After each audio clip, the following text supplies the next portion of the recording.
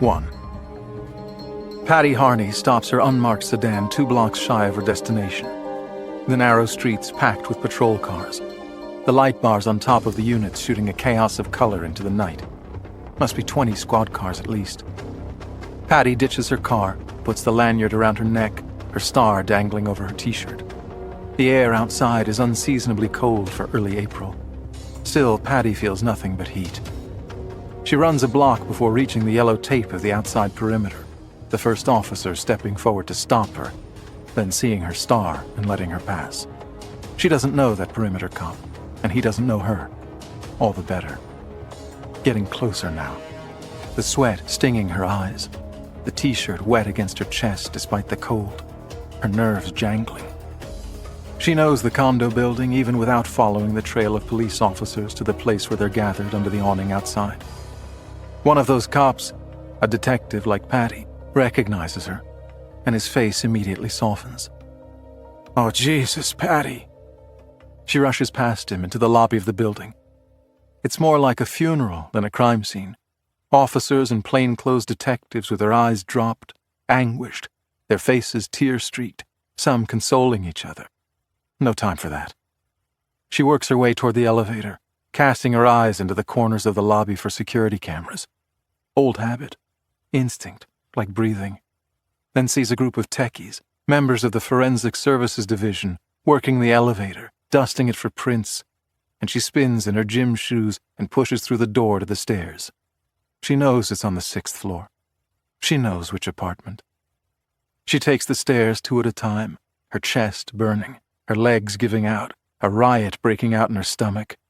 Woozy and panicked, she stops on the 3rd floor landing, alone among the chaos, and squats down for a moment, grabbing her hair, collecting herself, her body trembling, her tears falling in fat drops onto the concrete. "You have to do this," she tells herself. She motors up the remaining stairs, her legs rubbery, her chest burning, before she pushes through the door to the 6th floor.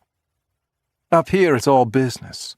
Photographs being taken, evidence technicians doing their thing, blue suits interviewing neighbors, and Ramsey from the ME's office. She takes a step, then another, but it's as if she isn't moving forward at all, gaining no ground, like she's in some circus house of horrors. "Can't go in there." "Patty." "Detective Harney." "Patty." A hand taking hold of her arm. As if in slow motion, her eyes move across the face of the whiz, the bushy mustache, the round face, the smell of cigar. "Patty, Mary, Mother of God, I'm so sorry." He's... She can't bring herself to finish the sentence. "They all are," he says. "I'm sorry as hell to be the one to say it." She shakes her head, tries to wrangle her arm free. "You can't go in there, Patty, not yet." The whiz angles himself in front of her, blocking her from the door. She finds the words somehow. I know how to handle a crime scene." A crime scene. Like this is just another act of violence she would encounter in the course of her job. "Not this one, Detective. Not yet. Give us a chance to... Patty, come on." She bats away his hands, drives him backwards. He struggles for a moment before he braces her shoulders. "Patty, please," he says. "Nobody should see their brother like this." She looks into his eyes, not really seeing him, trying to process everything, thinking that he's right, that she doesn't want to see him, because if she doesn't see him, he won't be dead. He won't really be gone. The ding of the elevator. But the elevator's been taken out of service. The boys with FSD were dusting it. Who's using the elevator? Someone must have pulled rank. Oh. "Chief of D's is here," someone says. She looks over Wisniewski's shoulder. The tall, angular figure, those long strides, the beak nose, which she did not inherit. "Dad," she says, the word garbled in her throat, feeling every ounce of control vanishing. Her father, Chief of Detectives Daniel Harney, a sport coat thrown over a rumpled shirt, his thinning hair uncombed, his eyes already shadowed. "Baby," he says, his arms opening. "Oh, my little angel." "Is it true, Dad?" She speaks into his chest as he holds her tight, as if he would know, as if she's a toddler again, looking to her father for all the answers in the universe. "I want to see him," says her father, not to her, but to Wisniewski. He locks arms with Patty, as if escorting her down the aisle, and turns toward the door. "I understand, sir," says the whiz. "But it's not. Brace yourself, sir." Her father looks down on her, his face bunched up, a dam holding back a storm. She nods back to him. His voice breaks as he says, "Lead the way, Lieutenant." 2. She clicks off something in her mind and flicks on a different switch. She will be clinical. She will be a detective, not a sister. She will view a crime scene, not her dead twin brother. Clutching, clinging with all her might to her father's arm, stepping onto the tiled entryway of the condo. She knows the place. It opens into a great room, a small kitchen to the left, bedroom and bathroom in the back. Pretty standard high-rise condo in Chicago, anyway. But she knows this one in particular. She's been here before. The first time was yesterday. The apartment goes immediately silent, as if someone raised a hand for quiet. Everyone busy at work dusting or photographing or collecting samples or talking. Everyone stops as the chief of D's and his daughter, a detective in her own right, enter the room. Patty does her detective thing. No sign of struggle in the front room, the main room. Furniture in place, the tile shiny and clean. No sign of activity other than what the detectives and technicians are doing. Someone had turned the air conditioner on full blast, the air good and cool, which should moderate lividity. Lividity. My brother's dead body. "It's in the bedroom," says Wisniewski, leading the way. "Now, I can't let you go in there, Chief, you understand that. You're the immediate family of one of the— I just want to see." "I won't walk in, Lieutenant." Her father, in that precise, resolute way he has of speaking, though she is probably the only one who recognizes the tremor in his voice. Patty's eyes moving about, seeing nothing. Amy kept a clean apartment.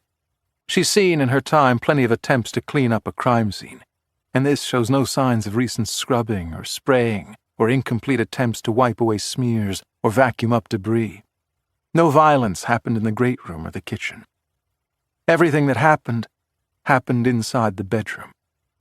Red crime scene tape, the inner perimeter, blocking access to the bedroom. Her father delicately positions himself ahead of Patty, a protective gesture, allowing him the first look inside the bedroom. He leans over the red tape, takes a deep breath, and turns to his right to look inside. He immediately squeezes his eyes shut and turns away, holding his breath, immobile. He swallows hard, opens his eyes, now deadened, filled with horror, and turns back and looks again. He murmurs, "What in God's name happened here?" She hears Wisniewski breathe a heavy sigh. "The position of the body's everything. It looks pretty much like what it looks like, sir." Patty steels herself and angles past her father, looking into the room. 3 dead bodies. Kate, Detective Catherine Fenton, lying dead on the carpet, her eyes staring vacantly at the ceiling, a single gunshot wound over her right eye.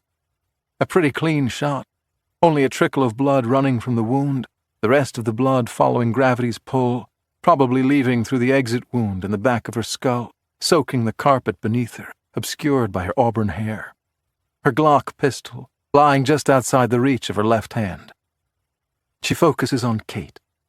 Not because she's never seen a dead body, she's seen dozens. And not because she liked Kate, she didn't. But because it's preferable to what else there is to see in the room. Something that thus far has only leaked into her peripheral vision. 2 bodies on the bed. Her brother, Billy, and Amy Lentini. Each of them naked. Amy with a GSW to the heart. A single shot. Her body sprawled out, her head almost falling off the bed's left side. A large blood stain barely visible behind Amy, where she bled out. And then Billy. She fixes on him, her heart drumming furiously, heat spreading across her body as she looks at her twin brother sitting upright on the bed, blood streaked down the right side of his face, his head lolled to the side, his eyes closed and peaceful. Take away the blood, the wound, and he could just as easily be sleeping. He could do that in a way she never could. She's always had to sleep on her side, a pillow between her legs. Not Billy. He could sleep all night in a chair or sitting up in bed. He could catch some shut-eye in the middle of geometry class without making a single sound, without snoring or jerking or anything that would give him away. He could sleep in secret just as he could live in secret, just as he could do just about anything in secret. He could hide his fears, his emotions, his thoughts, his sorrows behind that implacable, genial expression of his. She was the only one who knew that about him. She was the only one who understood him. "You're just sleeping, Billy. Please. It's me, Billy. Come on. Pop open those eyes and say, 'Surprise!' Please be sleeping." "Too early to know, of course," Wisniewski says to her father. "Sure looks like Detective Fenton walked in on them, and opened fire. Billy shot back. They killed each other. A fucking shootout at the OK Corral right here in the bedroom." "Oh, Jesus." "No," Patty thinks to herself. "That's not what happened here." Her legs giving out, her head dizzy, an arm pulling her away, her father, and just as much as she dreaded seeing Billy, even more so now she dreads taking her eyes off him. Her father pulls Patty back into the main room. The officers all stop what they're doing and stare at father and daughter as if they were museum exhibits. Behind Patty, medical personnel slip past and head into the bedroom with body bags.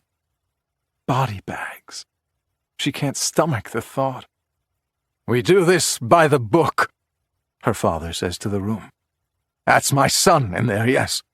But he was a cop. Before anything else, he was a cop. A damn fine one. Honor him and Detective Fenton by doing this case right. By the book, people. No mistakes, no shortcuts. Be at your best. And get me?" Her father chokes up. Solemn nods all around. Patty's chest is burning, so hot she struggles to breathe. "Get me a solve," her father finishes. "Solve this crime." Suddenly feeling claustrophobic, Patty turns and heads for the door. This isn't real, she decides. This didn't happen. "Oh my God!" Just as she's at the door, she hears the words. Not from her father, not from any of the officers in the main room. From the medical personnel in the bedroom. "We have a pulse! We have a pulse!" the man shouts. "This one's still alive!" The past. 3. Detective Billy Harney rubbed his hands, his breath lingering, frozen, in front of him. A wispy reminder of how cold Chicago can be in the middle of March. 3 hours was long enough inside the SUV. He hated stakeouts, even though this one was his idea, his case. It started with a dead undergrad, a junior at U of C. The area around the campus, Hyde Park, had some rough spots, and everyone chalked up the murder to urban violence. But they didn't know what Billy knew from a download of the data on her cell phone, that this young woman made money in her spare time as an escort. She worked through an internet site that was taken down the day after her death, but her text messages indicated that she had one particular client who had some unusual needs and was willing to pay top dollar for them. In a nutshell, he liked to choke her during sex. He was a trader, married with kids, who made more money in a week than Billy made in 2 years. The kind of guy who could buy an army of top-shelf lawyers to defend him. Billy wanted this asshole to drop his guard, to relax. So he leaked some news that a suspect was in custody for the undergrad's murder, that it looked like another garden variety attack in Hyde Park. And then Billy followed the scumbag trader. Precisely 1 week ago at 9 p.m., the trader entered the brownstone down the street. Billy got him on video, but wasn't sure what was happening inside, so he laid low. A little recon work told him that this place was a high-rent brothel. So assuming that this guy had a regular appointment, and Billy was willing to lay down good money that he did, tonight should be the night. Catch him with his pants down and offer a simple trade. No arrest for the prostitution, If you answer a few questions about a dead undergrad, Billy could take it from there. Always better to start a Q&A with the subject sweating his ass off and eager to please. He pushed back the sleeve of his overcoat and checked his watch. 8:30. He blew warm air into his hands. "Soch, how we doing?" he said into his radio to Sosha, the cop in one of the other vehicles, 2 blocks down, staking out the brownstone from the east. The response came through Billy's wireless earbud. "Ready, willing, and able," Soch said. "Just like your sister." "My sister wouldn't touch you with a 6-foot pole, and neither would Stanislawski." "Who the fuck is Stanislawski?" "A 6-foot pole." "Harney, get back in the car." This from his partner, Catherine Fenton, sitting in the warm car just next to him. "Soch, how's your rook holding up?" Sosha had a new detective working with him, a nice kid named Reynolds.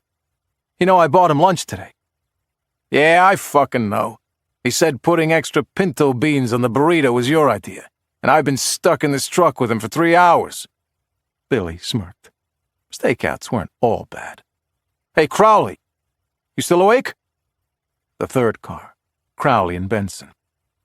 "Yeah, just dying from all this excitement. How many cops does it take to rope one lowlife?" Soch and Crowley had both raised that point. But this was the hoity-toity part of town, the Gold Coast, and he didn't need any mistakes. He wanted old hands like Soch and Crowley on this. "What, Crowley? You got somewhere better to be? I know your old lady isn't home because she's in the car with Soch right now." "Well, then Soch won't be getting no action either." It was freaking cold out here. 10 minutes out of the car and he felt the sting in his toes. "Hey, Fenton," he said to his partner. "What do you call a clairvoyant midget who escapes police custody?" He opened the passenger door and climbed into the warm SUV. Detective Fenton, Kate, shot him a sidelong glance. "A small, medium, at large," said Billy. Soch liked that one. Kate, not so much. "Hey," Billy stiffened in his seat. 2 o'clock. Our first action." "Right." Kate talked into her radio. "White male traveling northbound on Astor in a brown coat, brown cap." Katie, Billy thought to himself. Always so intense, so keyed up. He's the only person out here walking. They can probably spot him. But he let it go. Telling Kate to calm down was like throwing a match on a pool of gasoline. "You got him, Crowley?" "Oh, yeah. He's smiling nice and pretty for the camera." "I know that guy," said Fenton. "Right? That's that guy from that show." "What show?" "That show. That movie critic thing. Front Row or something." "Right." He'd seen it. The Front Row with... couldn't place the name. "We should arrest him for that alone." "Yeah, it is. That's him," said Soch. "Brady Wilson." They sat tight as the film critic waltzed up the steps of the brownstone. Before he pressed the buzzer, a man in a dark suit opened the door and ushered him in. "Fancy," said Crowley. "Do we think he's here for business?" "Definitely," said Billy. "One guy owns all 3 floors. He claims to live there, but I haven't seen any signs of anyone living there since I started sitting on it.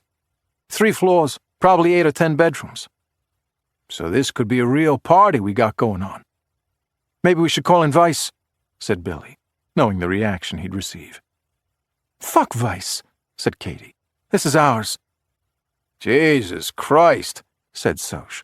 "Jesus H. Christ on a popsicle stick." "Talk to me, Soch." "You're never gonna believe who just walked past me. Crowley, you guys got video on this?" "Roger that, we've got..." Holy mother of God. "Will you guys tell me already?" Billy wished he had a high-powered scope. He wasn't expecting this. He fished binoculars from the back seat and trained them on the steps of the brownstone as an elderly man trudged up toward the front door. "Well, well, well," said Billy. "If it isn't His Excellency the Most Reverend Archbishop Michael Xavier Phelan. Lord, he is not worthy. Lord, he is not worthy." Billy couldn't decide if he was excited or disappointed. His partner, Kate, had made up her mind. She was all in. This had just become a heater case. "Everyone take a breath," said Billy. "He's probably just going in to hear confession." A black SUV, not very different from the one Billy was in at the moment, pulled up at the curb outside the brownstone. The windows were tinted, as best as Billy could tell through binoculars in poor light. That was odd, because tinted windows were a no-no in this state, with only limited exceptions. Exceptions such as vehicles that transport government officials. Billy moved his binoculars down to the license plate, then back up. "Oh, shit," he said. "I better call the whiz." "Why?" Kate asked, almost bouncing out of her seat. Billy shook his head. He said, "Because the mayor of Chicago just got out of that car." 4. Billy climbed into the sedan a block away from his stakeout point. The car reeked of cigar smoke. Wisniewski carried that odor on him at all times. The whiz turned his round face toward Billy. "How many inside?" "We've seen 12 people go in," said Billy. "No two of them at the same time. Like it's all synchronized, so nobody sees anyone else. As discreet gets. 7 of them we can't ID. One of them is my suspect in the undergrad's murder, the traitor. One of them is this film critic who has a TV show, Brady Wilson. Another is a male black whose socialist partner says is some rapper named Chocolate Q." "The fuck does that stand for?" Billy looked at the whiz. "When I arrest him, I'll ask him." Wisniewski rubbed his eyes. "And you're sure about the Archbishop?" "Positive." "And the—" Wiz's lips came together to make an M sound, but he couldn't bring himself to say the word. "It's the mayor. No question. His security detail dropped them off but didn't go inside. The car is parked down the block. How are we doing on numbers?" "I have 10 uniforms ready to assist on my call," said the whiz. 10 plus the 6 detectives should be enough. "You don't have to do this," said Wisniewski. "You know that." He meant that Billy didn't have to arrest everybody. He could do what he came there to do. Arrest the suspect in the undergrad's murder and avert his eyes to anything else. You chicken shit. The whiz was always thinking of tomorrow, always looking to climb the ladder, always playing office politics. This thing could fall either way, Billy realized. The police superintendent, after all, was appointed by the mayor. The soup might not be too happy about the mayor getting bagged. If the mayor went down, he might too. Billy could get a gold star on his report card for this, or he could see the effective end of his advancement in the department. And the whiz could too. This could be the best thing that ever happened to their careers, or it could be the worst thing. A guy like the whiz, always weighing the political consequences, avoided risks like this. But Billy wasn't wired the same way as the whiz. He kept it simple. It came down to 3 words for him. Do your job. Any consideration beyond that made you lose your edge. It blurred your focus and made you less than the cop you were supposed to be. Do your job. He had probable cause to believe a crime was in progress, and that was all that mattered. "Are you calling me off?" Billy asked. No. The whiz drew a line in the air. "Absolutely not." Absolutely not. Because that would be even worse for the whiz. Telling a detective not to investigate a crime because it involved a high-ranking public official. That could mean dismissal from the force, maybe even criminal charges. The whiz was far too cautious a politician to ever let something like that go on his record. "Everything you do from this moment on will be carefully scrutinized," said the whiz. "Reporters, BIA, the IG, defense lawyers, everyone's going to put you under a magnifying glass. You get that, right? I'm just saying it's okay with me if you don't want to push this. If you want to stick with the murder suspect and leave everything else alone. We're not vice cops. We don't make a habit of arresting Johns and hookers." Billy didn't respond. Just waited him out. "You fuck this up," said the whiz. "It could be the last arrest you ever make. It could tarnish your father and your sister. You could get into all kinds of hot water over this. You don't need it, Billy. You got a bright future." When it was clear his speech was finished, Billy turned to the whiz. "Can I go do my job now?" The whiz dismissed him with a scowl and a wave of the hand. Billy got out of the car into the sting of the cold air and headed for the brownstone. 5. Billy and his partner, Detective Kate Fenton, approached the black SUV parked by the corner, the one carrying the mayor's security detail. Billy approached the driver's side door, his star in hand. The tinted window rolled down. A burly middle-aged man turned toward the detectives, as if annoyed. "You're parked in front of a fire hydrant," said Billy. "We're security for the mayor. That exempts you from traffic laws?" The man thought about that answer for a minute. "You want we should move?" "I want you and your team to step out of the car." "Why do we have to get out of the car?" "You have to get out of the car," said Billy, "because a police officer told you to." The back driver's side window rolled down. "I'm Lattice," the man in the back said. "Former CPD." "Good. You can explain to your friends the importance of obeying a lawful police order." It took a moment, but all three men emerged from the car. Billy settled on the former cop, Lattice. "How do you contact the mayor? Or how does he contact you?" Lattice didn't like the question, but reluctantly answered. "He hits the pound key twice on his phone, or we do the same." "Who has that phone?" Lattice looked at the others. "The three of us and the mayor." "Give me your phones, all three of them." "Can't do that." Billy stepped closer to Lattice. "We're taking down that brownstone," he said, "and we don't need anyone getting advance notice. Hand over the phones, or I'll arrest you for obstruction, failure to obey, and whatever else I can think of between now and when we pull you up to Area 2 with about a dozen reporters waiting." Lattice found that reasoning persuasive, so he and the others handed over their phones. A young officer in uniform jogged up to the SUV. Billy said, "This officer's going to stay with you in the car. He's going to be upset if any of you try to use any form of communication. Text, email, phone call, anything at all. Just sit in the car and listen to the radio. You get me?" "I get you," said Lattice. "And one more thing," said Billy. "Let me borrow your coat." Billy approached the brownstone and started up the stairs. He hit the buzzer and waited. "Hello?" a voice through the intercom. "Mayor's security detail," Billy said, making sure the emblem on his coat was front and center for any cameras that might be watching. "I need to talk to him." "The mayor isn't here." "We drove him here, dumbass. I need to speak with him." The light in the foyer came on. A tall, wide man in a suit approached the door. There was a bulge in his jacket at the hip. He was armed, and he probably didn't appreciate being called a dumbass. The man opened the door slightly. "Why don't you call him?" he said. "See, that's the problem," Billy said as he leaned in and pushed the door fully open. He stepped forward and drove a quick jab into the man's exposed throat. He expelled a wet, choking noise before losing the capacity to make any noise at all. "Green! Green!" Billy called into the radio attached to his collar, while simultaneously seizing the big man, throwing him up against the railing of the stairs and keeping the door propped open with his foot. The other detectives, followed by blue suits, swarmed up the stairs. "Keep your hands on the railing, feet apart," said Billy, before handing the big guy over to one of the uniforms. "He has a piece on his left hip." And a sore throat. Billy led the way inside.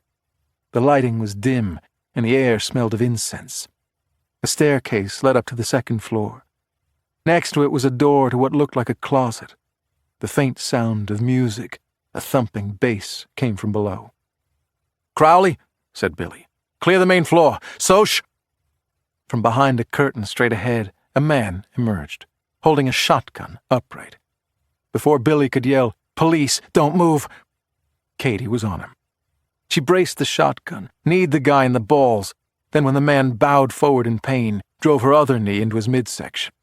The man crumpled to the ground with nary a sound, Katie triumphantly holding the shotgun. Well, there's that. Another man came through the curtain.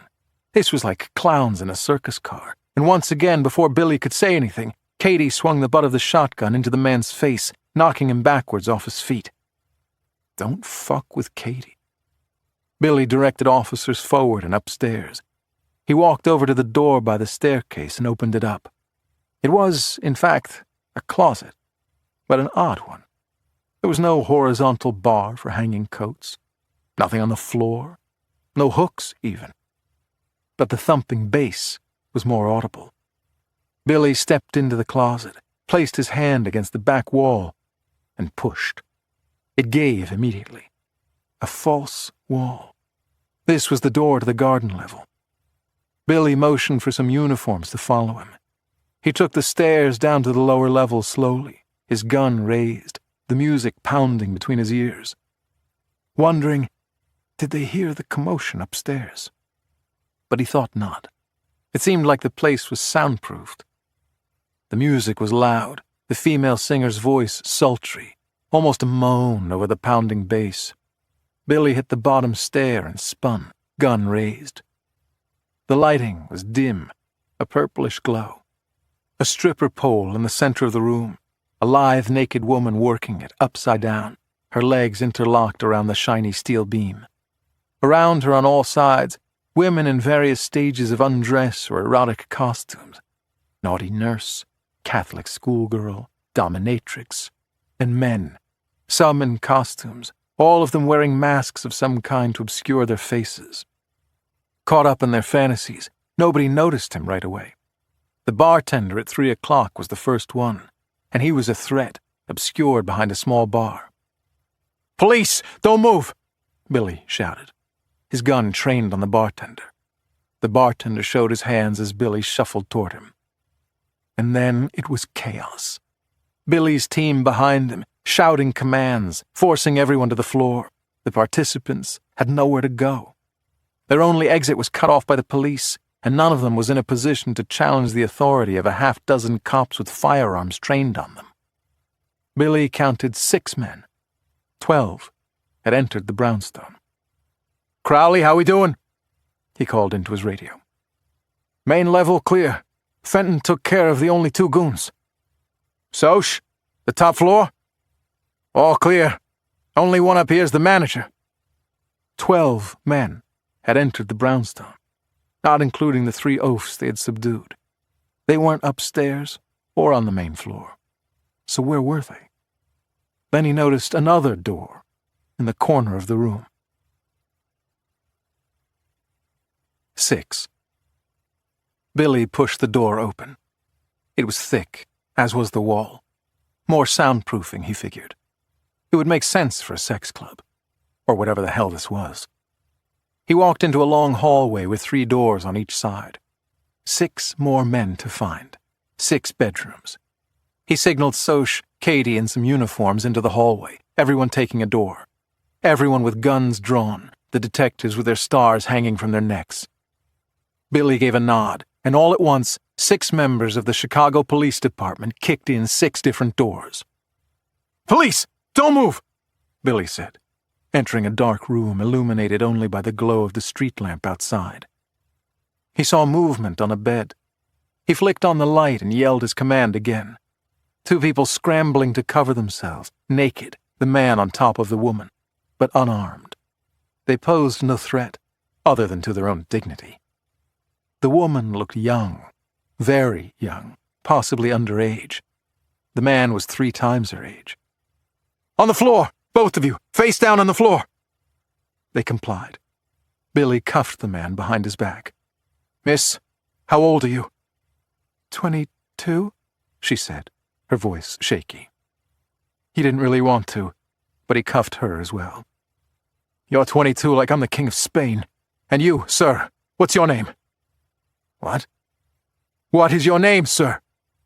"My name is John Barnes."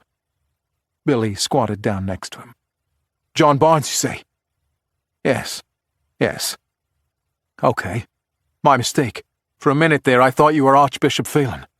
But this city's highest-ranking member of my church wouldn't be soliciting a prostitute, especially one who it seems to me is underage, because that's worse than a prostitution beef. That's statutory rape." "Oh, no. Oh, God. Oh, God. Help me." "Yeah. So, good thing you're John Barnes instead." Billy backed up and peeked out into the hallway. By now it was filled with police. He motioned over a uniform to secure his room. Detective Socha, stepping out of another room, nodded to Billy. "The mayor wants to speak with the man in charge," he said, a smile spreading across his face. Billy popped his head inside. The mayor. Francis Delaney was sitting upright against the bed, a sheet wrapped around his waist, his hands cuffed behind him, what remained of the hair atop his head sticking nearly straight up. His ruddy complexion was flushed, maybe from the sex, but more likely from the humiliation that was quickly enveloping him. "You're the detective in charge?" the mayor asked. "I am. Could you close the door?" Billy shrugged. "I could, but I won't. You already had your jollies tonight, and no offense, but you're not my type." The mayor didn't see the humor in Billy's remark. This is a sensitive situation. For one of us it is. Well, I was wondering if I could get any consideration here." "Consideration? I consider you a moron for putting your job in jeopardy for some cheap thrills. I consider you a selfish asswipe for betraying the people who elected you. Will that do it?" The mayor dropped his head. "I'm a good mayor for this city. I am." "You mean when you're not cutting coppers' pensions to balance the budget?" The mayor looked up, sensing an opening. "Maybe we should talk about that," he said. "Sure, let's grab coffee sometime." "No, I mean, maybe that's something you and I could work out right now." Billy squatted down so he was face to face with the mayor. "Are you saying, if I let you walk, you'll change your position on our pensions?" The mayor, ever the politician, his chubby round face gaining fresh color, looked hopefully into Billy's eyes. "Well, what if I did say that?" he asked. "If you said that," said Billy, "I'd arrest you for attempted bribery, too." Billy left the room and found Soch, a sheen of sweat across his prominent forehead, jacked up over the night's events. "And here I thought this would be a boring stakeout," he said. "Want to go meet the manager of this place? She makes Heidi Fleiss look like a Girl Scout." 7. Billy spent the next hour overseeing the cleanup, making sure the scene downstairs was captured on video, getting each arrestee on camera, processing names. Shockingly, several people gave false ones, and beginning the search for records inside the brownstone. Once the arrestees were all inside the paddy wagon and the uniforms had their marching orders, Billy found himself with Soch on the main floor. "The manager," Billy said. "Let's go see her." Coming down the stairs just as they were heading up was Goldie, Lieutenant Mike Goldberger, Billy's favorite person on the force, his rabbi, his confidant, one of the only people he truly trusted. "There you are," Goldie said, slapping his hand into Billy's. "Big night for you. Just wanted to say congrats. Thought you'd be up there taking the praise." "Up there?" "Oh, yeah. The deputy soup's up there." "He is?" "Sure. This thing is spreading like wildfire. The Wiz is making it sound like he spearheaded the whole thing. You'd think it was a one-man show starring him." "What a prick," said Soch. "Get up there," said Goldie. "Get some spotlight. I tried to throw your name in there, but the Wiz has sharp elbows. Congrats again, my boy." Gotta love Goldie. Billy and Soch headed upstairs. On the top floor, as Goldie said, the deputy superintendent of police was beaming widely, shaking the Wiz's hand. The other hand clapped on the Wiz's shoulder. The deputy sup was passed over for the top job by the mayor, so he wouldn't be the least bit unhappy at seeing the mayor get pinched. No cop would be, after the mayor tried to cut police pensions. The Wiz nodded at Billy and Soch, but didn't say anything, didn't acknowledge them to the deputy sup. Soch mumbled something unflattering under his breath, but Billy didn't really care. Do your job. Keep it simple. They passed by an office, and Billy stopped briefly and looked in. It was immaculate. A beautiful maple desk with several stacks of papers, neatly organized on top. But no computer. Kate was in there with a number of uniforms, searching the place high and low, opening every cabinet, leafing through the pages of books on the shelves, pulling back the carpet, everything. "How we doing?" Billy called out. Katie walked up to him. "You know the Wiz is over there taking all the credit for the bust?" Billy shrugged. "Did you find anything in the office?" She shook her head. "No records, no computer. The paper shredder's even empty." There's a lot of cash, but that's it. Not terribly surprising. Computer records were almost as bad as emails and text messages. Once created, they could never be truly erased.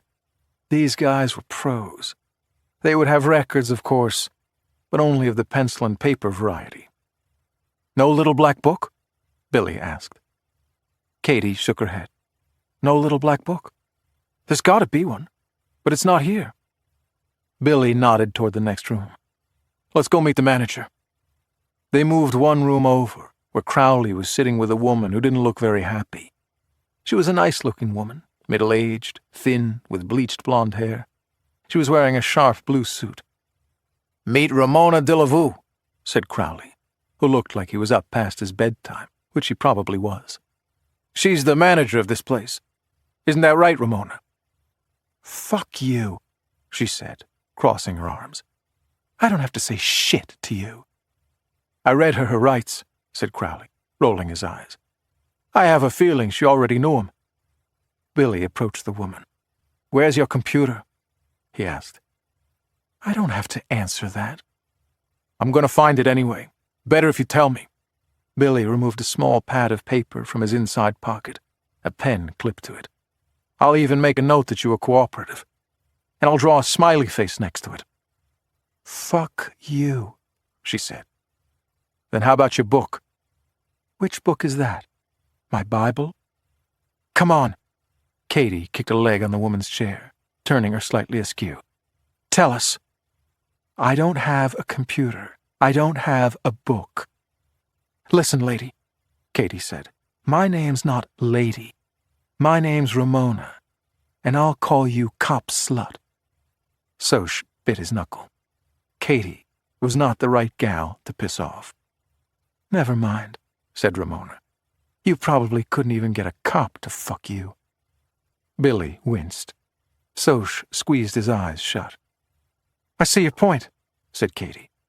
On the other hand, Katie slapped the woman hard across the face, knocking her from the chair. That was my other hand, she said. Billy inserted himself between Katie and the woman, now on the floor. Get some air, he said to Katie. I'll fucking sue, Ramona cried. I'll sue your slut ass. Billy offered his hand to the woman. She gave him a long glare before she took it and got back in the chair. Ramona, he said, we can tear this place apart looking for it. Or you can tell us where it is, and we won't have to. Now, I know you have a boss. You think he's going to be happy with you if you make us break through walls and rip up carpets? A little good cop, bad cop. It was only a cliché because it was true. Ramona, still smarting from the slap, a sizable welt on her cheek, shook her head as if exhausted. You're not going to find a little black book, she said. We'll search your house next. We'll have no choice. I want a lawyer, she said. Et voila. Thus endeth the conversation. Keep the uniforms here until they find it, said Billy to Soch. Let's find the judge and get a warrant for her house. We'll find that little black book sooner or later. 8. A big bust, so a big night out to follow. Billy and Kate went to the Hole in the Wall, a cop bar off Rockwell near the Brown Line stop. A couple of retired coppers bought the Hole 10 years ago, cleaned it up, got word out about giving cops discounts on drinks, and the place thrived from day one. A few years ago, they set up a stage in the corner and put up a microphone and sponsored an open mic night that was so popular it turned into a regular thing. Now the place drew more than cops and the badge bunnies who followed them. Some people came for the comedy. A lot of people, Billy included, thought this place rivaled the comedy clubs on Wells Street. When Kate and Billy walked in, they were greeted like royalty. The two of them were quickly separated in the rugby scrum, everyone grabbing Billy, slapping him on the back, putting him in a headlock, lifting him off his feet with bear hugs, messing up his hair, shoving shots of bourbon or tequila in front of him, which he accepted, of course, because he wouldn't want to be rude. By the time he and Kate had found a table, he was half drunk. His hair was mussed like a little kid's, and he was pretty sure he'd pulled a muscle or two. I think they heard about the arrests, he said to Kate, who was similarly disheveled. 2 pints of ale appeared in front of them on the tall table. with a stern direction that their money was no good here tonight. Billy raised the pint and took a long swig, savored it. Yeah, it was a big night. The reporters were all over it. The Archbishop? The mayor of Chicago? Too big for anyone to pass up. Half the cops in the joint right now were passing around smartphones, reading news articles and Facebook and Twitter posts. The mayor hadn't been friendly to the cops' union or to their pensions, so nobody was shedding a tear over his downfall. The Archbishop? That was another story. Some people were upset, especially the devout Catholics on the force, of whom there were many, while others used the opportunity to rain some cynical sarcasm down on the church, some of which bordered on the politically incorrect. Several cops noted that at least this time, a priest was caught with a female, not an altar boy. Kate was enjoying herself. She was an action junkie, much more so than Billy. If you gave that woman a desk job, she'd put a gun to her head within the hour. She enjoyed detective work, but she really enjoyed the busts, the confrontations, the thrill of the moment. She became a cop for the right reasons, the good versus evil thing. But it was more than that for her. It was a contact sport. He looked at her standing by the table they'd secured, her eyes up on the TV screen in the corner, which was running constant coverage of the arrests. She was wearing a thin, low-cut sweater and tight blue jeans. She cut quite a figure. She'd been a volleyball star at SIU, and more than 10 years later, still had her athletic physique. The taekwondo and boxing classes she took probably helped too. So did the half marathons she ran. Sometimes Billy got tired just thinking about all the stuff Kate did. But not tonight. He wasn't tired. He was buzzing, like Kate, from the arrests. He always told himself that one arrest was like another. Do your job, regardless. But he couldn't deny himself a small thrill after the action tonight. People kept coming up to him, offering their congrats and their jokes about the mayor and the Archbishop, which grew cruder as the booze continued to flow. At one point he turned to Kate and saw Wisniewski, the whiz, with his arms around her and whispering into her ear. Kate had a smile planted on her face, but Billy knew her as well as anyone did. He could see from her stiff body language and forced grin that she would sooner have an enema than deal with the whiz's flirtation. Oh, the whiz. The same guy who tried to talk Billy down from executing the arrests in the first place. The politician who was afraid that this bust might upset the status quo, who turned around and took full credit with the deputy superintendent. And here he was, yucking it up with the brass as if he were just one of the guys. There you are, the man of the hour. Mike Goldberger, Goldie, in the flesh. Goldie was a pretty low-key guy who, unlike Billy and his pals, didn't do a lot of drinking and carousing, so it was unusual to see him at the hole. Don't get too drunk, he said, wagging a finger at Billy. You could be part of a presser tomorrow. It had occurred to Billy that the press conferences would continue over the next few days, but he was pretty sure Wisniewski would be the one standing behind the police superintendent, not him. How you feeling about everything? Goldie asked. Tonight. The bus go okay? Billy nodded. I think so. Pretty by the book. No question I had PC. Okay. Goldie didn't seem surprised. Probable cause to search was a low barrier. Nothing unusual? The mayor tried to bribe me. Goldie recoiled. Seriously? Well, he was on his way to it.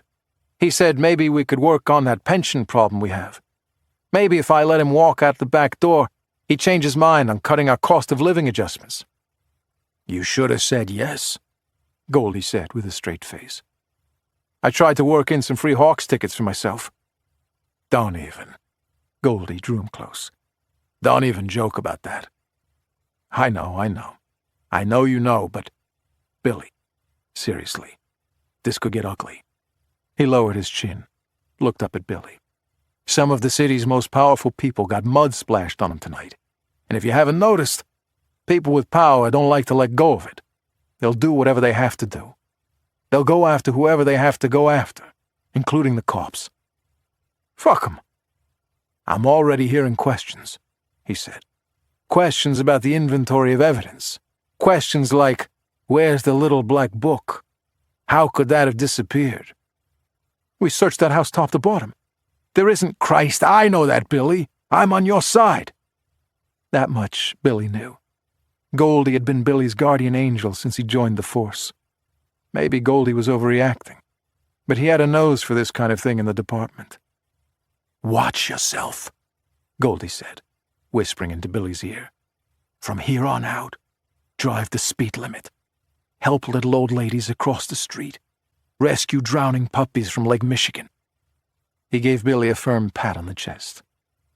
You're under a magnifying glass, my friend, he said. Don't give anyone a reason to burn you. 9. Patty Harney watched her brother Billy stumble toward the makeshift stage in the corner of the hole in the wall. He was the man of the hour, though he didn't seek out the spotlight. He never did. She couldn't remember one time in their lives when Billy tried to call attention to himself, or bragged, or promoted himself.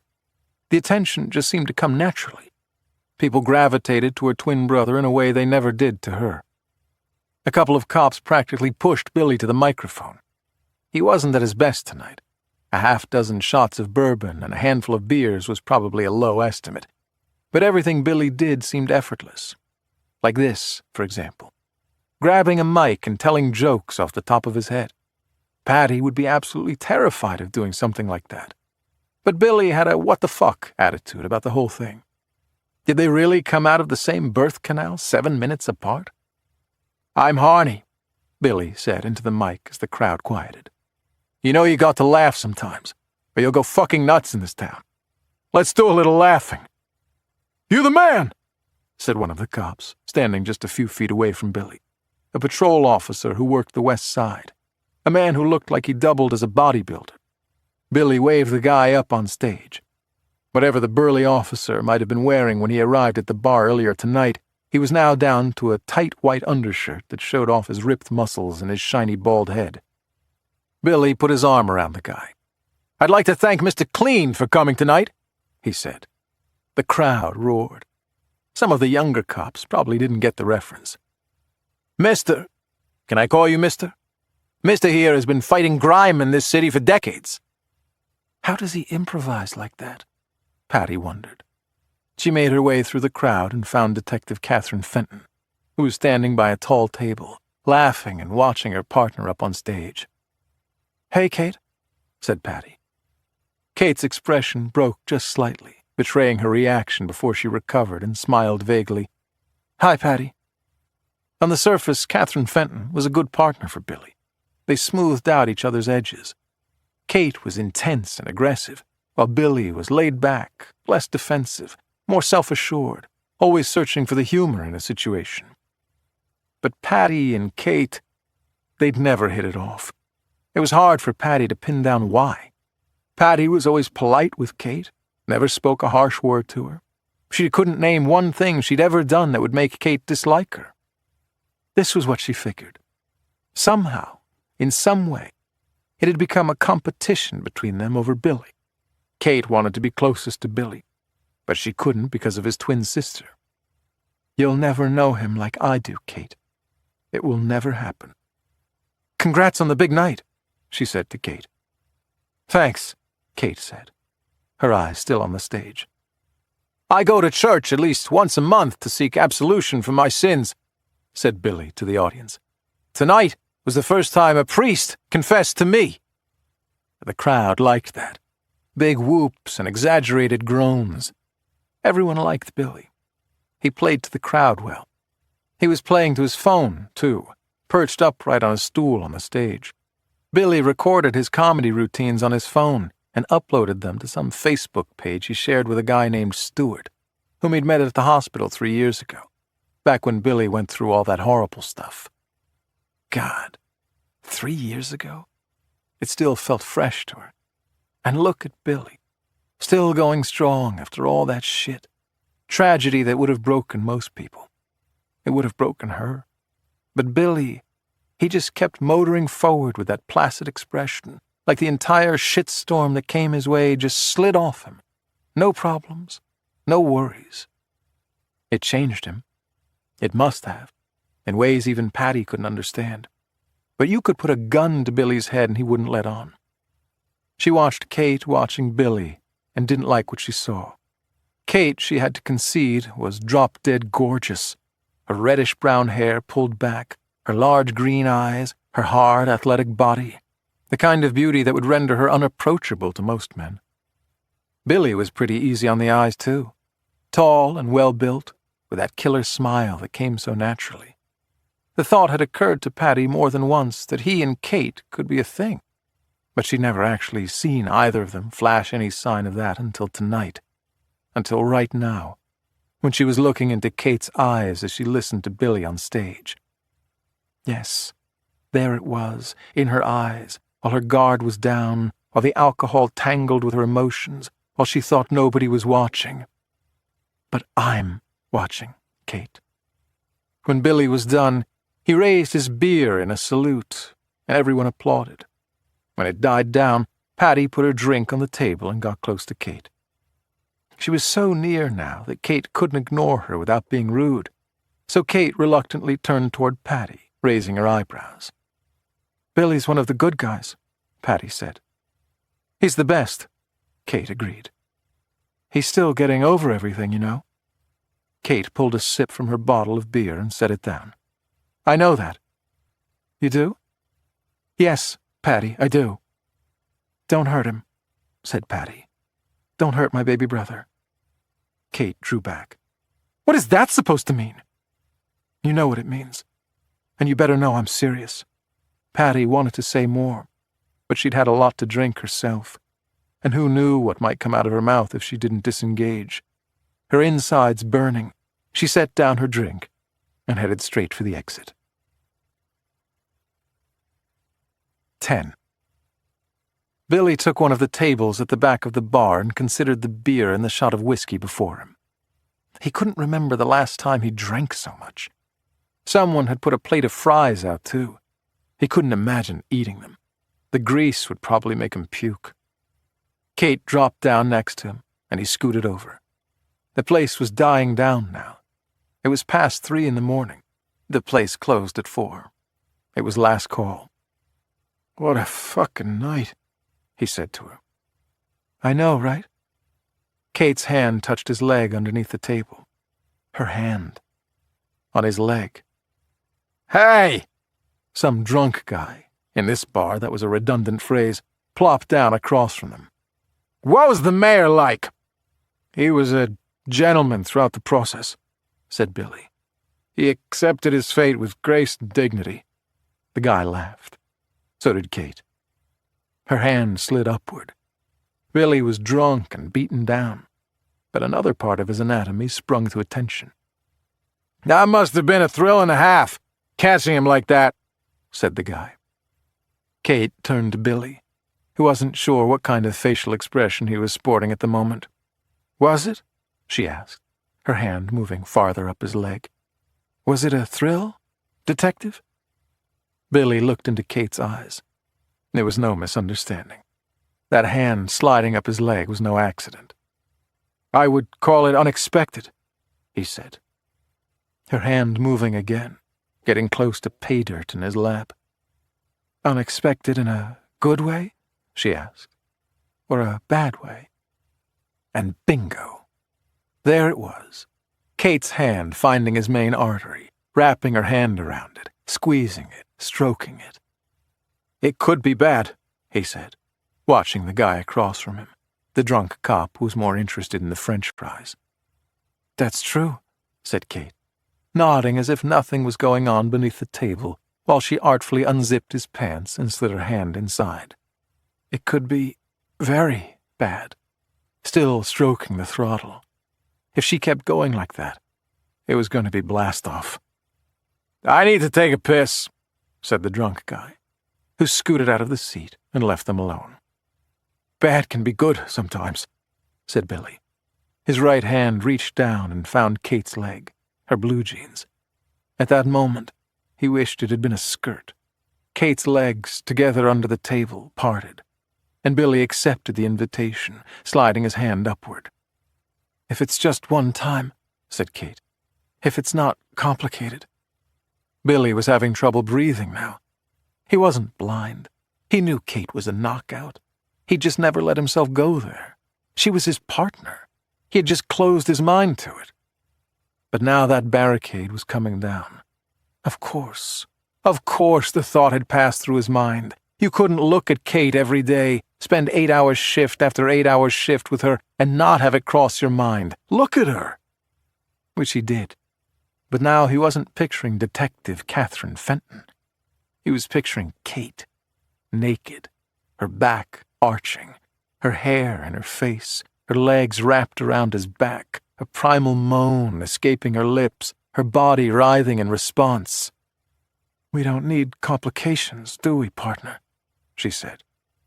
No complications." He could hardly speak, he was so aroused. He was about to launch, right here in front of a handful of drunken cops, none of whom seemed to notice, thank God in heaven. Then they were waving to the rest of the crowd and making their way to the exit. "Just one time is no big deal," he said. A row of cabs waiting outside. They got into the first one. "Not a big thing," he said. "No?" She put her hand back where it had been when they were sitting in the booth.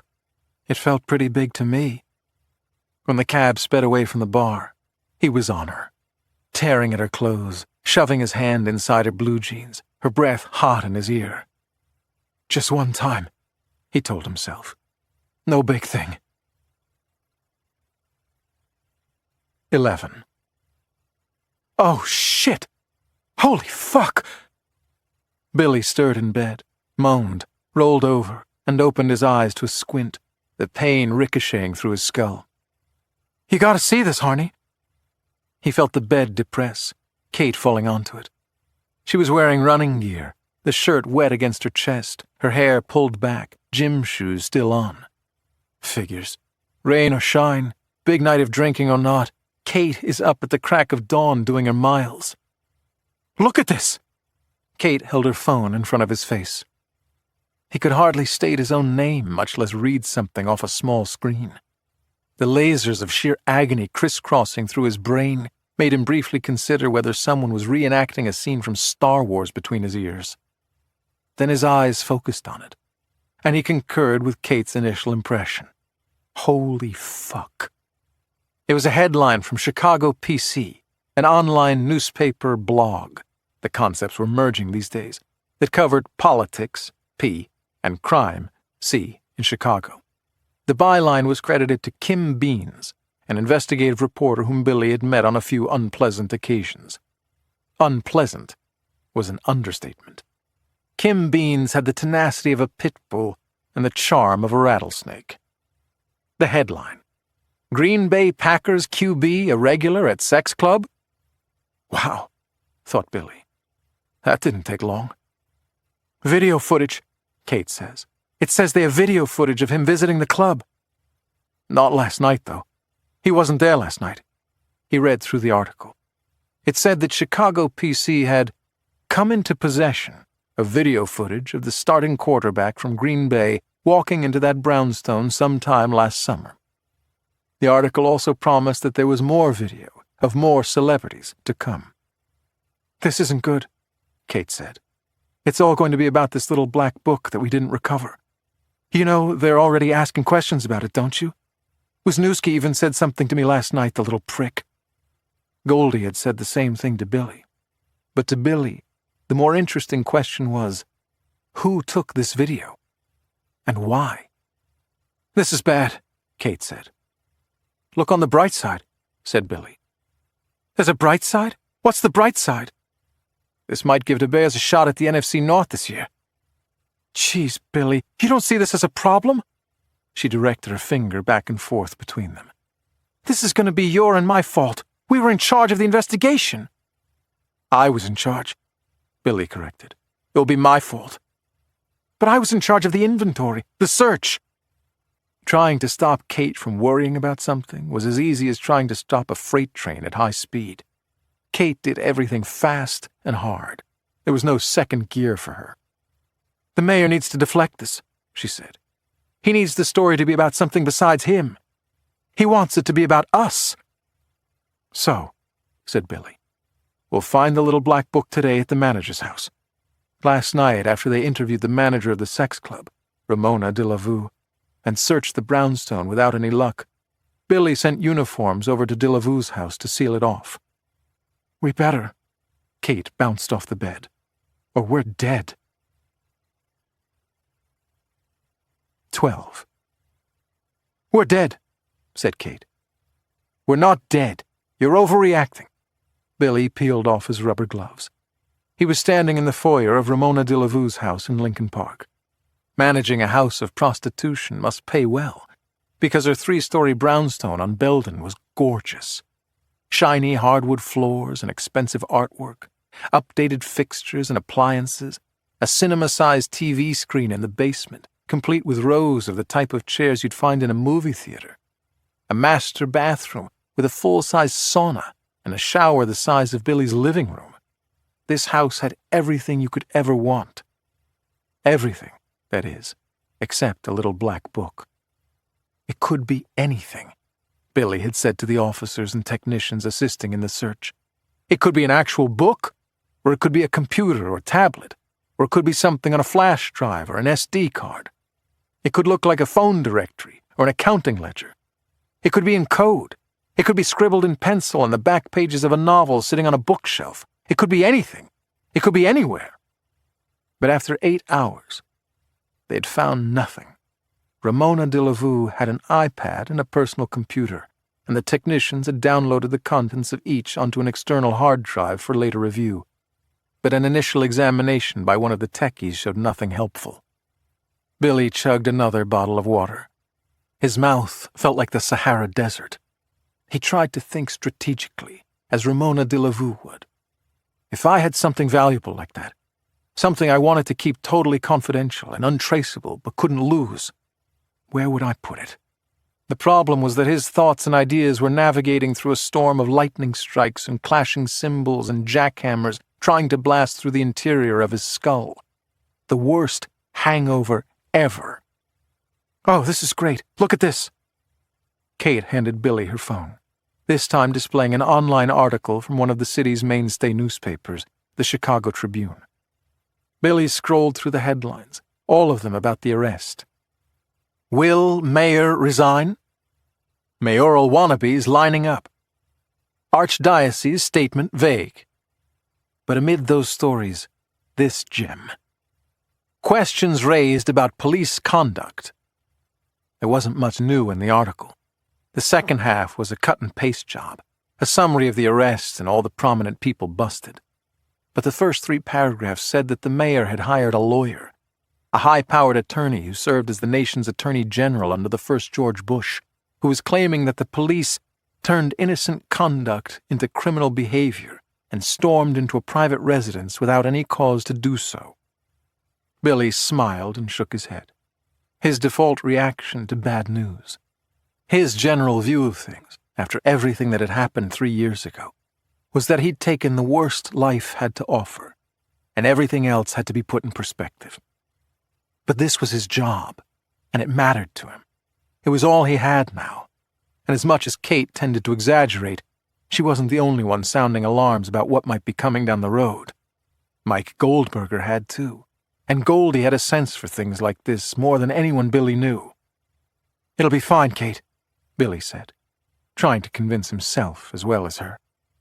And then a buzzing sound in Billy's hand, and on Billy's belt, too, where his own phone was encased.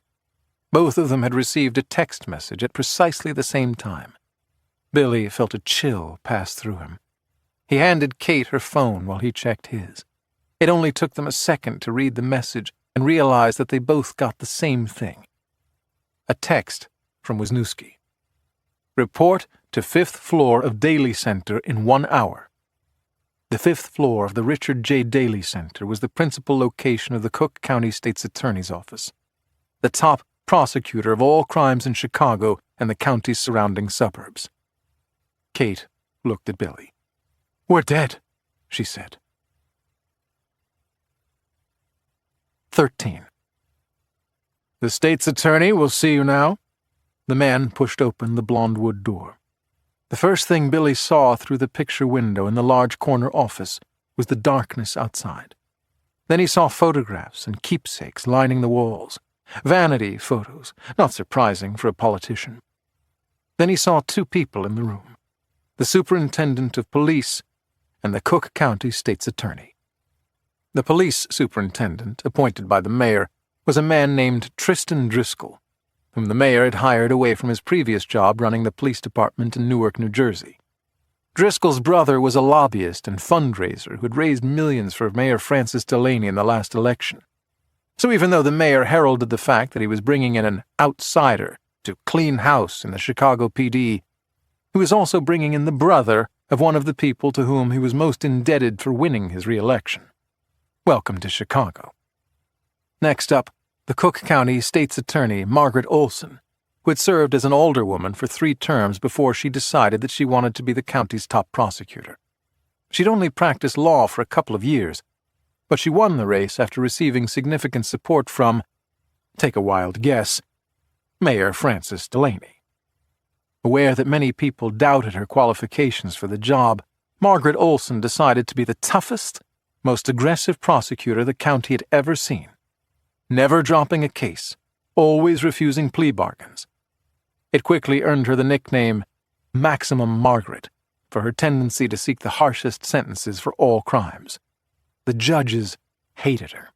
Civil rights advocates protested her. Cops didn't appreciate the fact that every single case, no matter how slam dunk, no matter how small, required their in-court testimony because Margaret wouldn't cut deals. The only people who liked her were defense lawyers, because Maximum Margaret was good for business. A third person was in the room. A woman, fairly young, probably Billy's age, dressed smartly and focused like a laser on them, staring at Billy so intently that he thought she was trying to read his mind. If she could read his mind, this is what she'd take away. Superintendent Driscoll is a soulless asswipe. State's Attorney Olson is a political hack who'd indict her own mother if it would boost her favorables by a single percentage point. And both of them owe their positions to the mayor, whom I just humiliated and ruined. And what's your story, gorgeous? Italian, I'm guessing? Maybe Greek, with that silky ink-black hair and those haunting dark eyes? You look like Kate Beckinsale with a law degree. That's the good news. The bad news? You seem about as pleasant as a case of genital warts. "Detectives," said Margaret Olson, sitting behind her walnut desk, her graying hair cut short. "You know the superintendent, of course?" "Sure, I know Tristan." "Hey, Tristan. What the fuck kind of a cop's name is Tristan? Were your parents hoping for a girl?" "Of course," said Billy. Kate only nodded, didn't speak. "This is Assistant State's Attorney Amy Lentini," said Olson, nodding to the beauty queen with the steely expression in the corner. "Italian. That was my first guess. She handles special investigations from my office. Sit, detectives, sit." Billy and Kate took the 2 seats in front of the desk. They were flanked. The top cop to their left, the top prosecutor dead ahead, and Amy Lentini, the special investigator, to the right. "Okay," Billy thought to himself. "I know you're all eager to thank us for doing a good job last night. Who wants to go first? Raise your hand." Billy glanced at Kate, who was visibly shaken. Her reaction prompted one in him. It pissed him off that they were being treated this way, this obvious attempt at intimidation. He felt his protective instinct take over and reached for Kate's hand, but then thought better of it. "We have some questions for you about last night," said Amy Lentini. "We assume you'll want to help us understand a few things." That was a nice way to put it. A friendly, "we're in this together" offer delivered by a woman who looked like she wanted to lop off their heads. "Why were you there in the first place?" she asked.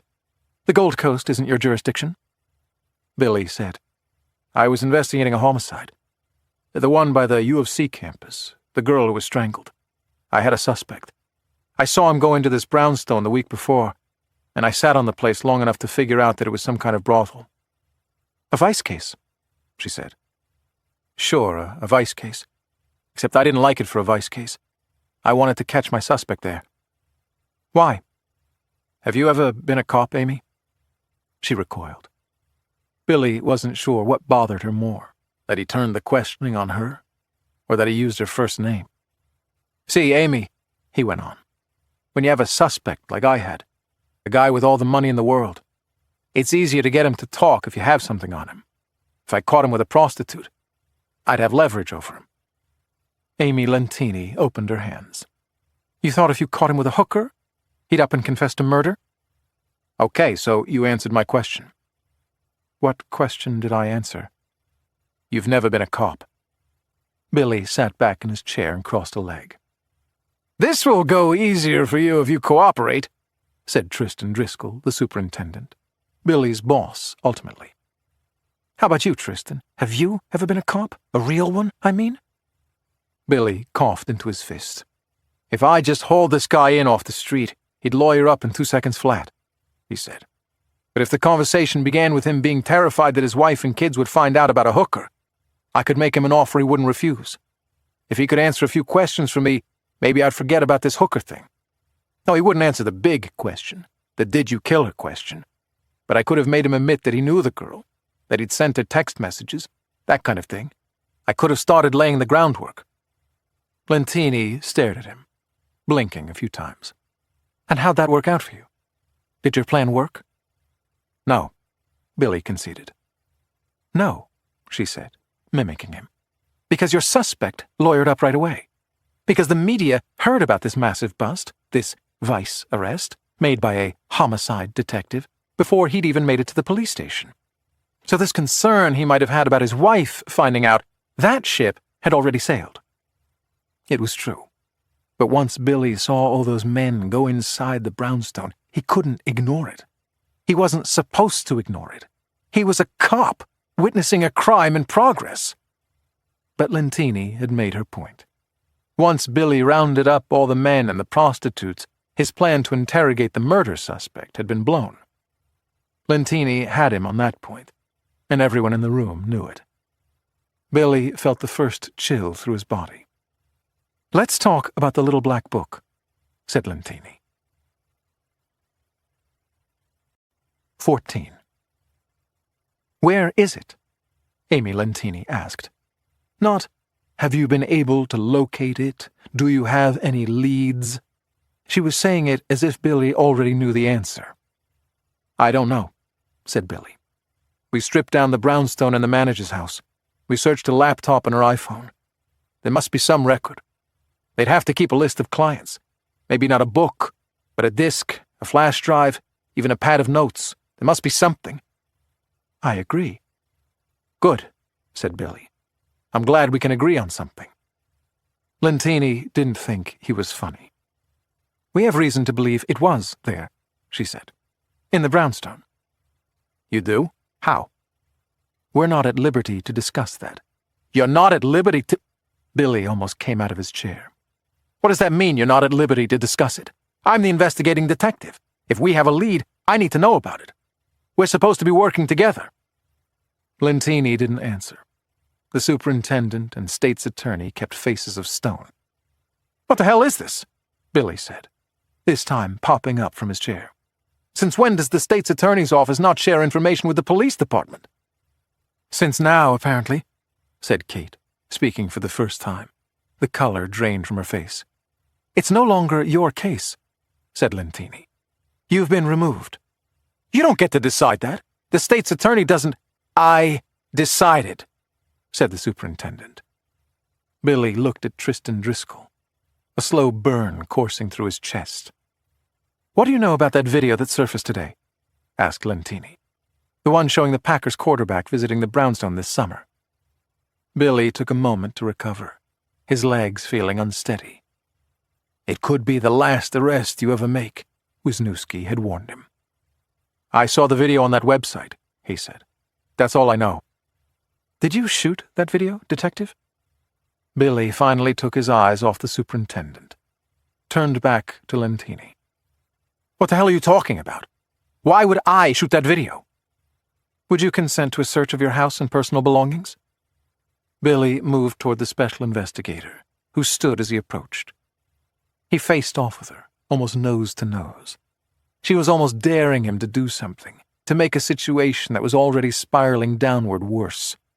He could feel the Irish rising within him, an anger that closed his fists and drew heat to his face. "Now why would you want to search my house, Amy?" he hissed. And then the door to the office opened. Lieutenant Mike Goldberger walked in with another man, a man wearing a suit. A civilian, Billy thought. What the hell was Goldie doing here? "I'm sorry to interrupt, Mr. Superintendent. Madam State's Attorney," he said. The superintendent did not look pleased. "Lieutenant? What in the—" "I heard about this meeting, and I just wanted to make sure you were properly covered, sir." Goldie motioned to the man next to him. "This is one of our union reps. Since this is an inquiry into a police officer's conduct, obviously the detectives here are entitled to union representation before being questioned. I didn't want there to be any reason for you to come under criticism." Billy, in spite of everything, couldn't help but smile. Goldie to the rescue, rushing in with the equivalent of a lawyer, but pretending he was doing it for the superintendent's benefit. "Lieutenant, you're out of line," said the superintendent. "And for your information, this is not a police department inquiry." "Then what is it?" asked the union rep, a man on the short side wearing a crew cut and a defiant expression. "Sure looks like an inquiry to me." "This is an investigation being conducted by the state's attorney's office," said Amy Lentini. "But with the police superintendent present."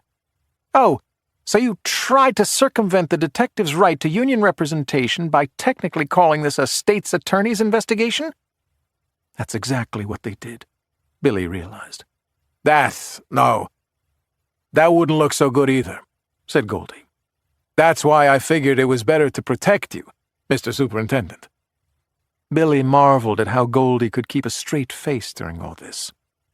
"When I grow up, Goldie," he thought to himself, "I want to be just like you." "Probably better to reschedule," Goldie suggested. "Make sure all our T's are crossed and our I's are dotted." Driscoll looked at the state's attorney and Lentini. Billy and Kate walked out with Goldie and the union rep. "Harney," Amy Lentini called out, following them into the foyer. Billy stopped and turned. So did Kate. "You're the comedian, right?" she said. "We'll see how funny you are when I'm done with you." Kate, who was white as a ghost, decided to answer non-verbally. She gave Amy Lentini the finger. "That sounds about right," said Billy. He flipped to the bird, too, before they walked out. 15. "The playoffs are different," said Soch, dropping his pint on the table with a splash. "You gotta have a shooter and a goalie. We got Kane, but I'm not so sure about Crawford." The Blackhawks, the favorite topic in the hole-in-the-wall. Detective Soch was giving Billy a tutorial on the key to winning the Stanley Cup. It was the same lecture he gave Billy last week, but Soch was too drunk to remember that. The hole was jumping, as always. It was colder than a landlord's heart out there, but the coppers wouldn't be deprived of their drink. Cops hung together even more these days, because it was becoming an increasingly us-against-them mentality, especially now with smartphone cameras and videos. For every video someone took of a cop being too aggressive, there were 10 they didn't take of cops who had to chase an offender down a dark alley or go through the door on a domestic disturbance with no idea whether someone had a hand cannon waiting for them. It was very easy to judge a cop, but not so easy to understand one. Billy stuck to beer. No shots, no clear liquids, not tonight. Kate was somewhere around here sulking, fearing the worst about what happened last night in the state's attorney's office. But then she always feared the worst. Always jumped to the worst-case scenario. "You should be the coach, Soch," said Billy, deadpan. "Seriously, you should turn in your badge and coach hockey." "I don't know enough about the fundamentals," he said, as if Billy were serious. "That never stopped you from being a cop?" Soch wasn't listening anymore. "Hey, Romeo," he said, his chin down. "You got a bunny at 3 o'clock making some serious eyes at you." Billy never really understood the badge bunnies, the women drawn to cops. Why would a woman want to hang with a cop? Cops deal with the dregs, the shit, with death and violence and sorrow all day long. Then they come home and they're expected to say, "Hi, honey, how was your day? That meatloaf smells delicious." That's what Billy told himself anyway. He'd never get married again. Billy lifted his pint and looked to his right. "Other side, Einstein," said Soch. 3 o'clock. Billy emptied his pint and set it down. "I think you meant your 3 o'clock, which is my 9 o'clock. See? Because we're sitting across from each other? Maybe you should have another pint." "I gotta piss. If you don't make a move on that bunny, I will. She looks like a fucking movie star." Soch almost fell off his stool. Billy looked to his left, his 9 o'clock. Yep, a beautiful woman, with her eyes directly on him. Assistant State's Attorney Amy Lentini. Her dark hair pulled back, dressed for a night on the town. She gave him an ambiguous smile, and she gave him the finger. He made a point of looking surprised, even turning to look behind him, as though the gesture must have been directed at someone else. Then he looked back at her, placed a hand on his chest. Me? But no, he wasn't going to take the bait. If she was here for him, and she must have been, Amy Lentini wasn't a typical hole-in-the-wall gal. She could make the first move. The fuck is she doing here? It was Goldie, looking out for him as always. She thinks I'm a dirty cop, said Billy. You could appreciate that. Lieutenant Mike Goldberger started running the Bureau of Internal Affairs a few years back.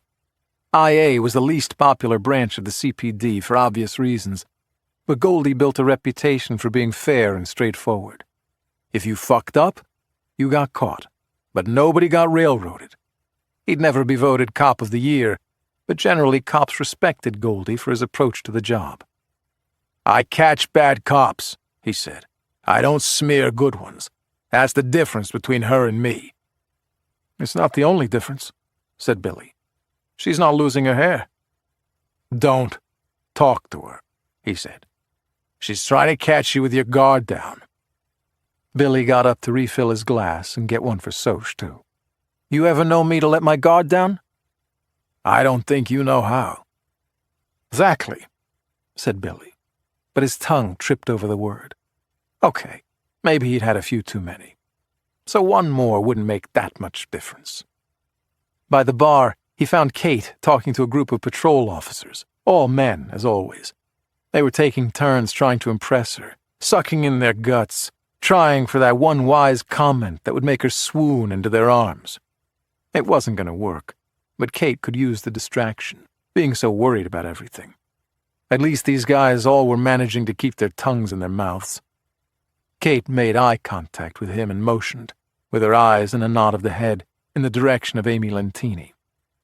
Billy made a zipping motion across his mouth, giving her the same advice that Goldie gave him. Don't talk to her. Goldie was right. She was trying to strike when his guard was down. He shouldn't talk to her. Absolutely not. Goldie was spot on with that call. He heard his name, someone calling to him. Then another somebody. And then they were chanting his name. Harney! Harney! He knew what they wanted. He wasn't really in the mood, but he knew he'd give in sooner or later, and if it was much later, at the rate he was downing the pints, he might not even know his last name. On his way up to the mic, he passed by her table. She was clapping along with the rest of the bar. After I do a few on the mic, he thought, I'll talk to her.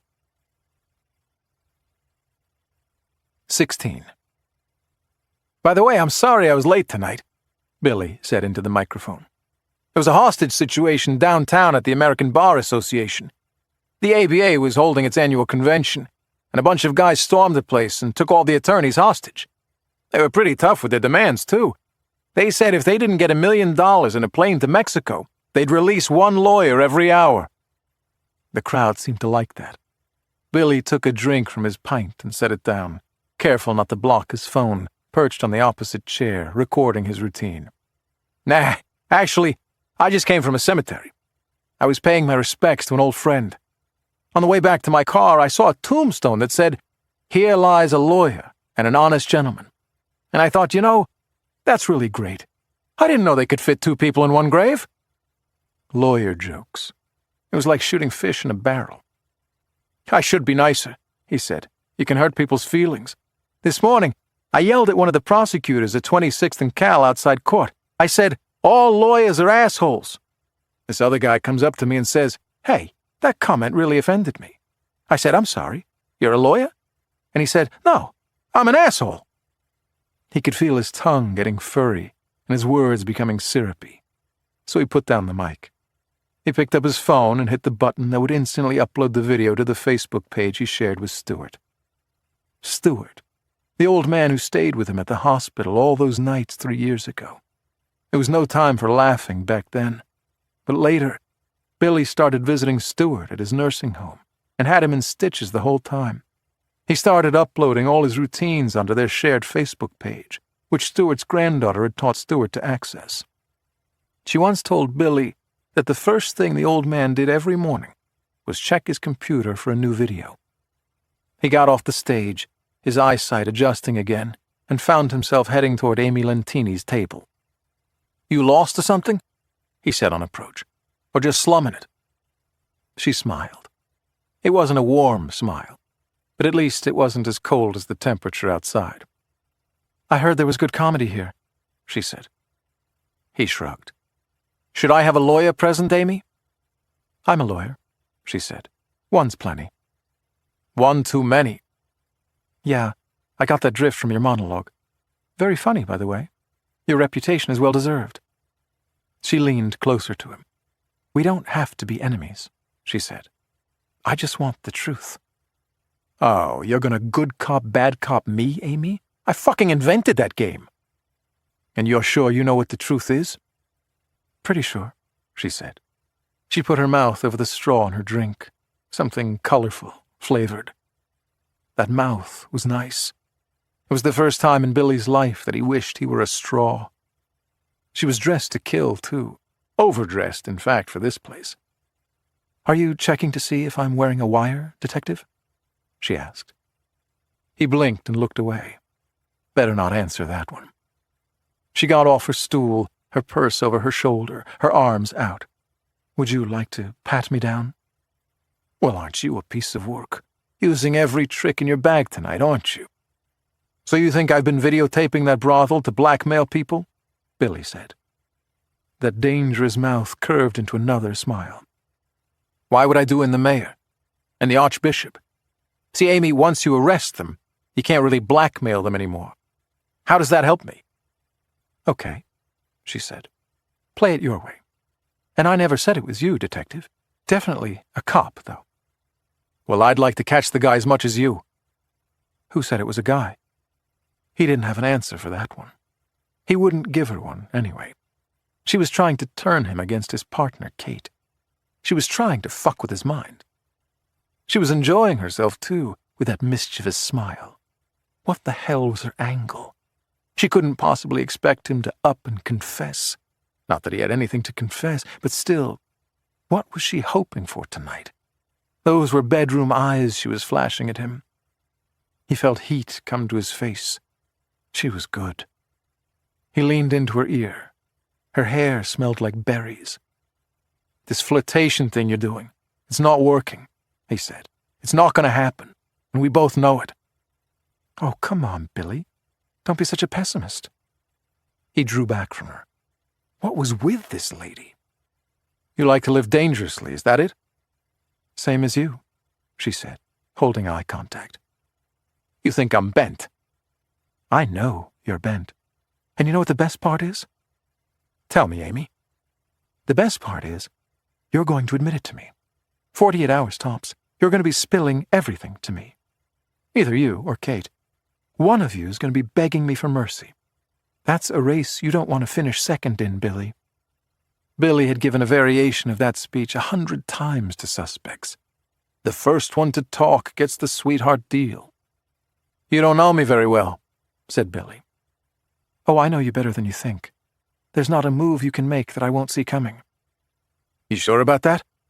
Billy backpedaled, winking at her as he made his way through the crowd. He grabbed his coat and went outside. The air actually felt good, at least temporarily. He stomped his feet and stuffed his hands in his pockets and waited. It wouldn't take long. A moment later, Amy Lentini came bursting out of the hole, looking around urgently until she saw Billy. "Okay," she said. "Where is it?" "Where's what, Amy?" "My badge," she said. "It was in my purse. Now it's not." "Well, I did see a prosecutor's badge over there in that puddle. Could that be what you mean?" She gave him a hard look, then bent down and fished her badge, encased in leather, out of the slush, holding it up with 2 fingers. "I'm going to enjoy sending you to Stateville," she said. "I hear Joliet's nice this time of year." Billy flagged a cab turning onto Rockwell. "Say, Amy," he called to her as she headed back inside. She turned back to him. "If you're going to hit me, you better hit hard," he said. "And why's that?" "Because I hit back," he said, before climbing into the cab. 17. Billy navigated the winding streets of Hyde Park, near the University of Chicago campus. The U of C was a beacon of prestige, a globally renowned institution with state-of-the-art facilities surrounded by one of the most dangerous neighborhoods in the city. Some of the world's finest minds came here to teach and study, to probe the limits of science and mathematics and law and medicine, but they required security escorts back to their cars so they wouldn't get mugged. Billy and Kate were still investigating the death of the sophomore who was strangled not 4 blocks from where they were driving. Billy was trying to recreate her whereabouts on the day of her murder, and they'd made a visit out here to talk to one of the faculty members in the biology department, who had sent a few ambiguous text messages to the victim in the week leading up to her death. It hadn't led them to anything, and they were driving back empty-handed. Kate was still distracted, playing on her phone, pulling up story after story about the sex scandal that threatened to take down the administration of Mayor Francis Delaney, rock the Catholic Church, and by the way, end the careers of detectives Billy Harney and Catherine Fenton. "You're going to go crazy reading that shit," said Billy. "How can the mayor not resign?" she said, her eyes on her phone. "He's doing the Bill Clinton shuffle. It's just a sex thing. People elected me to do a job, and I'm not going to let him down. Like he's doing it for us." "I guess." "Hey, as long as we're down here, let's hit Maury's. I'm so hungry I could eat the crotch out of a leper's undies." "Maury's? So you can get a Polish?" Kate, consistent with her psychopathic workout regimen, didn't eat fast food if she could help it. The body's a temple and all that. "For your information, detective," he said, "I wasn't going to order a Polish sausage." "No? Then what? A chef salad? A yogurt parfait?" "I was thinking a double Polish." "I don't know how you can think about food anyway." Kate's knees were bobbing, her feet playing a constant beat in the footwell of the Tahoe. She was nervous. She couldn't get this stuff out of her head. "I gotta keep up my strength so I can vigilantly fight crime," said Billy. "Doesn't anything ever get to you?" Billy looked over at her. He knew Kate pretty well, but he wasn't used to seeing this side of her. She was an ass-kicker, an adrenaline junkie, and a damn fine-looking one at that. The vulnerable thing played on her a lot differently. For some reason, it seemed to flip a switch inside Billy, make him view her as a completely different person. "Don't start, Harney. Don't even start. That was one time." "We're going to be fine," he said. "We didn't do anything wrong." She let out a bitter laugh. There was a lot in that single grunt, maybe more than he could read. It wasn't always that simple, she was saying. It didn't always matter that you were right. You could still be in the wrong place at the wrong time. "I'm not going to let anything happen to you, Kate. No bullshit, that's a promise." She turned to him. They made eye contact. It was brief. Billy didn't want to lose control of the Tahoe and these brutal streets, but meaningful. "Not again, Harney. That was one time." It was pretty great, sure, but it was one time. He looked at her again. She was still eyeing him, this time with a lot in her stare. "Okay, the sex was mind-blowing, I admit." "We keep our secrets, don't we, partner?" she said. Billy nodded. "I didn't enjoy seeing those eyes that prosecutor was throwing your way last night. I got a little jealous." "She's a shark." "Yeah, but last I checked, you like swimming in deep water." "A little danger can be fun," he said. "It can be," she said, "especially over the lunch hour, before we're expected back." "No, Harney, Absolutely, positively not. Take our mind off things, he said. Right. Therapeutic and such. Exactly. You up for a little therapy? Billy changed course, found Lakeshore Drive, sped the Tahoe up toward the Belmont exit. Kate owned a condo in a building off Lakeshore Drive in the Lakeview neighborhood. It was no more than 700 square feet, but it had a killer view of the lake. Today the view was probably beautiful, the lake so serene and majestic. But how would Billy know? He didn't look out the window. They were at it the moment they entered the apartment. He threw off her body armor, pulled up her sweater, unbuttoned her blouse, and ran his hands inside, feeling lace. And she was naked. That hard, athletic body, her skin radiating heat, sweat on her face, her tongue violent inside his mouth, her breath a powerful mint. She took over from there, her mouth on his nipple, sucking so hard it hurt, then lowering herself to her knees and removing his underwear with her teeth. She didn't need to rev him up any more than he already was. His RPMs were well into the red. But she spent some time down there anyway, her hand caressing the undercarriage, her mouth working the throttle, and God damn it, he was out of car analogies. He pulled her to her feet, spun her around, and threw her against the back of the leather couch. It was how they taught him to do an emergency takedown at the academy. She liked it, being bent over the couch, pushing her rear end up against him with an approving, kittenish hum. Gee, officer, whatever are you going to do to me? This wasn't normally Billy's thing. But what the hell? He landed his open hand on her butt, a good smack. Is that the best you can do? She said. I've been a very bad girl. Well, okay. In for a penny, in for a pound. He spanked her again. Harder. Spank me again. That sounded like a good idea, so he complied. I'm placing you under arrest, he said. Then I better spread my legs, so you can check for concealed contraband in my person.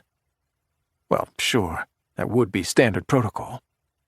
So he checked, probing between her legs as she let out a low moan, like none he'd ever heard. Dear Penthouse, I never thought this would happen to me. For good measure, he bent down to make doubly sure she wasn't concealing a weapon. She liked that even more, breathing like an animal in heat as he worked his tongue. At this point, she wasn't concealing a single thing. Officer, she said, I think you need to fuck me now. 18. Well, that was interesting. Billy looked up at the ceiling in Kate's bedroom. He was so drained and sore that he wasn't sure he could even get out of bed. He knew Kate was a volleyball player and martial arts aficionada, but he had no idea she was an amateur gymnast, too. And he got to be the pommel horse. Just this one time, she said to him. Definitely. Never again. Makes things too complicated. No question about it. Glad we agree on that. He looked at her. She looked at him. Neither of them kept a straight face. Seriously, he said. I'm serious, too. And then the simultaneous buzzing of their cell phones, an unwelcome alert. Last time they got text messages at the same time, they were being hauled into the state's attorney's office. Billy checked his phone. Fuck, he thought. We are so fucked, said Kate, reading her phone. Now, partner, don't leap to the worst case. We've been summoned to the soup's office, Harney. You think this is good news? He didn't. All the way on the drive, Kate threw out one theory after another, rehashed the whole incident, tried to discern the various motives of the various players in the story. Billy didn't bite. Whatever it was going to be, it was going to be, whether they predicted it accurately or not. He'd learned long ago that when bad news was going to come, it was going to come. They waited inside the superintendent's suite while Mr. Big Shot was in his office behind a closed door. When the door opened, Amy Lentini peered out. The superintendent will see you now, she said, not even pretending that she didn't enjoy it. Superintendent Tristan Driscoll was in uniform. God only knew why. Maybe he wanted to pretend he was a real cop today, and seated behind his desk. Detective Harney? Detective Fenton? He didn't ask them to sit, so they didn't. "You're being placed on administrative leave with pay, pending the completion of the state's attorney's investigation." Kate dropped her head. Billy didn't move. "Surrender your badges." Kate seemed to be waiting for Billy. "It was my arrest," said Billy. "Not Kate's. Take my badge. Don't take hers." Driscoll peered at him. His eyes narrowed. "Surrender your badges," he said. "I'll surrender it to a cop," he said. The superintendent turned his head, as though he didn't hear right. "Are you suggesting that I'm not a cop, detective?" "I'm not suggesting anything," said Billy. "I'm saying it outright." The blood rushed to Driscoll's face so fast, it was like his head had been placed in a microwave. "You want to go for unpaid leave, detective?" "You don't have cause to put me on unpaid. If you could have, you would have. You try to do that, you'll be embarrassed. We both know it." Billy stepped forward, put his hands on the soup's desk. "You're a politician, trying to save his own ass. If the mayor goes down, you're out of a job too. You're no cop. You're a fucking coward." Billy dropped his badge down on the desk so hard it popped off the desk and fell to the floor. He watched Kate painfully surrender hers too, without a word. "Let me know when you're ready to talk," said Amy Lentini, with a gleam in her eye, having the time of her life. "Oh, I'll be in touch, Amy," he said on his way out. "You can count on that." 19. Billy stood inside the coffee shop on Ohio Street, staring at the storefront real estate agency across the street. In the window was a picture of a smiling, racially mixed family. The father shaking hands with the agent who just sold them a home with a nice white picket fence. The family about to live happily ever after. He remembered happily ever after. It didn't end so happily. Goldie passed by the window, walking carefully on the treacherous sidewalk, still slick with ice, his breath trailing behind him like smoke from an engine. He walked into the coffee shop and sidled up to Billy without a word. "Rough day," he said. "Sorry for your troubles." "It's okay. I've been meaning to catch up on my needlepoint." "You talked to your pop yet?" he asked. Billy shook his head. 4 voicemails from him. "He's worried sick about you. You should call him back." Maybe. Billy's father, Daniel Harney, the chief of detectives, prided himself on 2 things: that 2 of his kids were cops, and that neither of them used nepotism to get there. Everything you earn on merit, not because your dad's a superior. That was fine. Billy wouldn't want it any other way. But sometimes Pop took it too far. His desire to avoid favoritism at all costs created a distance, a canyon between them. When Billy made the big arrest earlier this week, every cop he knew showered him with praise, either at the hole or in text messages, phone calls, shout-outs. Everyone except his father. "Anyway," said Billy, "you got anything for me?" Goldie blew out a sigh, which meant no. "The place is tighter than a nun's legs right now. Best I can tell, it's what we've been thinking. The soup is trying to save the mayor, and the only way he knows how is to cook you and Kate."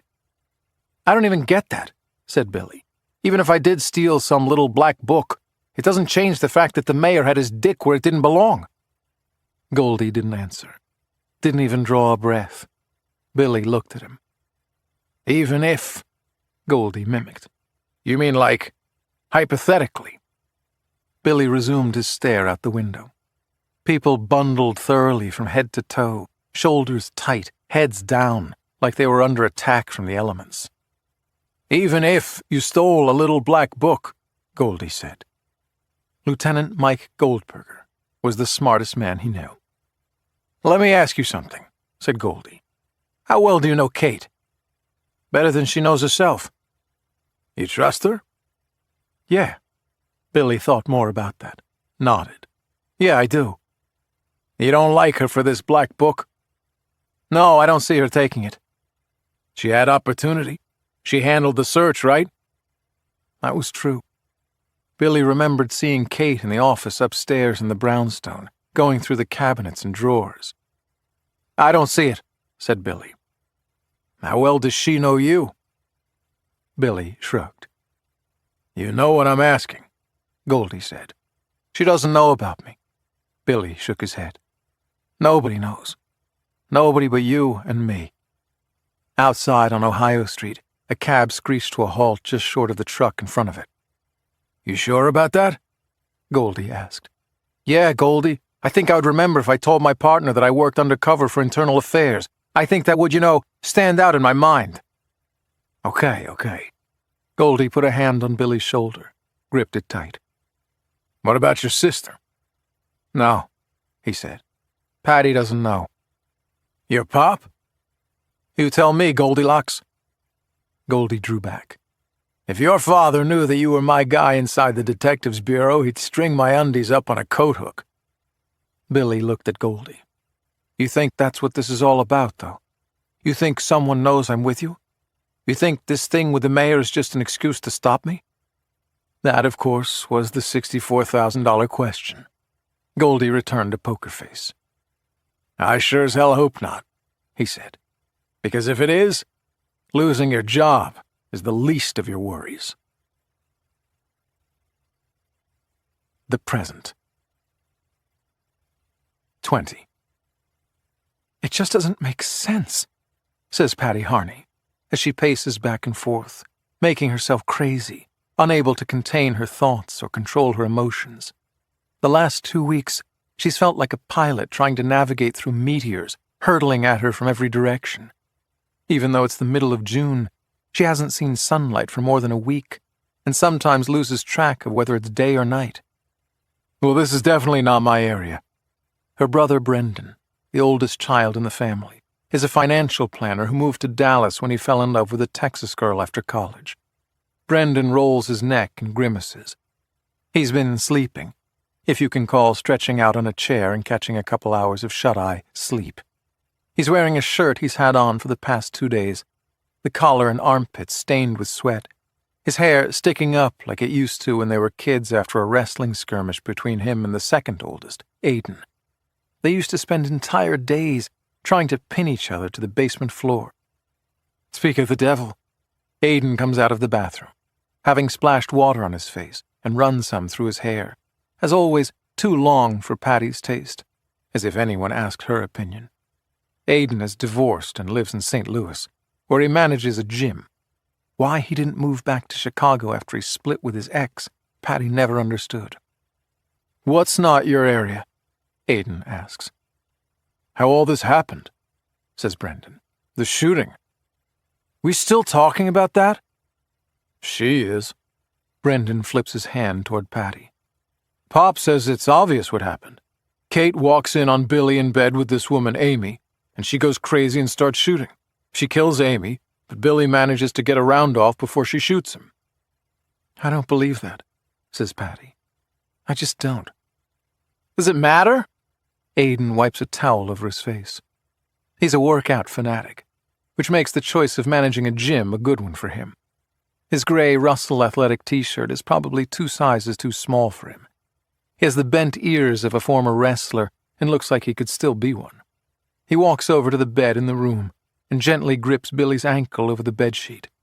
All that matters is that our boy is way too tough to let a single fucking bullet keep him down. Patty looks over at Billy, who looks like another person. Not her brother. Not Billy. His head wrapped, hooked up to tubes and machines and monitors. A portion of his skull was removed to lessen the swelling in his brain. These people actually have part of his skull on ice somewhere in this hospital. Please come back, Billy. You got this far. You survived this much. It's been 2.5 months since it happened. 2 surgeries. The prognosis grim. The doctor explained it to all of them, the whole family, Patty and her brothers and her father, as though he were teaching a class. With a brain injury, he said, it's like real estate. Location, location, location. Nobody thought that was cute. Some good news here, the doc said. The bullet traveled a straight front-to-back trajectory. It didn't cross the midline, didn't hit the brain stem or thalamus. It looks like it injured only one hemisphere and only one lobe. It was a low-velocity bullet, and the path was quite linear. There was no yaw, he said. Think of a football moving through the air in a tight spiral versus wobbling. This bullet was a tight spiral with no wobble. Patty had furiously scribbled down these words like a secretary taking dictation. Not that she really knew what any of it meant. The only words that really registered with her were, "some good news." The bad news, the doctor said, is that Billy actually lost brain activity for quite some time, as much as 30 minutes, which was why the responding police officers and paramedics initially thought Billy was dead. He was dead, and then he came back to life. It happens, the doctor said, but not very often.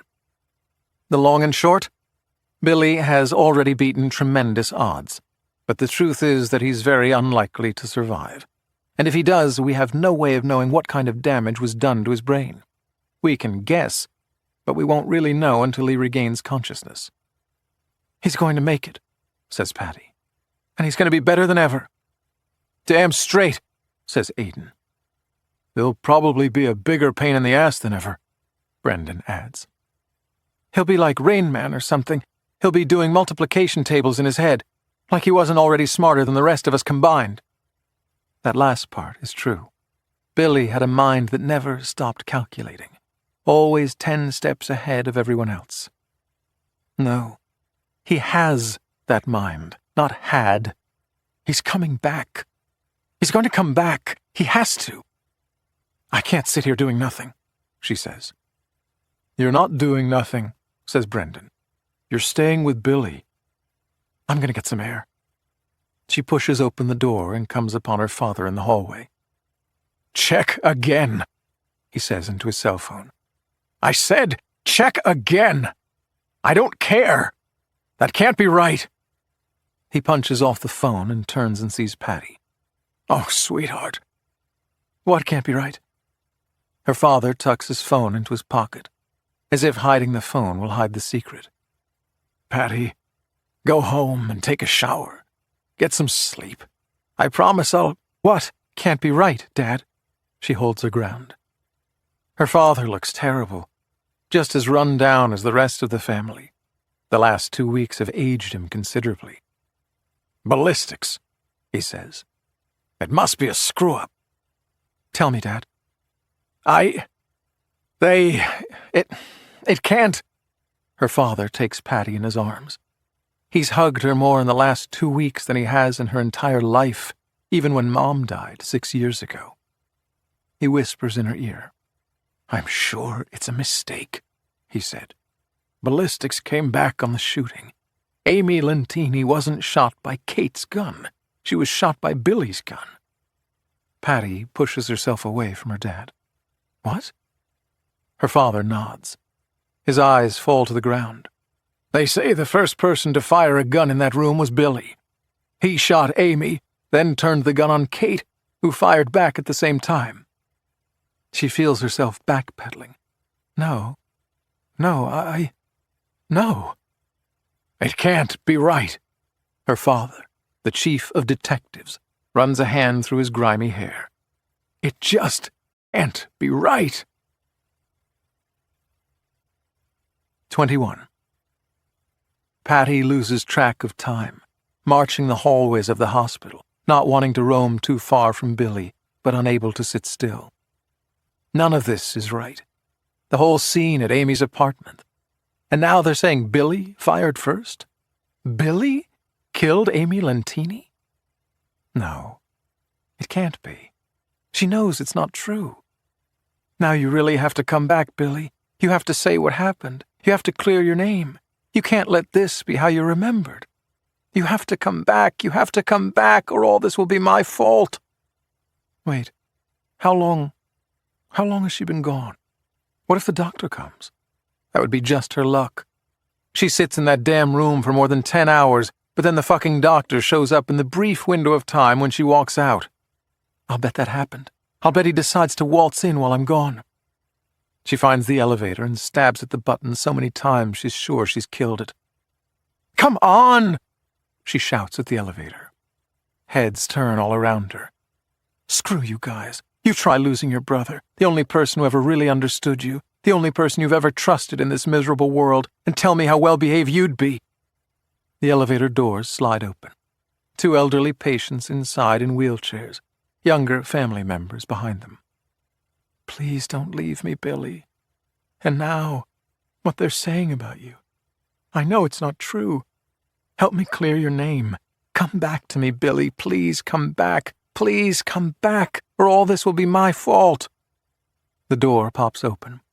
She races down the hallway, knocking into a tray of food, mumbling an apology. At the door, at Billy's door, a woman in scrubs. African-American, cornrows, a petite figure. "Doctor?" she calls out. The woman turns. Dressed in surgical scrubs, yes, but she's no doctor. She's Kim Beans, the reporter for Chicago PC, the online newspaper covering politics and crime in Chicago. The rag that last winter and this spring dripped out a name each day, one at a time, celebrities who were caught patronizing the now infamous brownstone on the Gold Coast where the mayor was arrested. "Patty?" she says. "Hi." "You." Patty's hands ball into fists. A beautiful woman, yes, once destined to be a major star on the Chicago television news scene, before it was discovered that she got a little too cozy with the subject of a story she was handling, a local kidnapping. She probably figured the brownstone brothel story was going to get her back in the good graces of the Chicago news media. If all Kim did was leak celebrity names from that brownstone, Patty would just chalk her up as another media jackal. But she will never forgive Kim for what she did to Billy. "Hang on, Patty, I'm on your side." "You're not on anybody's side but your own." Patty gets up close and personal with Kim. "You have 5 seconds to walk out of here, or I'll have you arrested." "You're gonna arrest a reporter?" "You mean a trespasser, disguised as a surgeon, a reporter who doesn't have the right to barge into the ICU to interview the family or to snap photos of a man in a coma." "I just want your side of it." 5 seconds, says Patty. 1, 2, 3, Patty, 4. Listen to me, Patty. Patty slaps Kim hard across the face, a satisfying full palm smack. Kim almost falls over in the process, looks back at Patty with fire in her eyes. 5, says Patty. "I can be your friend or your enemy," Kim says. "Don't forget that." Patty watches Kim walk down to the elevator and get in. Then she lets out a breath and walks into the room. Aidan and Brendan are laughing. "And Patty was playing Mary, holding the baby Jesus. And you're Joseph. All you have to do is sit there while the 3 wise men bring their gifts to the baby Jesus. I don't even think you had a speaking part, right?" Brendan, sitting on the right side of the bed, his hand holding Billy's, looks across the bed at Aidan, who has the left side covered. Aidan can't even speak, he's laughing so hard. Patty feels her face warm. She remembers this all too well. She and Billy were 6, in CCD, putting on a little Christmas story for the parents. All Billy was supposed to do was sit silently through the whole play. So right there in the middle of the play, Mrs. Ginger is sort of whispering to you guys what to do, and all the parents are sitting there in those shitty folding chairs, and all of a sudden, you raise your hand and say, "Mrs. Ginger, how'd Mary have a baby if she was a virgin?" Aidan and Brendan lose it. Patty does too. It feels so good, the release, and it gets better. Aidan wants to tell the next part. "So Mrs. Ginger, she's trying to shush you. She's like, 'Billy, shh, Billy, shh.' And some of the parents are already giggling, and before she can get to you, you say, 'My pop says Mary must have had a hell of a time explaining that one to Joseph.'" They all erupt. What a moment. Mom was mortified. Her father even more so. He wasn't exactly a God-fearing Catholic. He said the job took all the faith out of him. But their mother was a churchgoer till the day she died. Aidan has tears in his eyes. As the laughter subsides, the emotions ride the inevitable roller coaster. Brendan, the big brother, always the one trying to pick everyone else up, pats Billy's arm. "You remember that, don't you, buddy? You brought down the whole room." Aidan pushes himself away from the bed, tears falling. Such a big, muscle-bound guy with tears running down his cheeks. She remembers him crying when Mom died, but she can't remember any other time. It seems like just yesterday Billy was in a hospital just like this one. I know, says Brendan. It was 3 freaking years ago. Can you believe it? Aidan shakes his head. He was starting to get back on his feet, you know? I mean, he was just recovering from all that. And this happens. Well, if it isn't the Four Stooges. It's Mike Goldberger, Goldie, entering the room, dusting off the nickname that everyone used for the Harney kids when they were growing up. Their brothers greet Goldie, whom they've known for years, and he tells them he'll take the next shift. They should go get something to eat. Brendan grabs Billy's ankle and says, "You hang in there while I'm gone, baby brother, or I'll kick your ass." When they've left, Goldie gives Patty a once-over. "Your pop told you about ballistics?" he says. She nods. "It's bad," he says, "and it's about to get worse." 22. "So how's our guy doing?" Goldie talking. "Oh, you know, with these doctors." That's Patty.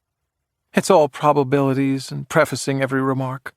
Honestly, as much as I hate to say it, they're saying he's not going to make it." That doesn't sound good.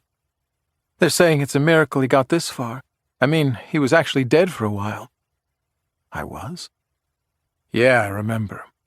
Well, with all due respect to Mr. Twain, reports of my death have been greatly exaggerated. Although I don't feel alive, either. I can't feel anything. Not my arms, not my legs. I can't see anything, either. I can hear them, though. Their voice is muted like I'm inside some enclosure, floating like a fetus inside a womb. And they say there's no telling how he'll come out of it if he does." "A drooling vegetable?" "He could have a completely different personality." "Some people might say that's an improvement." "He might not have any memory." "Well, I remember you, Patty. And Goldie. And Mark Twain. And my badge number. And pi to 10 decimal places. But I don't remember how I got here." "I hear the surgeries went well," says Goldie. "As good as they could, yeah. You know, they removed part of the back of his skull to reduce the swelling." "Hold up. Part of my skull is missing? What the fuck happened to me? Yo, Patty Cake, you want to do a little background for those of us who are just tuning in?" "They say the bullet didn't hit the left hemisphere," she says. "The part that controls speech and language." "Ah, okay. I got shot in the brain? The right side, sounds like. So I'll be in a wheelchair the rest of my life. But at least I'll have my speech and language so I can coherently ask the nurse for more applesauce." "Well, that's good." "Nurse, I want more applesauce. Who do I have to kill around here to get more applesauce?" Anyway, my dad told me about ballistics. It can't be right. It's not right, Goldie. "I know. I hear you. I mean, your pop's got him redoing the entire testing. But really, when is ballistics ever wrong?" "Billy's not the shooter," she says. "I shot someone? Who'd I shoot? The guy who shot me, I hope." "I'll bet this'll make the mayor happy," says Goldie. "Or at least his lawyers." "The mayor? Why would Mayor Francis Delaney care about me? Did I shoot him? Think back, Guy. What do you remember?" "I remember a murder. A college girl. University of Chicago, I think. Then what? Then nothing. Nothing but a fuzzy screen. I remember Stuart. Sometimes, during the worst parts, I'd rest my hand over his, and we wouldn't look at each other, both of us holding back tears, too proud to admit it. The jokes, the old man laughing so hard he sounded like a busted car engine, like he was about to expel a lung. Laughing, so he wouldn't cry. I remember when it was over, feeling like I wanted to die too. I don't want to remember anymore. I don't want to remember anything." "What was that? Did you hear something? Was that Billy?" "Billy! Billy! Can you hear me?" "I can hear you, Patty, but I want to go away now." "Stuart," says Goldie. "I thought I heard—" Stewart. Who's Stewart? Stewart was the old guy in the hospital, remember? Back when Billy practically lived at Children's Memorial? Yeah, of course. Stewart's grandson was hit by a car. They waited together for weeks. They got real close. I don't want to remember that. Billy, are you there, pal? Billy, it's me. It's your sister. Can you hear me? Hey, Brendan. It's Goldie. We think maybe we heard Billy speak. Okay, hurry. Billy, you need to come back to me. Please, Billy, you can do it. I don't know how. I don't know if I want to. Do it for me, Billy. I need you. We love you, Billy. The family's all here. Brendan and Aiden are here. Dad's here. Goldie's here. Come back to us, Billy. We need you to come back. I feel something. Patty's tear on my cheek. And light. Blinding. Searing light in my eyes. 23. I knew it. Patty's eyes welled with tears. I knew you'd come back. My eyes moving slowly, as if filled with sand around the room. Brendan and Aiden, Pop, Goldie, all of them surrounding me, each of them touching me, as if they want to embrace me warmly, but at the same time recognize my fragility. I feel removed from the whole thing, like I'm watching this happen to someone else, my family surrounding me and placing their hands on me, like they're examining a museum object. Go ahead, you can touch it. Or participating in some religious revival. Touch me, and you shall be healed. I try to speak, but nothing comes out. Am I dead? Everything goes black. My eyes open again. The same people surrounding me. Patty still crying. Aiden, the musclehead with the big heart, teary-eyed. You're in a hospital, says Patty. You were shot, but you're going to be fine. So I heard. At least the part about getting shot. If memory serves, Patty, you told Goldie I might never be the same again. A bullet's not going to keep this one down. Brendan, my oldest brother, always the cheerleader of the family. Everything goes black again. Am I dead? Light again. My eyes adjusting. The same people in the room. Pop, my siblings, the three stooges plus me, the fourth, plus Goldie, all hovering over me. Not yet, Patty is saying. She's right, Brendan. About what? I try to speak but can't. I can think just fine, but I can't translate it to my mouth. We need to know, Pop. Not yet, Patty, more firmly. He's just waking up. Aiden leans over me. How you doing, pal? I can't answer. Say something for me. Say this. The Cubs fucking suck. Brendan. Say, you're under arrest. Aiden. How about kiss my white Irish fanny? Hey, I came all the way from Dallas, Brendan says to me. The least you can do is say hello to your big brother. Or maybe I should crack you one. Don't listen to that ingrate. Aiden comes back. You did him a favor. You ever been to Dallas? They wear cowboy boots and big hats. Coming from a guy who wears a tank top and shorts to work. At least I don't say y'all or howdy. Yeah, this is definitely my family. You could do us all a favor, Billy, Patty says, and tell your meathead brothers to shut the fuck up. Who are you calling a meathead? Says Brendan. I graduated top of my class. From Wesleyan, says Aiden out of the corner of his mouth. Yeah? And what's Roosevelt University? The Harvard of the Midwest? Definitely my family. My lips part. Patty, watching my every move, notices it and holds out a hand for silence. I feel like an infant whose parents are hovering over him. He's going to speak. He's going to say something.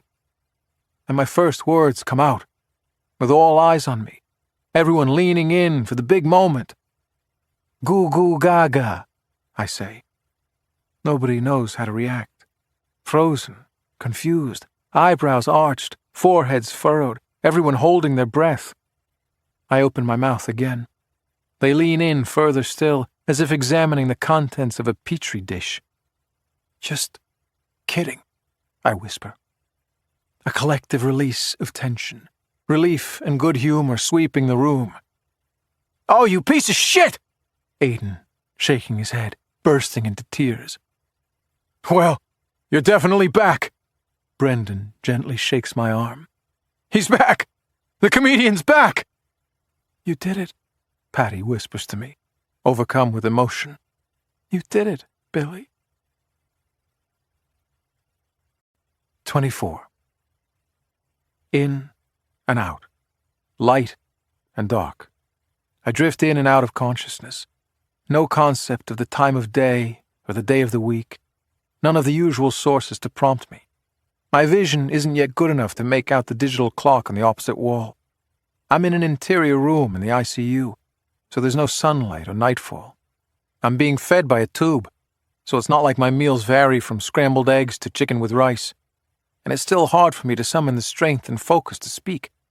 So I try to reserve that effort for questions more burning than whether it's 3 in the afternoon or 2 in the morning.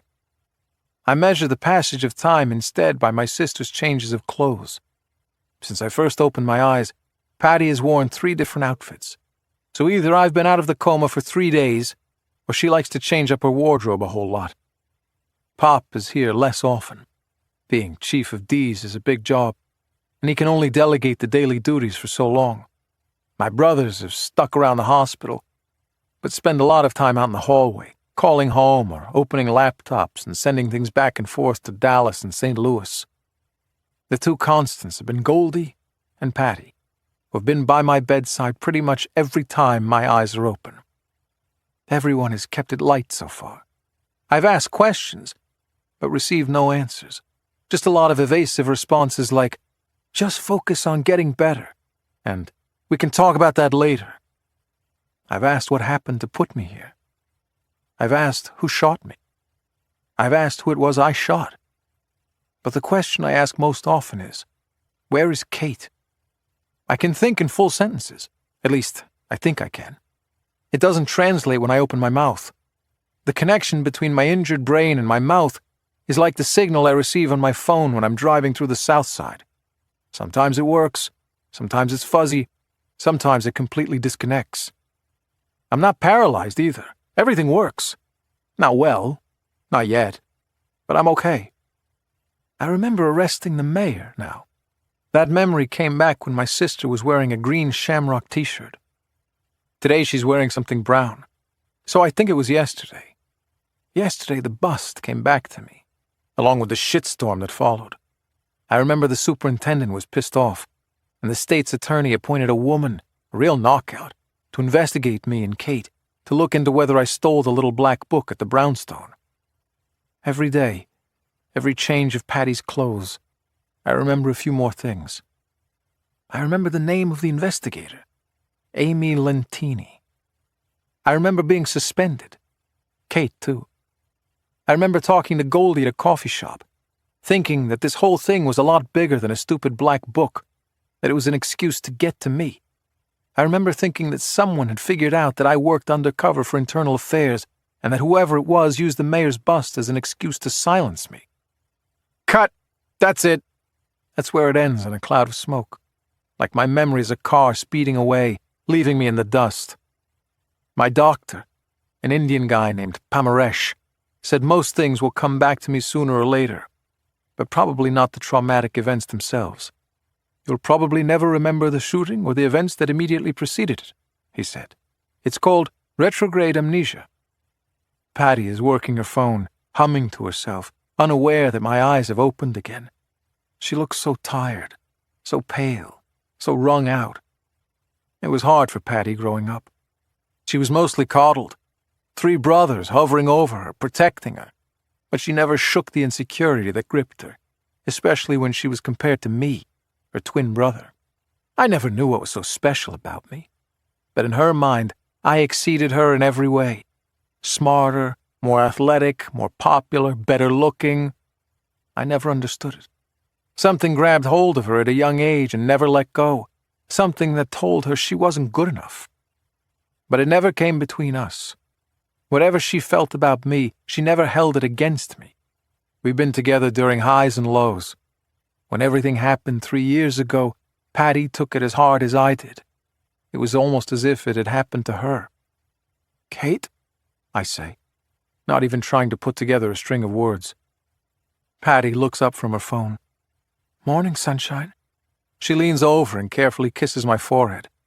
My head is shaved and heavily bandaged. The top of my skull is still sitting in a mason jar somewhere, and I'm still connected to tubes and electrodes and machines. They're feeding me, monitoring my brain and heart functions, even massaging my limbs with electric pulses so I don't lose circulation. "Kate," I say again, my eyes level with hers. "Please." Patty's eyes drift about, considering the question. We are alone in the room. Not even Goldie's here. She tries to touch my face, my head, but there's nowhere to place her hand. Her eyes well up with tears. She has probably cried enough to fill Niagara Falls. I'm sorry to do this to her, but I need to know, and I know she'll tell me if nobody's around to stop her. "Kate's dead, Billy. The shooting. You survived. She didn't." Something expels from my mouth, a low moan. I thought this was coming. It was hard to think of another reason why Kate wouldn't have been here to visit me. But hearing it, confirming it, something snaps inside me like a twig. "We aren't sure what happened," she tells me. I let her down. I was supposed to cover her back. That's what a partner does. I didn't do that. "Oh, Kate. Oh, Kate." Who? Patty watches me, dreading the question. Injured brain or not, I can read her like a book. She knows what I'm trying to ask. Who killed Kate? "We don't know what happened," she repeats, this time less convincingly. A robotic repetition, like a shield against further inquiry. "We don't know." The more she says it, the clearer it is to me that she's lying. And why would she lie about that? Why wouldn't she want me to know who shot Kate? No, it can't be.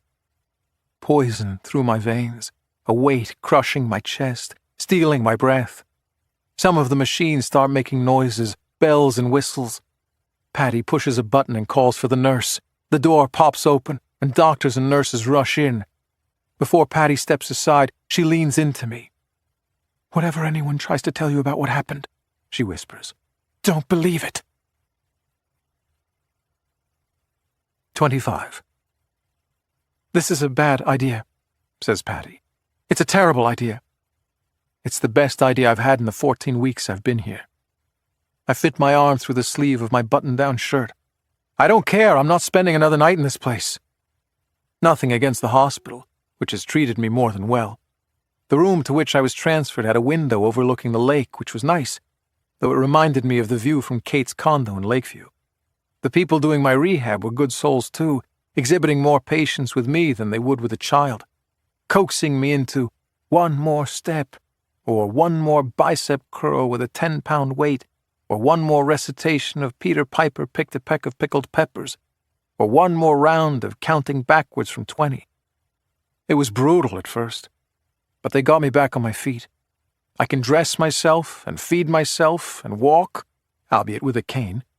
I can speak in full sentences and read and write. My vision is almost as good as it used to be. My sense of humor, for better or worse, is still intact. And my skull is fully reattached, thank you very much. My hair is growing back a little straighter than it was before, and right now is the length of a buzz cut. I've lost about 20 pounds. I have a scar where the bullet entered my brain, but the rest of the repairs the doctors did to my noggin are covered by hair. Yes, if you look closely enough, you can see scars that read like a road map all across the top and back of my skull. But I can live with it. The fact that I can live at all, I realize, is a small miracle. So I'm leaving, 98 days after taking a bullet to the brain. "You need another month of rehab at least," Patty says. "So I'll do it as an outpatient, or I'll do it at home.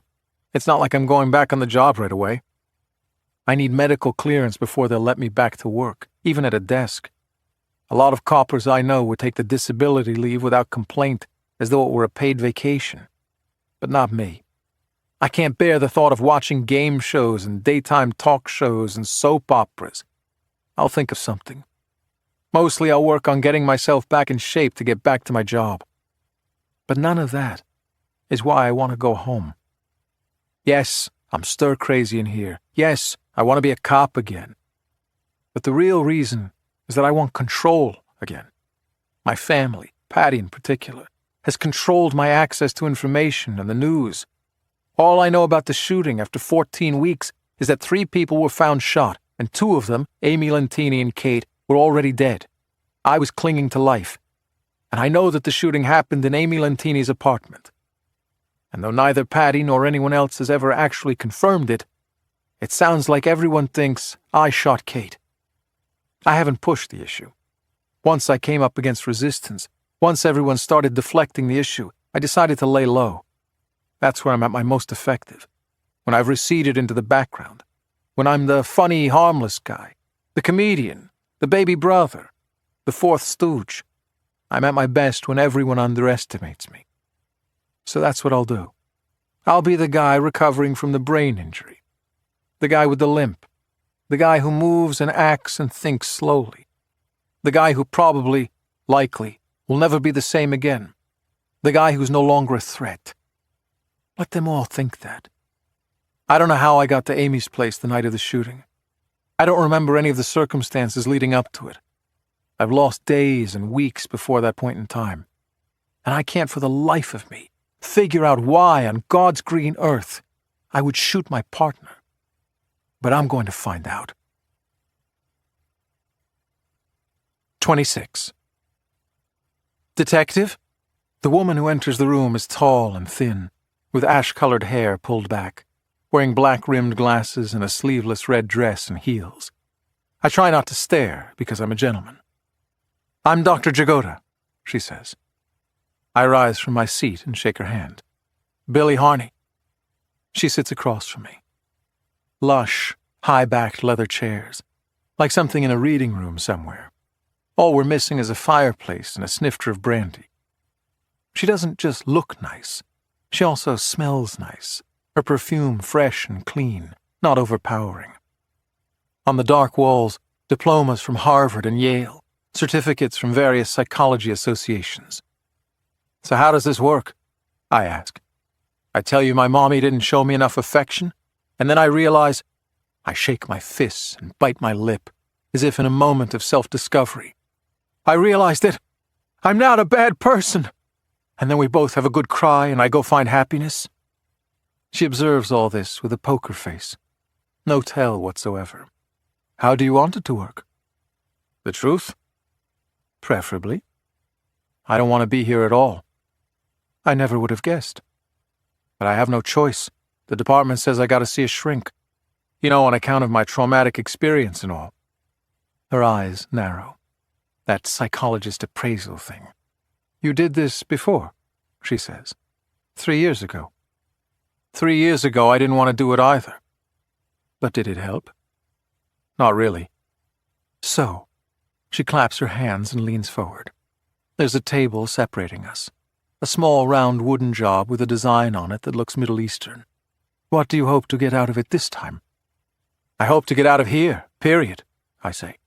"No offense, but I don't need a shrink." "Why don't you think you need a shrink?" I look at her. "Do you just ask questions? Do you ever make affirmative statements?" "Do you want me to?" She allows a small curve of a smile, her face otherwise deadpan. At least that time she was joking. "What kind of name is Jagoda?" She sits back in her chair, crosses her legs. "Polish," she says. "You know how many poles it takes to screw in a light bulb?" I ask. 3. 1 to hold the bulb, and 2 to rotate the chair he's standing on." "You know how many cops it takes?" she replies. 3. 1 to screw it in, and 2 to violate the civil rights of a black guy standing nearby." Well played. "You want to know the thinnest book ever written? The Complete List of Polish War Heroes." "Oh, but the Irish have made a real contribution to the world." "I could mention beer and potatoes, but I don't." How about you just give me a diagnosis and send me on my way? I say. Let's go with post-traumatic stress disorder. Write me up a prescription, and I'll promise to take my meds. She cocks her head. I'm good at what I do, detective, but somehow I don't think I'm prepared to make a full diagnosis after meeting you for 5 minutes and simply reading your file. I'll settle for a partial diagnosis then. Oh, a partial one? That's easy, she says. You're batshit crazy. I actually let out a laugh. The first one I can remember. Okay, she's good for a chuckle or two. But this is still a waste of time. I get out of my chair. See you around, Doc, I say. You're extremely intelligent, she says, as I'm headed for the door. Far more so than you're willing to let on. You're emotionally wounded, probably from what happened 3 years ago, as well as what just happened. But you bury it all underneath this facade of being the smartass, the comedian. Humor is your shield. You're hiding. You've probably been hiding for so long that you don't even realize it anymore. I don't respond. I don't move. She turns and looks at me, eyebrows raised. I break eye contact. You're broken, she says. You know it and I know it, but I can help put you back together. Who knows, I might even help you get your memory back. I look at the door, even reach for it with my hand. Go ahead and walk if you want. I won't stop you. Make a decision, Billy. I draw my hand back from the door. I slowly swivel around and look at the shrink. Then I return to the chair and sit down. You can get my memory back? No guarantee, she says. But I'm your only shot. The past. 27. More bad news for us, said Kate as she drove the Tahoe with me in the passenger seat. I pulled up the website on my phone and immediately spotted it.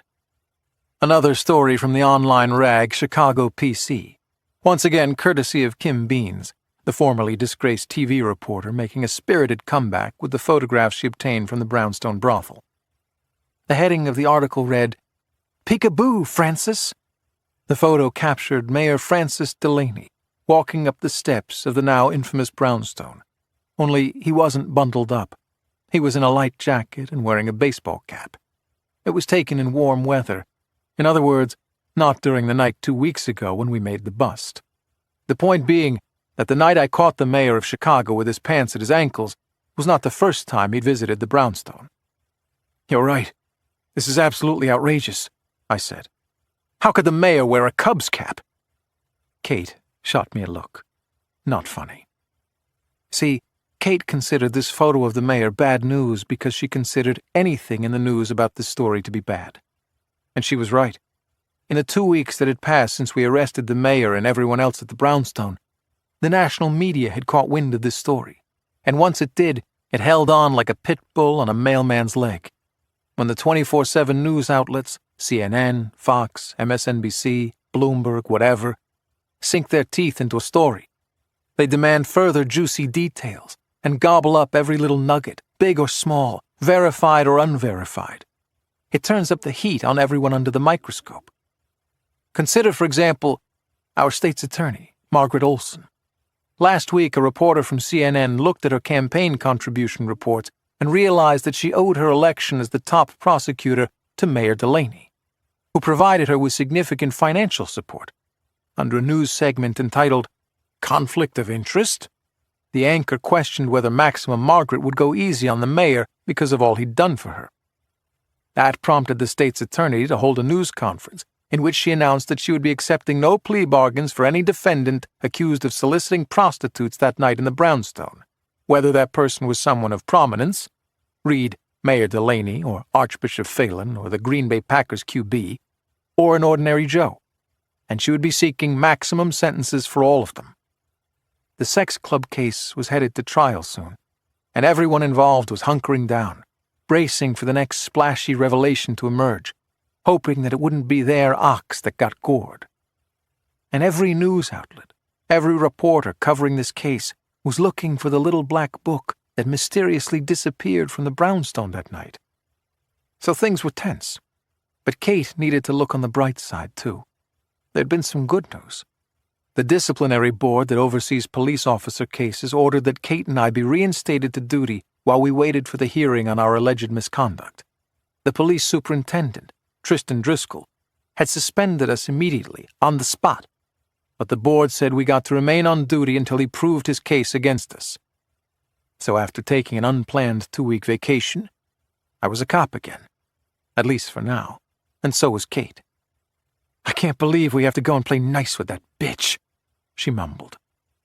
Amy Lentini, she meant, the special investigator assigned to the sex club case, who'd been trying to prove for the last 2 weeks that either Kate or I, or both of us, stole the little black book naming customers at the Brownstone brothel. Since Kate and I were the arresting officers, we would be required to testify at the trial and prepare for it with Lentini in advance. Personally, I'd rather have my wisdom teeth pulled without Novocaine, but nobody asked me my opinion. "It won't be so bad," I said. "Oh, I'm sure you won't mind." Another look shot in my direction. "The Italian beauty fluttering those eyes at you." "That's not fair at all, and you know it," I said. "It's her ass I like the most." "This isn't a joke, Billy." There it was again, that jealousy thing. Kate and I had been partners for years, and I never seriously considered anything between us.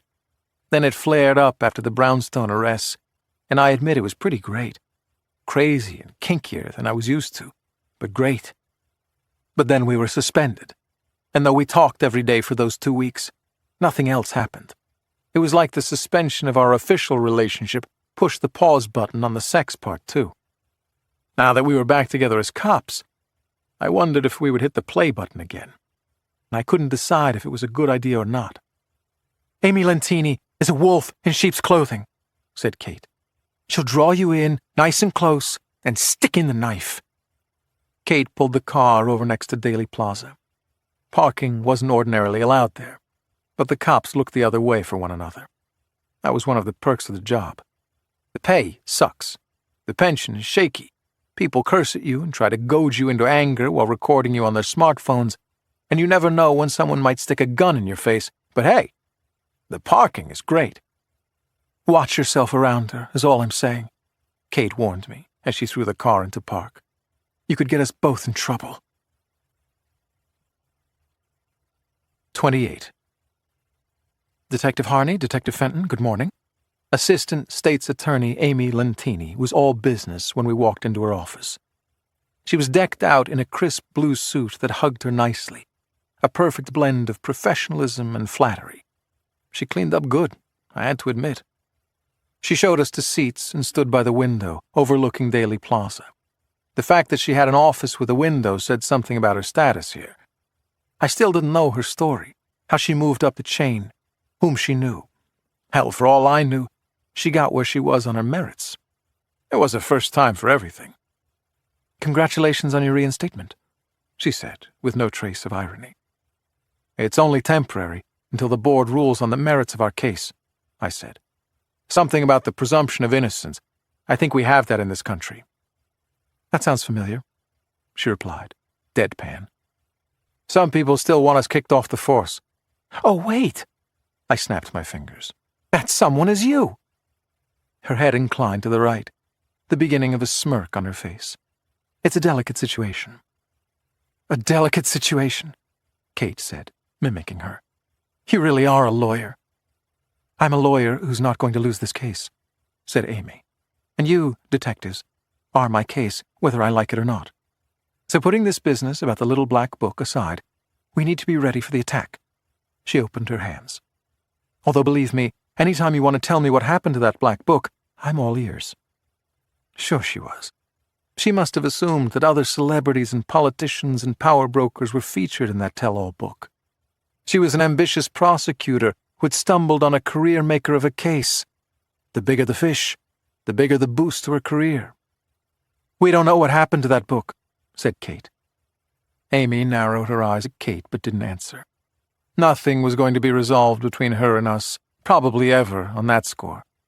"You're going to be attacked," she said. "The defense doesn't have much else to say.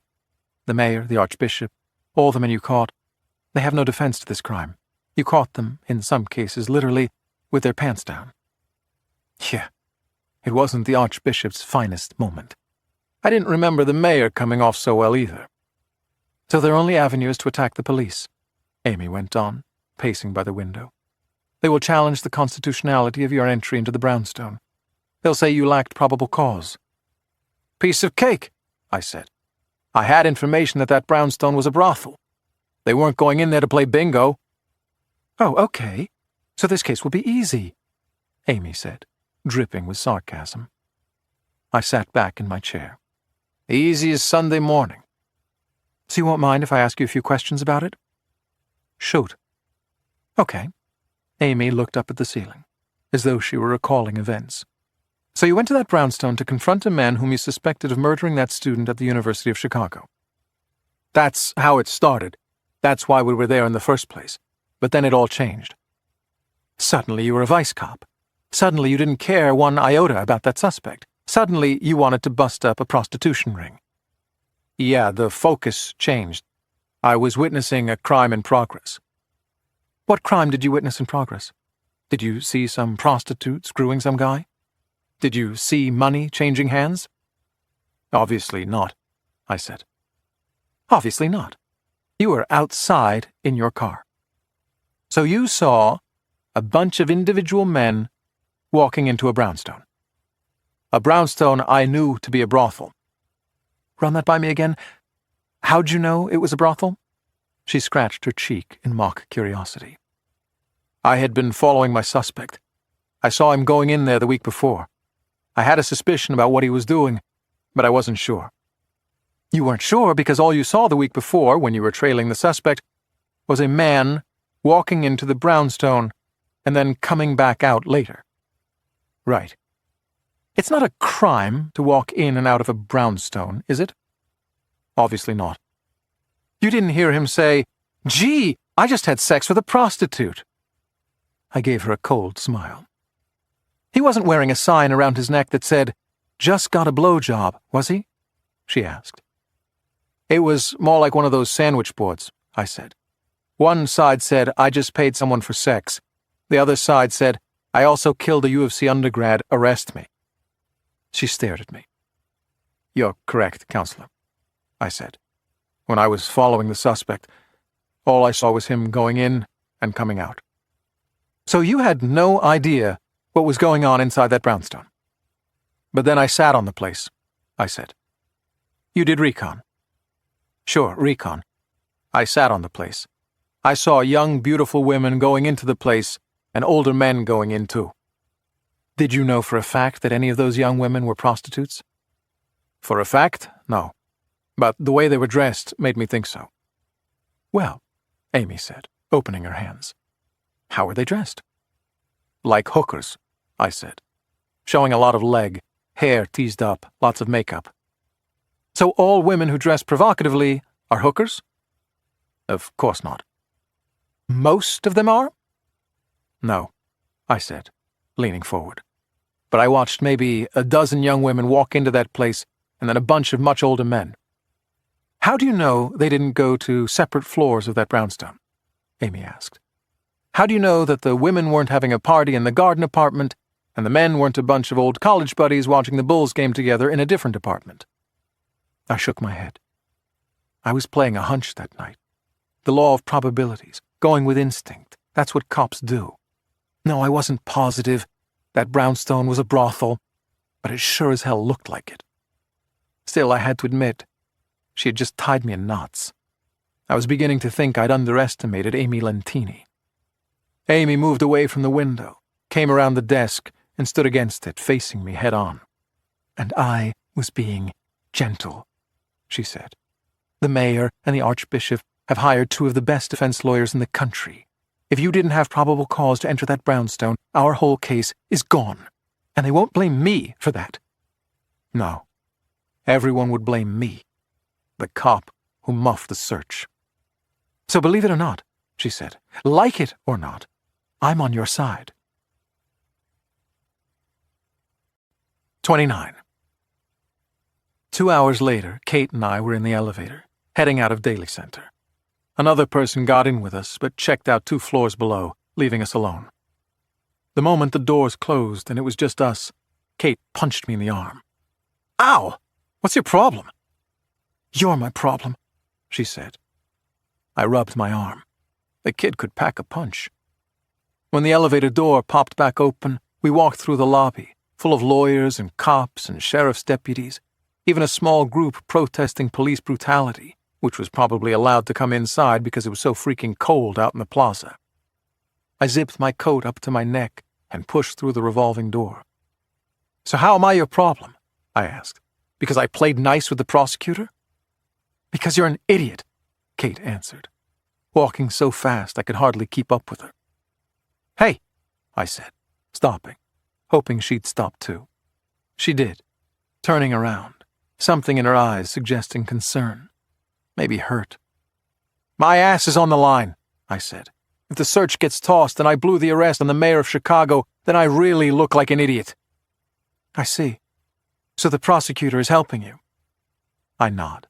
I thought she had a point, yeah. She's smart. She's thorough. Oh, she's smart. I'll give her that. I opened my arms. So, Kate smiled, but not a smile of happiness, more like a grin and bear it smile. She is playing you like a fiddle, detective. Oh, now it's detective? Not Billy? Kate walked over to me.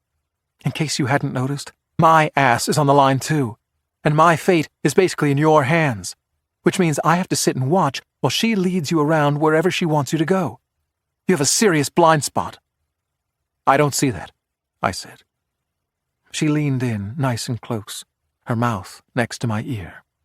That's why they call it a blind spot. She stepped back and shoved me, this time in the shoulder. So yeah, now it's detective, she said. We're partners on the job, and that's all we are. We always said it was a one-nighter, right? Even if it was more than one night. She tossed me the keys to our car, still parked in the fire lane on Clark. Come on, Kate, I said. You're not even going to ride with me? She started away, but turned again, facing me, giving me a good long once-over. Did you take the black book? She asked. What? It felt like a punch to the gut. I can't believe you'd even ask me that. She was only about 5 yards away from me, but suddenly it felt like the distance between us was measured in miles. The woman who rode with me for almost 5 years, who went through doors with me, who solved murders and rapes with me, who cried in my arms when her father died 2 years ago, who spent hours in the hospital with me 3 years ago, when everything happened, that woman was gone. Now all I had was a partner who didn't trust me. Did you take it? I asked back. I felt something break between us. She did too. Her reaction wasn't anger, but sadness, loss. She broke eye contact with me and walked away. And she never answered the question. But then again, neither did I. 30. There he is, Lieutenant Mike Goldberger said. The newly reinstated detective. We met at a pub by the station, though it was for lunch only, not beers. Congratulations, he said. I bumped fists with him. Goldie was saying all this as though he'd just heard the news. I seriously doubted that. I had a sneaking suspicion that Goldie had something to do with my reinstatement. Did he know somebody on the police disciplinary board? I wasn't sure, but it wouldn't surprise me. Goldie had a gift for networking. His current position, heading internal affairs, was really a perfect fit for him. He was the consummate behind-the-scenes player. He never sought credit, but you always knew that when things happened, somewhere behind the curtain, Goldie was turning the levers. And if he did know someone on the disciplinary board, if he did pull a string or call in a favor to get me reinstated, he'd never tell me. It wasn't his way. I never thought I'd work for BIA. Most cops don't. Most cops, you put a gun to their head, it wouldn't work in the bureau that investigates other cops. I was resistant myself. I only agreed to do it because it was Goldie who was asking, and because he promised that it wouldn't involve rinky-dink stuff. My job wasn't to catch cops doing little things like fudging a timesheet, or tardiness, or missing a court appearance, or uttering a politically incorrect word or two at the station. No, we would stick to the important stuff. Major crimes, Big-time corruption. As far as I knew, nobody but Goldie and I knew that I was undercover. Not even my sister, Patty, or my father knew. Nor did Kate. It felt odd not telling those people closest to me, but really, I was doing them a favor. I was working on something that could be pretty explosive, and if my role came out, a lot of shit would hit a lot of fans. My family and Kate would be better off claiming, truthfully, that they never knew a thing about it. We sat at the bar and ordered corned beef sandwiches. The bartender put a wicker basket of popcorn in front of us. We dove into it, stuffing handfuls into our mouths. I had 2 weeks sitting on my suspended ass doing nothing but thinking about this, I said. And all I could think was, this whole thing with the little black book isn't about a little black book at all. It's about me. Somebody made me. Somebody knows I'm undercover. Somebody knows what I'm investigating. And whoever it is wants to stop me. Nobody knows what you're investigating. Nobody but me. Your name isn't anywhere. Goldie looked over at me. You told me you never told anyone.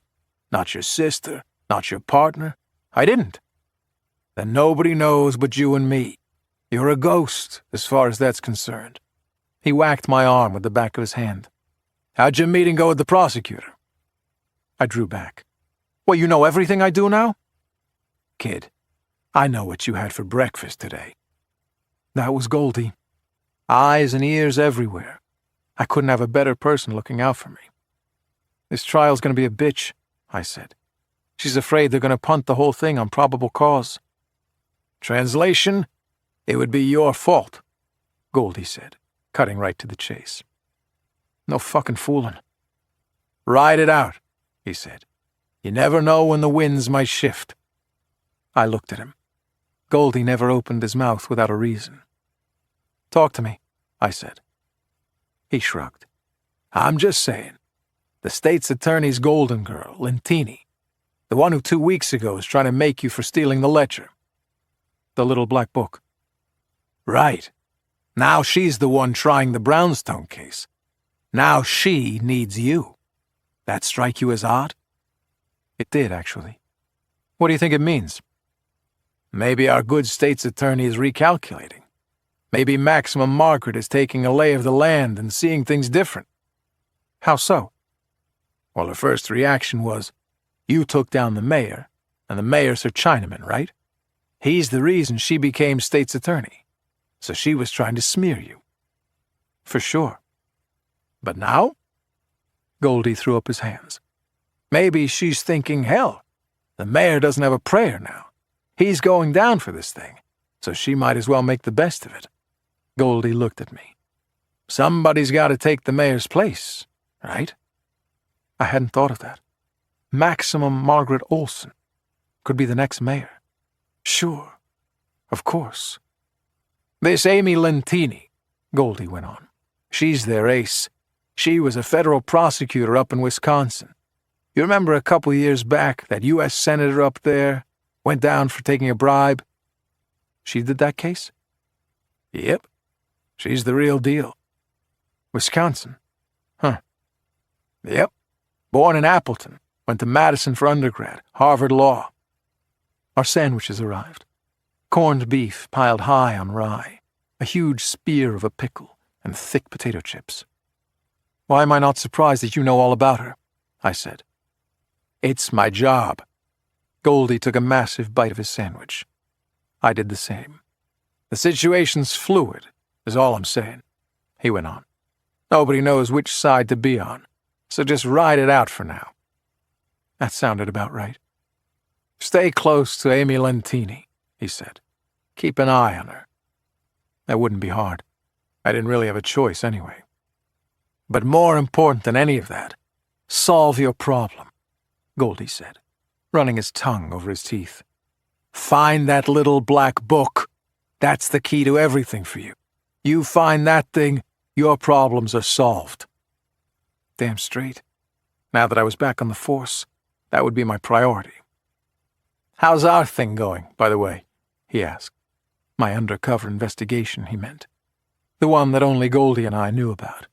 The one that, if it came out the way I thought it might, would turn the Chicago Police Department upside down. I'm close, I said. How close? Soon, I said. Very soon. 31. Welcome back, sport. Sosha smacked me on the back as he passed by my desk. You miss me? I got no one to talk to. My new partner, he doesn't like hockey. How do you not like hockey? He meant Reynolds, his partner, the rookie in the detectives bureau. The cops with me on the raid that night were detectives Lanny Sosha, Rick Reynolds, Matt Crowley, and Brian Benson. But it was hard to imagine Soch, whom I'd known since we were cadets in the academy, doing anything like that. Reynolds was so green I wasn't sure he was even toilet-trained yet. Nice kid, but he didn't know detective work from needlepoint. Crowley? The guy was pushing retirement. I was pretty sure he was in adult diapers by this point. And Benson? I mean, a great guy, good for a laugh, and he'd have you back when it got sticky out there. But he didn't have an original thought in his brain. And really, none of those 4 detectives had volunteered for the assignment. I asked them to come along only because I had a hunch that busting into a Gold Coast brownstone might get a little messy. I didn't realize how messy. But the point is that none of these guys had any idea I'd asked them to come along until earlier that day. Whoever took that little black book didn't do it on the spur of the moment. He was thinking things through. He had a plan. He, or she, that is. As if on cue, Kate walked in, throwing her bag down on her desk without a word to me, or even a glance in my direction. I felt the temperature plummet. Harney! Lieutenant Wisniewski, the Wiz, my supervisor, wiggled his fingers at me. The Wiz was there that night, too. He tried to talk me out of the bust. It felt like an old-school Agatha Christie novel. One of the people in this room is the thief. One of you took that little black book. The corned beef sandwich sat like a brick in my stomach.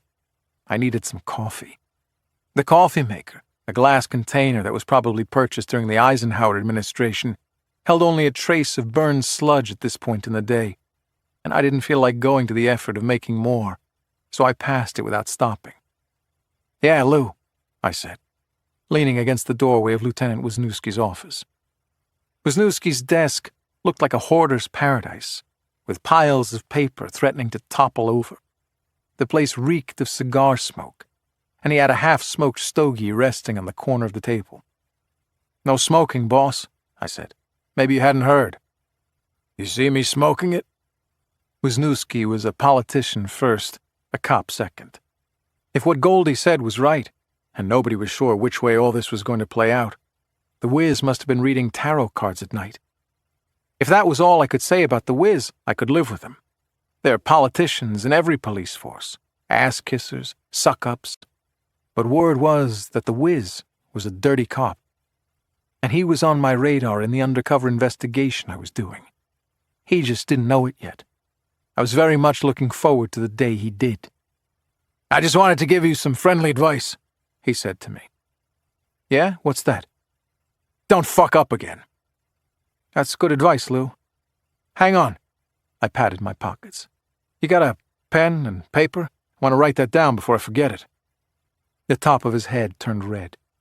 It always did when you got a rise out of him, which wasn't hard. Always a comedian, this one. He seemed like he was looking for something amid the clutter on his desk. He couldn't find something on that desk if it was set on fire. I'm going to find that black book, I said, staring at him. He stopped what he was doing and looked up at me. Yeah? Why are you telling me that? I just thought you'd want to know. Seemed like he took it for the accusation it was. I didn't think that forehead could get any redder. Best of luck with that, he said evenly. 32. Ramona de la Vue walked out of her house just past 7.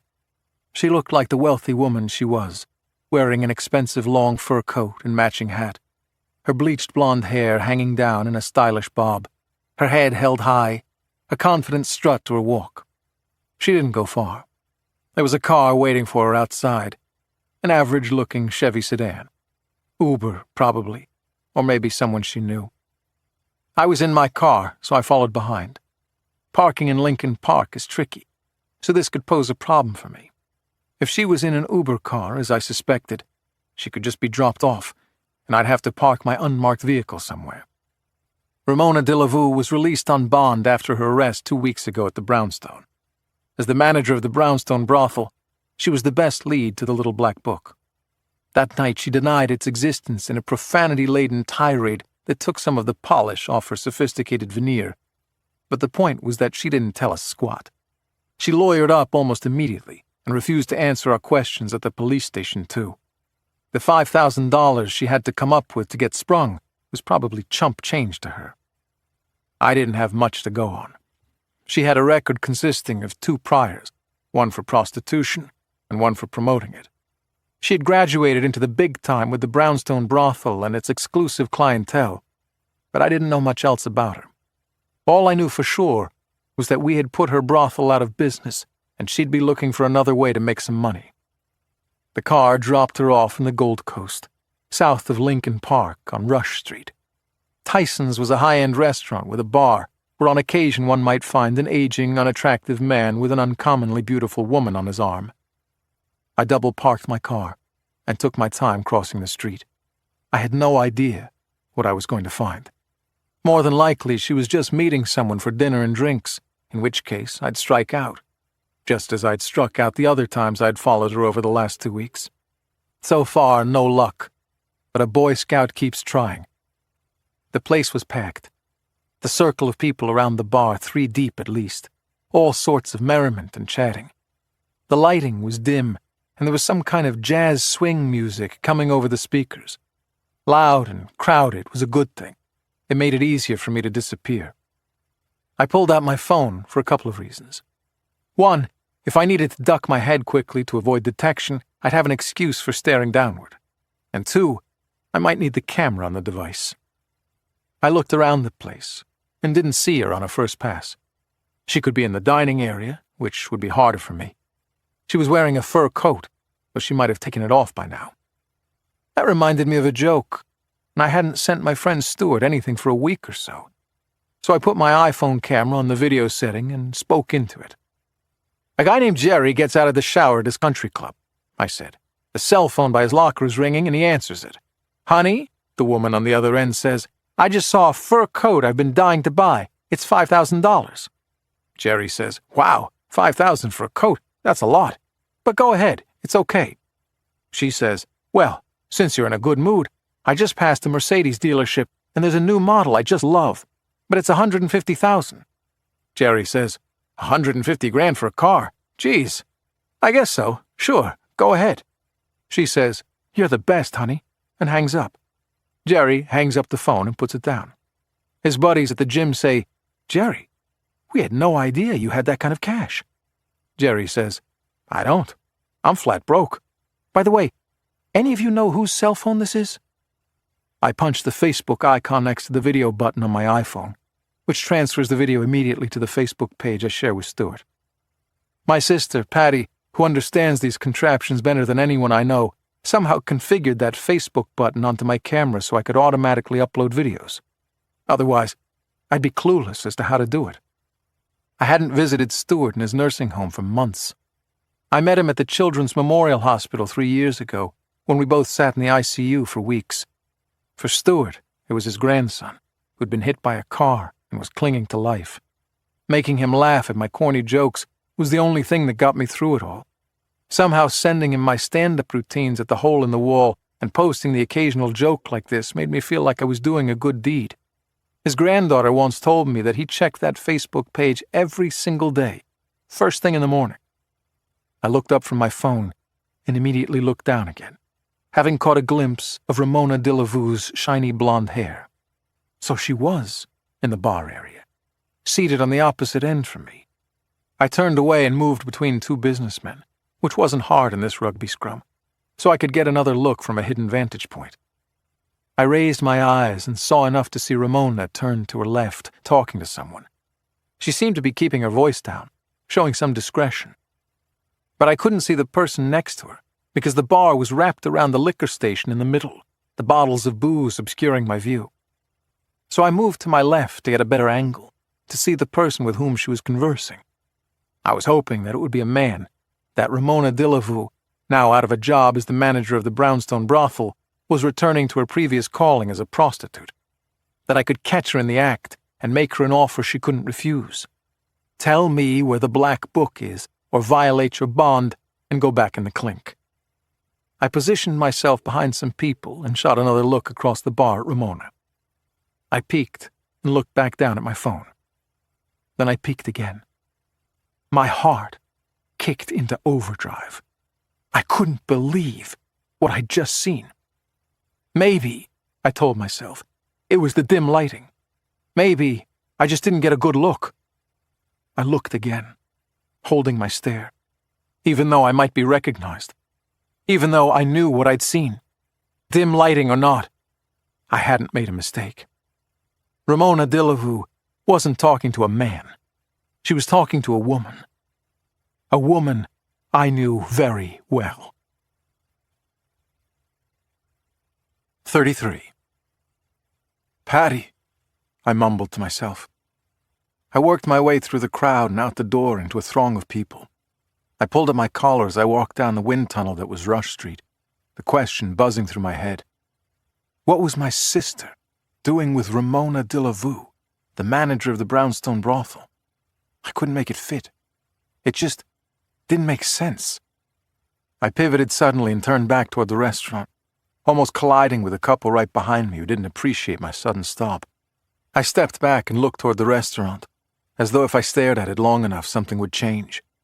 I considered returning to the bar and taking yet another look, but of course that made no sense either. I'd seen what I'd seen. What the hell are you doing, Patty? I continued south toward my car, navigating through the crowd of lively pedestrians, the sounds of car horns blaring and drivers yelling and tipsy people laughing and chatting. I pulled out my car keys, a natural thing to do since I was heading toward my car. I bumped into a man coming toward me on my right and let my keys fall behind me. I mumbled an apology and bent down, creating a small space as people navigated around me. Excuse me, I said. Sorry. I grabbed my keys off the wet sidewalk, righted myself, turned back, and headed to my car. It was double parked on Rush. It was a small miracle that it was still there. I had pushed my luck. I was hoping that I had a little bit of luck left, because I was going to need it. Or so I thought. It's a cliché for a cop to talk about his gut, his hunch, but clichés aren't always wrong. It's part experience and part intuition. It didn't hurt that I'd been working undercover with BIA for the last 3 years either. It helped me know how to pick up the signs. It's not hard to do. If you're in that mode, it's almost automatic. You stop and glance over your shoulder when a pretty woman passes. Or you stop at a corner, waiting for the traffic light to change and turn back. Or you allow yourself to bump into someone and pretend to drop your keys. Any excuse to take a look behind you. You don't look directly at any one person. You don't make eye contact. No, you just take in the crowd. You look for any tickling of a sensation that someone is moving as you move, stopping as you stop, shadowing your movements. I couldn't be sure. I couldn't swear to it. But I had a pretty good idea that somebody was tailing me. And now, I had to decide what to do about it. 34. I got in my car and drove north, the only direction I could go. I made a quick left and then another onto State Street, now heading south, navigating potholes and death-defying pedestrians who zigzagged through traffic to cross the street. In Chicago, obeying don't walk signs is usually considered optional. The distractions forced me to train my focus forward, on the road, though my eyes continually shot into the rearview mirror to see what was happening behind me. Traffic was thick, and in the dark it was all headlights behind me. That helped when I was following Ramona Delavu. She never could have made me for a tail. But apparently it hindered me too, because I didn't notice at the time that somebody was following me. And the traffic hindered me now too. I couldn't make out the colors, or even the makes of cars in my rearview mirror, much less see their occupants. But that was okay. There was more than one way to sniff out a tail. Traffic behind me dissipated as I moved west and south, away from the Gold Coast. But it was still pretty heavy, giving my tail sufficient cover. I wanted to go home. I wanted to pace around my townhouse, pour myself a stiff drink, and ponder why, in God's name, my sister, Patty, who would have been meeting with the manager of a brothel, presumably the guardian of the prized little black book. But I couldn't go home, because I didn't want my tail to stop following me. If he knew me, and he must have, then he knew where I lived. Once he saw me pull up to my building, he'd assume I was going in for the night. He'd keep his distance. He might even call it a night himself. And I didn't want him to call it a night, so I didn't go home. From Chicago Avenue, I turned right onto Damon and kept my car at an even speed. Damon probably wasn't the best choice, because as I drove north, the area became crowded again, with restaurants and bars and some pretty high-end boutiques, too. Once you got north of North Avenue. 15 years ago, this was the cool place to live, where the artists and hipsters hung out. That crowd was still here, but it had attracted more yuppies and even some families, people who could afford the sky-high property values. But I didn't care about the gentrification of Wicker Park or Bucktown at the moment. I was more interested in the sedan 3 cars behind me, which thus far had made every turn I had made. See, the route I'd taken was unusual. I'd started on Rush Street, going north, then done a loop to head south on State Street to Chicago Avenue.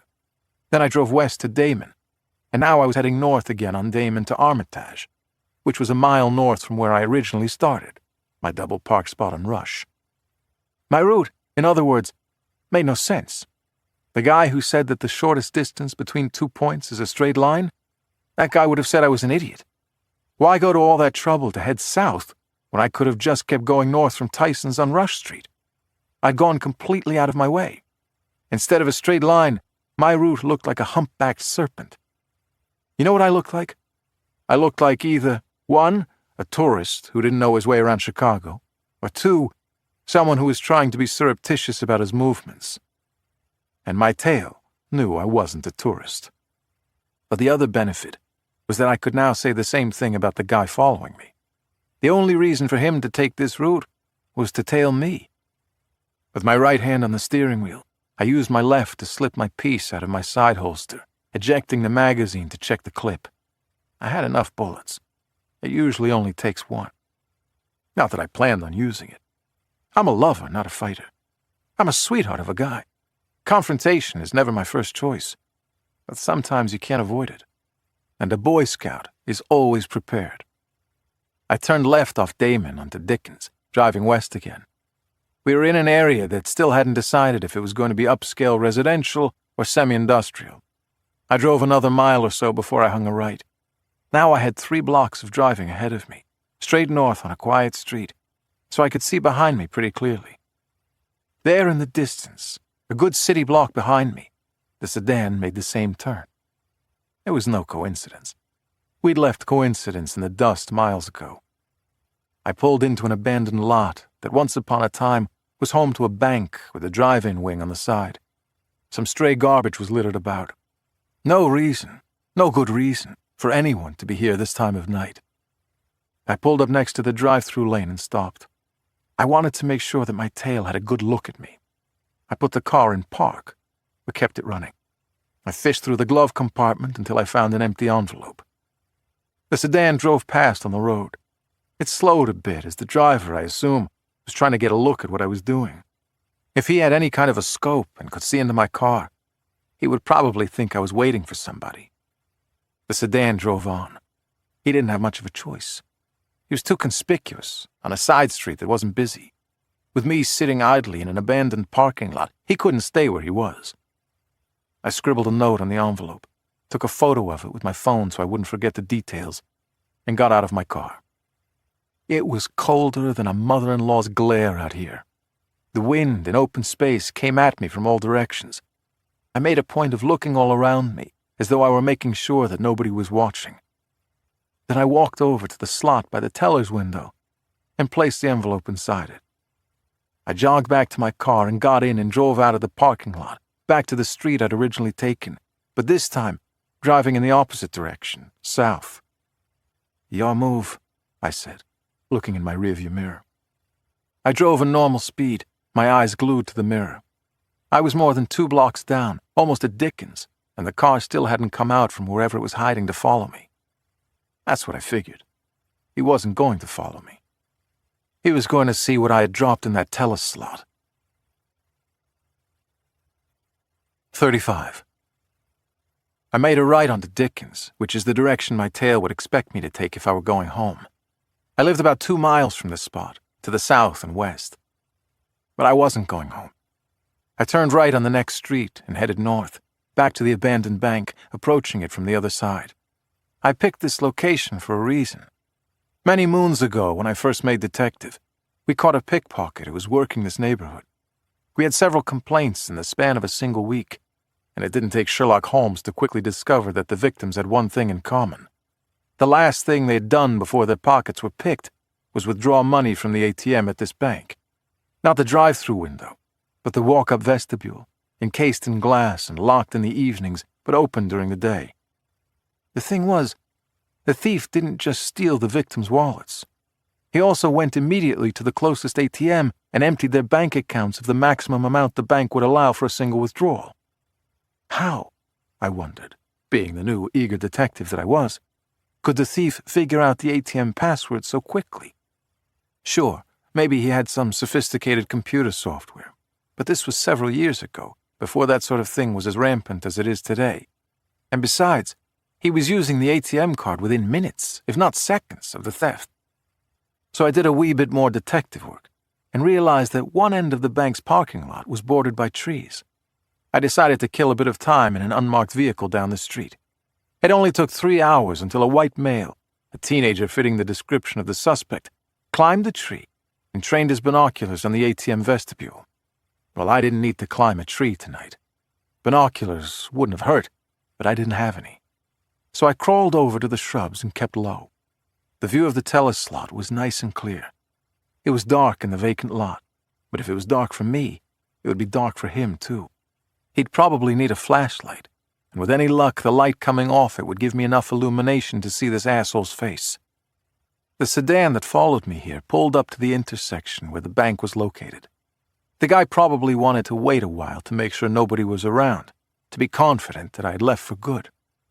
Then the car pulled into the parking lot and drove toward the teller window of the drive-up, just where I'd been. The car's headlights shone into my face. That wouldn't help. It would make things harder.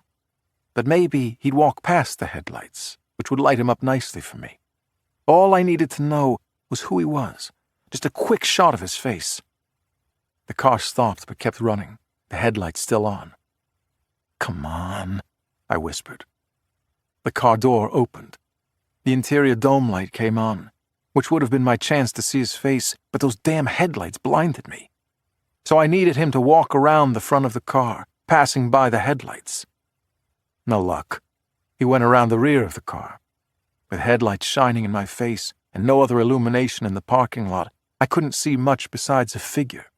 A figure bundled up in a heavy jacket and hat in the frigid evening air, heading over to the teller window. I could hear just fine. The ka-thunk as the slot at the teller window opened and closed. Then a pause, while my new friend tried to read the note I'd left. "Flashlight," I mumbled. "Flashlight." He used the glow from his phone to put some light on the note.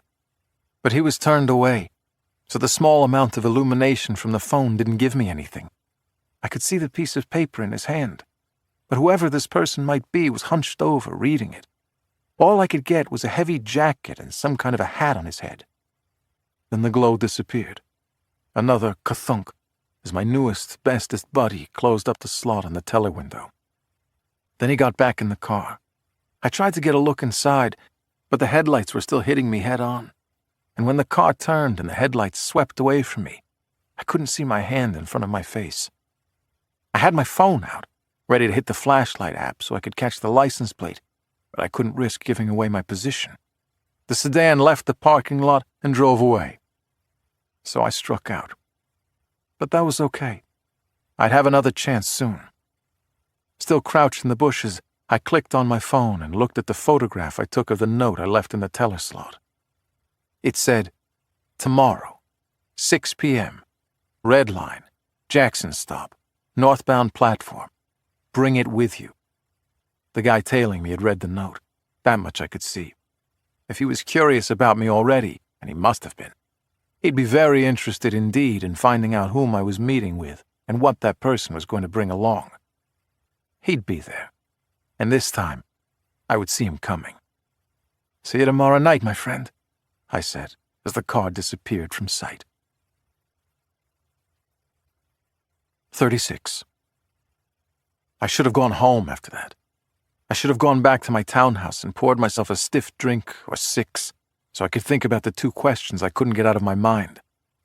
What was my sister, Patty, doing talking to the manager of the brownstone brothel? And who the hell was following me? But I didn't feel like making myself crazy just at that moment, so I went to the hole in the wall.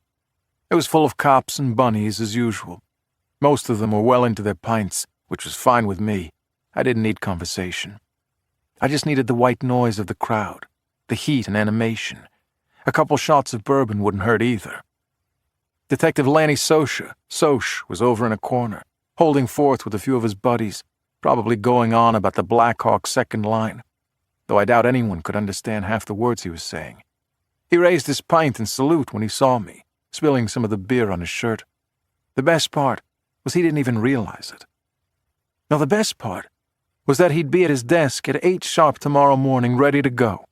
Soch was one of those cops who drank a lot to get through all the shit he saw on the job, but he always came back for more. They'd have to pry his badge out of his dying hand, even if they might have to pry a bottle of Budweiser out of the other. I took a couple of shots of Maker's Mark at the bar and then looked over the crowd. I heard a woman's laugh, and it registered with me. I turned and saw Amy Lentini, sitting at a high table with some guy. A good-looking guy, I noted, also noting that I felt a small knot form in my stomach. "Oh, shit," I thought. Fair play to her. She could have her pick of the litter. She probably had guys crawling out of the woodwork to ask her out. I had to admit, I'd underestimated her. She was smart as hell, and apparently she brought some credentials to the job. A former federal prosecutor, a high-profile takedown of a U.S. senator in Wisconsin, and she twisted me up like a pretzel when we did a mock cross-examination. "Watch that one," I reminded myself. "Watch that one closely." She caught my eye and froze for a moment. I nodded to her. She gave me the finger, then smiled. I felt something lift, something that usually got me in trouble. The guy she was with had sandy brown hair and a thick neck and shoulders. Your basic high school homecoming king, varsity letterman guy, who had done just fine in the professional world, flashing that smile, nodding that tie just so, timing that joke perfectly. He probably secretly wore ladies' undergarments and still sucked his thumb when he curled up with his teddy bear at night. That wasn't fair. I didn't even know the guy. He could be totally different from that. For all I knew, he snuck out at night to screw barnyard animals. And what the hell was my problem, by the way? What did I care what Amy Lentini did in her spare time? If she wanted to gallivant around with some eye candy who has the IQ of a tree stump, who's to tell her no? Certainly not I told myself as I downed my 3rd shot of bourbon and asked for a 4th. I didn't care about Amy Lentini. No, not one bit. Then I saw Lieutenant Mike Goldberger moving my way. I felt a rush of relief. Goldie was my port in the storm. Everybody needs one. I needed one right now, in fact. Goldie liked to have a cocktail now and then, sure, but that's not why he came to the hole. He came here because this was where everybody talked, especially after too many pints of Guinness. He liked to lie low, say very little, gently prod the conversation forward, as if he were just being polite, when in fact he was collecting and filing every piece of data. He knew more things about more cops than anybody I knew. "How's things?" he asked, leaning against the bar, telling the bartender he'd have the same shot of Maker's Mark I was having. I repositioned myself, turning away from the crowd and toward the bartender. I moved my head toward Goldie and held my words for a moment. He sensed I had something to say. He knew me well. He leaned a bit in my direction. But how much to tell him? I didn't want him or anyone else to know about Patty visiting with Ramona de la Vue. Patty was my problem. She was my twin sister. She didn't need to go on anybody's official radar. No, I wasn't going to mention that part. As if on cue, my sister Patty walked through the front door. No, I decided. Whatever Patty was up to, it would be my problem only. But the part about my being followed? Goldie could help me with that. "I think I have a shadow," I said. "I need your help tomorrow." Goldie lifted the shot glass and drained the bourbon, signaled the barkeep for another, then pulled out a 20 from his roll and dropped it on the counter. "Call me," he said, correctly reasoning that the conversation would require too much detail for a chat at the bar. He took the next shot, downed it, and walked away without another word. I looked back at Amy's table. The guy sitting next to her put his arm around the back of her chair. She didn't seem to mind. I felt something burn inside me. Maybe it was the bourbon in my throat. Yeah, probably that was it. I heard someone start up with my name, then the chant, "Harney, Harney." I didn't really feel like doing a few at the mic, but I didn't have anything better to do. And my friend Stuart would probably appreciate a little stand-up tomorrow morning when he checked our Facebook page. I passed Amy on my way to the stage, giving her the finger and a quick wink. 37. "A guy walks into a confessional," said Billy, standing on the stage at the hole. "He tells the priest, 'I just had the wildest sex of my life tonight. I met these 3 prostitutes.'" Patty moved through the crowd as her brother did his thing. She spotted the prosecutor Amy Lentini, the one going after Billy. There was a guy with her, a drop-dead handsome man. But weren't they the perfect couple? The gorgeous Italian beauty and the Calvin Klein model. "We had sex all night," he tells the priest. "We tried every position. At one point, I was hanging from the chandelier." But Amy didn't seem interested in her well-coiffed beau. No. With her chin propped on her fists, her eyes were on Billy. Patty had seen that look before. The expression that went well beyond just listening to a stand-up comic and enjoying the humor. The flicker in her eyes that meant a lot more than simply thinking a comedian was humorous. Sure, Patty had seen that look before. She'd seen it on Kate. "We used chains and whips, we dressed up in costumes, I played a prison warden and a doctor." The male model boyfriend glanced over at Amy, then up at the stage, then back to Amy. He saw it too. The way Amy looked momentarily lost, transfixed on Billy. He said something to her. She nodded vaguely in his direction. Then he got off his chair, grabbed his coat, and headed for the exit. Amy didn't seem to notice. So finally the priest says, Okay, I get the point. You had wild, kinky sex all night, so now you want absolution." The man says, "Oh no, Father. I'm not Catholic. I don't even believe in God." The priest says, "Then why did you tell me all this?"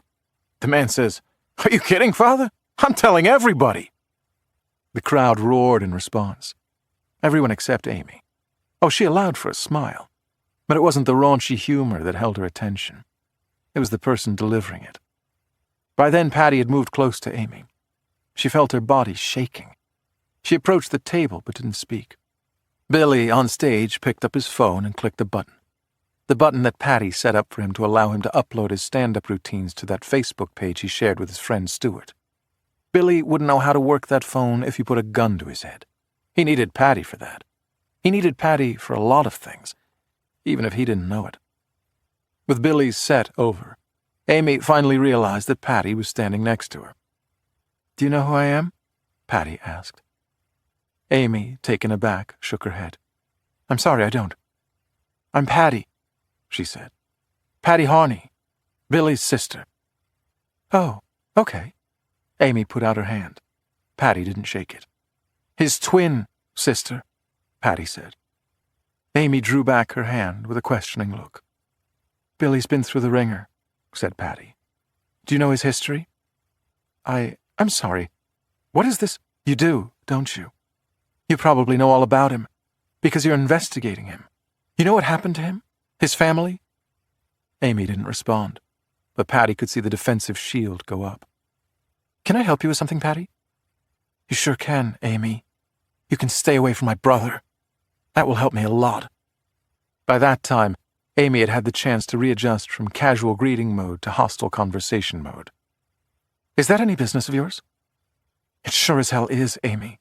And you better know I'm serious." "Oh, that much I can tell." "You ever have a pissed-off cop on your ass, Amy?" Amy stepped off her chair and faced Patty. "No, as a matter of fact, I haven't. Have you ever had a pissed-off prosecutor on yours?" Patty let a smile play out across her face. Amy, for her part, held her stare. "Stay away," said Patty, drawing out the words. "From my brother." 38. "I'll be here all week," I said, before I clicked off the mic and placed it on the stand. I grabbed my phone, punched the icon to upload the routine onto Stuart's Facebook page, and stepped off the stage. The bartender had a shot of bourbon and a beer chaser waiting for me, his little way of thanking me. He seemed to think my comedy drew people into the place. I don't know if that was true. I usually did my routines to vent, to go off on something that bothered me. Kind of the observational humor thing. Other times, when I was less in the mood but felt some obligation to get up on stage, I went on autopilot and just drew from the reserve of jokes I'd accumulated over the years. My brain worked that way. Ask me my online password for my bank account, and I need to look it up every time. Ask me about a joke that Richie Stetsofanis told me in 4th grade, and I can recite it verbatim. I downed the shot and chased it with the beer. A couple of guys I used to serve with on patrol were near the stage, and they pulled me to their table. I didn't really feel like talking to them, but my mother raised a polite boy. We traded stories about our days in patrol, stories that had changed significantly with the passage of time, allowing us to remember ourselves as brave and daring and decisive, instead of the scared puppies we really were, praying that we wouldn't embarrass ourselves, or, God forbid, shoot somebody. I found a break in the conversation and told them I had to take a piss, which was a lie, but the easiest way to break free. My eyes quickly moved to the table where Amy Lentini and her boyfriend had been sitting. The table was empty. I looked over at the bar, but didn't see her there either. I deflated. I couldn't deny my disappointment. I didn't understand it, but it was there. I was like a jealous schoolboy. I'd tied on a pretty healthy buzz, and I had a big day ahead of me tomorrow. According to the note I had scribbled on the fly and left in the bank teller slot, I was going to meet somebody at a subway station tomorrow night, and I had to get this right. I had to flush out my tail, who surely would be there. So I decided to skip out. I didn't have my car. I had dropped it off and taken a cab to the hole. When I pushed through the door, the wind smacked me. It was so cold outside that a lawyer would have his hands in his own pockets. But it felt good. It woke me up. I decided to walk a few blocks and see how that went. I made another decision, too. I pulled out my phone, and before I could talk myself out of it, dialed Amy Lentini's number. She answered on the 3rd ring. "Well, well," she said. My spirits lifted. She had me on caller ID. She had taken the time to input my name into her phone. I know, I felt like I was in grade school. Next up, I was going to pass her friend a note saying, "Do you think she likes me?" "Hope I didn't wake you," I said. "No, I'm good." I couldn't get much from her words. She wasn't out of breath, so at least she wasn't in the middle of mind-altering sex with the Chippendales dancer. "I heard your routine tonight," she said. "Yeah, I was going to stop over, but you were gone. Too much excitement for one night?" "Hey, I'm just a small-town Wisconsin girl. I have to get up early to milk the cows." Yeah, right. But I liked that she downplayed herself that way, even if we both knew it. "Your boyfriend seemed nice," I said. I couldn't believe I said that. It was the half-dozen shots of bourbon talking. "You should hang up right now, you moron. Cut your losses." "He's not my boyfriend," she said. "No? Does he know that?" "He does now. He shoots, he scores." But I didn't say anything in response. I'd already made an ass out of myself, bringing up her date in the first place. "Are you calling to confess, Billy? To admit that you stole the little black book?" I crossed an intersection without noticing that a car was coming right toward me. The driver didn't even slow down. He just honked his horn and expected me to jog out of the way. He must have been born and raised here. "No," I said. "I think I'm going to exercise my right to remain silent." "And yet you called me." She was a lawyer, all right. And she had a point. I'd called her, and I didn't know why. Or maybe I did but didn't want to admit it to anybody, including myself. "You ever eat?" I asked, feeling my pulse jack up, putting it all out there. Yes, I've been known to, on occasion." She wasn't going to make this easy, was she? "Are you asking me to dinner?" she said. "No, I'm just taking a survey on people's daily routines." "Oh, I see." "But if you wanted to have dinner with me, that would be fine." She seemed to like that. A cute little chuckle. "Well played, detective. So now I'm asking you out." "And I accept," I said. "I mean, since you insist." I punched off the phone to the sound of her laughter. I figured I should quit while I was ahead. I felt a little steam in my stride. The wind felt like a balmy ocean breeze. You don't have the slightest clue what you're getting yourself into, I thought to myself. But it will be fun finding out. 39. The next morning was not so fun. I walked into the station feeling like I was carrying sand in my feet, like tiny anvils were hammering at the back of my eyes. Kate was already there, looking alert and fresh. She sensed me before she saw me. Her head moved slowly in my direction. When she looked at me, it was like we'd never met. For a moment, that is. And then she nodded at me. We hadn't parted on good terms yesterday, to say the least. We had all but accused each other of stealing the little black book, of not trusting each other. But she was saying with her nod that we still had a job to do, and we would do it. So I nodded back. It was enough for now. The day passed slowly. We had a murder on the south side, which apparently started as a robbery and turned lethal when one of the 3 suspects pulled out a knife. We had a dead body and vague descriptions. Forensics would take a few days and might get us somewhere. There was a lot of blood spilled, not all of it the victims, so if any of the offenders had records, we might have their DNA on file. We started with interviews in the morning. When it comes to most murders on the south side, the word interview means nobody saw nothing, nobody knows nothing. It's not that people don't give a shit. They do.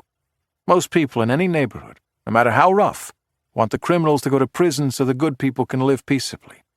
The problem is that the gangs in these neighborhoods so wired that people who talk to the police have to spend the rest of their days looking over their shoulders. I had a murder one time near Cicero and 79th that happened on the street just outside of 7-Eleven. A security camera inside the store caught some good footage, and the manager turned it over to the police. 3 days later, the store was torched, burned completely to the ground, and the street gang's name had been scratched into the metal door to the back alley with a knife. Plus, as you may have heard, some people don't trust the police. Put fear and loathing together, and it's tough to get eyewitness testimony out here. So it was a tough day for us. By 5 o'clock, we shut it down. I would visit the victim's family tomorrow to see if they had any information. "See you tomorrow," I said to Kate, without looking at her, as we split up. She might have waved, but didn't say a word. When she was gone, I checked my phone again, the picture I'd taken of the note I dumped in the teller's window slot. Tomorrow, 6 p.m., Red Line, Jackson Stop, northbound platform, bring it with you. I'd chosen the subway platform for this bogus meeting because it was hard to follow me there without giving yourself away. Whoever was tailing me couldn't hide in the darkness of a car with the headlights blazing, couldn't watch from a safe distance with binoculars. No. If this person wanted to know whom I was supposedly meeting with, he'd have to get himself on that damn platform. And for all he knew, I might jump onto an arriving train and he'd have to follow. I picked 6 o'clock because it would be busy. If it was too late in the evening, the platform would be empty, and he'd be afraid to follow me down there because he'd feel exposed. At 6, he'd feel comfortable in the knowledge that he could blend into a crowd while watching me and my supposed meeting partner. The catch in my plan? There was no actual meeting, obviously, and nobody was bringing me anything. That part, I had to improvise. That's what friends are for, and my only friend was Goldie. I made it to the platform at 10 minutes to 6. I went to the south end. I wanted to be conspicuous. I stood in the corner and faced north, so I could see the other people on the train platform. I could also see everyone across the tracks on the opposite platform, the people who were taking southbound trains. The problem was that it was hard to actually see them. We were in the depths of a Chicago winter. Everyone was dressed for it, bundled up in hats and scarves, jackets zipped up to their chins. I couldn't get a good look at anyone's face. The lighting was pretty good, but you can't see someone hiding behind all that clothing. Goldie wasn't going to come himself. He was going to send somebody. He said I wouldn't know the guy, but I should expect a tall African-American man in a camel-colored overcoat. At 5 minutes to 6, a southbound train arrived, hissing to a stop. That meant everyone on the platform opposite me would get on. Anyone who didn't, well, that wouldn't make much sense, would it? The only reason people were supposed to be on the platform was to take that train. When the train doors opened, a number of passengers got off, and the people waiting on the platform got on. Or at least, it looked like that. It was a big crowd of people, and the train itself was between me and the passengers. When the train sputtered forward again with a heavy sigh and grunt, I scanned the platform. Almost everyone was moving toward the exit. Almost everyone. One man hung back, wearing a brown stocking cap and a thick chocolate-brown coat with the collar zipped high. His back turned to me. I hadn't seen him on the platform previously. He'd just gotten off the train. And he wasn't moving toward the exit. He was staying put. I pulled out my phone and pretended to talk on it. That was my crutch. I could look at someone but pretend that I was doing so absently, that my focus was on the conversation. In my peripheral vision, I saw someone moving toward me. I looked over and saw a big guy, African-American, wearing a camel-colored overcoat and a colorful scarf. He made eye contact with me and nodded. He was my contact, the guy Goldie sent. Then I looked back at the guy across the platform, the stocking cap and chocolate coat. I watched him pull back his sleeve to look at his watch. His head crept up for just a moment, and his head turned in my direction. I looked away just before he caught my eye. I know, I said into the phone, my fake conversation. I couldn't believe it either. The guy across the platform didn't see me looking at him, I was pretty sure. But I got a good look at his face in that nanosecond before I averted my eyes. I knew him. He was my boss. The man watching me from across the platform was Lieutenant Paul Wisniewski. 40. My heart started pounding. The Wiz, my boss, was the one tailing me. Did he know? Did he know I was internal affairs? Did he know that I was more than just a homicide detective? That I was working undercover for Goldie and BIA? Did he know that he was one of the main targets of my undercover investigation? The tall African-American guy, he of the camel coat and colorful scarf, was making his way toward me now. Goldie had sent him, so he was almost surely BIA. The man walked up and stood next to me as though he didn't know me. Just another guy waiting to take a northbound train. I kept up my bogus conversation on my phone. I shook my head as I spoke, like something in the conversation was frustrating me. Yep, 2 guys just waiting for a train. I mean, we had to make it look like we were trying to be surreptitious, right? My tail, whom I now knew was the Wiz, would expect nothing less. As casually as I could, I turned around so my back was to the platform, and more important, so that I was facing away from Wisniewski. I wanted it to be easy for the Wiz to watch me, and if I had my back to him, he could stare all he wanted. He could even snap photos with his phone if he was so inclined. Now it was time for the guy next to me, Mr. Camelcoat, to sneeze. He did. Faking a sneeze isn't hard, especially when the person you're trying to fake out is across the train tracks from you. After he did so, Mr. Camelcoat turned away, an instinctive, polite thing to do so he could blow his nose. He reached into his coat as he turned. He produced a handkerchief and a manila envelope, one large enough to hold a set of glossy 8x10 photographs. At this point, we both had our backs to the Wiz, and we made a point of keeping a small distance between us so the Wiz could clearly see the envelope pass from Camelcoat to me. Camelcoat, without missing a beat, blew his nose, or pretended to, then folded up his handkerchief and turned around to face the platform again. He was good. I caught a whiff of his aftershave as he turned, but I never looked directly at him. I stuffed the envelope into my coat and pretended to end my phone conversation. I turned around so that I, too, was facing the opposite platform again. Just 2 guys waiting for a train. Eyes cast casually downward, in a fog, after a long day of work. Now that we were both facing the platform again and the Wiz could see our faces, it was time for Camelcoat to speak. Just one word. When, he said. He enunciated the word sharply, so it would be easy to read his lips. Now it was my turn to utter one word, and I did it the same way, pretending to be casual but making sure the word would be easy to read off my lips, as though I was serving it on a silver platter to Lieutenant Paul Wisniewski. I said, soon. 41. I made it back to my townhouse, stripped off my winter garb, dropped the manila envelope that Mr. Camelcoat had given me on the kitchen table, and poured myself a few inches of bourbon. To summarize, my boss was surveilling me. My sister was secretly meeting with the manager of the brownstone brothel, and my partner distrusted and probably despised me. And a prosecutor, whom I found incredibly attractive and whom I could not stop thinking about, wanted to put me in prison. Other than that, things were looking up. I carried my drink and the manila envelope up the stairs. I was anxious to put everything together. But I'd learned over the years that you can't always force these things.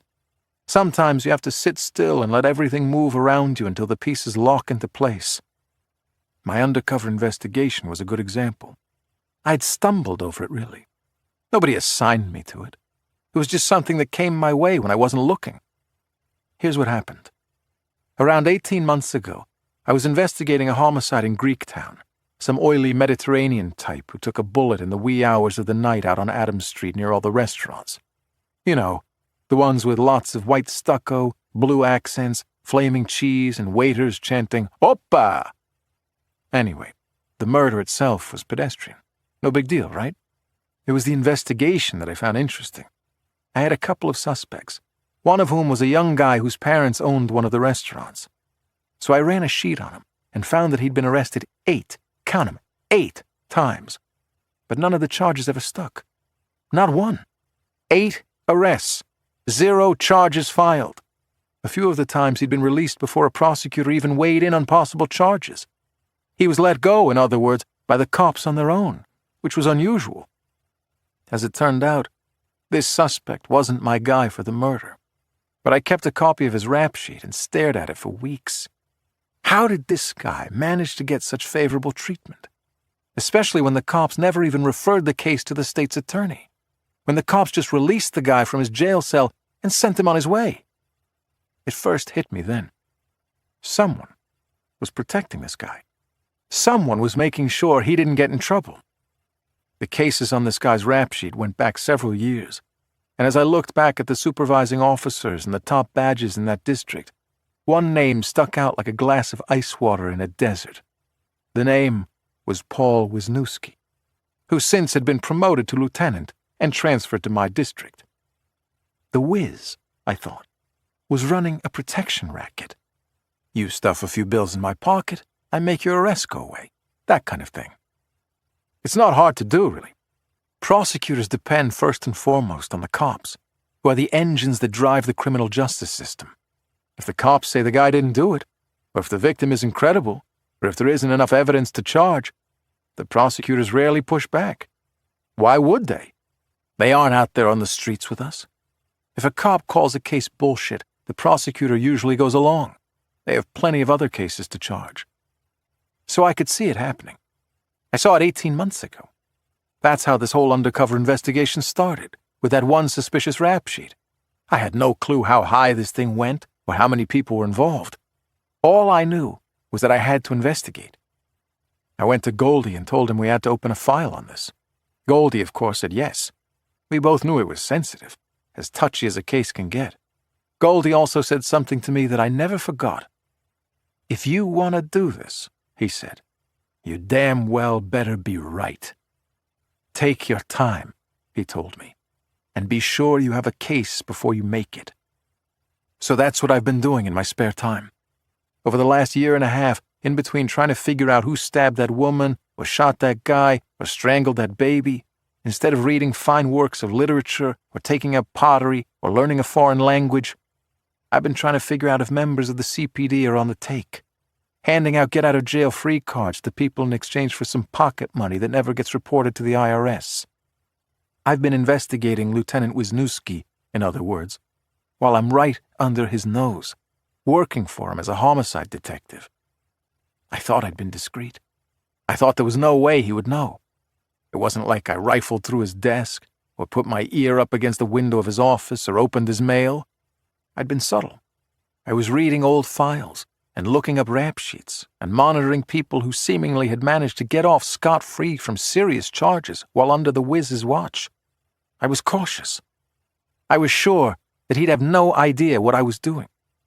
Apparently, I was wrong. Apparently, Lieutenant Wisniewski knew I was investigating him. I ripped open the manila envelope. I knew Goldie would put something inside the envelope to give it some heft, to make it look legit. For anyone watching me on the subway platform, it probably looked like the envelope contained photographs. When I looked inside, I saw 3 or 4 blank pieces of paper, just as I expected. But Goldie had scribbled a note on the first of those papers. There was no signature, but I'd recognize Goldie's handwriting anywhere.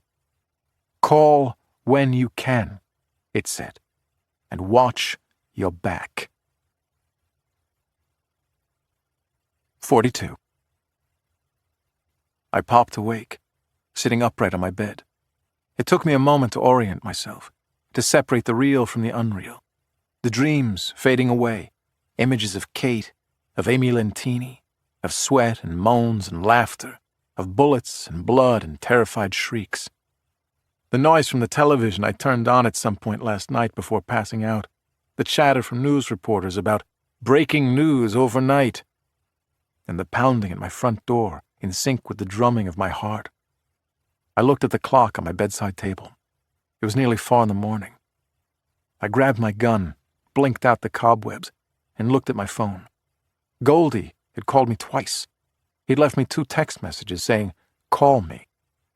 A new text message popped up while I was holding the phone, also from Goldie. It said, "Open your fucking door." I got off my bed, still in my clothes from last night. On the TV, the reporter was talking about a dead cop. "Authorities described the shooting as execution style," she breathlessly reported. My gun at my side, I went down the stairs and looked through the peephole. Outside, standing beneath the glow of my porch light, Lieutenant Mike Goldberger was dancing in place, trying to stay warm. I opened the door to an Arctic rush. I grabbed my coat. "Saw the news," I said. "This is bad," Goldie said. I locked the front door behind me and followed him to his car. Goldie violated about 20 traffic laws on the way, but the pre-dawn streets were basically empty. I rubbed my eyes. 5 minutes ago, I'd been dead asleep. Now I was speeding toward a crime scene in the middle of the night. "So did you flush your tail out last night?" he asked. "I did," I said. "It was Wisniewski." "Ah, shit. I was afraid of that.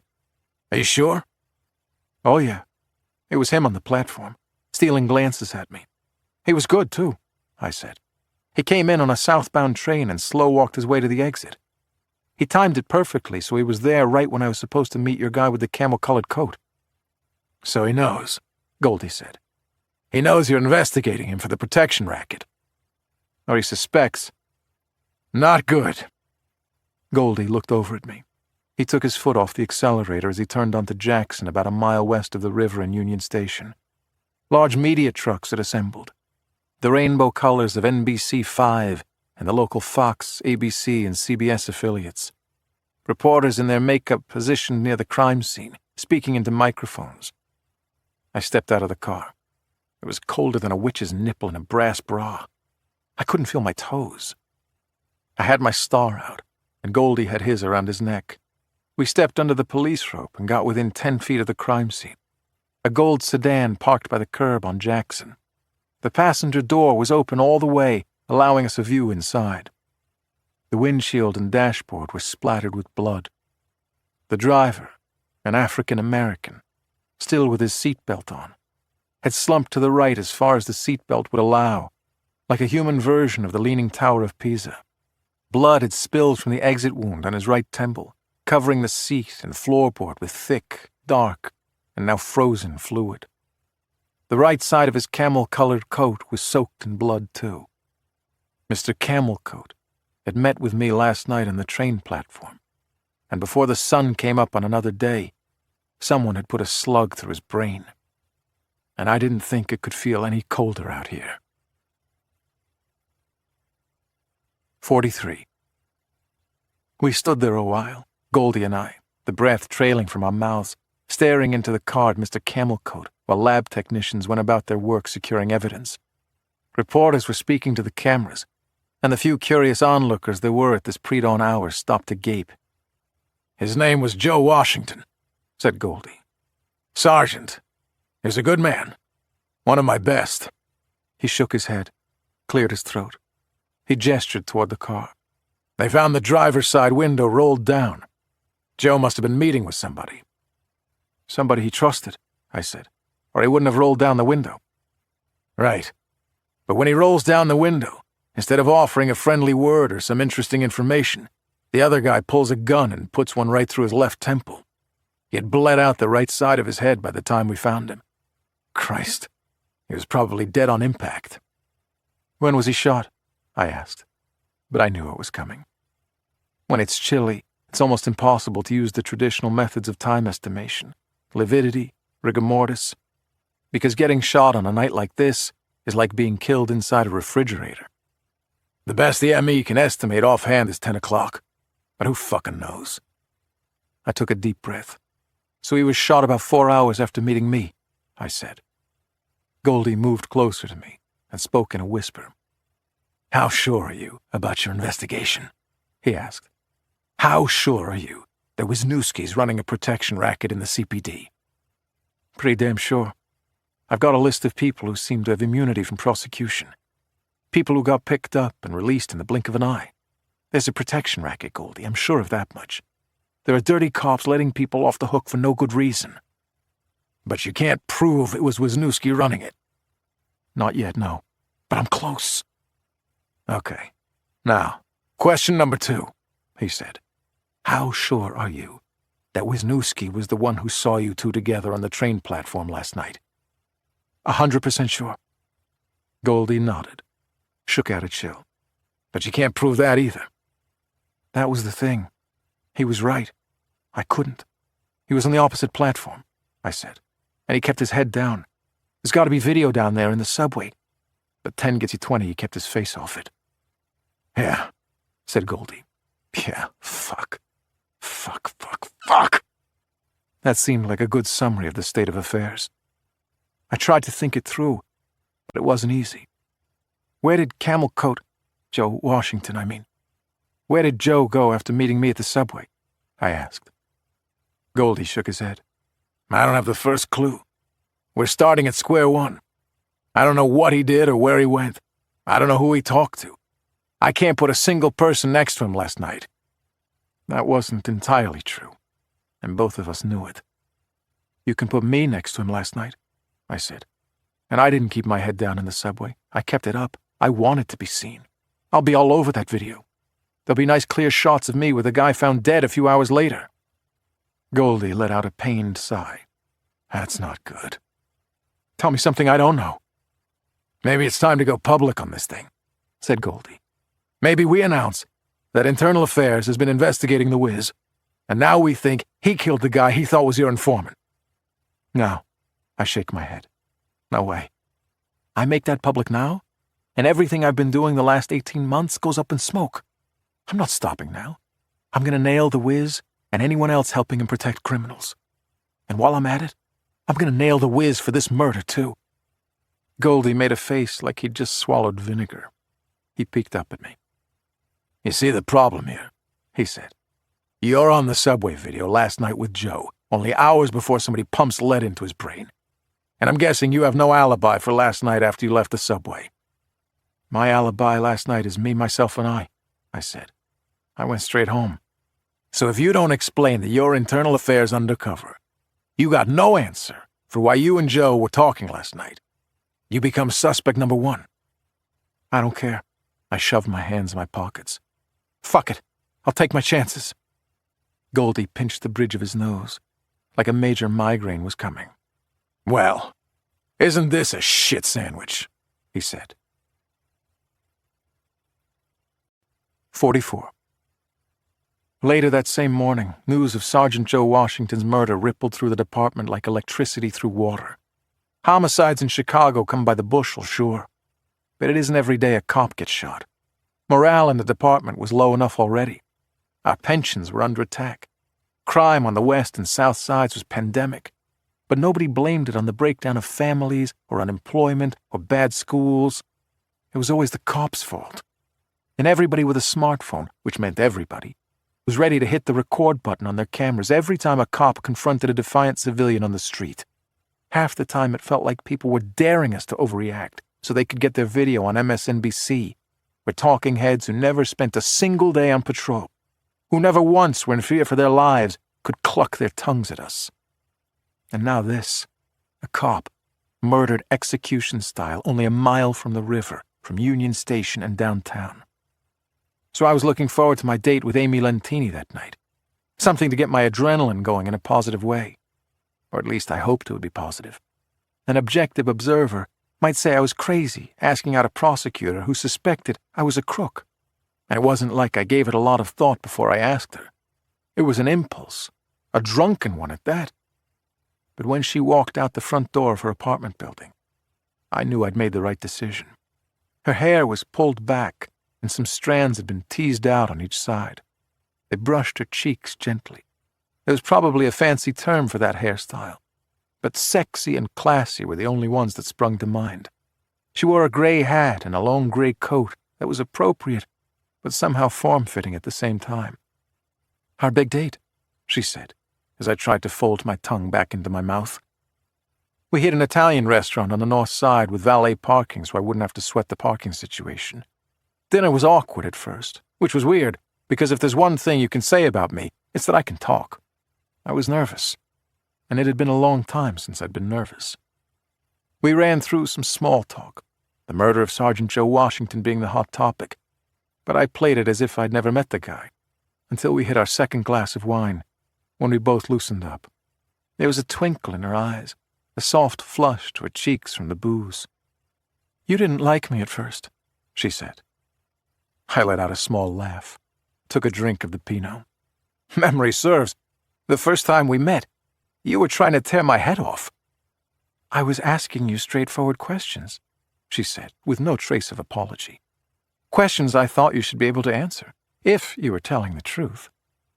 "So here we go again," I said. "The little black book." Here we go again. But I saw a trace of amusement in her expression, like she enjoyed busting my balls. She leaned forward, elbows on the table. "Okay, detective, I'll tell you what.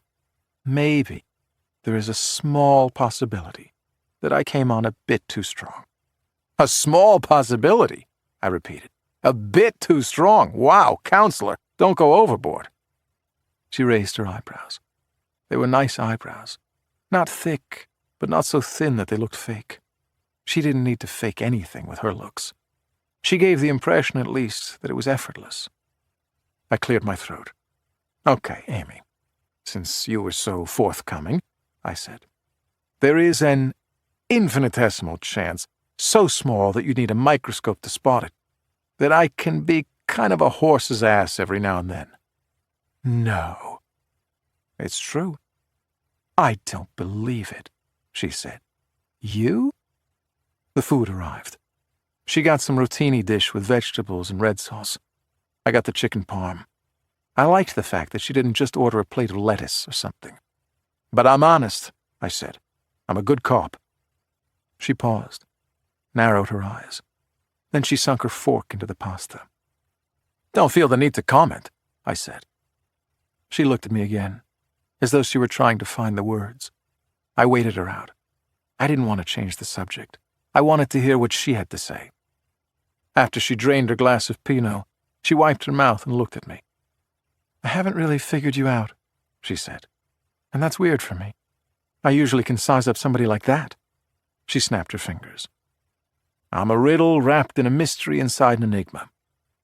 She cocked her head. "Who said that?" "I just did." "No, I mean, I think it was Joe Pesci." A wry smile played across her face. "I think it was Churchill." "I haven't seen his movies." She found that amusing, or she pretended to. "No, I'm saying my judgment tells me that you're a good person. But then I have these suspicions about what happened at the brownstone that night." "Hey," she said, reading my expression. "I've been upfront about that. I haven't hidden that." "Now you've been clear about that. You think I stole that black book. I suspect you might have. I didn't answer. Did you? She asked. Why would I do something like that? That's not an answer. That's responding to a question with a question. It's a way to manipulate a conversation. You're very good at that. Did you know that? Me? I shrugged. I'm just a simple cop. And I'm just a farm girl from Appleton. She wagged a finger at me. Whatever else you may be, Detective Harney, you're not simple. I suspect, in fact, that you're quite intelligent. Far more than you want anyone to realize. Which allows me to manipulate. She started to respond, then opened her hand. Exactly. How is everything here? The waiter said, pouring the last of the wine into our glasses. Great, I said. I'm learning a lot about myself. I ordered a second bottle. Amy smiled to herself. I could imagine what she was thinking. I was trying to get her drunk.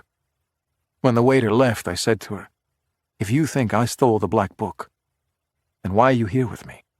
Why would a pristine, well-credentialed attorney with a bright future want to mingle with a crooked cop? Amy thought about that for a while, her eyes dancing, chewing on her bottom lip. I could see the hint of a smile, but she was forcing it down. I don't know, she finally said. I've been trying to figure that out myself. 45. I pulled up in front of Amy's building and threw it into park. I'll walk you to your door, I said. She looked at me, an eyebrow raised. Just to the door, I said, to be a gentleman and all that. Chivalry, she said. There you go. It was cold out, but I didn't feel it much. I was pretty charged up. At the security door to a building, Amy turned to me. This was fun, she said. I don't do this very... Then I kissed her. The element of surprise, I guess. Except I was as surprised as anyone. I couldn't help myself. I'd been wanting to press my lips against hers from the moment I laid eyes on her, even when she was grilling me, trying to put an end to my career, trying to put me behind bars. I didn't know why, and I was tired of trying to figure it out. She let me do it. Another surprise. She parted her lips only slightly, no tongue, no major make-out session outside her building, but enough to be intimate, to let me know that it was welcome, that she wanted it too. She put a gloved hand to my face, and I drew her against me. Okay, so maybe it was a make-out session. She drew a breath and opened her mouth. I kissed her deeply. Our tongues found an easy rhythm. I ran my hands through her hair and knocked her hat askew on her face until it was about to fall between our noses, at which time she grabbed it and tossed it away. She came at me even harder, moaning softly. I mean, kissing like that was so intimate. I'd had a few flings over the last 3 years, including with Kate, but it was mostly greedy, horny, animal stuff, groping and grinding and thrusting. Nothing like this. A galaxy far, far away, opening myself up again, letting someone in, surrendering to another person. I hadn't felt like this since, well, since my wife, since Valerie died. The thought of her shot through me like poison. I felt myself withdraw. For a moment I thought my heart was going to burst through my skin. I didn't think Amy noticed. She probably thought I was just coming up for air. She took a long breath, too, and put her face against mine. Then she quickly drew back to get a look at me. You're crying, she said. No. I wiped at my cheek. Just the cold, just the cold. She looked at me differently, like she was searching my eyes, discovering something about me. Just the cold, I said again. She didn't buy it, but she didn't challenge me either. Both of us were surprised. Get hold of yourself, Harney. What's your freaking problem? Billy, she whispered. My eyes tear up in the cold, I said. She nodded, still with that look on her face, trying to read me. Okay, look, I said. There's something you don't know about me. I used to be married. 3 years ago. I know, she said. I know all about it. I blew out air. Okay, so it's a little weird for me. We both took a moment to decelerate. But what had just passed between us, wow. It would take me hours to fall asleep tonight. She put her body against mine. "I know what happened," she said, "and it's none of my business. I have no right to say this, but I'm going to say it anyway. Even though I wasn't there, I'm just going to say it anyway." I was still trying to catch my breath. She drew my face to hers, as if she was going to kiss me again. But she didn't kiss me. She just held my face in her hands and whispered the words to me. "It wasn't your fault," she said. She planted one last soft kiss on my lips and walked into her building. 46. I drove back to my townhouse in a fog. I should have been more careful. I knew that. Wisniewski was watching me closely, and I was sure that he'd just killed Camelcoat, the guy I'd met in the subway. There was no reason he would stop there. If he was trying to put the kibosh on my investigation, I would be next. Still, I was so shaken by everything that had happened with Amy. It was just a harmless dinner and a goodnight kiss, but no, it wasn't just a kiss. It was some kind of connection, something that didn't come from a word or a gesture, but from something deep inside of us, something each of us repressed that we released in that kiss. Jesus, Harney, what are you, a poet all of a sudden? I got into my townhouse and dropped my keys and coat and walked upstairs like a zombie. I walked into my bedroom, saw the king-size bed. The right side of the bed, my side, rumpled. The comforter turned back, the pillow turned sideways. The left side of the bed, Valerie's, once upon a time. Immaculate. "It wasn't your fault," Amy said to me. A nice thing to say, but what did she know? My hand, trembling, reached for the bottle of bourbon, half full on my bedroom dresser. I opened my throat and emptied the bottle. It was dumb, a terrible idea, but I needed this night to end. I dropped the empty bottle and heard it break on the floor. I took a deep breath and waited for the alcohol to kick the ever-loving shit out of me. It didn't take long. I staggered down the hall to the small bedroom by the hallway bathroom. Inside was a toddler bed in the shape of a princess carriage. Shades of pink and purple. A pink toy box on the floor filled with stuffed animals and princess dolls. The walls painted a light green, matching the area rug, pink with green polka dots.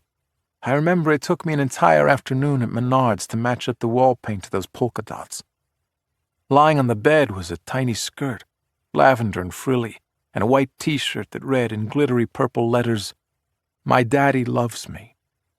I fell against the wall and dropped to the floor. I let it all out. I couldn't stop. I made a small puddle on the floor. I cried so hard that my lungs seized up, my stomach twisted into knots. I cried so hard that I couldn't breathe. I cried so hard that I didn't hear the front door open. I did hear the footsteps, though, coming down the hallway. I recognized them. Funny that footfalls can have such a rhythm, such a sound that you can attribute them to a person. I guess when you've heard them your entire life. Patty walked in and tucked in her lips, folded her arms. "Oh my," she said. "Okay, handsome. Come on." I wiped at my face with my shirt sleeve. She helped me to my feet, like a parent would for a child, and walked me to the bedroom. The half bottle of bourbon had now combined with the wine I drank at dinner to turn everything upside down. "Sleep is what you need," she said as she tucked me into bed, pulling the comforter over me. "Everything's going to be fine now." I closed my eyes and waited for sleep to come. I heard Patty go downstairs, then come back up and sweep up the broken glass from the Maker's Mark bottle. Then I felt her breath on my face. "Everything's going to be fine now, little brother," she said. "Everything's going to be okay." Sleep hovering over me from all directions, swatting away images that shot before my eyes. A little girl in a birthday hat, blowing out a single candle on a purple cake. Valerie, with tears in her eyes, showing me the first ultrasound photo. It wasn't your fault. The whirl of police sirens.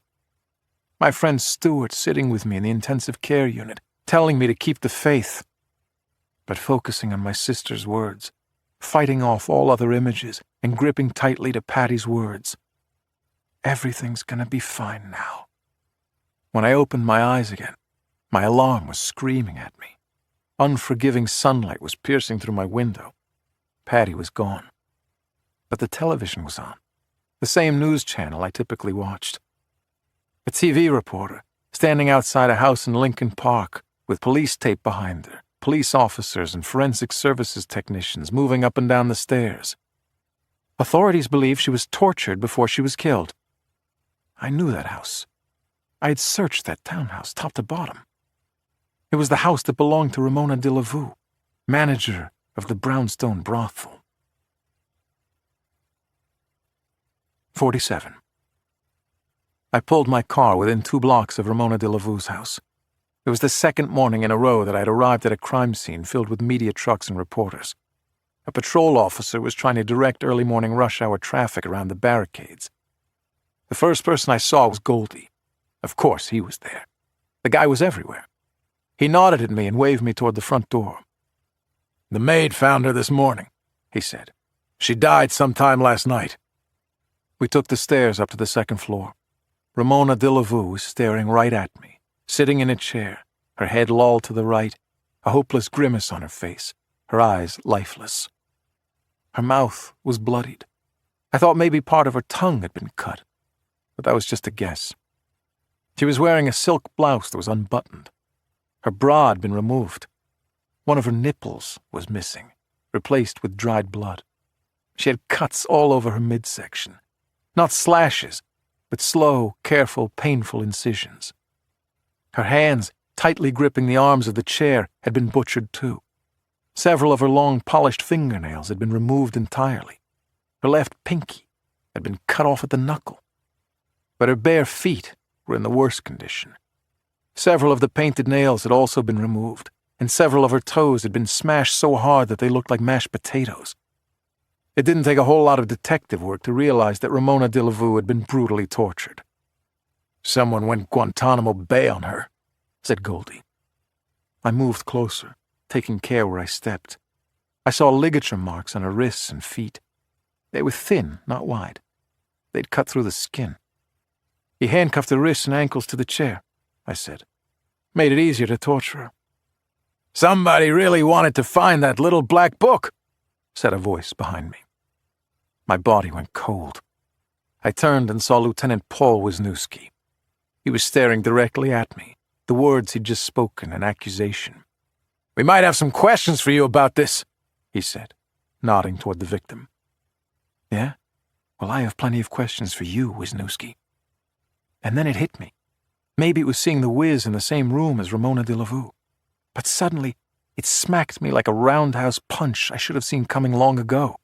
I remembered the night I first met Ramona de la Vue, the raid on the Brownstone brothel. The raid that the Wiz tried to talk me out of making. I wasn't supposed to raid the Brownstone that night. Nobody knew I was going to. Hell, I didn't even know. I wasn't a vice cop. I was a homicide detective. I only went to that Brownstone because that's where my suspect in the University of Chicago murder had gone. I had accidentally stumbled upon a brothel where Chicago's elite and powerful came to get their jollies. It had always struck me that it was incredibly risky for these prominent people, these millionaires and politicians, to visit a house of prostitution. But now I realized why they didn't consider it so risky.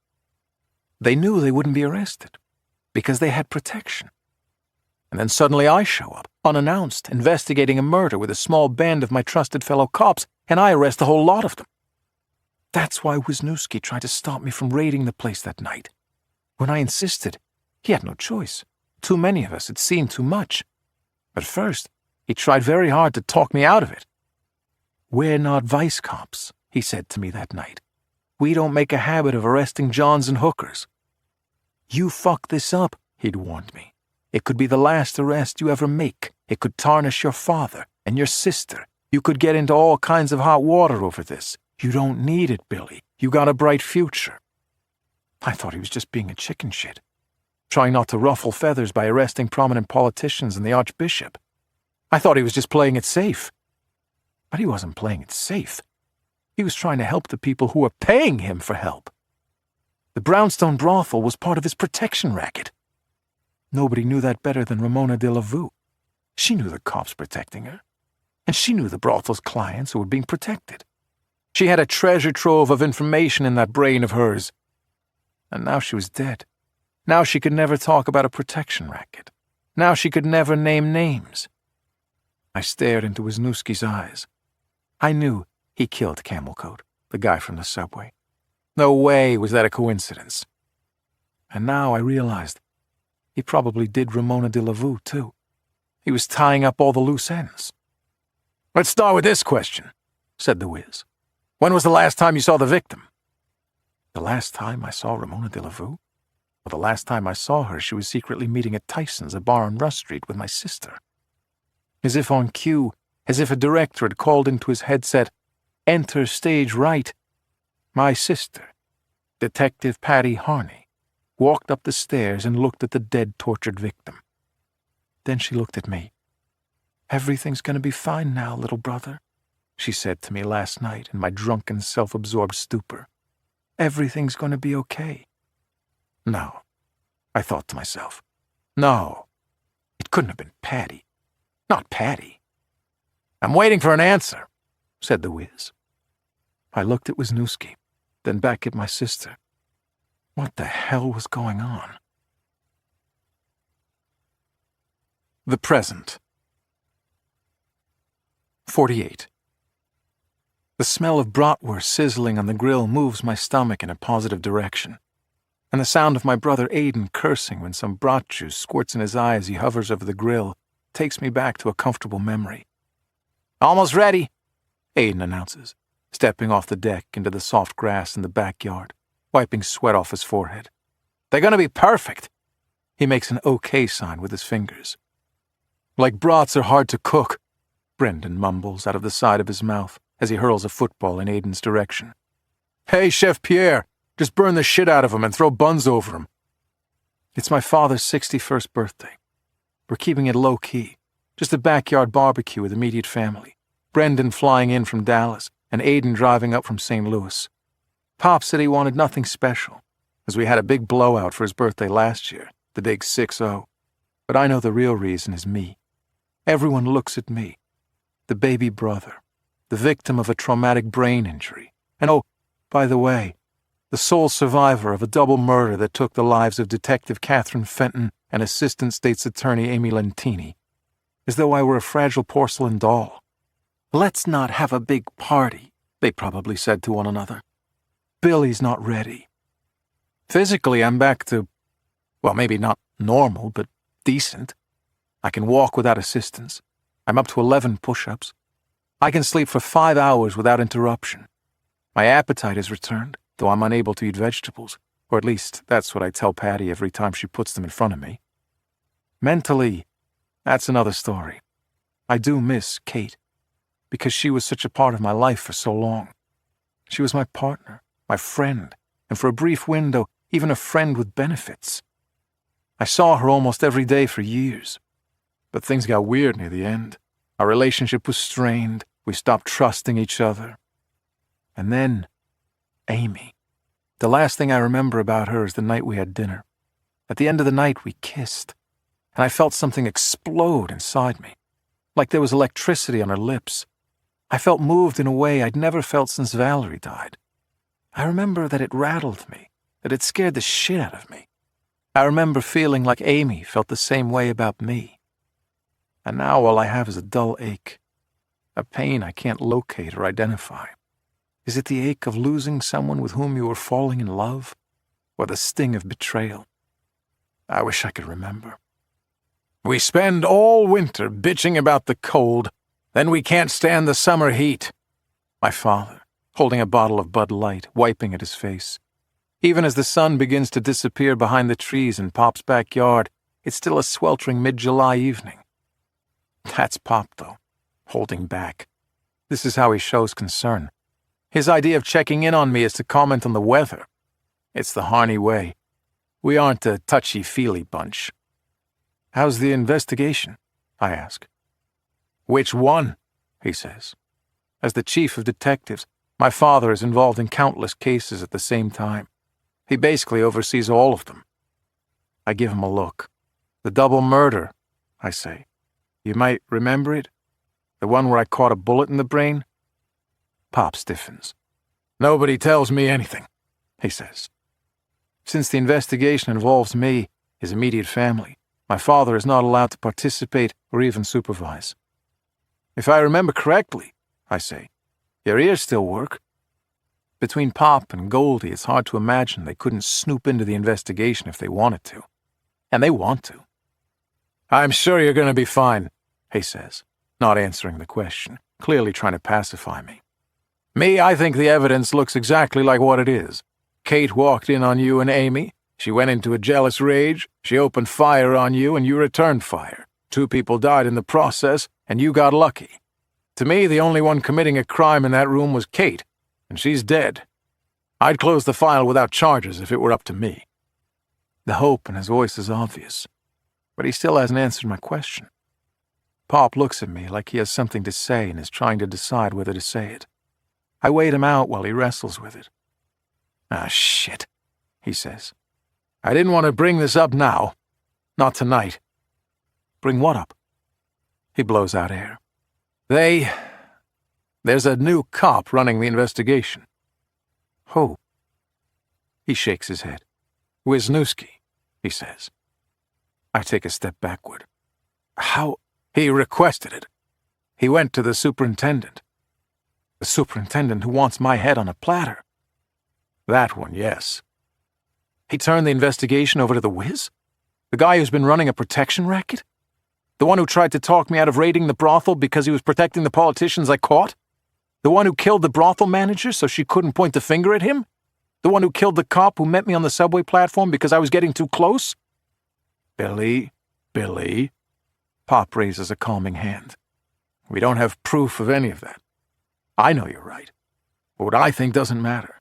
We have to prove that Wisniewski's dirty. Pop throws down his beer bottle. Luckily, it bounces on the grass instead of shattering on the porch. I'd quit the force the way they've treated you, he says.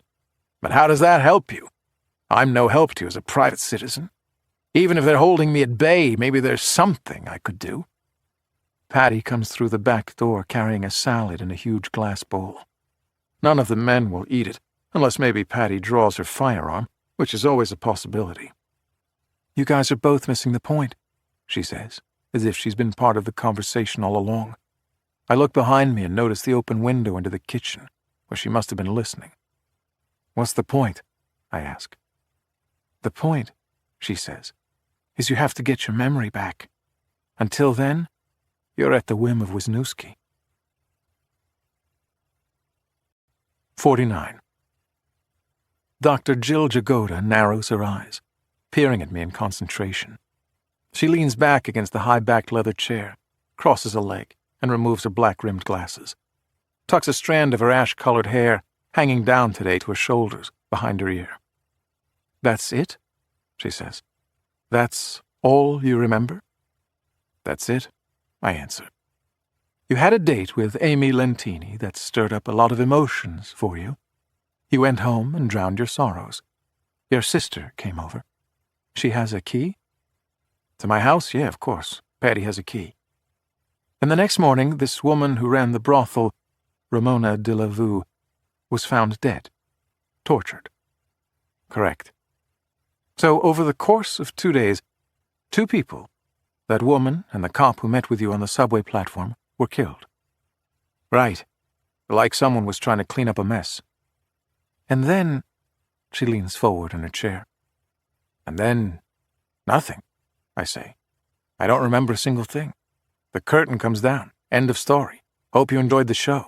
Thanks for coming. Drive safely. Her eyes drift upward.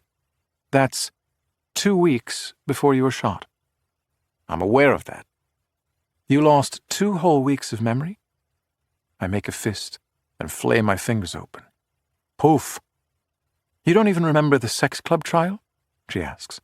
When the mayor and the archbishop and all the others caught in that brownstone were prosecuted?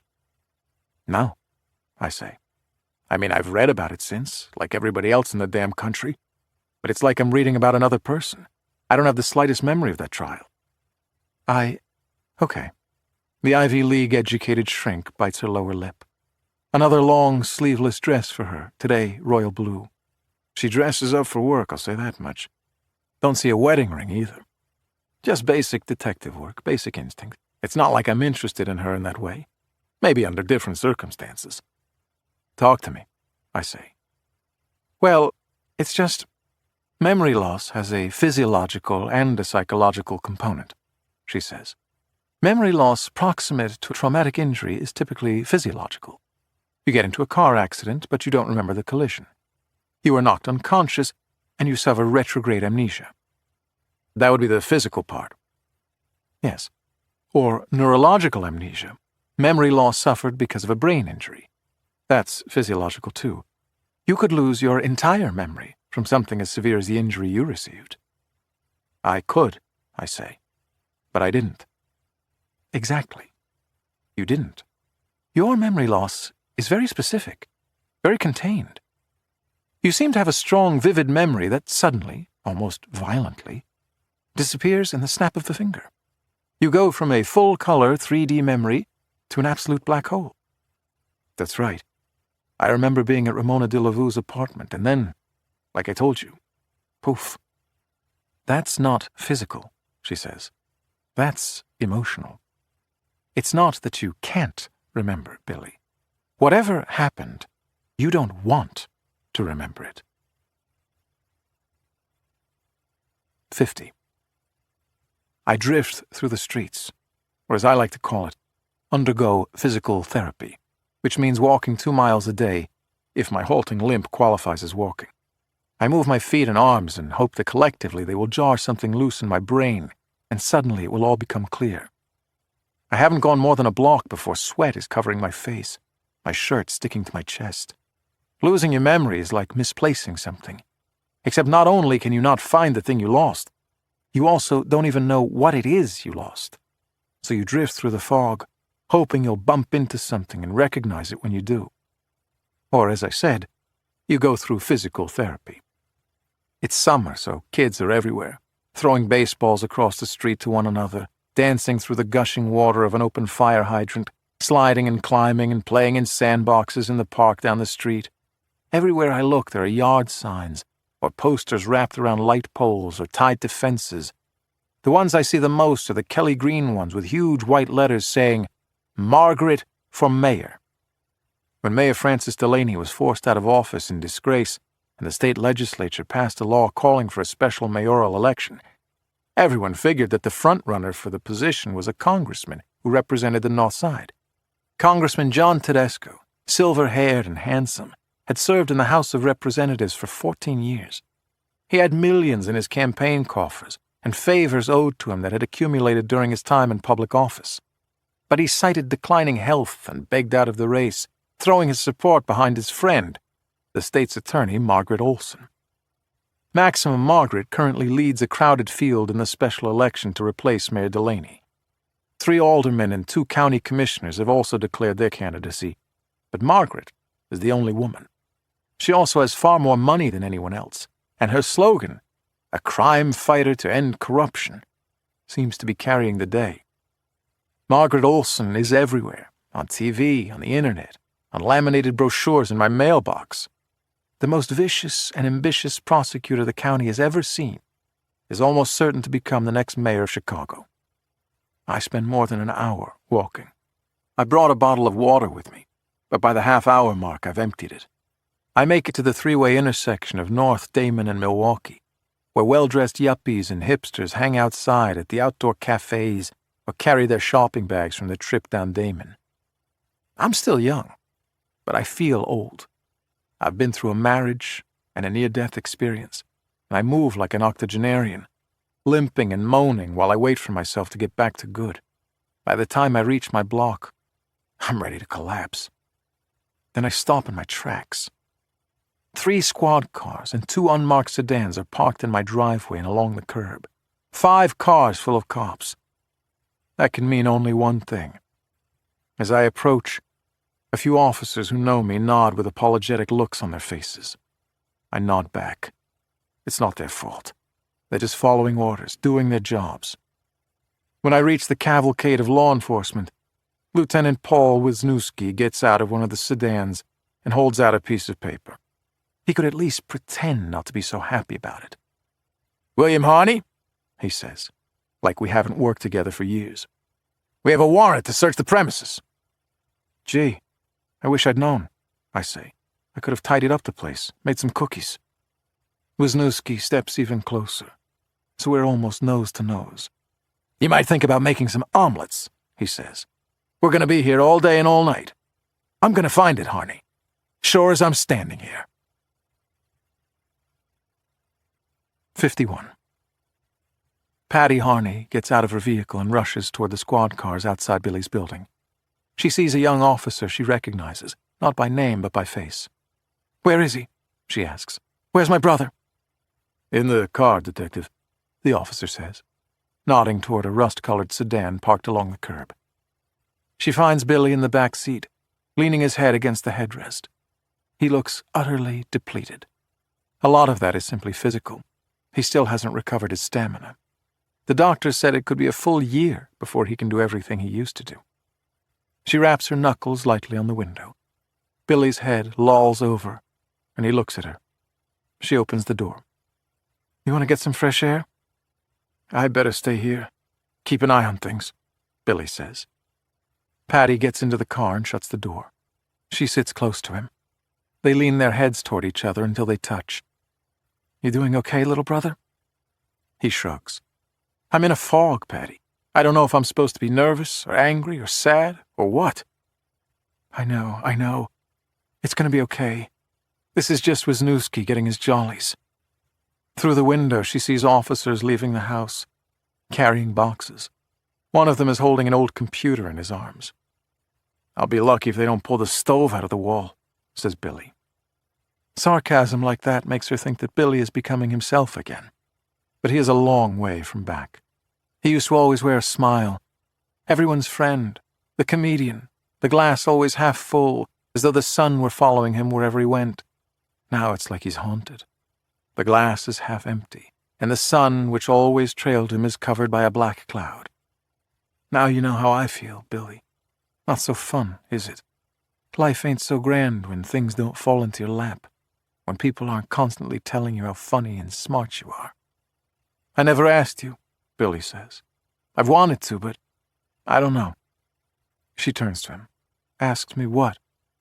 One night, back before I was shot, he says, I followed Ramona de la Vue. I found her with you at Tyson's on Rush. Patty stiffens. Why were you meeting with her? I never asked. But you did, Billy. You did ask me that question. You just don't remember. I was trying to get the little black book, she answers. I was trying to help you. By buying her a drink? You thought that's all it would take? She lets out a sigh and runs a soothing hand over his leg.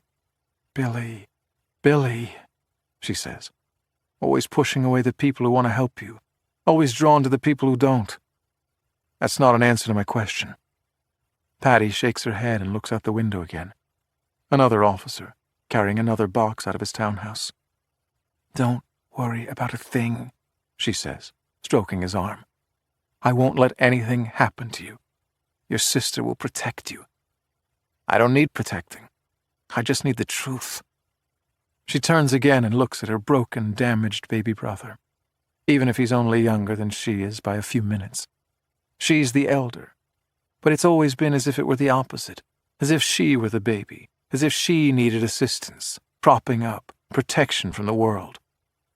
Remember, she whispers, don't say a word to Wisniewski. Don't tell him anything.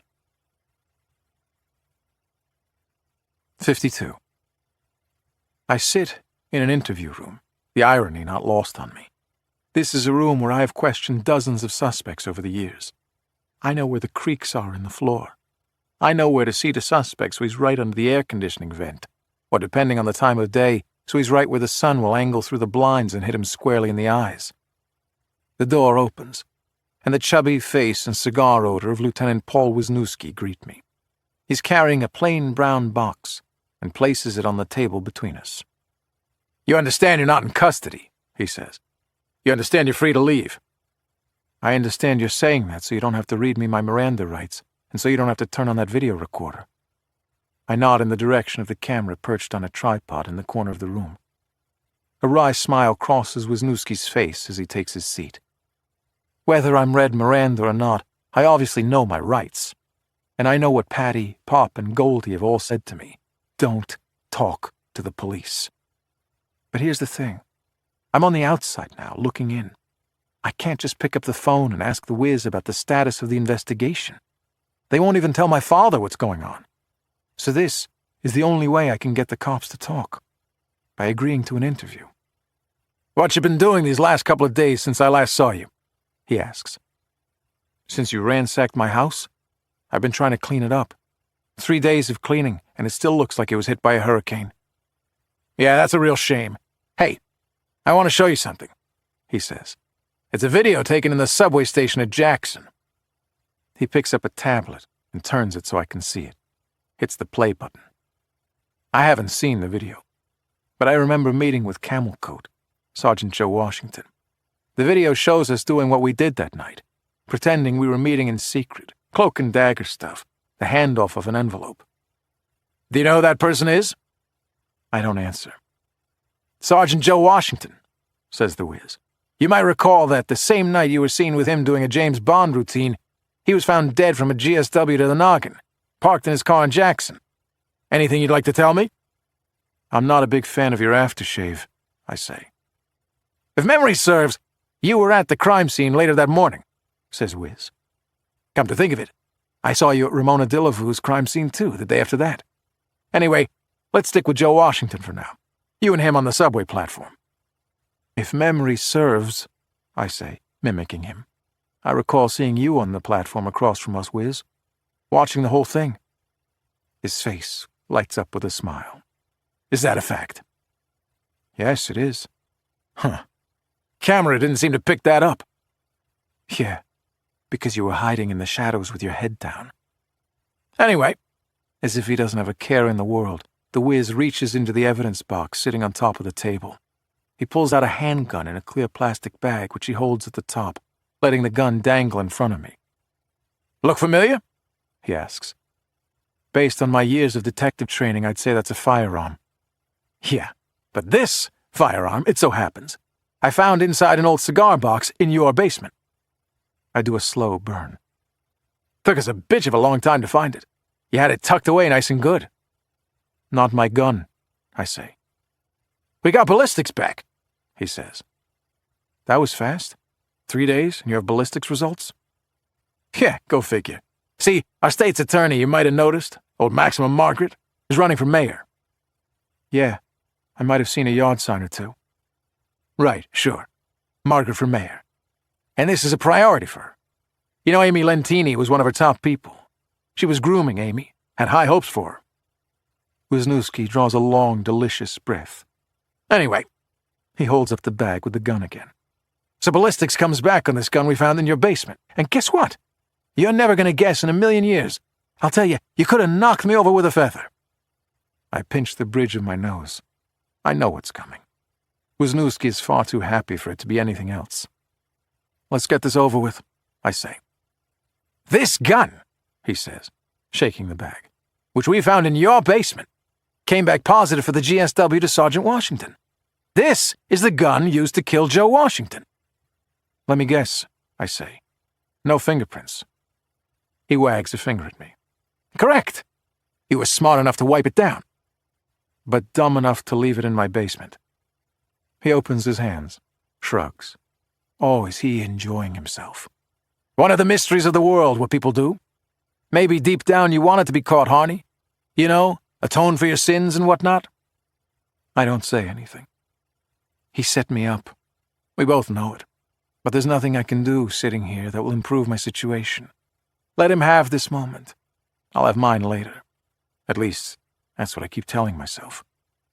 "Maybe that's why you didn't dispose of this either," he says, reaching into the evidence box again, producing another clear bag, this one holding an ordinary kitchen knife, the kind you'd use to cut an apple. Only this one is caked with blood at the tip. "And what would that be?" I ask in a flat tone. "I asked myself the same question," says the Wiz, pointing a finger to his head. "I said to myself, why would Detective Billy Harney tape this kitchen knife under the lid of his basement toilet? But see, then we ran some tests on the knife, too. DNA tests, to be specific. DNA results in 3 days, I say. There you go again, with Maximum Margaret rushing the results. We actually got back DNA before ballistics. This case is just full of surprises. He holds up the bag for my inspection.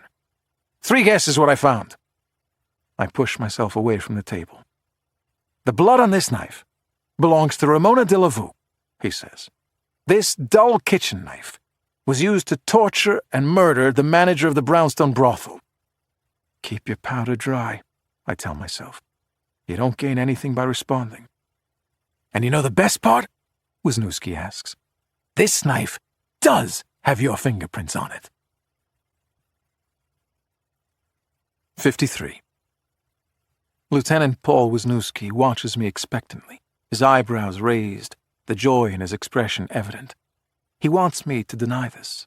He wants me to say things that could tie me up later. There's so many things I want to say to him. That's not my gun, and that's not my knife. You framed me, Wisniewski. You knew I was close to nailing you for the protection racket you're operating, and this is your way of stopping me. Your second way of stopping me. Your first way was shooting me. But I didn't die. And I'm not going down this way either. Not without a fight. But I don't say a word. It won't do me any good. My hobbled mind needs to stay focused. I can't stop what's coming next. But there is a bigger game being played here. Let's talk about Amy Lentini and your partner Kate, he says. He removes a folder from his evidence box and drops crime scene photos in front of me. Kate, lying dead on the carpet near the doorway. Amy, lying dead in the bed, rolled over, with her back to the camera, almost falling off the bed. I'm not in the photos. By the time the photos were snapped, I'd started up a pulse again and had been whisked away from the scene by paramedics. We rechecked ballistics as your daddy requested, he says. Same result. Your gun, the one found in your hand, was used to shoot Amy and Kate. I shake my head. That just can't be true. I squeeze my eyes shut, as if the memory of it all will just vomit into my brain. But there's nothing but fog. Take a look at Amy's back, he says. See the blood spatter? I open my eyes. I see it, of course, along the middle and small of her back. That's your blood, Harney, he says. You know what that means, don't you? Of course I do. It means that Amy was already rolled over, probably dead, before I was shot and spattered blood. Otherwise, the blood would have hit her in the front. You see how the sequencing shakes out, he says. You shot Amy first. Then Kate shot at you, and you returned fire. She died, you survived. So that bullshit story that everyone's trying to get me to swallow, that Kate walked in on you and Amy having sex and went into some jealous rage, it's a load of crap, he says. You shot first. You started the shooting. What he's saying makes sense, but it can't be true. I need my memory back. Wisniewski comes around the table, stands over me, hovering, one hand planted on the table next to me, the tobacco smell overwhelming the aftershave. Kate confronted you, he says. Amy was there. She heard everything. So she was just as much of a liability as Kate. You had to kill them both. Me, I would have shot Kate first. She was the one with the gun. You gave her time to draw her weapon and shoot you back. That was a mistake. But people make mistakes, don't they? It didn't happen that way, I say.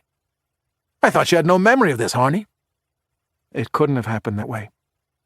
He leans down, speaking almost directly into my ear. Kate made you. She figured out what you were doing. And what was I doing, Wiz? He lets out a small chuckle, like we both know the answer. You were selling your badge, he says. You were offering protection, and you were about to be exposed. No, I say. Wisniewski stands up straight, takes a breath. No? No, I repeat. You know, we never recovered Kate's cell phone. You know that. I know that. And yours was smashed to pieces on the carpet. I look down at the crime scene photos. Next to the bed by the side where I was shot lay my phone, the screen broken badly, the phone itself cracked in half. I know that too, I say. So what? You tossed her phone out the window or something? And you smashed your own phone? You figured you'd destroy the evidence? Evidence of what? I ask. You must have been really desperate, Harney. You had to know we would eventually recover all the text messages, even if the physical phones were destroyed. It's called technology. I shake my head, but inside me something sinks into my gut. Text messages? I ask. Wisniewski lets out a bitter chuckle. Like you don't know. I don't know. I don't remember. Well, you do know that the coroner places the shootings at around 10 o'clock that night, don't you? Yeah, I say. Right. Well, just get a load of this exchange of text messages between you and Detective Kate Fenton just minutes before that. Wisniewski drops down a sheet of paper, a log of text messages generated by some computer. The log breaks down the time, the sender, the recipient, and the content of the messages. My eyes move down to the day of the shootings at 9:49 p.m. Kate, to me. Need to talk to you. My reply. Not now. Kate. I'm right outside her door. Open up. My reply. You're outside Amy's apartment? Kate. Yes, open door right now. My reply. Why would I do that? And then finally, Kate's last text to me. Because she knows, you idiot. She knows about you, and so do I. I throw down the log and jump from my chair. Wisniewski takes a protective step backward. No, I say. That's not possible. That can't be right. Lasers shooting through my brain, everything upside down, shaking out words and facts and blips of memories and dumping them into a black hole. Still think this was a jealous rage shooting? Wisniewski sneers. Doesn't sound like one to me. Nope, it sounds to me like Amy Lentini figured you out. And so did Kate. No. I feel myself falling, literally, to the floor. Figuratively, I feel everything slipping from my grasp. I need it back. I need my memory. It's not that you can't remember, my shrink said to me. You don't want to remember. Billy Harney, says Wisniewski, you're under arrest. The past. 54. I walked out of Ramona de la Vue's house, now a crime scene, now the site of a brutal torture murder. And the time I was inside the house, fighting off questions from Wisniewski and staring down my sister, the press arrived, gathering in droves outside, running their cameras and tossing out questions to anyone who would respond. I could hardly blame the media for assembling here. The madam, the manager of the Brownstone brothel, the same week that the sex club trial was to begin, was permanently silenced. Patty, who slipped out before I did, was walking quickly down the sidewalk past the media horde toward her car. I picked up my pace and called out to her. She didn't respond. So I started walking faster. She wasn't going to start running. That would look too strange, especially in front of the reporters. Eventually, I caught her. I grabbed her arm and pushed her toward the walkway of another house, more than half a block away from the crime scene. She looked at me, her eyes wide and intense, her mouth opening slightly, air slithering out of her mouth like smoke. Looks like the woman with the little black book is out of the picture now, she said to me, a hint of accusation. Yeah, it sure does. You have something to say to me, Patty? Her eyes narrowed, her jaw tight. You were looking pretty messed up when I saw you last night, she said. Drunk and upset, crying in your daughter's room. You're not a crier, Billy. And just why were you there? I asked. Why did you come to my house last night? What, just in the neighborhood? She nodded her head, not saying yes, just taking in what I said, thinking about it. You should be glad I did, she said. Why's that? Because I'm your alibi, she said. I can say you were at home last night, that you didn't kill Ramona de la Vue. I stepped back from her. What? People are going to think that, she said. Don't be naive, Billy. Everyone's on your case about the little black book, and suddenly the person who kept that book is dead? I saw the way Wisniewski was looking at you in there. He thinks you killed her. I felt heat throughout my body. So you're my alibi? I asked. She nodded. Damn straight I am. I guess that works both ways, I said. What does that mean? It means, I say, that I'm your alibi too. Her eyes lit up, her body tensing. She looked to her right at the glut of cameras and microphones. Is that why you came to my house? I asked. So I could cover for you? So I could say, gee, Patty was with me most of the night, tucking me into bed, cleaning up the mess I made, singing lullabies to me and holding my hand. Patty angled her head, as though she were trying to get a better look at me. You're tired, she said. Strung out, saying things you don't mean. Well, here's something I do mean, I say. The other night, I followed Ramona de la Vue. Just basic surveillance to see what I might find. And guess what I found, Patricia? At Tyson's on Rush Street. I saw Ramona de la Vue having drinks with you. She turned to stone for a moment. No movement. Breath creeping from her mouth. Her cheeks the color of cotton candy. I was trying to get her to give up the little black book, she said. Trying to help you. Is that a crime? No, I answered. That's not a crime. Did anyone else see me with her? She asked. Just me. Did you take pictures? I shook my head no. Patty lunged toward me, grabbed both of my arms. Tell me the truth. Did you snap any photos with that phone you wouldn't even know how to use if it weren't for me? Jesus, no! I pushed her away. But maybe I should have. Maybe you shouldn't have, she said, catching herself, the volume of her voice and lowering it. Maybe it's time you start figuring out who's on your side and who isn't.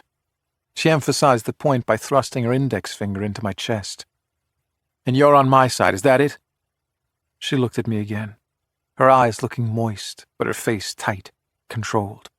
You're my twin brother, she said. You're family.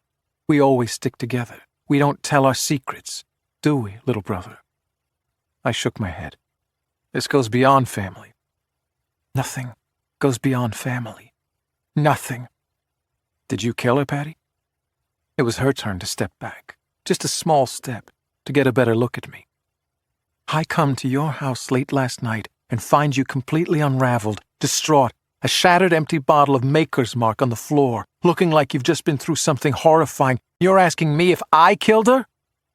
I nodded my head. That's what I'm asking, I said. That's the wrong question, she said. Yeah? And what's the right question? Patty looked again to her right, toward the crime scene and the gaggle of reporters. The right question, she said to me, is would you turn me in if I did? I started to respond, but then I heard my name being called, and we both turned and saw Kim Beans, the reporter, jogging our way with a recorder in her hand. Patty drew close to me. Just so you know, baby brother of mine, she whispered, I would never, ever turn you in. She pivoted on her heels, showing me her back, and continued walking down the street. 55. Billy Harney! Kim Beans, I said, as I watched Patty walk down the street, hustling away from the reporter who had caught up to me. Then I turned to Kim, the beautiful former television reporter now working for the online newspaper Chicago PC. Her mess of kinky hair was tamed by a wool headband that covered her forehead and ears. Her long black wool coat was buttoned to her chin. We were surrounded by the gray of the cold. So, she said, Ramona de la Vue, any comment? She held out a small recorder. Background only, I said. Oh, come on, handsome. Something on the record. This is huge. The trial of the decade is this week, and one of your star witnesses was just murdered. I'm hearing she was tortured. I looked at her. Background only, I said. Turn that damn thing off. You're no fun. But she complied, turning off the recorder and stuffing it into her pocket. I've enjoyed your photographs of all the big players parading in and out of the brownstone brothel, I say. Where'd you get them? The photos had continued to spill out online under Kim's byline. An alderman from the West Side, the commissioner of streets and sanitation, a corporate bigwig at one of the big tech companies in Chicago. The walk of shame, she had called it in her stories. The photos always showing these people approaching the brownstone in a surreptitious manner, heads down, eyes furtive. The brothel had apparently done amazing business until I came around and spoiled the party. Leaks of the photos had slowed down in frequency. Initially, Kim was putting them out on a daily basis, but now it was once a week. Every week, on the day Kim's column appeared, people all around Chicago and the country eagerly went online and clicked on Chicago PC to see the latest VIP who was walking up the steps of the infamous brownstone brothel. She gave me a coy smile. I'm supposed to ask you the questions. You know I have to protect my source. The pesky First Amendment, I say. Right. But I'll tell you this much, she said. The photo coming out this week? It's gonna blow your socks off. Maybe. I didn't really care. But it had definitely captured the imagination of this city. Kim had done an expert job of teasing her readers, drawing out the story to its maximum length for maximum effect, and promoting herself in the process. So, Billy, what does this do to your case, with Ramona dead? I shrug. She wasn't going to testify anyway. She hadn't said a damn word to us. She lawyered up and hadn't opened her mouth. Another one of those pesky amendments. The fifth. Kim frowned, as though she didn't believe me, as though I were holding back. I'm hearing different, she said. I'm hearing that the prosecution offered her immunity if she'd talk. You know that Hellcat prosecutor the state's attorney put on the case? The hotshot they brought in from Wisconsin after she took down that U.S. Senator? Amy Lentini? I felt something stir inside me. What about her? I'm hearing she offered Ramona a get-out-of-jail-free card if she'd turn over the little black book. Total immunity. I gave her a blank look, or at least, I hoped it was blank. But this was something new. First I'd heard of it. I'm hearing this whole thing, this whole case, is really just about the little black book. Kim went on. That this prosecutor, Lentini, went to every single one of the people who were arrested, even the mayor, and said she'd drop the charges if they could tell her about the little black book. I shook my head, but I wasn't saying no. It just didn't make sense. But then, it did. After I arrested everyone that night at the brownstone, all that Amy Lentini wanted to know was the whereabouts of that little black book. Even the mayor? I asked. She offered the mayor immunity. Kim nodded. My sources say that prosecutor Lentini told the mayor that if he could get her access to the little black book, and if he would agree to resign from office, she'd drop the charges. I ran my hand over my mouth but didn't speak. You didn't know, said Kim. A conclusion, not a question. You're the main witness in the case, and you didn't know. No, I didn't, and it burned in my chest. I could understand why Amy might consider the little black book important, but more important than prosecuting the people caught in the brothel? What, she hadn't caught big enough fish? The mayor and the archbishop weren't big enough heads to mount on her wall? Who could possibly be bigger? I started walking away from Kim to give myself some space to work this through. I wasn't sure what bothered me more, that Amy never shared this information with me, or that I cared so much that she didn't. Kim walked along with me. So now you owe me one, she said. Come on, sport. This is the biggest story in years around here. The mayor's blood is in the water. I'm hearing Congressman Tedesco's just waiting for the conviction before he announces he's running. That'll be quite a race, don't you think? Congressman Tedesco against Maximum Margaret. I stopped and looked at her. What do you mean, Maximum Margaret? For mayor? Wow, you really are out of the loop. Kim smirked at me, pleased with herself. I hear her political machinery is already gearing up. She's going to convict the mayor and then run for his job. Oh, she'll wait until the trial's over before she announces. You know, the crime fighter, the corruption buster, the tough broad who's going to clean up this town. That whole angle. It made sense, I supposed, but it hadn't occurred to me. Sure, I'd lived in Chicago my whole life, and I followed the circus of politics from a distance, but I was no insider, and I didn't want to be. Are you sure you're working on this case, Billy? Kim asked. Because I seem to know a lot more about it than you do. She certainly did. Amy was Margaret Olson's prized subordinate, her right-hand aide, and I'd never heard a single utterance about political ambition or any talk of plea deals. Maybe I tried to tell myself. It was none of my business.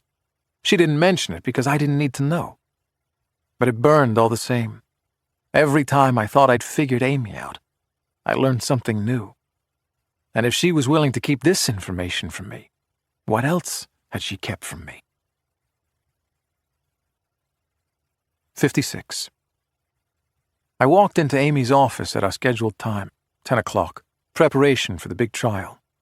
My head was still ringing from all the booze I'd drunk last night, and from what Kim Beans had just told me, and from my conversation with my sister Patty at the crime scene. Take your pick. Amy greeted me formally outside her office. "Good morning, detective, so good of you to come." But when she closed her door, when it was just the two of us, she put her hands on my chest. "Hi there," she whispered. I drew back, surprising her. Last night we'd kissed, but it was more than a kiss. It had unleashed things in me I hadn't felt in years. She felt it too, or so I thought. She read the look on my face and waited for me to explain. "I need to ask you something," I said. She looked at me as though she didn't understand. She also looked, by the way, radiant, dressed in a light gray suit, her hair pulled back professionally. She was smart, very smart, and beautiful, a deadly combination for me. "Did you offer Ramona de la Vue immunity if she turned over the little black book?" Amy blinked, just once, but otherwise didn't flinch. "Yes," she said. "And the other defendants, the Archbishop, the mayor, the celebrities and businessmen, did you offer them immunity if they could help you find the little black book?" "I did," she said. "And you never mentioned it to me?" She shook her head. "I'm the prosecutor. You're the witness. It isn't my job to keep you apprised of every step of my trial strategy." She angled her head at me. "Anyway, that was before I got to know you. Before I started to..." "To what?" I asked, realizing how much I want to hear the words. "To trust you," she said, "and care about you. How badly I wanted to give in to that, to believe that, to let down my guard and let her in. But I didn't speak. I saw the look of hurt on her face when I didn't respond. But I needed more answers. You know I suspected you took the little black book," she said. "I never hid that from you. I wanted that black book. I didn't care how I got it." "Do you still?" I asked. "Do I still what?" "Do you still think I took the little black book?" She paused. Just one beat of my heart before she said, "No, I don't." "But you still want it. You still want your hands on it." She raised her eyebrows. "Actually, no. I mean, I do. But it's not up to me." "What does that mean?" She tucked a strand of hair behind her ear.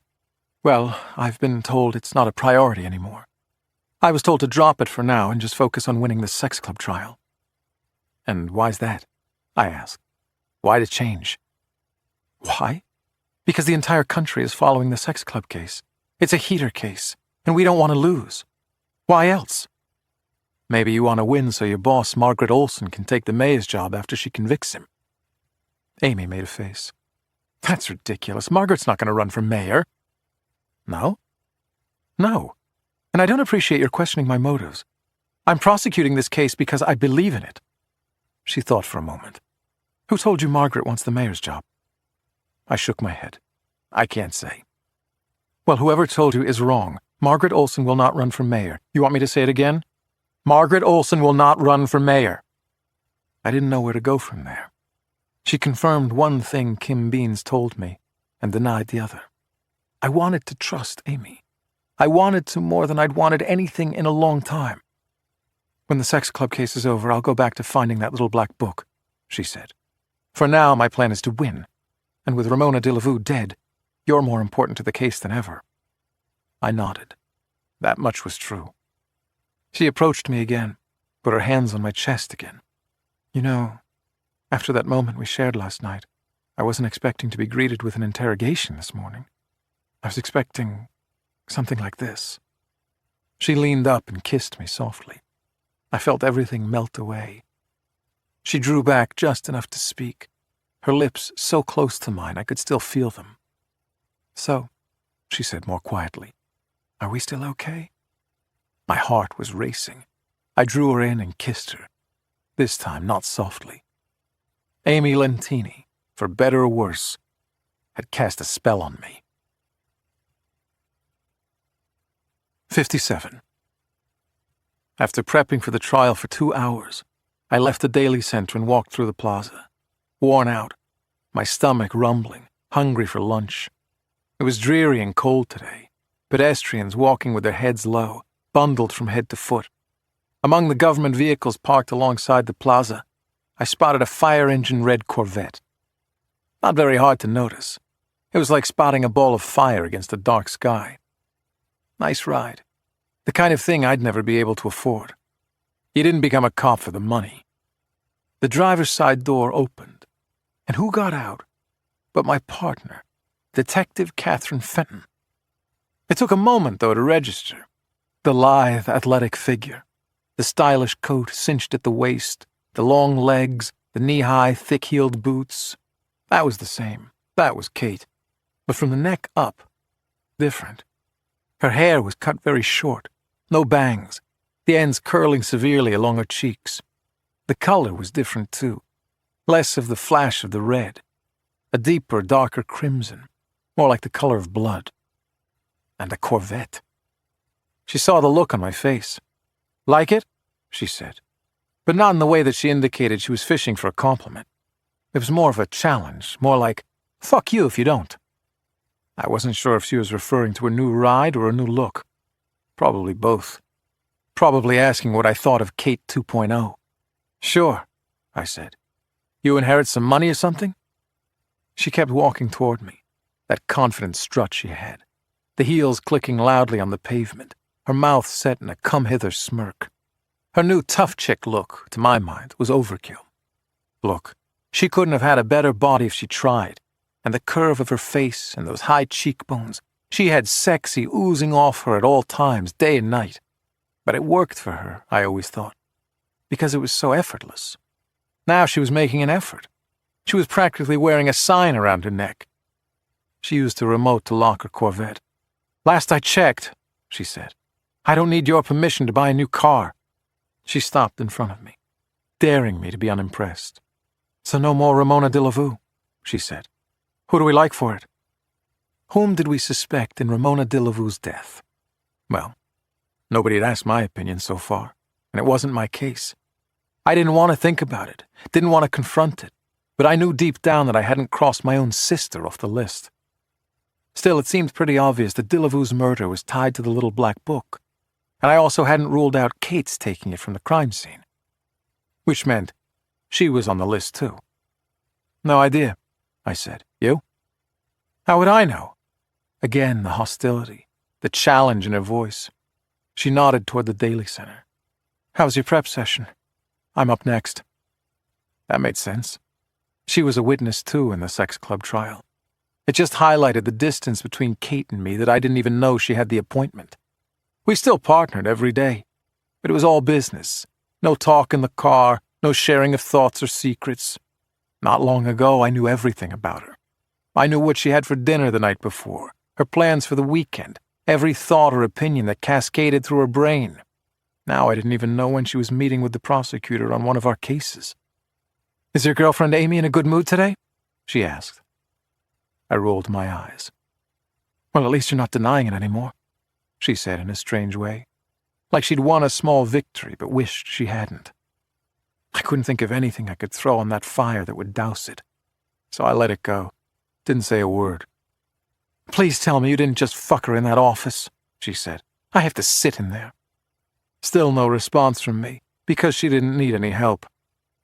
"A little dangerous office sex. People standing just outside the door. You've got her bent over the desk. Kate, for crying out loud."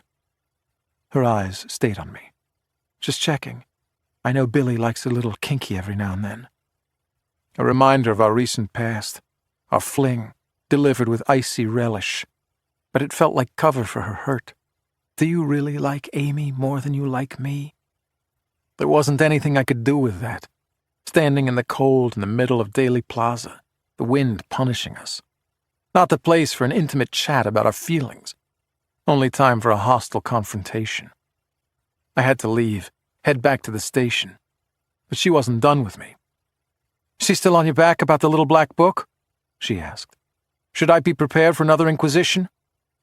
"Nope," I said, relieved to change topics. "Just the facts of our case. They put the little black book on the shelf for now." Kate went silent, looked at me, tried to read my facial expression. Gray fog escaped from our mouths. The wind whipped up and slithered inside my coat. "She doesn't care about the little black book anymore?" she finally asked. Her words had an edge, though she was trying to sound casual. I thought that was the only thing in life that motivated our Miss Amy. Now she doesn't care? I shrugged. It wasn't my job to speak for Amy. Well, Billy, congratulations on getting her mind off that. You must be fucking her good and proper. Kate, enough. She cocked her head, an eyebrow rising. Don't tell me she's playing hard to get. The innocent, doe-eyed girl from Wisconsin, saying she wants to take it slow, wants to wait for the right moment, it's a big deal for her, leaving you high and dry at the end of the night, stringing you along like a pup. I'm done with this, I said, moving past her. I'm not playing this game. No, she called out to me. You're playing her game, and you don't even know it.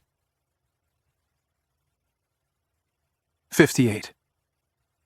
Lieutenant Mike Goldberger carved up his eggs with a knife and fork, like a general executing some divide-and-conquer strategy.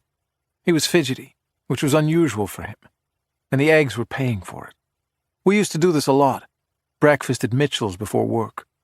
It had been a long time, but Goldie wanted to rekindle our tradition this week, probably because it was the week of the sex club trial. So what's the latest on Ramona de la Vue? I asked. And Joe Washington. Any leads on those murders? He was good, whoever he was, said Goldie. Pristine crime scenes. No forensics, no nothing. Almost professional. He moved on to his sausage, carving the links up like his life depended on it. I picked up my cup of coffee and put it back down. Geez, Goldie, you're making me nervous. I'm the one who has to testify. That's what's worrying me, he said. And he rarely said things like that. Goldie didn't show worry much, usually going with the cucumber cool thing. If this case goes south, if the judge says you had no probable cause to enter that brownstone, well, it's on you, Billy boy. Nobody else will take the blame. You think I don't know that? Then act nervous, kid. He waved his hands at me. You're sitting over there like you don't got a care in the world. You always do. You always have. When you were a kid, your brothers, they'd share every single thought that came through their brains. And Patty? Patty was a freaking mess, always stressed out over this or that, always seeking approval. But there you were, cracking wise but never showing a damn thing. Like you had every fucking thing already figured out. It's annoying is what it is. It was just my way. I should have been a poker player. I am nervous, I said, but Amy thinks we have a good shot. Me, I'd say I just went with my gut when I raided the brownstone. But she's got my testimony sounding like I drew up some flowchart of reasons before I busted through the door. She's good, Goldie. She's a great lawyer. He wiped his mouth with the cloth napkin and gave me a sidelong glance. That look you're giving me. I sat back in the booth. Speak. Why don't you just admit you're in love with that girl? He said. A quick denial, an easy retort came to my lips, but I didn't say it. You know, which is fine, he went on. Dandy. Great. About time you got back on your feet after Valerie. Nobody's happier for you than me, my boy. I leaned forward. I sense a but coming. He let out air, took a sip of coffee, set the mug down. But, he said, does it have to be Amy Lentini? No offense intended, but the lady's a shark. She'll chew you up and spit you out. No offense intended. Or was that a compliment? Hey, look. He held up his hands in surrender. The lady's drop-dead gorgeous. On a scale of 1 to 10, she's 100, no question about it. Have a good time with her. But Billy, that woman, does not have your best interests at heart. No? He thought for a moment, then leaned forward. She's going to find that little black book eventually. You said she put that on hiatus until the trial's over, but the trial's this week, and when it's over, she's back to looking for it. Am I right? Yes, I conceded. And she thinks you took it. Am I also right? She says no. She says no. She says no. Goldie shook his head. And you believe her, of course, because she's never held anything back from you. A fair point. But I did believe her. I could separate my brain from my heart. You think I have it, I said. You think I took the little black book. That's the only reason you'd be worried about it." Suddenly, Goldie took a keen interest in his coffee, draining the mug and adding some more from the copper-colored pot the waitress had left on the table.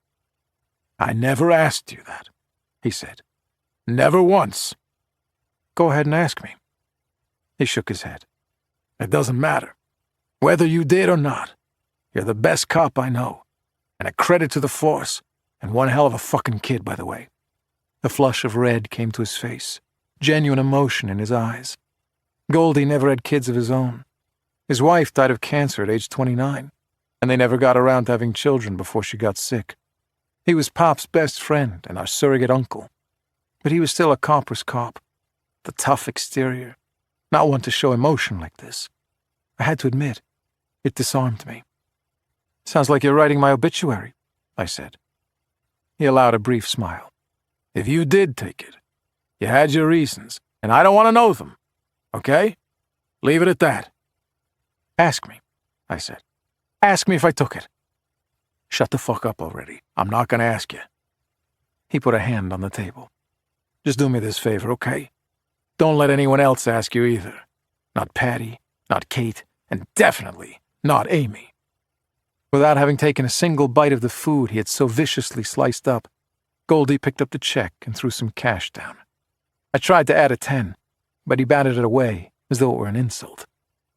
When he had settled the bill, he looked me squarely in the eyes. "Just remember that someone's out there killing people to find that little black book," he said. "So if you have it, my friend, you better watch your back." 59.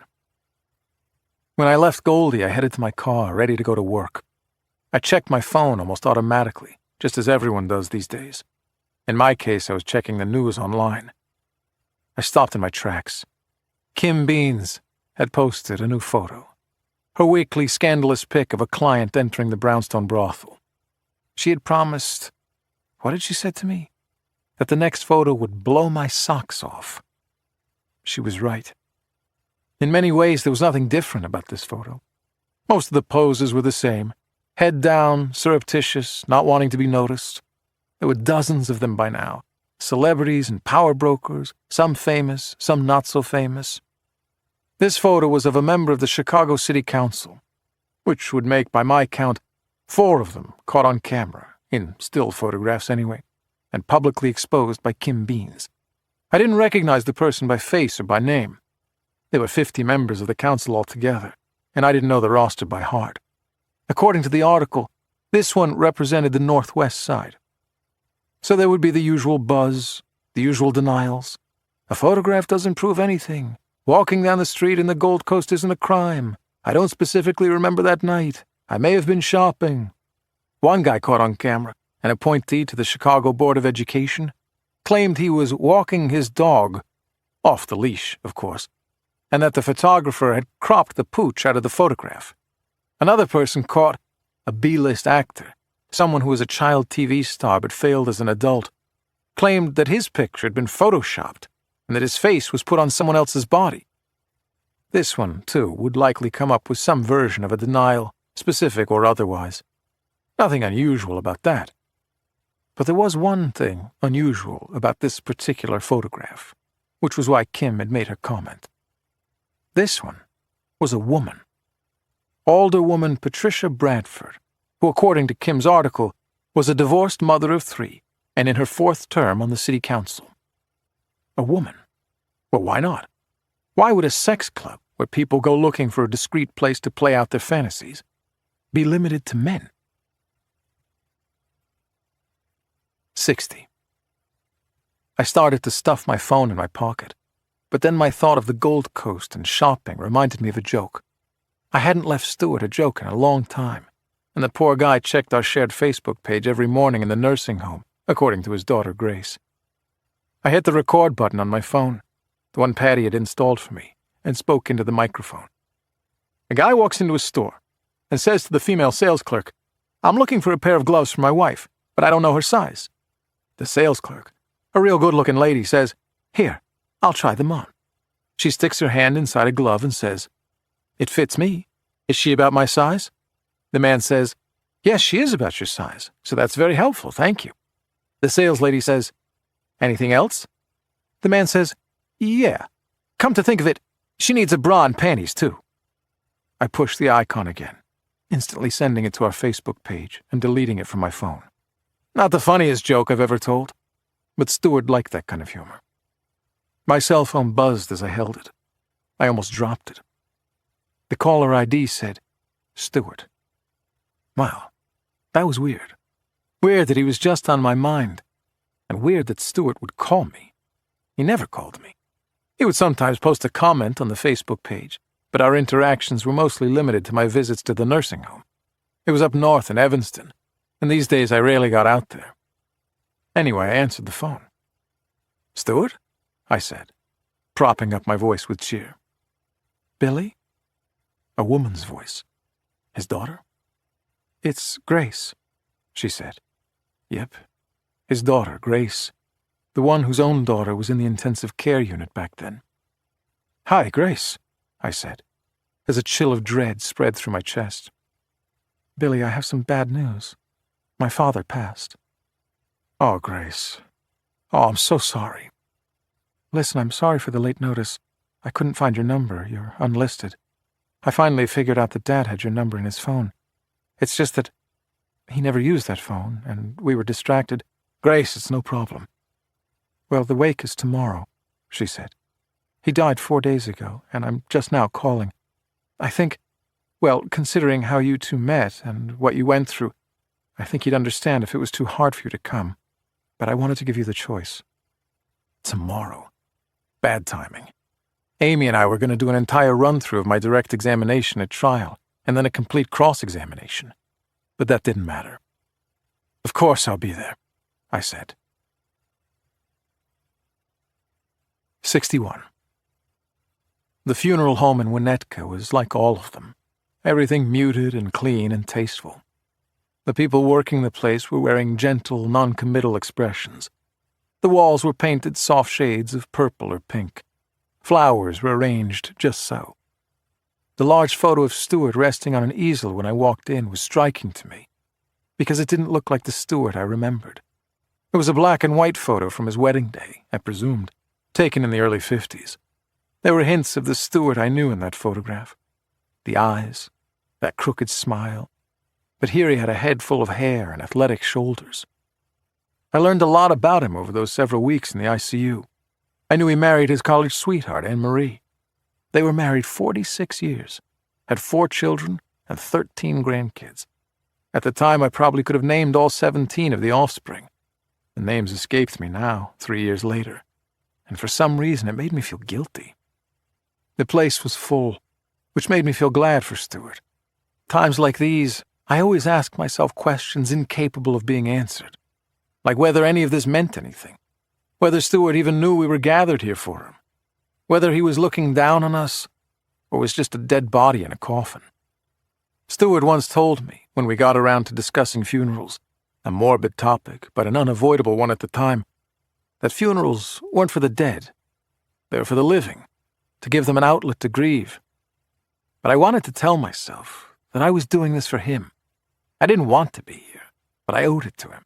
In many ways, Stuart saved my life in that ICU. I found Grace, his daughter, the one whose own daughter died in that ICU. Her face was washed out from so many tears. Her body language showed she was worn down. But she smiled sweetly at me, and we hugged. She introduced me to her siblings, one of whom I'd met before. "This is the guy I was telling you about, the police detective," she said. And they all knew me that way. They all thanked me for the jokes. They reminded me, each of them, that the first thing Stuart did every morning when he got up was turn on the laptop computer and look for Facebook videos from me. "You kept him going when Annabelle died," one of his sons said to me, pulling me aside, referring to the granddaughter Stuart lost. "He said he couldn't have made it through without you." I made my way into the visitation room and waited my turn at the open casket. He looked like some semblance of my Stuart, a bit waxy and artificial. But the makeup artist did a pretty good job. I touched the casket and said a prayer, not knowing if it made a difference, but covering the bases all the same. Then I took a seat in one of the chairs and sat quietly. I didn't know anybody else there, and didn't plan on staying long. I needed to leave, in fact. but I wasn't ready to let go just yet. I thought of what Stuart's son said to me. It didn't feel like I was propping Stuart up in the ICU. It felt like the other way around. He gave me an outlet, someone to talk to, a shoulder to cry on.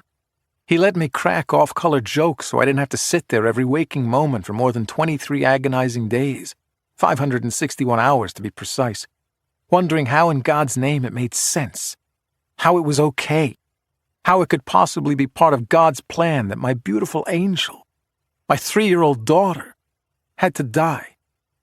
Oh, was Stuart a feisty, foul-mouthed ball-buster. He used to demand the straight scoop from the doctors. "Stop coddling me," he'd always say, "and just tell me what's what." He always told me that at some point in your life, you get tired of bullshit. You just want the truth. You just want what's real. Decide what matters in life, he said, and focus on that. The rest is bullshit. I was wondering if I was reaching that stage myself, though I was less than half Stuart's age. I was so tired of the lies. It was enough that I spent my career chasing bad guys, and sometimes bad cops. The bad guys I could deal with. Somebody needed to separate us from them, and I was as good as the next person to do it. But now people close to me were in my line of sight, and what was just as bad was that I was in their line of sight too. Patty and I had all but accused each other of killing Ramona de la Vue. Kate and I had all but accused each other of stealing the little black book. Amy initially wanted to tear my head off, and now we set off fireworks every time we touched. I didn't know whom to trust anymore. I didn't know how. I didn't know how to love. Even Stuart, my friend Stuart, even someone for whom I had nothing but the deepest gratitude and affection. Sure, I kept in touch, but I did it remotely. Not visiting him in the nursing home and brightening his day, not taking him out to lunch or grabbing a beer or getting some fresh air. No. I sent him videos of my stand-up routines and random jokes, bringing sunlight into his day, sure, okay, but doing it from a distance, over the internet. I was the comedian. The guy who made you feel good from a stage, holding a microphone and talking to a crowd shrouded in darkness or sending videos over Facebook.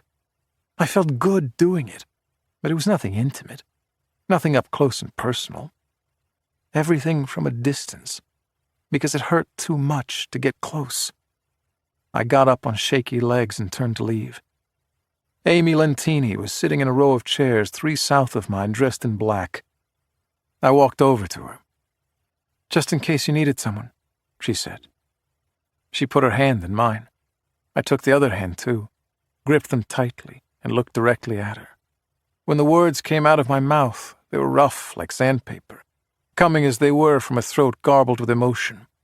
They came out as a whisper, maybe because of our surroundings, but more so because I meant them more than ever, and I was afraid of the answer she would give. "Can I trust you?" I said. "I mean, really trust you?" She peered into my eyes. She didn't know what was swimming through my head, but under the circumstances, knowing how I met Stuart, knowing my backstory, she could take a pretty good guess. She seemed to recognize the weight in my question, that I'd never said anything more serious in my life. "You can trust me, Billy," she whispered. "I promise." 62. I drove my car behind Amy's, following her. Tomorrow the pretrial hearing would begin. The case of the Brownstone brothel, which had ensnared the mayor and archbishop of the nation's 3rd largest city, as well as a dozen other of its VIPs. The entire country would be watching. All eyes would be on the prosecutor, Amy, and me, the star witness. As defense attorneys from across the United States, some of the highest-paid lawyers in the business, took their turns trying to dissect my testimony, like Lieutenant Mike Goldberger had dissected the eggs on his breakfast plate. Those lawyers would spend today sharpening their knives, engaging in mock cross-examinations with their colleagues, looking for any hole they could find in the dam of my testimony, probing for any possible way to show the judge that I had no reason to raid that brothel, that my arrest violated the 4th Amendment, and that all their clients should go free on a legal technicality. So Amy and I were going to do a final practice round 2. But Amy, heading down Lakeshore Drive from Winnetka, did not make it all the way downtown to her office. She turned off earlier at Irving Park, and I followed her through some of the side streets in Wrigleyville until she parked. She got out of her car, hiked her purse over her shoulder, and walked up to a low-rise condo building. I got out too and followed her.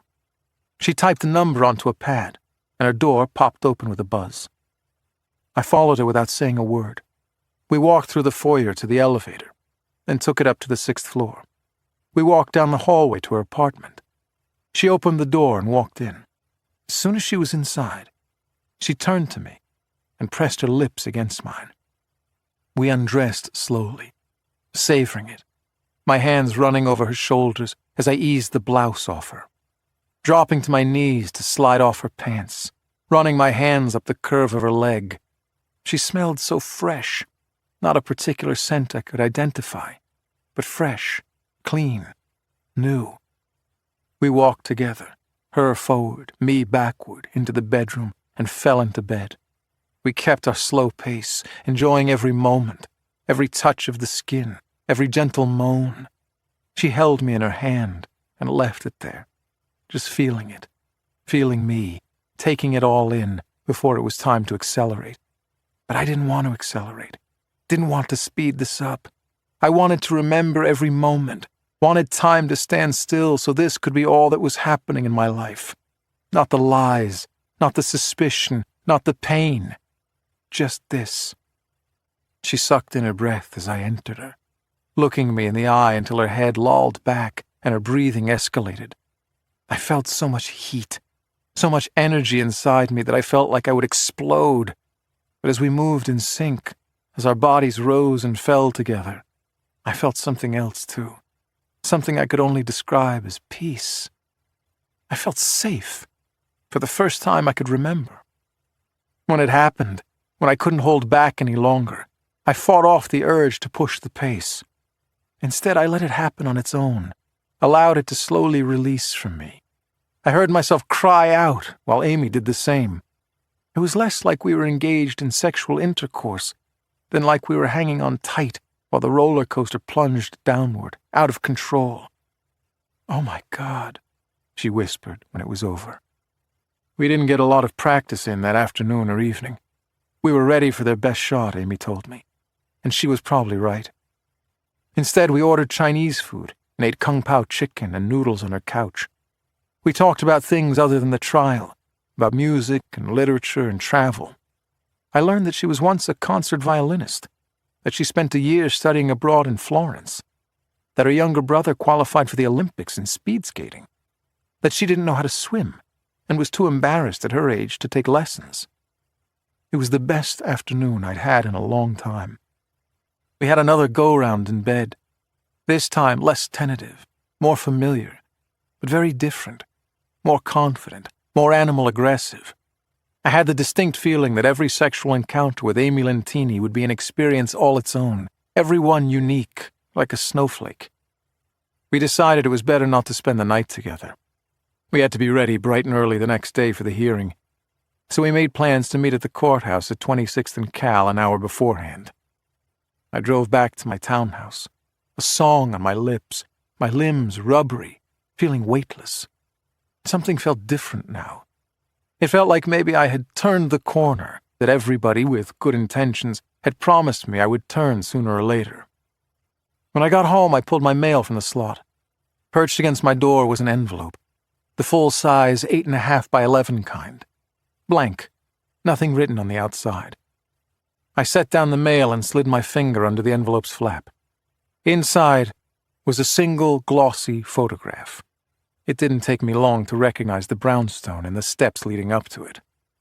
It was another one of those scandalous pics, the ones I'd seen previously under Kim Bean's byline. The individual in the photograph was trying to be discreet, head down, coat collar pulled up high, not wanting to be seen or noticed. But the camera wouldn't be denied. The photographer got a nice zoomed-in shot of the person's face. There was no denying who it was. The person in the photograph, taking her first step up the stairs of the brownstone brothel, was none other than Amy Lentini. The present. 63. Here, eat. I glance at the bowl of pasta Patty sets in front of me. I nod at her but don't reach for the food. She's trying to distract me more than anything from what I'm seeing on television. Margaret Olson, front-runner for the race for mayor, before a bank of microphones, the white and blue stripes and red six-pointed stars of the city's flag behind her. She looks like a pro, scrubbed and coiffed, her blue suit impeccable, trying for the perfect combination of serious crime fighter and chief executive. "While my candidacy for mayor will continue in full force," she says, "my job as the Cook County State's Attorney has not ended, and I won't allow politics to get in the way of my duty. The crimes committed by Detective Harney strike at the heart of the problems in this city. When a sworn police officer not only breaches the trust of our citizens, but also kills to cover up that breach, I can think of no greater crime. I have vowed to stop this kind of corruption." "Why don't you vow to stop your mouth from running?" Patty says to the screen. "For this reason, I will be personally prosecuting the case against Detective William Harney," says Margaret Olson. Her words zap through my family room, a quick flash of lightning. And then there's nothing but silence for a palpable beat, even from the TV, as though she were talking directly to me and wanted the words to sink in.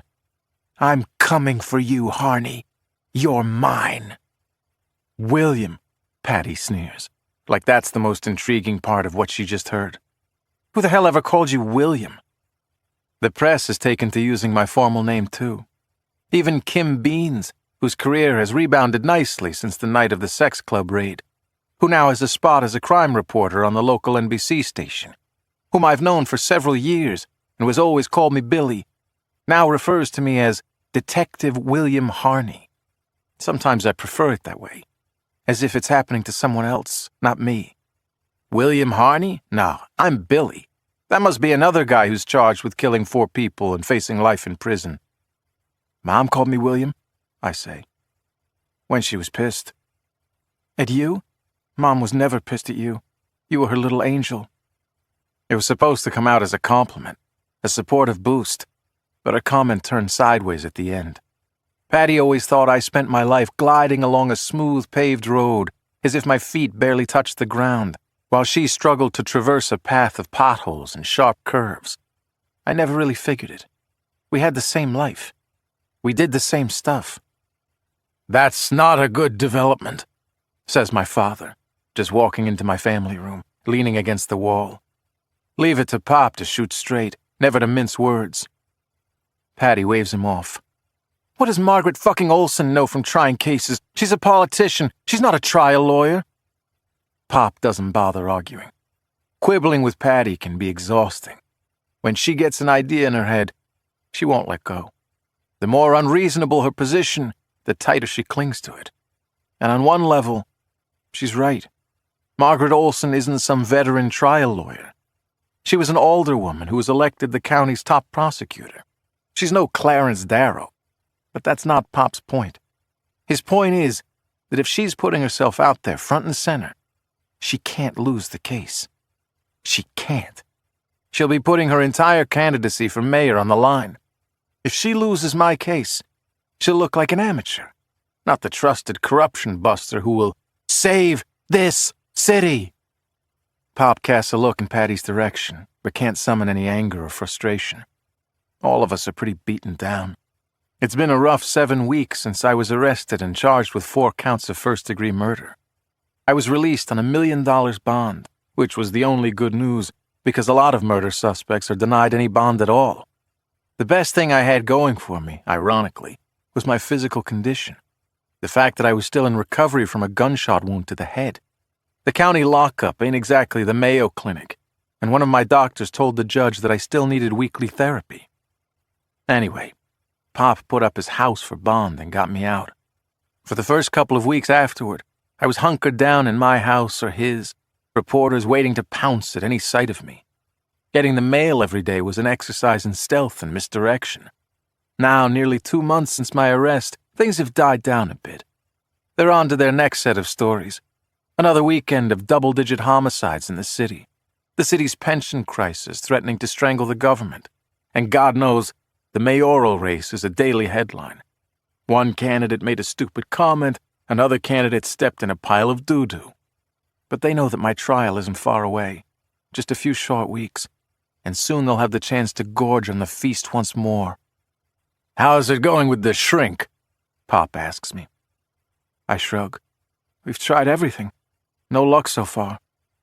Dr. Jill Jagoda and I have tried everything that could pop something loose, that might poke a hole in the wall that is blocking my memory. We've spent entire sessions breaking down my relationship with my father and mother and sister and brothers. An entire session about Kate. Multiple sessions dealing with Amy. We even tried hypnosis. When it was over, when I came out of it, the look on Dr. Jill's face was blank. She just shook her head briefly. She still thinks my emotions are repressing my memory. If that's true, then I must really, really not want to know what I did." Pop mumbles something to himself as he leaves the room. Once he's gone, Patty touches my leg. "Hey," she whispers. It feels like we're kids again, whispering behind our parents' backs, exchanging knowing glances and half-comments, finishing each other's sentences. Twin stuff. The screen cuts away from Margaret Olson. The anchor is talking about a storm coming our way.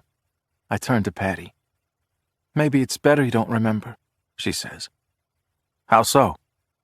"Well, who's to say your memory didn't come back?" she asks. I don't know what she means. And then I do. She makes a face, like she wants me to try on the idea, wear it around a little and see if it fits before saying no. Nobody can read your mind. If you say you remember, you remember. I shift on the couch and face her. And I suppose what I'm going to remember is that I didn't kill anybody? She runs her hand over the pillow behind me. Doesn't make eye contact, but keeps her eyebrows lifted, wanting me to consider it. "It might be better than the truth," she says. 64. I sit forward in the leather seat of Dr. Jill Jagoda's SUV, eyes outside scanning the streets. Daytime pedestrians, teenagers, moms with kids, dog walkers, some people getting a start on happy hour. Soaking everything in, concentrating, eyes narrowed, focusing on everything and nothing at the same time. "Don't press," says Dr. Jill. "Make it come to you." This is the neighborhood where Amy Lentini lived, though I only know that because people have told me. I don't remember ever going to her apartment. Don't even remember the building. Amy, looming like a specter, her image so thin it's transparent, vanishing when I reach for it. Did we fall in love? Did we have sex? It feels like the answer to both of those questions is yes. But those last 2 weeks before the shooting are still a black void. I know that I was found naked in bed with Amy when I was shot, so there's no denying that we were together. But that's nothing more to me than something I don't really know, something I have to take the word of other people for. There's an ozone layer, but I can't touch it or smell it. There are other galaxies out there, but I can't see them. Amy and I were lovers, but I don't remember it. But those flashes keep returning, that longing, that deep sense of loss and ache. That much I can feel. It's like a mysterious illness, some amorphous pain for which doctors cannot find a source. "I want to ask you something," Dr. Jill says. "Shoot. Why are you demanding a speedy trial? I mean, some defendants delay their trials for months or years. You could do that. You're out on bond. It's not like you're in a hurry." "You sound like my lawyer. My attorney has argued constantly that we should delay this trial, wait until Margaret Olson is elected mayor, let the media buzz die down, and give me time to regain my memory. It makes sense. I know it. But I can't live like this. I'm out on bond, but I'm trapped, locked behind bars I can't see, full of questions I can't answer. It's worse than pure terror. Pure terror is something I've experienced. Breaking through a door, expecting someone on the other side with a shotgun, racing through an alley, chasing an armed suspect, knowing you're about to corner him and that it will come down to you or him, looking into the eyes of a suspect you know has killed with premeditation, the suspect knowing that you know, the sides of his mouth curving upward, those eyes boring into you, telling you, yeah, I'm a killer. I have taken life, and it doesn't mean a damn thing to me. That I can handle. Not this. Not the constant uncertainty, the ever-present shadow, the grief gurgling through my stomach, the lingering suspicion that I did something truly bad and just can't, won't, allow myself to remember it. The hope that I'm wrong, that there's another explanation. The fear that I'm reaching frantically for an answer I will not like, that I'm trying to break down a wall, but that when I do, a scalding fire will engulf me. There, Dr. Jagoda curbs Alexis and nods her head. I look around me. Where? That condo building right there. The awning.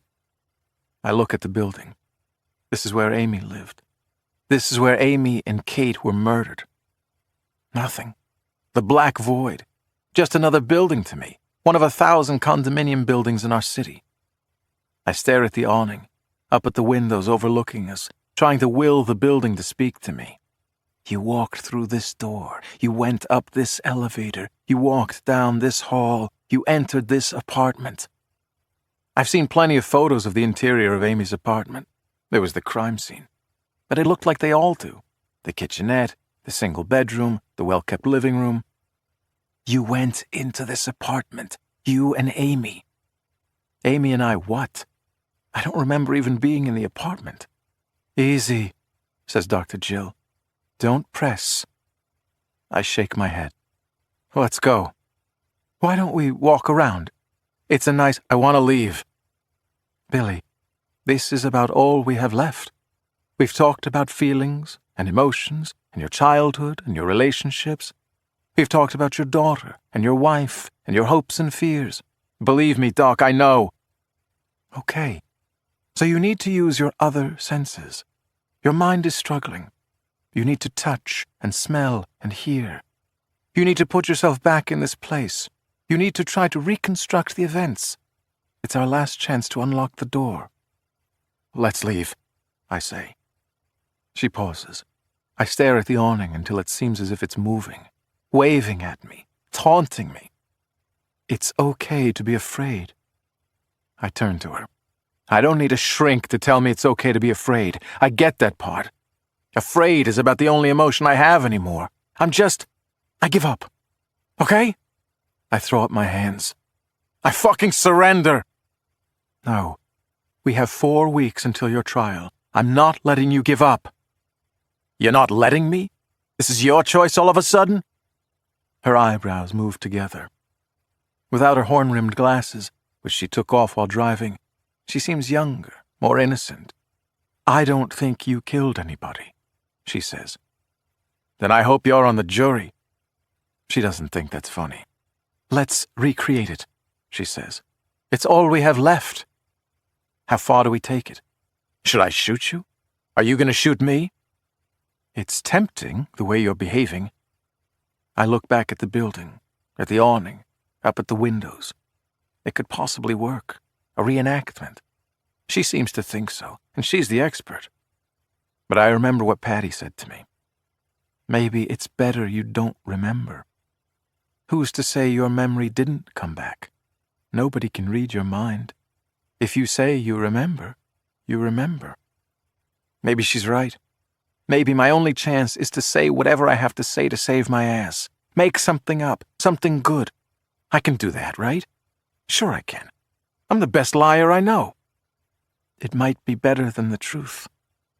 Thank you for everything, I say to Dr. Jill. But I'll take it from here. 65. I walk the streets, my stride improving every day, less of a limp, my stamina increasing too. The weekly therapy and my daily walks have helped. It feels good out here, the feel of late summer and early autumn, a crispness in the air as darkness begins its slow creep. Fuck my memory. It feels liberating to be freed from that locked room. I don't need to remember what happened to win my case. I just need a convincing story. By the time I hit Southport, north of Addison, darkness has settled in comfortably.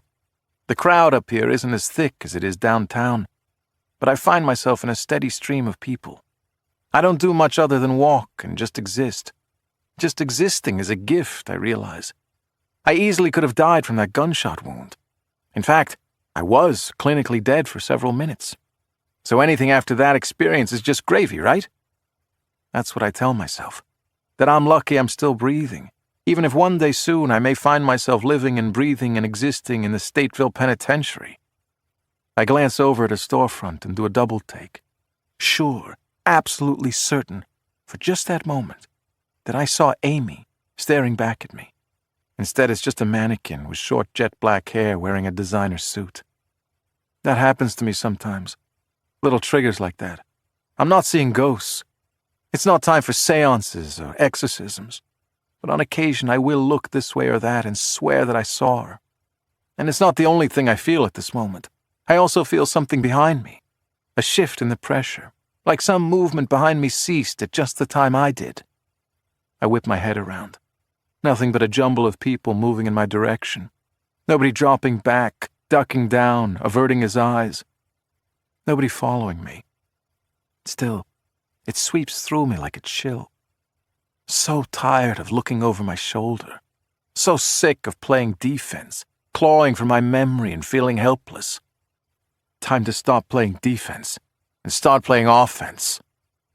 I hail a cab and head north. The hole in the wall. I haven't been there for ages. Once upon a time, it was the first instinct. You were thirsty and had an hour to kill, you went to the hole. I get out of the cab, the sound of the train passing overhead on the brown line, raining down some rust. I reach for the door of the bar and pause. Then I open it. The place dies down when I walk in. Something out of a movie, the music stopping, conversations breaking to a halt in mid-sentence, like the abrupt screech of the needle lifting off a turntable. All eyes on me, none friendly. Nearly 100 faces I recognize, people I've known and worked with on the job. At the bar, Patty has a bottle of beer hoisted to her lips, frozen in mid-air as she stares at me. "This is a bar for cops!" someone shouts. "Not cop killers!" My fists in balls, my jaw set. I cut an angle toward the corner that I once owned, where people once watched and laughed, where people once chanted my name. I step up on the stage and grab the microphone, click it on, pat it for good measure. "We don't want to hear your jokes," someone yells. "This isn't a joke. I didn't kill any cops," I say into the mic. "I didn't kill anybody." "What happened to I don't remember anything?" someone shouts. I scan the room again, my heart pounding, my stomach doing gymnastics. "Well, I remember now," I say. "I remember. And I didn't do it." I drop the mic, sending a booming clang across the room and step off the stage. "Hey!" I turn on my way out. It's Wisniewski's chubby face coming my way. "You're not welcome here. You know what you did, and we know what you did." "And I know what you did," I say, doubling down on my lie. I pivot and move toward him. He's ready for me, hands raised. On a good day, I might have a better response, but I'm still moving slowly, and before I can bat them away, Wisniewski's fingers wrap around my throat. He pushes me backwards against the table, my back arched, my eyes up at the ceiling. My head fills with a rush of anger and desperation as the crowd comes alive with a roar, as the Wiz's chubby face peers into mine, as I struggle to loosen his grip. But I can't. I just... BAM! The table over which I'm bent backwards rocks violently, glass shattering. The Wiz releases me and steps back. For a moment, I don't know what happened. It was like an earthquake of great magnitude, but limited to the small table. Patty holding a baseball bat she must have grabbed behind the bar, letting it rest against a shoulder, but elbow out like she's ready to take a swing. Her mouth set evenly, like she's cool as ice, but her eyes on fire. "You like picking on people with medical conditions?" she says to the Wiz, loud enough for everyone to hear. "Want to try someone who didn't take a bullet to the brain?" Wisniewski, chest heaving, face tomato red, glares at Patty. "Hey, bitch on wheels! You really want to bring a baseball bat to a gunfight?" Patty takes the bat in both hands, holding it horizontally, and tosses it at Wisniewski's chest. He puts out his hands defensively, not trying to catch it, so it hits his palms and clangs to the floor at our feet.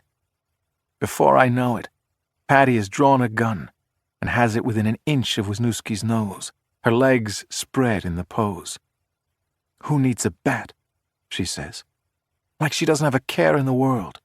Like it wouldn't bother her in the slightest if she pulled the trigger. The crowd isn't sure how to react. A crowd of cops, most of them off duty, most of them wearing their pieces. Most retreat or crouch. Some reach for their waists. This could go a lot of different ways. Some of them bad. "The fuck you doing? Come on, Patty," Wisniewski says, not really believing she'll use it. But still, she's an itchy trigger finger away from splattering his brains on the ceiling. It does something to a fella's attitude. "We done?" she says. "Fuck yes, we're done, we're done." "Then apologize to my brother." "I apologize." She lowers the gun and says, "Come on." It's a moment before I realize she's saying it to me. We walk out of the hole, now stunned into silence. "What was that about? I remember now," she asks me as we beat a path from the bar. "What was that about drawing your weapon?" "You first." "Like you said before. Who's to say I don't remember?" I say.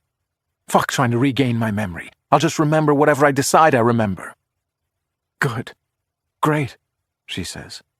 "Doesn't mean you had to announce it to a room full of cops. Was that smart?" Maybe not, I think to myself as I raise my hand for a cab. Maybe so. 66. I look out my bedroom window, watching a man and woman, young lovers, staggering home from a night of partying, the woman holding her heels in her hand, the man singing some pop song in a falsetto voice, trying to sound awful, the cool air filled with their laughter. I take a swig from my beer, but it tastes wrong. Bitter, rancid. Booze has tasted that way since the shooting, since I recovered from the coma. Food has too, as though the damage to my brain screwed up the connections to my taste buds, rearranged them while I slept. I'm supposed to eat 4 meals a day to get my weight back, but I can hardly stomach 3 squares. Some days the only things I eat are plain pieces of bread and water. Maybe in some weird way I'm readying myself for prison, for the tasteless paste they will slop on my plate every day. I look at the handgun on the bedside table.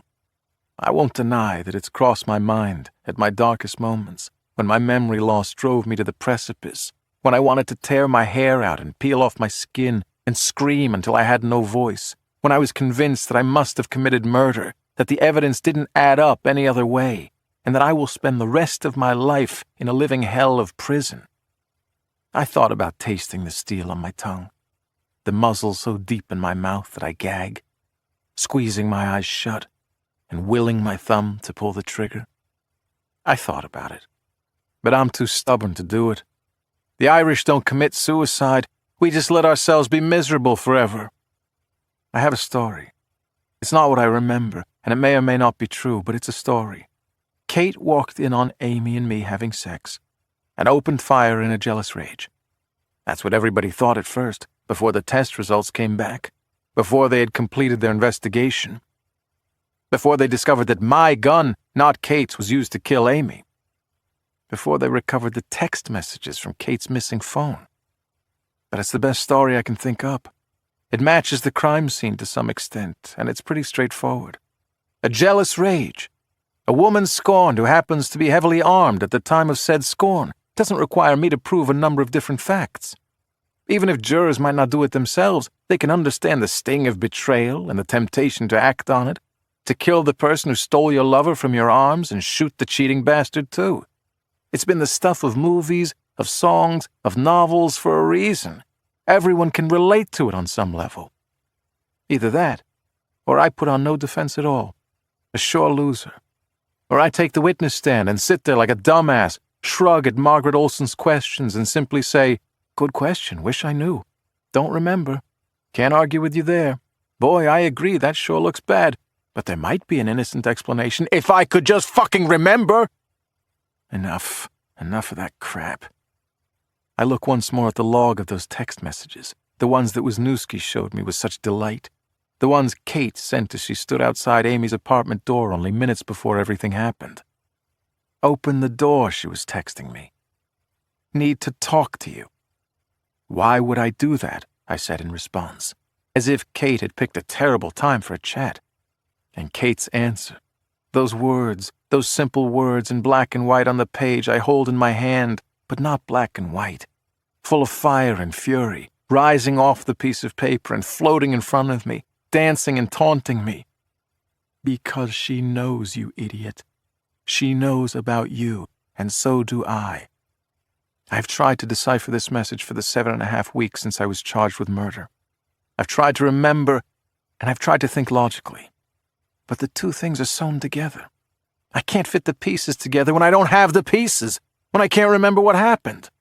The more I call out from my memory, begging, pleading for it to return, the farther it burrows into the shadows.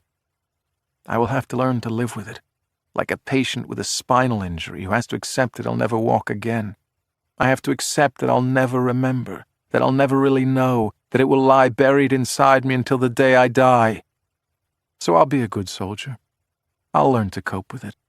But still I will wonder, every hour of every day of every year, I will wonder, what did Amy know about me?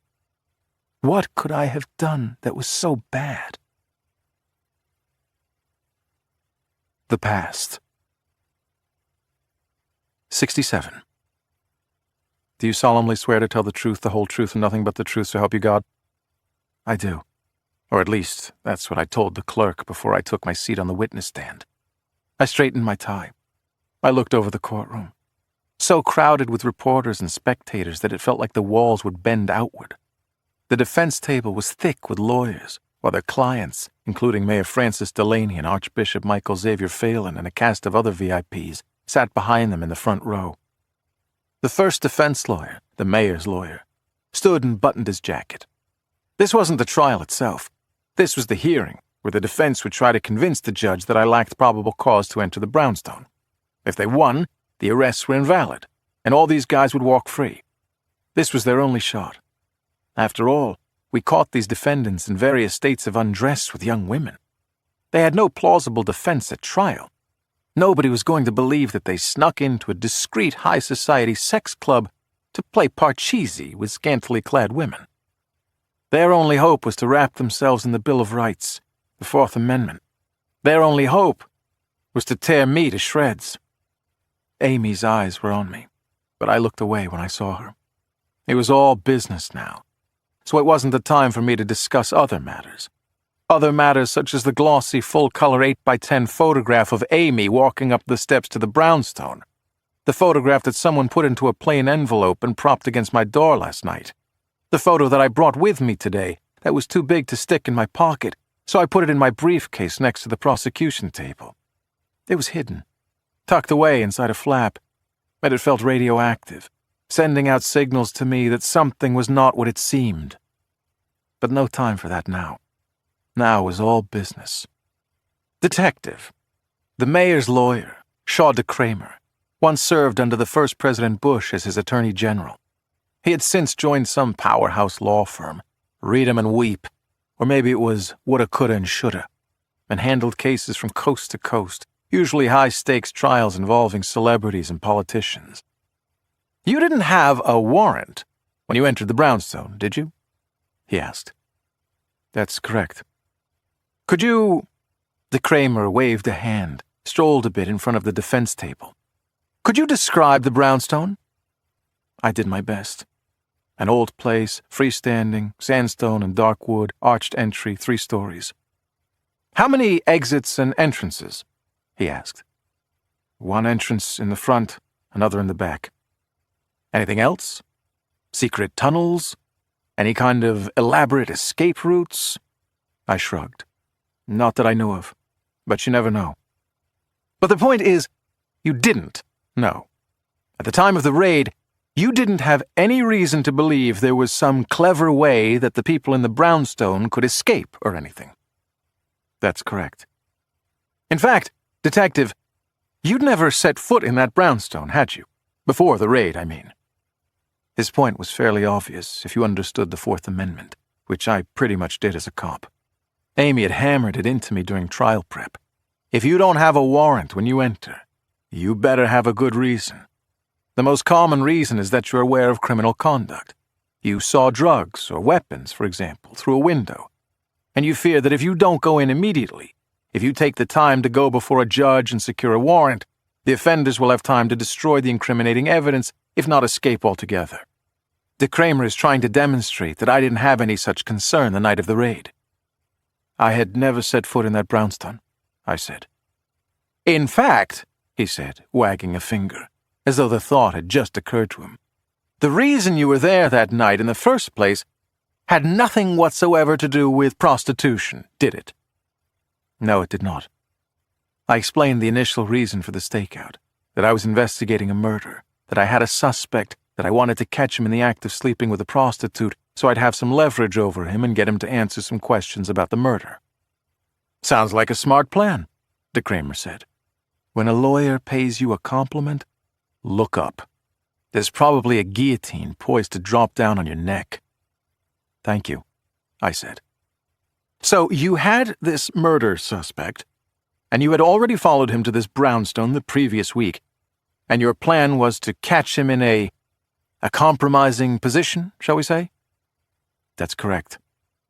And yet, having had this plan in your head for a week, you did not ask a judge for a warrant.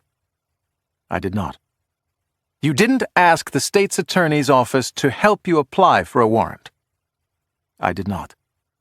And that's because you weren't worried about making a case against this guy for prostitution. You were concerned about bigger stuff. A murder. Correct. De Kramer nodded, glanced down at his feet, at his polished Ferragamo shoes. There was no jury for this hearing. If this case went to trial and he had 12 in the box, he wouldn't be wearing $1,000 shoes. He'd try to dress like a man of the people. If you had been trying to put a case on this suspect for prostitution, if that had been your plan all along, you'd have applied for a warrant, right? Objection? Amy Lentini popped halfway up from her chair. She knew the question was proper, but she was trying to disrupt his flow and also signal to me, if I didn't already know, that the water was getting choppy. I might have, I said, after the judge overruled the objection. But you're making this sound like some elaborate advanced plan. It wasn't. I'd been looking for a chance to confront this suspect about the murder. I saw this as an opportunity and I took it. I asked a few of my fellow detectives to ride along for support. That's all. De Kramer nodded, as though he expected my answer. He neither expected it nor liked it, but he'd never admit to either one. These guys were as smooth as butter. Fair enough, he conceded. Let's talk about how you knew this was a house of prostitution. 68. Let me see if I have this straight, said Shaw de Kramer. The week before, you trailed the suspect to the brownstone. You saw him go in. You saw him leave an hour later. Yes. You stayed and watched the brownstone. Yes. You saw several attractive young women leave, women dressed provocatively.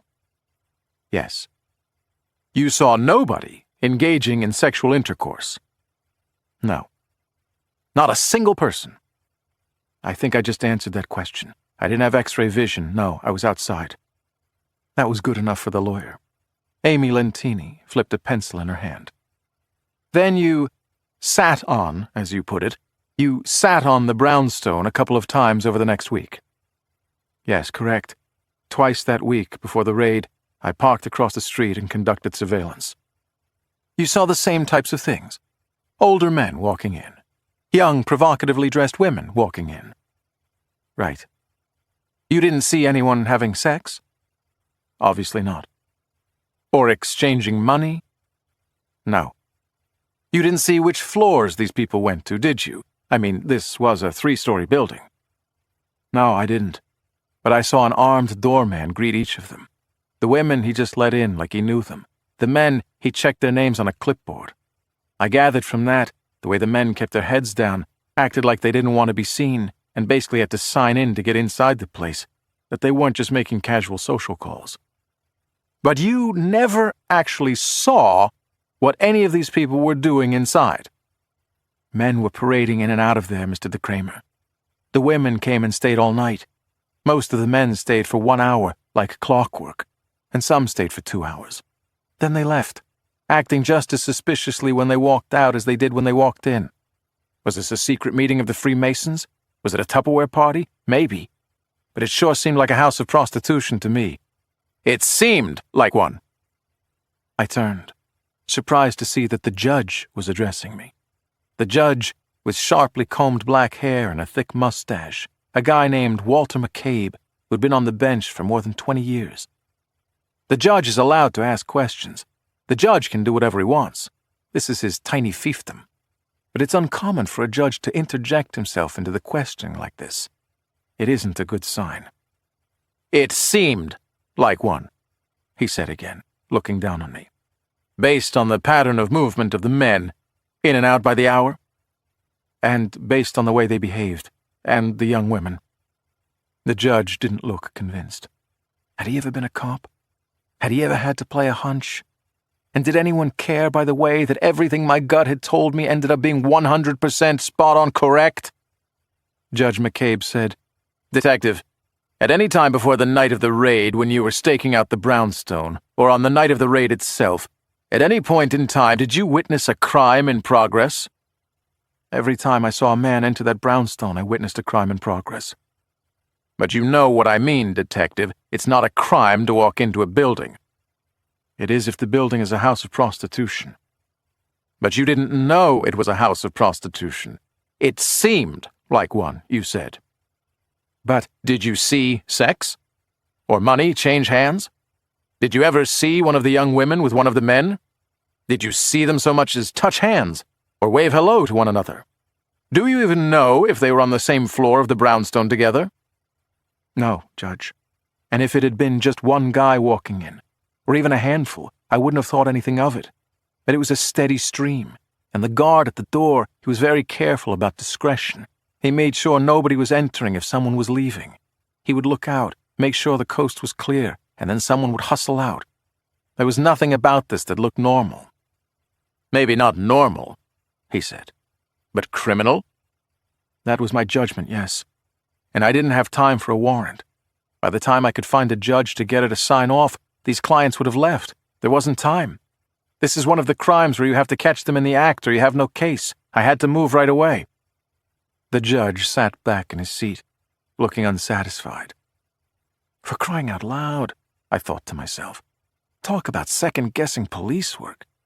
Everything about the way that place operated smelled like an upscale house of prostitution, and I was right. It was. Didn't that count for anything? But here we were, in a pristine courtroom with walnut trim and shiny floors, listening to a guy in a robe who'd never spent a day on the street, and a lawyer dressed in an outfit that I couldn't afford on 2 months' salary, who'd never spent a real day in the shit either, acting like they knew better than me. The hearing wasn't over, not technically. Amy hadn't even had her chance to question me yet. But I could see it on the judge's face. He wasn't convinced. He thought I lacked probable cause. He was going to invalidate my search. He was going to toss this case. And my career along with it. 69. Lieutenant Mike Goldberger closed the door gently behind him before turning to address me and Kate, who would testify tomorrow. We were in a witness interview room on the same floor as the courtroom where I had just had my head handed to me. I stood and stretched. I'd been sitting all day. 7 hours of questioning from 6 defense lawyers. Then Amy grilling me on every detail. Nothing seemed to make a difference. From the moment the judge addressed his questions to me, it was clear that he didn't like our case. Goldie said, "Okay, so that didn't go so well," which was like saying the Titanic's maiden voyage had some rough patches. "It was a righteous search," I said. "Hell, I know that," Goldie said. "But the judge isn't with us, that's obvious." I shook my head. "Some clown in a robe who hasn't spent a day on the job, I know," Goldie grumbled. "But we're past crying in our Cheerios. Time to fix this." I looked up at him. Goldie didn't say things casually. Goldie pointed at Kate. "Detective Fenton, you guys staked out the brownstone 2 nights before the raid. When the stakeout ended, Billy went home. What did you do?" Kate said without missing a beat, I left too, but then I drove back to the brownstone.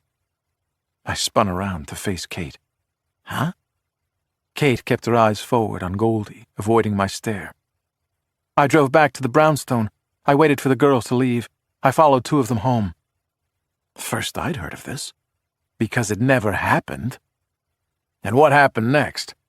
Goldie asked as though he were a prosecutor in court, as though he already knew the answer, because he did know the answer. This wasn't the first time he was hearing it. The girls went home to their apartment on the 2nd floor, said Kate. I walked up to their building and looked at the buzzer assigned to the 2nd floor. There were 2 names next to it, Sanchez and Daniels. Bullshit, I said. This is bullshit. There was a postcard lying on the walkway next to the mail slot, Kate continued. An advertisement, a sale at Macy's or something, but it had a name on it. Erica Daniels. So you had one woman's full name and a partial for the second, said Goldie. What happened next? Oh, for fuck's sake, I said. Hell, even I can finish this story. I looked at Kate. You went to the station and did a criminal background check. It turned out Erica Daniels had a prior for prostitution. And you did a search on Sanchez and found the same thing. Their mugshots looked like the girls you followed. And suddenly, oh my God, wouldn't you know, we knew that at least 2 of the women who spent the evening in that brownstone were hookers. I threw up my hands. Hallelujah! We have probable cause. Goldie leaned against the wall. Couldn't have said it better, actually. Yeah, except for the minor detail that none of it actually happened. Kate didn't follow those women to their apartment. My arms came down by my sides. I mean, guys, what are we talking about?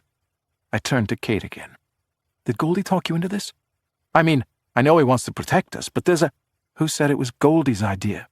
She replied, as if she were insulted that I'd attribute perjury to him and not her. Kate stood up, face to face with me. If we lose this case, it's all over, she said. The mayor stays in office, right? Sure he does. He goes free. And his best buddy, the superintendent he appointed, Tristan Driscoll, he stays on the job too.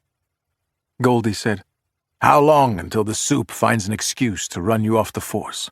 Or worse yet, he assigns you to traffic duty the rest of your career. If this case goes south, that's your future, pal. I'll take my chances, I said. Yeah, well, I won't take my chances. Kate shoved me. This isn't just about you, partner. My career goes down the tubes, too. I don't get a say in this? I let out air. Katie, I said. Oh, now it's Katie. She made quotation marks with her fingers. I looked at Goldie. When did this all come together? This little story of yours? He said, You mean this little story that will save the careers of not 1, but 2 police officers who are among the finest cops I've ever known? This little story that puts the bad guys where they belong? That little story? I deflated. Goldie's heart was always in the right place. He'd stand in front of a train for me. From his perspective, this was just a little gloss on the truth, a harmless twist to prevent a miscarriage of justice. And more important, to protect me. Always looking out for me.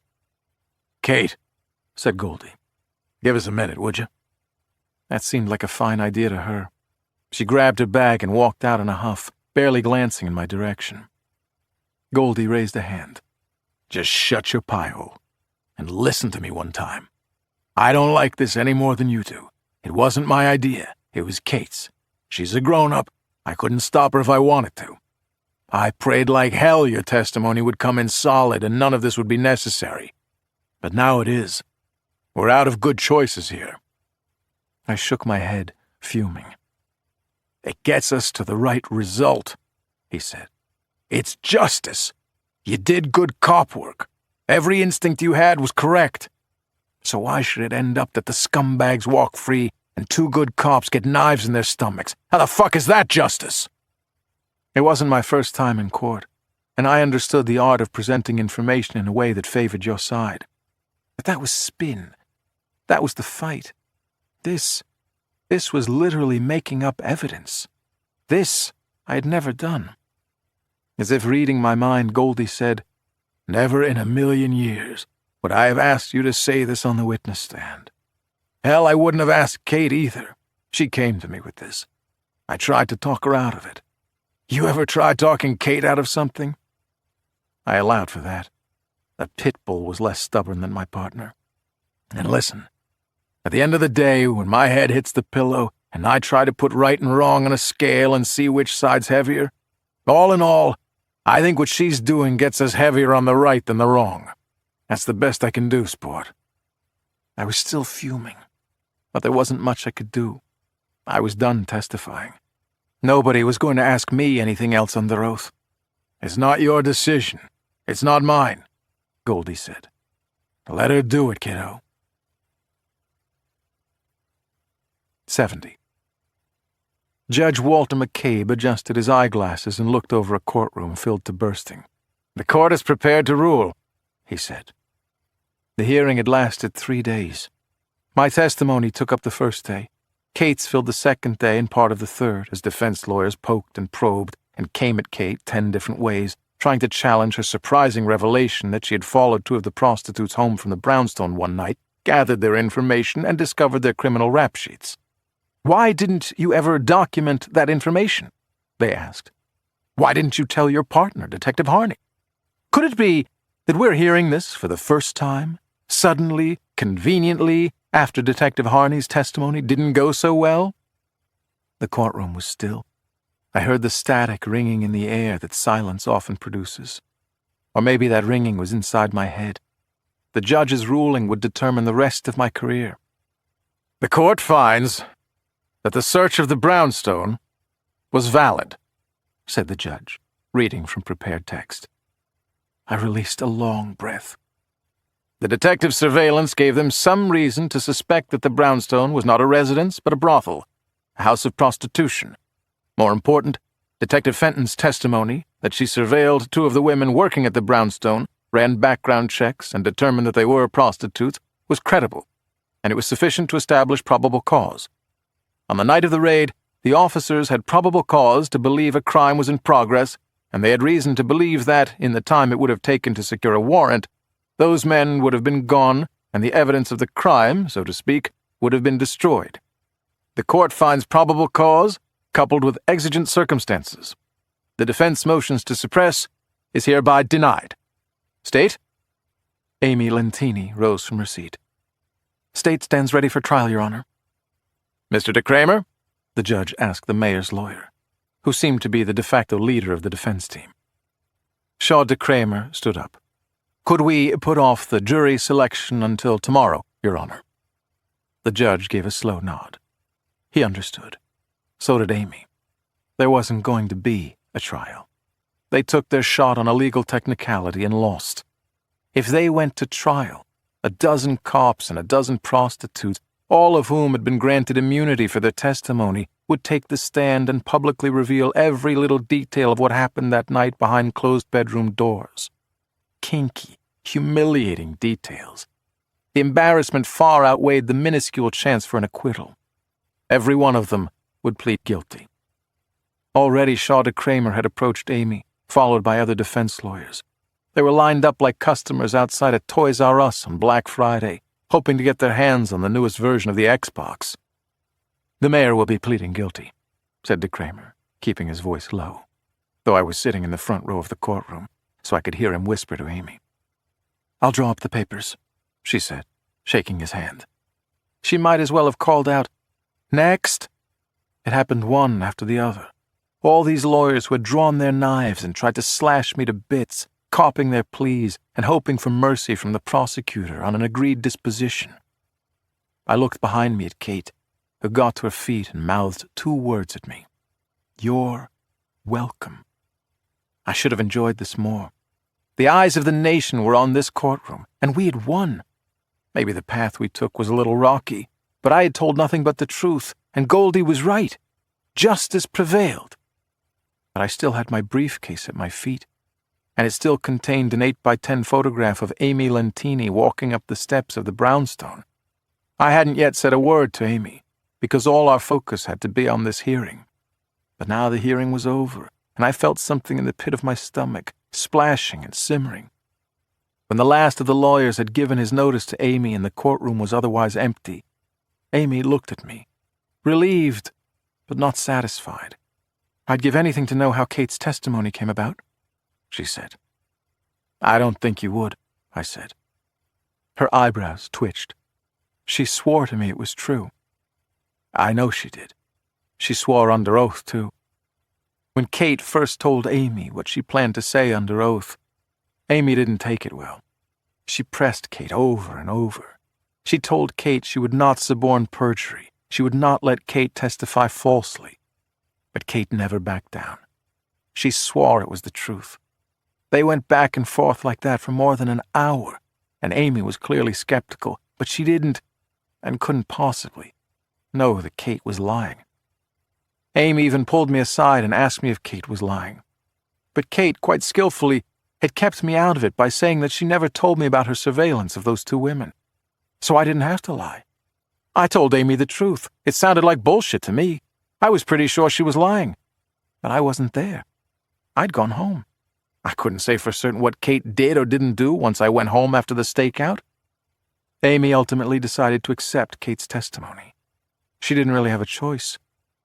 From the look on her face, Amy had a pretty strong feeling that the card game she'd just won was played with a stacked deck. But she didn't know it for sure, and so she played the hand she was dealt. "Well," she said, warming up to her victory, letting it wash over her. "Should we celebrate?" I looked around the courtroom to ensure that we were alone. Then I reached into my briefcase, pulled out the manila envelope, and produced the glossy photo of Amy walking up the steps of the brownstone. I held it up for her to see, but when she reached for it, I drew it back. It was my only copy. Her expression dropped. Her posture stiffened. Where did I get this photo? It's hardly the most important question. Hell, it's not even in the top 10. Amy blinked hard and took a step back. Her eyes worked along the floor. But finally, after a long moment while my heart drummed so hard in my throat that I doubted I could speak, Amy's eyes drifted up to mine. Her voice flat, her eyes hooded. She whispered to me, "Not here," she said. 71. I followed Amy from the criminal courts building at 26th and Cal to her condo in Wrigleyville. I played talk radio in my car as I drove. With our split-second news cycle, everyone was already talking about the outcome of the hearing. Mayor Francis Delaney had announced outside the courtroom that he would be resigning today. And just like that, they were already talking about who would succeed him. A number of aldermen and county commissioners were interested in running for the mayor's seat, but the presumed frontrunner would be Congressman John Tedesco. All because of my case. I should have felt adrenaline, some sense of power or awe, but instead I felt dread. We both found parking at the curb, went under the awning and through the downstairs door, took the elevator up to the 6th floor, and walked down the hallway to her apartment. All in silence, not a word spoken. We'd spent days, weeks preparing for a case that we had just won, but we looked like we were attending a funeral. It made me think of my friend Stuart, now freshly buried, reunited with his wife in heaven. What he used to say about reaching the point in life when you're sick of the bullshit and only want what's real. But I didn't feel that way. At that moment, as the two of us walked in grim silence to her apartment, I didn't want real. I wanted the fairy tale. I wanted what Amy and I were building together. At that moment, I wished I'd never seen that photograph of her outside the brownstone. I wanted to will it out of my brain, pretend I never saw it, and we would live happily ever after. Cue the music and roll the credits. Amy entered the apartment and hung up her coat. She walked into the center of her living room and turned. Without any hint of remorse or embarrassment, she said to me, "I want to know where you got that photograph." "No," I said. "It's my turn to ask questions. I want to know what the hell is going on." Amy gestured toward my briefcase, where I'd put the photograph. "That's a crime," she said. "Tell me about it. I think we just convicted a dozen people for it." Her eyebrows wrinkled, forehead creased. "That's not what I'm talking about. You think... What? You think that photograph shows me about to have sex with a prostitute? Really?" I didn't have an answer. The truth was, I didn't have any idea what to make of this photograph. "I'm talking about obstruction," she said. "Whoever gave you that photo is guilty of obstruction of justice." It took a moment for that to sink in. What are you telling me? This was part of an investigation? Amy dropped her head, placed her hands on her hips, took a breath, made a decision. Billy, she said, raising her head, did you ever wonder why I was so hell-bent on finding the little black book? From the first moment after the bust, when we hauled you and Kate into Margaret's office, all we cared about was the little black book. Did that ever strike you as odd? It did, I answered. But I figured you were trying to smear us, to protect the mayor. Margaret Olson and Superintendent Driscoll, both of them had their jobs thanks to the mayor. They wanted to keep him in power so they'd stay in power. She listened to all that and made a sour face, like those political shenanigans were beneath her. Then her expression broke and her eyebrows raised. Wow, she said. You must have had a really low opinion of me. And she of me. But we had gotten past that. We had sailed those treacherous waters and found something on the other side, something warm and soothing, something that made my heart go pitter-patter like a schoolboy kissing a girl for the first time. I couldn't deny it. I was all in. I was in love with Amy Lentini. Talk to me, I said. She nodded, took another breath, confirmed her decision. For the last year or so, she said, the state's attorney's office has been conducting an investigation. We have reason to believe that Chicago police officers have been running a protection racket, taking bribes to let people walk. I didn't move, didn't show a thing, didn't mention the fact that I had been investigating the same thing as an undercover officer for internal affairs. 2 different law enforcement agencies investigating the same damn thing, not saying a word to each other. And this brownstone was front and center in our investigation, she said. Powerful people, with a place to go to get their jollies, indulge their fantasies, whatever. But it needs to be a safe place, right? They can't be caught publicly. The shame would be too intense. A woman like Ramona de Lavaux knows that. She's not going to draw the rich and famous to her club if they're afraid of a police raid, right? Right, I managed. Ramona de Lavaux was paying off cops. Protection money. Who? I asked. What cops? She looked at me, dead on, held perfectly still. Like a breathtaking portrait, my Italian beauty, my work of art. All that was missing was the gold frame and the artist's signature in the corner. Who was Ramona paying off? I tried again. The longer Amy paused, stood frozen, the harder my heart pumped. Kate, she said. Detective Catherine Fenton. 72. I felt a no reach my lips, but didn't say it. Kate? I mumbled. My brain tried to keep pace with my racing heart, tried to connect the dots. Are you sure? I can't prove it, if that's what you mean, she said. Process of elimination. It has to be her. I brought a hand to my face. The woman with whom I'd partnered, shared so much over the years. She was on the take? And I didn't know it? We were just about to find out, she said. We'd been tracking Ramona's bank accounts, her cash withdrawals. We were about to close in. I was literally in the process of drafting a complaint for a search warrant. We were no more than days away from raiding the brownstone. I slowly nodded. But then I raided the place first. But then you raided the place first. It was coming clearer now. You thought the cops knew, I said. You thought the dirty cops got wind of your investigation, so we raided the place for cover. Publicly exposed the VIPs. Got Ramona in the soup. Blew up the whole thing. And stole the little black book, she said. Right. Exactly. The little black book. The ledger. The computer disk, whatever it was. Amy didn't want it for the names of the other VIPs who frequented the place. She didn't care about the identities of the Johns. She wanted the names of the cops Ramona de Lavaux was paying off. So you thought I was one of the dirty cops, I said. You thought I was part of the protection racket. I said it with a hint of accusation, though I couldn't blame her. As much as it burned, I couldn't deny that her initial reaction was logical. Before she knew me, it was her first instinct. She's about to raid the brothel and secure the little black book, and wham! I beat her to the punch by a matter of days, and the little black book mysteriously disappears. Yeah, If I were in her shoes, I'd have suspected me too. You or Kate, Amy said. You were the detectives in charge. So yeah, I suspected both of you for the protection racket. And stealing the little black book. But now I've ruled you out. How? Why? She was taken aback, hurt by the question. Because now I know you. Too much. Overload. Too many emotions swirling in too many directions, blurring everything together. I needed to think straight, sort through everything. Kate was the evidence recovery officer that night, Amy said. She would have had the easiest access to that black book. Easy as pie she could have pocketed it, and nobody would have known. I thought back to the night of the raid. Remembered Kate being so ginned up to go in. Remembered my thought that maybe we should call in Vice, because this was their turf, and Kate's reaction. Fuck Vice, this is ours.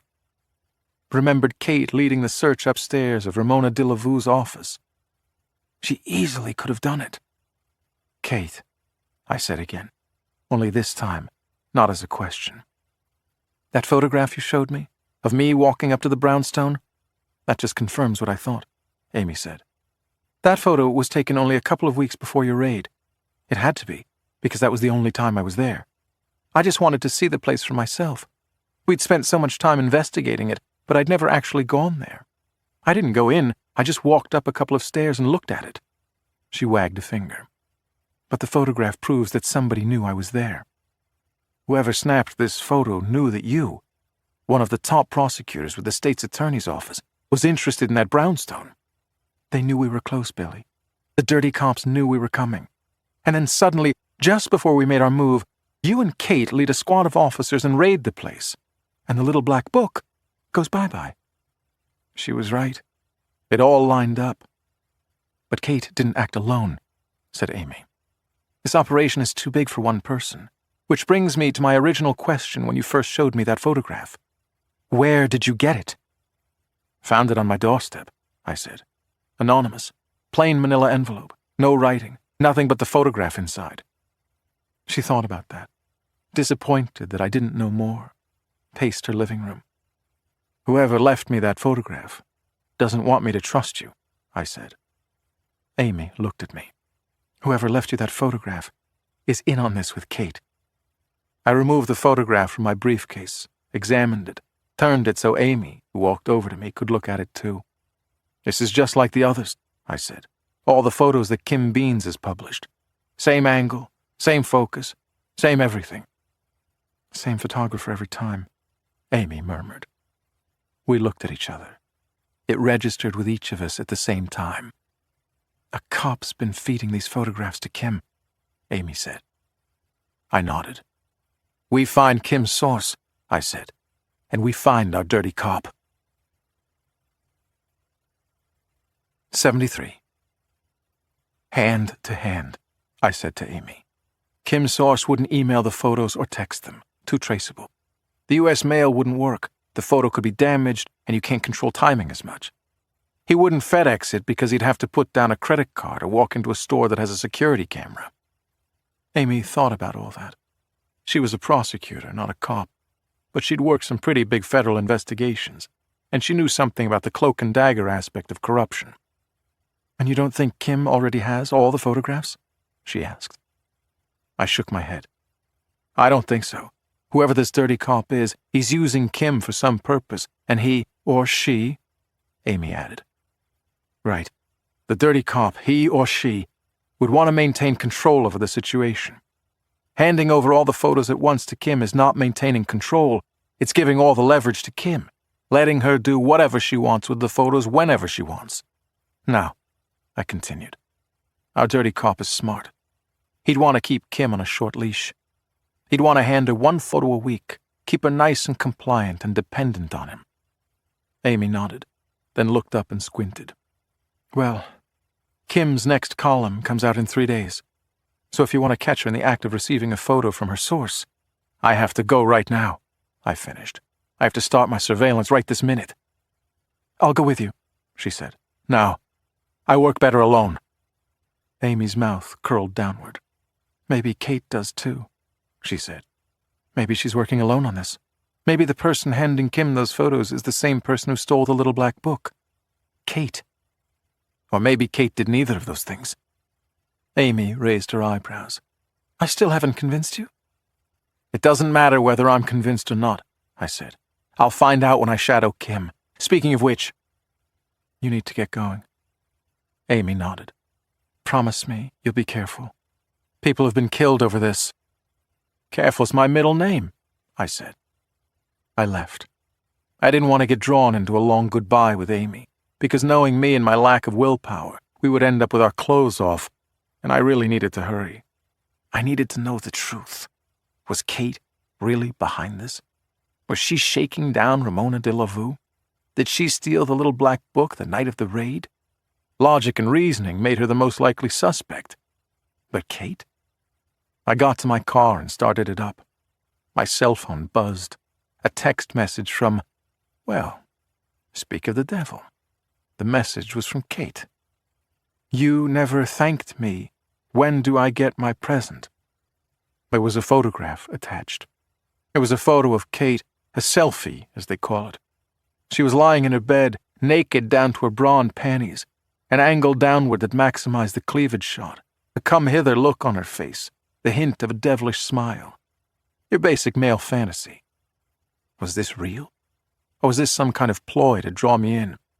I didn't know if Kate was trying to rekindle that brief, and in hindsight ill-considered, fling we had, or if she was playing me. Was she jealous or devious?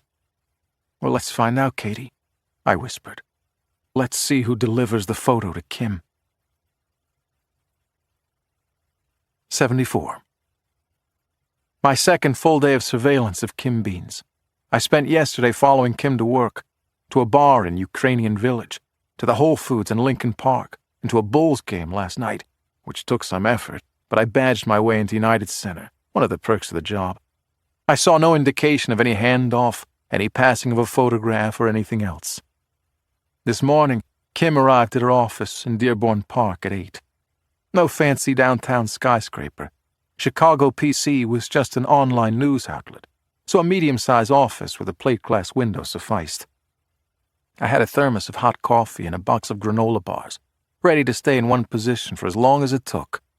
In the 90 minutes I'd sat on her office, I hadn't seen any cops enter or exit, but then I wouldn't expect them to. If you were an anonymous source, you wouldn't stroll into a newsroom, and nobody shuffling in and out of these doors since Kim arrived looked anything like a cop. Most of them were in their 20s, and wore ponytails and nose rings and berets and headphones. The new age of journalism.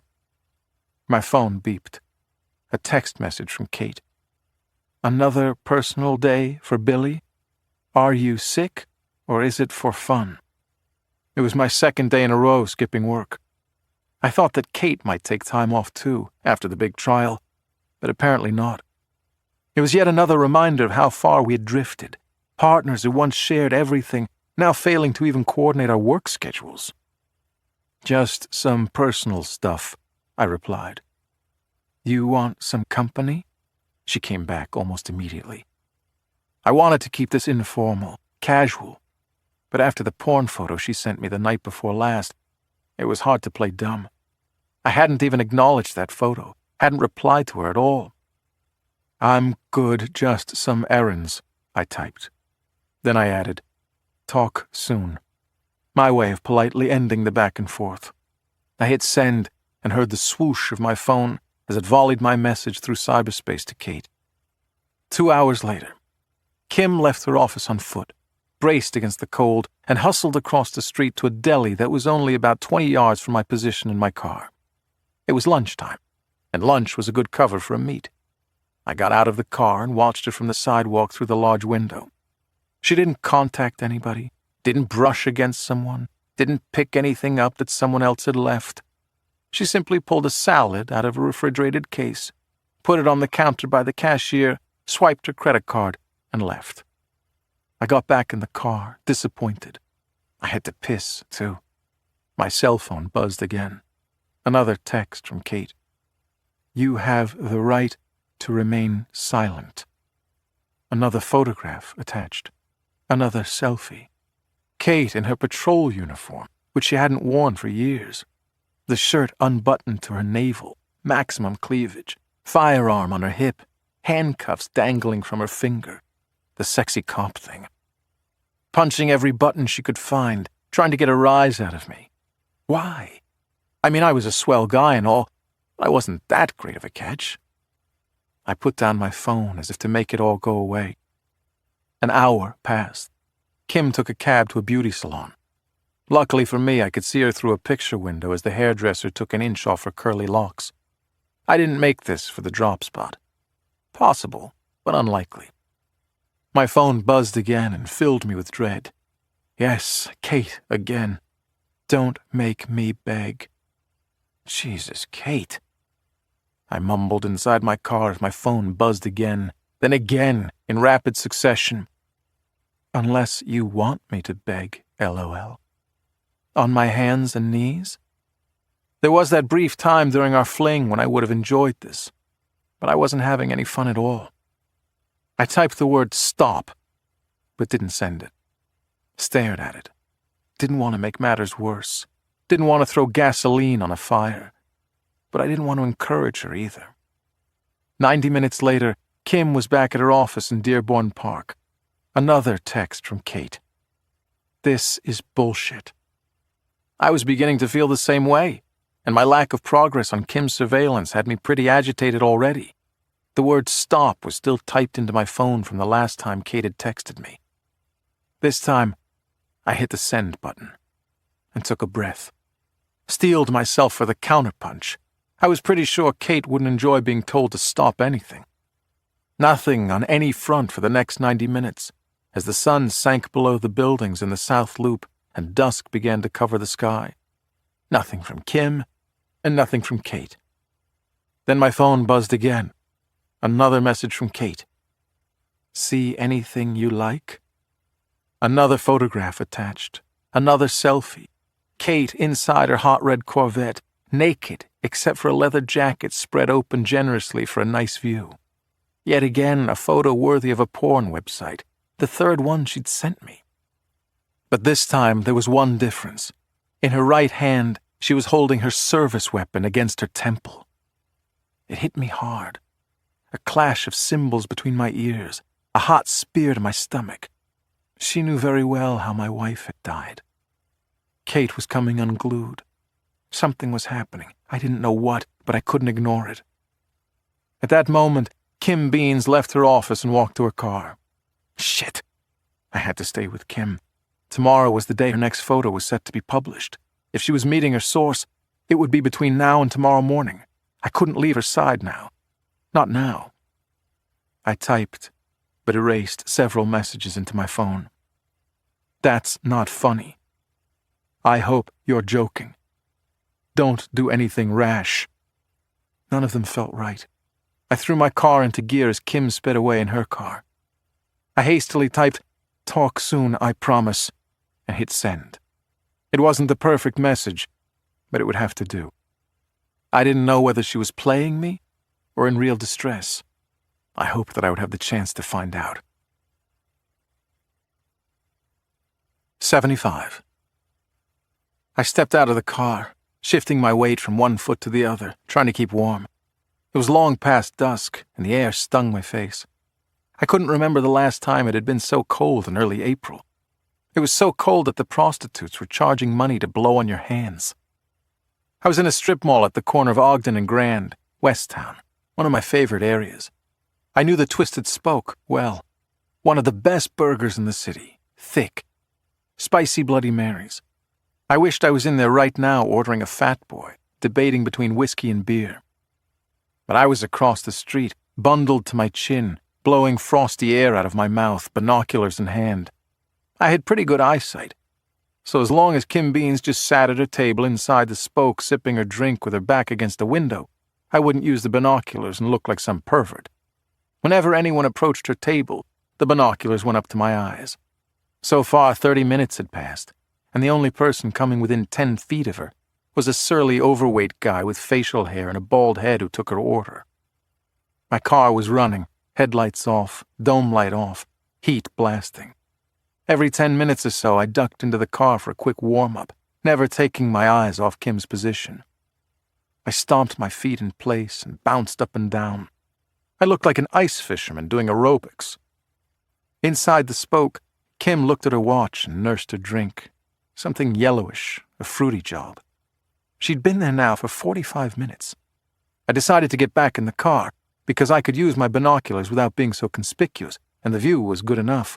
The angle wasn't quite as good if I wanted to see anyone across the table from her, but I could see Kim just fine, and if she moved even an inch, I'd jump out and get a wider look. Until then, I didn't feel any particular need to get hypothermia. An hour later, Kim hadn't moved an inch. She ordered something from the menu. Hummus and pita, probably, just to keep up appearances and not piss off the owner by monopolizing a table without ordering anything. By 11:30, Kim was drumming her fingers. Her back was to me. I could only see her face when she looked toward the door, but in those few moments when I could see her, I wasn't getting angry from her. Her eyebrows were knit together, her mouth tight. She was concerned. I was too. By midnight, she was looking pretty unraveled. There was absolutely, positively no way that she was waiting for a friend or a date. She wouldn't have stayed 2 hours past the meet time. And she would have made a phone call, one of those, "Hey, I'm here, is everything okay?" calls, politely telling a friend or date to hurry the hell up. But she hadn't made a call, because whomever she was here to meet, she didn't have that person's phone number. Her source wouldn't want any kind of trail. No email, no texts, no cell phone calls. Kim paid her bill and left. She hailed a cab and went back to her place in Lincoln Park. I followed her, watched her walk in and go upstairs to her apartment on the 3rd floor. I was done for the night. I hadn't gotten everything I wanted, but I had learned 2 things. 1, Kim had definitely been planning to meet her source. That part was easy and good. It meant I was on the right path. The second thing was not so good. It was like an ugly growth. It could be nothing more than an unsightly blemish, but it felt more like a cancerous tumor that was slowly spreading its ugly poison. A tumor that grew larger and uglier the longer I watched Kim Beans wait in vain for her source. My cell phone buzzed. Caller ID said, "Amy." My heart kicked up like I'd been hit with a cattle prod. I reached for the button on my cell, considered not answering, punched it anyway. "How's it going?" Amy asked. I waited a beat, thought about my answer. "False alarm," I said. "She just had dinner and went home." That was technically true, but I'd left out how long Kim had been waiting.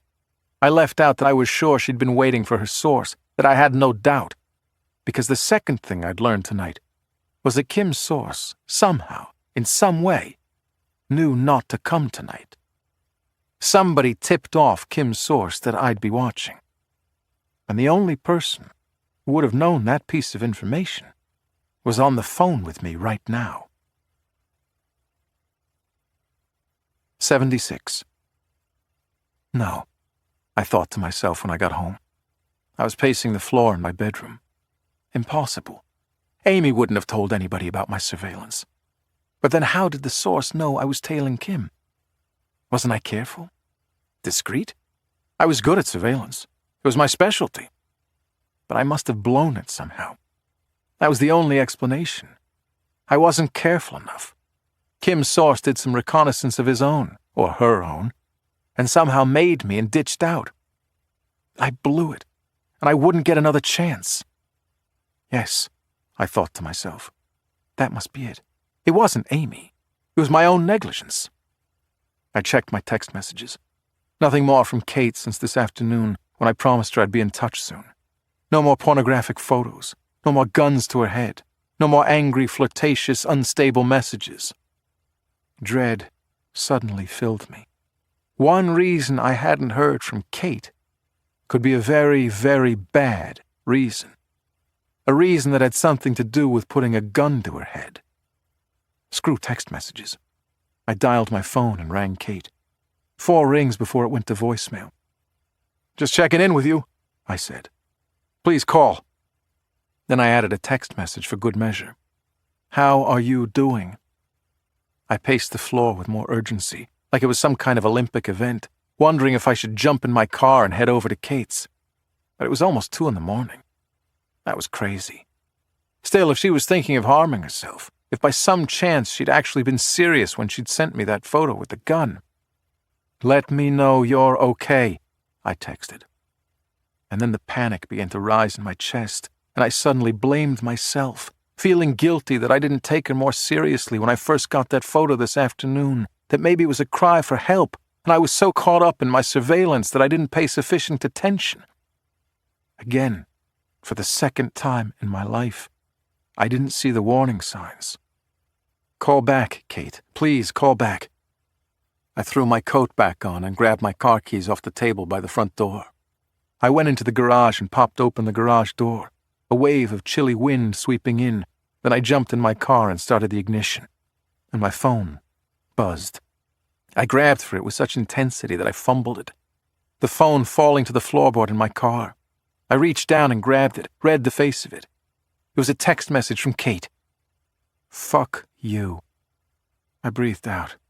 Never in my life had I been so glad to have someone tell me to fuck off. At least Kate hadn't done the unthinkable. I wiped sweat from my forehead, put my head against the steering wheel. I typed a response into my phone. "Do you want me to come over?" I wasn't sure if that was a good idea, so I added the words, "just to talk." Then I hit send and heard my message swoosh to Kate. Within seconds, another buzz of my phone, then one more, another rat-a-tat-tat of messages from Kate. "Yeah, I get that it's just to talk. You made it clear you aren't interested. I don't have to be hit over the head. I don't need to talk to you. You had your chance. Remember that I gave you the chance." So now she didn't want to see me. Over the last 2 days, she was desperate for my company, trying everything in her power to woo me. And now she didn't want anything to do with me. What had suddenly changed? Well, one thing had changed. I had just stopped tailing Kim Beans. My body went cold. It felt like everything in the world skidded to a halt. I killed the engine, let the garage light go off, sat in darkness inside the car. Only Amy knew I was tailing Kim. She knew I was doing it, and she knew how long it would last. She knew specifically when it ended. Kate had gone to rather considerable lengths to get me to pay her a visit over the course of that surveillance, from come-hither notes to angry words, from pornographic messages to suicidal references. Anything to get my attention. And then the moment the surveillance was over, I was like a pariah to her, about as welcome as a case of the shingles. In the long, dark, heavy silence of the car, I let out a chuckle, because it was so implausible that it merited a good, hearty, mocking laugh. There was absolutely, positively no way Amy and Kate were in on this together. 77. I headed to work feeling hungover, though I hadn't had a sip of booze last night. Instead, I'd spent the night trying to work it all out, trying to remain objective and logical, but hitting a brick wall at every turn. It was time to talk to Kate once and for all. It was time to lock all this down. On the drive-in at a stoplight, I pulled up Chicago PC on my phone and found Kim Bean's weekly column. Sure enough, there was no photograph today. The first time in memory that Kim's column didn't contain a snapshot of somebody approaching that brownstone. Kim began her column with this: "No pic today, sorry, but hopefully absence makes the heart grow fonder." Making a joke of it, sounding cute and whimsical. She didn't look so carefree last night when her source stood her up. I wasn't feeling so carefree either. When I got to work, I found Kate's desk neat and orderly as always, the desk lamp turned off, her coat absent from her spot on the coat rack. She wasn't in yet. I checked my watch. I was a little late, which made Kate even later. Kate was never late. "There he is," I heard Sosha's voice. "The big cop who won the big trial. Now he thinks he doesn't have to come into work anymore." Sosh was by his desk with my favorite lieutenant, Paul Wisniewski, both of them huddled over Sosha's computer. "Where's Kate?" I asked, taking off my jacket. "What? You guys don't ever talk anymore? She's taking a few days off." Of course she was. Nice of you to show up, said the whiz, nodding. I had overtime up to my chin and hadn't taken any vacation all year. I had all kinds of time built up, but I didn't respond. Wisniewski would like nothing more than to write me up for insubordination. What's got your attention? I asked, nodding to them as they focused on Sosha's computer. Is there a new episode of My Little Pony today? Nah, said Sosh out of the corner of his mouth. We're all about to hear our favorite congressman tell us that he's going to do us the honor of becoming our next mayor. Oh, right. Congressman John Tedesco, the presumed favorite in the upcoming mayoral race to replace Francis Delaney. Since the mayor's conviction and removal from office 3 days ago, the congressman had been saying he was exploring the possibility of running for mayor and talking to constituents. All the bullshit things candidates say before they take the plunge. I walked over to join them, getting a nice pungent whiff of cigar from my trouble. Wisniewski didn't even look in my direction, which was fine by me. I was just in time. The video was live-streamed, and Congressman Tedesco, silver-haired and handsome, had just approached the lectern, which was studded with microphones from various media outlets. I scheduled today's press conference to make an announcement about my intentions for the upcoming mayoral race, said the congressman. Over these many weeks, I've spoken with many of you around this fine city. Oh, fuck yourself. Just come out with it, said Sosha. But over the last few days, I have come to a different conclusion. I have looked at the state of this city, and I've decided it needs a clean sweep. It needs someone from a different generation. It needs someone who isn't afraid to make the tough decisions, to crack down on the corruption that plagues this city. I held my breath. Tedesco wasn't running? This city needs Margaret Olson, the Cook County State's Attorney. No. What? Get the fuck out of Dodge, Sosha mumbled. Congressman Tedesco held out his arm in invitation. Then Margaret Olson approached the bank of microphones and gave the congressman a warm embrace. You gotta be fucking kidding me, said Sosh. Maximum Margaret? I couldn't believe it either. Margaret Olson was running for mayor? I looked at the whiz, who didn't say a word. Didn't seem all that surprised either. I am humbled beyond words, Olson said into the microphones. Looks like you did her dirty work for her, Wisniewski said to me. You knocked the mayor out of office so she could take his job. What did she promise you? I didn't take the bait from the whiz. In other circumstances I might have, but I was still too stunned to speak. When Congressman Tedesco approached me about running, my first instinct was to decline, said Olson into the camera.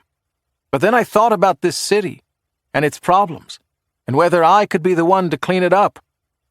You're a fucking shark, Sosh said to the screen. A shark. The same thing Kate said about Amy. The same Amy who swore to me up and down, cross her heart, hope to die, that Margaret Olson wasn't prosecuting the mayor for political reasons, and that Olson would never, ever run for mayor. I felt something sink inside me. That feeling again, cascading through my chest, burning my throat, that I didn't have the entire story. That feeling again, that I didn't know which way was up. 78.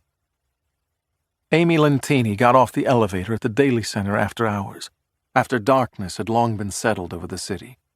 Her eyes were down, intent, something on her mind, the weight of the world on her shoulders. She moved so swiftly that she almost didn't notice Patty. Patty shifted so that she was blocking Amy's path. Amy looked up, startled, and stopped in her tracks. Patty, she said simply. Amy, I've told you this before. Patty drew the words out. I want you to stay away from my brother. Amy snapped out of her fog. Eyes narrowed. Whatever had been bothering her before she saw Patty seemed to combine with this confrontation, and the mixture was toxic. Amy looked to be at a boiling point, at her wit's end. Patty said, Did you know that 3 years ago his little girl died of a stroke? Did he tell you that? I'll bet he didn't. He doesn't like to. He didn't tell me, said Amy. But I knew. I looked into his history. And did you know that his wife, Valerie, couldn't handle it? Did you know that while Billy literally lived at the hospital for weeks on end, waiting for his daughter to come out of that coma, his wife stayed away? Drank herself nearly to death? Amy studied Patty, shifted the bag on her shoulder. I know most of that. I know she committed suicide afterward. Right afterward, said Patty. Immediately afterward. Billy came home from the hospital, having just lost his baby girl, and found his wife dead in the bathroom. Patty, she took Billy's service weapon out of their safe, walked into the bathroom, and blew her brains out with it. Okay, but... So on top of losing his little baby, on top of literally living in the hospital for weeks, just on the off chance that his daughter might open her eyes one time, he also got the privilege of feeling guilty for doing that, for not taking better care of his wife. Amy didn't answer. He's broken, Amy. It snapped him in half. He plays it like he's okay. He jokes around and does his job. He's everybody's friend, but he's not okay. Amy stepped back from Patty. So, he can never have another relationship? Ever again? Not with you, she said. Not with someone who's using him. The fire flared in Amy's eyes. Patty could feel the heat coming off of her. I'm using him? You're investigating him, said Patty. You always have been. Now your boss wants to be mayor? And I suppose there'll be a nice job in it for you, now that you did your part and cleared the path for her. Patty, listen to me. I see that Congressman Tedesco stepped out of the way this morning. Patty interrupted. How nice of him. How convenient. The clear frontrunner decides that the job he's always wanted, mayor of Chicago, suddenly he doesn't want it so much after all. Oh, and he thinks Margaret Olson would be the perfect candidate. Amy didn't respond. Patty stepped closer to her, so tight they could feel each other's breath. So how'd that work, Amy? What did you guys have on him? Was Congressman Tedesco in the little black book? Did you threaten to publicly expose him if he didn't step aside and endorse Margaret? Is that what all those photographs in Kim Bean's column were for? Threats to Tedesco? Weekly taunts? You could be next, Congressman. You could be in next week's photo. Is that what you really want? Amy, up close. So close Patty couldn't accurately gauge her expression. Went cold, frozen like a statue. How am I doing so far, Amy? Am I getting warm? Blazing hot? Amy still didn't speak, remained motionless. Her eyes avoided Patty's, looked off in the distance, but not a hazy stare, an intense focus, like she was trying to locate a fixed point far away. You're wondering how I figured it out, Patty thought. Maybe dumb little Patty, the little girl everyone had to coddle, the one who didn't quite measure up to her twin brother, the black sheep of the family, ain't so dumb after all. Patty grabbed her arm. They locked eyes. Amy could see it. Patty was sure of it. Amy could see that Patty was no longer joking, was no longer issuing a friendly warning. Stay away from my brother, she hissed. It's the last time I'll say it. Patty turned and left the building. She walked through the plaza, the brutal cold, the whipping wind. Then she stopped and turned back, looked through the large glass windows of the Daily Center. Amy was still standing in the lobby, but now she was looking back at the elevator she had just gotten out of. She stood there a long moment, staring at that elevator. Finally, Amy started moving again, but she didn't leave the building. Instead, she turned and disappeared back into the elevator, went up to her office, long past the time that everyone else had gone home. It was too cold outside to wait, so Patty retreated to her car, drove it back around so she was parked alongside Daly Plaza. And she waited. 2 hours passed, even longer. It wasn't until close to 10 o'clock, when downtown was frozen and desolate, that Amy Lentini appeared once again, walking quickly through the lobby, hailing a cab outside and jumping in. Patty considered following Amy home, but she didn't bother. She already knew where Amy lived. 79. It wasn't as hard as Patty thought it might be. Amy Lentini left for work the next morning at 7. Quite the early morning riser, but Patty wasn't surprised. Amy was the kind of person who always put in the extra effort. determined and ambitious and single-minded as she was. First to arrive at the office, last to leave, as Amy demonstrated last night, leaving near 10 o'clock. Getting past the locked front door of Amy's apartment building would be hard, but it just required the right timing and a few precautions. The timing part wasn't difficult. The apartment building housed young professionals on a budget as well as students from city colleges who kept irregular hours. People were coming and going at all times of day. She waited until noon, accepting the fact that there would never be a perfect time to break into Amy's apartment. There was no such thing as perfect. She screwed up her courage and got out of her car. The wind slapped her face, and the cold immediately penetrated her outer layers and chilled her skin. But it only took a few minutes before someone came out of the front door. A student, presumably. A young, squirrely kid with a goatee and nose ring, a backpack over one shoulder. Patty made sure she was there to catch the door. That was the timing part. The precaution part? She was wheeling a carry-on suitcase behind her, looking the part of a young professional returning from a trip, looking nothing like someone breaking into an apartment. And she held her phone up to her ear with her other hand, talking into it, saying, "I'm finally home! What a nightmare of a trip!" Those things together, the suitcase and phantom phone conversation, and yes, the fact that she was a woman, meant that she did not present the slightest hint of a threat to the college kid, who barely paid her any notice at all as he held the door open for her. And then she was inside. She kept up the ruse with the fake phone call, laughing into the phone. "You're kidding! She said that?" in case anyone else was in the lobby. But nobody else was. She was all alone. Her eyes scanned the spacious room. First, she looked for security cameras. None. Shame on them, but good for her. One wall was filled with locked mailboxes that looked like safe deposit boxes at a bank. Some newspapers, the Tribune, the Sun-Times, and the Wall Street Journal, on the floor, wrapped in clear plastic. A door to the left. Was it locked? Didn't hurt to try. Not as long as the lobby remained empty. It might lead to something good. It wasn't locked. And it led to something wonderful. A stairwell. The perfect way to get up to the 6th floor. Elevators were no good. There could be a security camera inside. And anyway, it was cramped, confined, too easy to notice other people. The stairwell was far better. She picked up her suitcase by the handle. It was almost empty, and climbed the stairs. She paused when she hit the 6th floor. Listened. Didn't hear anything.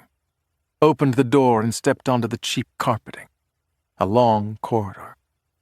She oriented herself, realized that Amy's apartment was right by the stairwell. Picking the lock was the easiest part. A cheap pin tumbler lock. A suspect she questioned once in a series of B&Es who wanted her to like him. A lot of suspects did. She had no idea why they thought it would help. Showed her how to pick a lock. She held her breath as she went to work and listened intently for any sounds. If someone came out of one of the other apartments on the 6th floor, she would have to put on her game face, quickly raise the phone to her ear again, pretend to be on a call, chat merrily, tell her non-existent caller, "I can't find my damn keys," and laugh. She would have to say and do things that wouldn't arouse suspicion. She was good at this. So good it scared her. She worked in private, nobody emerging from any of the other apartments. Patty gently opened the door to Amy's apartment and waited for the last hurdle, the possibility of an alarm. No alarm. No sound when she entered. People in apartment buildings think their locked buzzer door on the ground floor is all the protection they need. She closed the door behind her and felt relief swirl through her. She drew a long breath, removed her winter gloves, replaced them with rubber gloves. Slipped out of her wet, slushy boots, too. They could leave footprints all over the apartment. Later, when it was time to leave, she would clean up the slush at the front door with paper towels and take the towels with her. She would leave no trace behind. "Okay, Amy," she said to the empty apartment. "Let's get to work." 80. She wasn't sure where to start. A sock drawer, a kitchen cabinet, on the nightstand, under a pillow, in a medicine cabinet, under a rug. It could be anywhere. She started unconventionally, assuming it wouldn't be anywhere obvious. She went through the bathroom cabinet and underneath the sink, feeling around the bottom, opening medicine bottles and jars of lotions. She looked under the bed and pulled back curtains. She quietly stomped her foot along the carpeting in the bedroom and on the hardwood in the main room, searching for false bottoms, secret compartments. Nothing. She looked over at the small desk perched in the corner of the main room, a laptop resting on top along with some papers, a mini office in a cramped apartment. The obvious place. So obvious she didn't start there. But now it was time. She pulled open a drawer and removed some notepads, a passport, some letters and other documents, a magazine open to an article about Amy's famed prosecution of the U.S. Senator in Wisconsin.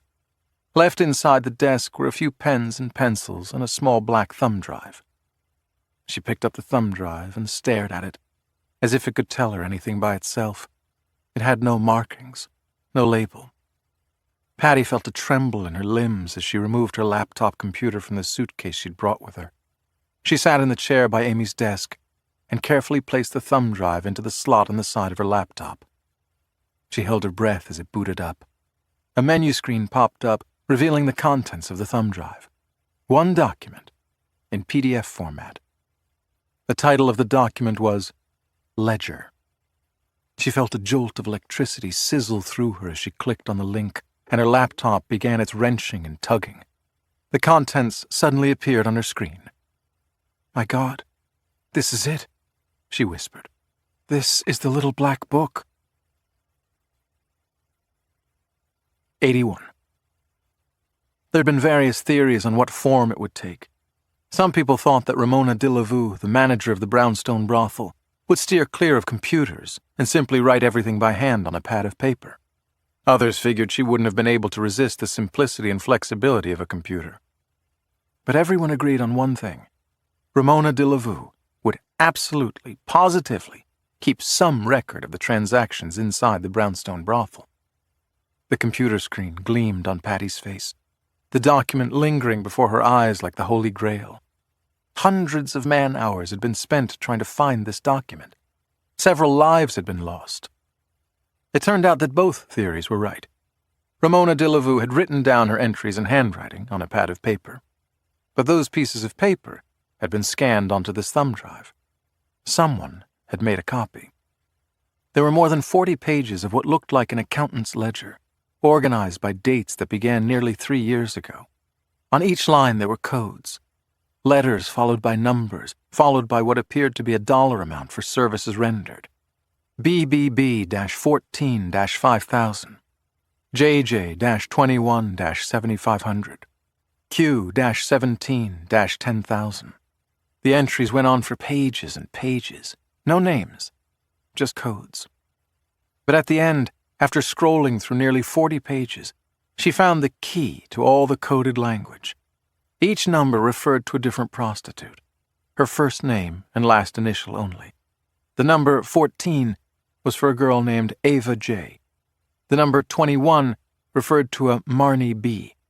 In all, there were more than 50 prostitutes, Krista K., Courtney G., Leanne L., and so on, who had worked at the brownstone brothel over the last 3 years.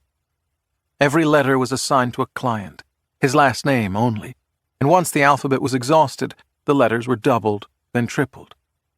She found Archbishop Phelan under the letter K, which must have made him one of the earliest clients. RR was for Delaney, the now-disgraced former mayor Francis Delaney. And YY was for Tedesco, which had to be none other than Congressman John Tedesco, the man who had just handed over the keys to the mayor's office to Amy's boss, Margaret Olson. Patty read through the list of clients, some of whom had already been exposed by the flashy photographs that Kim Beans had published. But there were plenty more names, nearly 100 in all. When she got to the last of the client names, Patty paused. She was at page 40 of 42. There were 2 more pages to read. She wasn't sure what was coming next, but she had a pretty good idea. Ramona DeLaVue had obviously been very conscientious in recording all her other transactions, the clients coming in and out of the brownstone, paying in anonymous cash for their anonymous fantasies. Why wouldn't she be just as diligent in recording the payouts she made to the cops to protect her illicit enterprise? Patty took a breath and scrolled down to the next page. The heading of the page, in Ramona's handwriting, said, "Payments out." Yep, the payoffs, the bribes. Ramona recorded them all right. And there was the same name, line after line over the last 3 years, monthly payments, originally in the amount of $2,000, later doubling to $4,000, and by the end reaching $10,000 a month. The same name on every single line, receiving every single payment. "So Amy knows," she whispered to the empty room. "That's a problem." Patty stared at the computer until the words began to blur, until they began to move and twitch on the screen. She kept staring even as the screensaver activated, asteroids hurtling across the black screen. She stared until darkness began to hover outside the windows of Amy Lentini's apartment. She stared until she decided what to do. Then she gently closed her laptop, as if it were explosive, and removed the thumb drive from the slot on the side. She slipped the thumb drive in her pants pocket. "I think I'll be taking this off your hands now, Amy," she said. "Finders keepers and all that." She placed the laptop back in the suitcase she had brought with her and zipped the suitcase closed.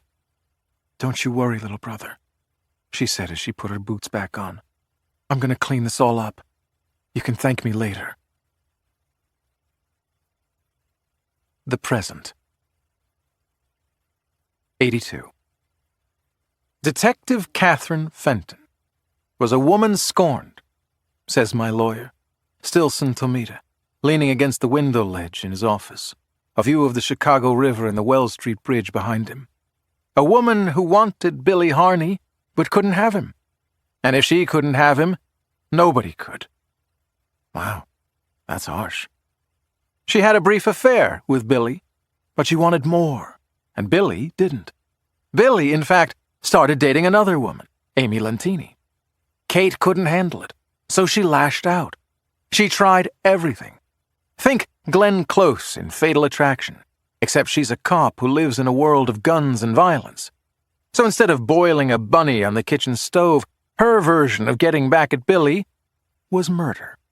She killed Ramona de la Vue, knowing Billy would be a suspect. She killed Joe Washington after seeing him with Billy in the subway, again knowing Billy would be a suspect. Then she planted the murder weapons in Billy's basement, knowing that would do him in. If he was going to ruin her life, she was going to ruin his. And I thought his opening lines were harsh. Just a few days before the shootings, she was texting Billy half-naked photos of herself, including one with a gun to her head, threatening suicide if he didn't respond. And when he didn't return her affection, what did she text him? "You had your chance. Remember that I gave you the chance." I don't remember that text message. I don't remember those sexy photos she texted me either. It's part of the black hole of my memory.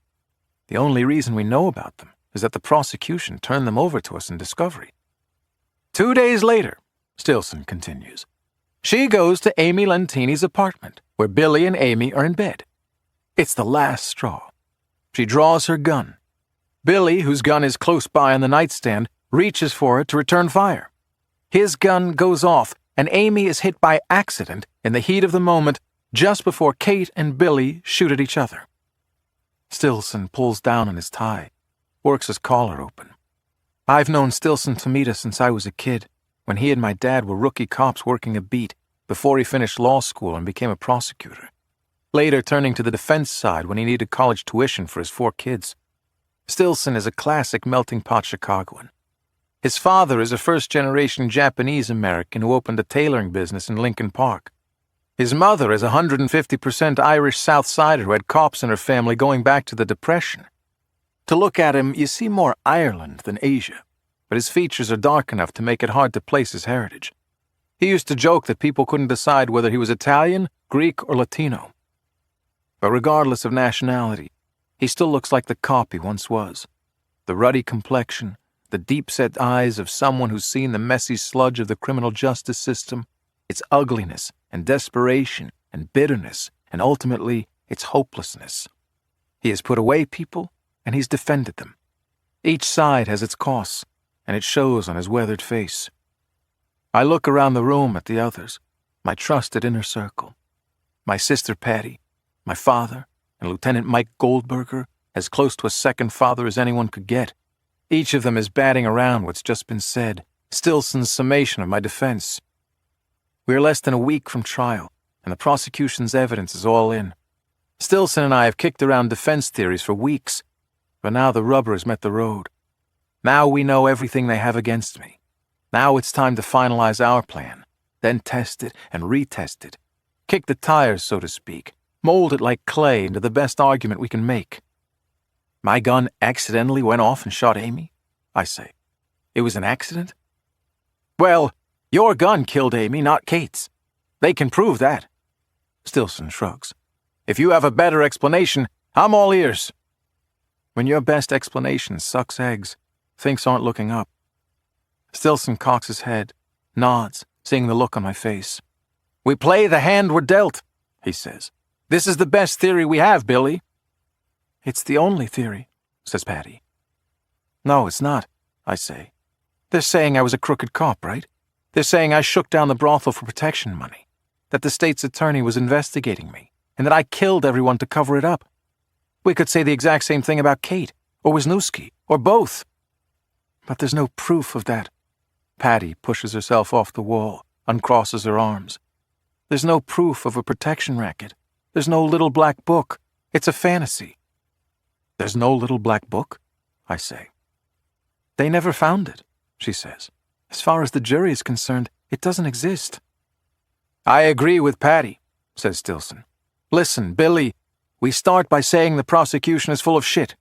They can't prove a protection racket, and therefore they can't prove a cover-up of a protection racket. Then we give the jury a plausible alternative.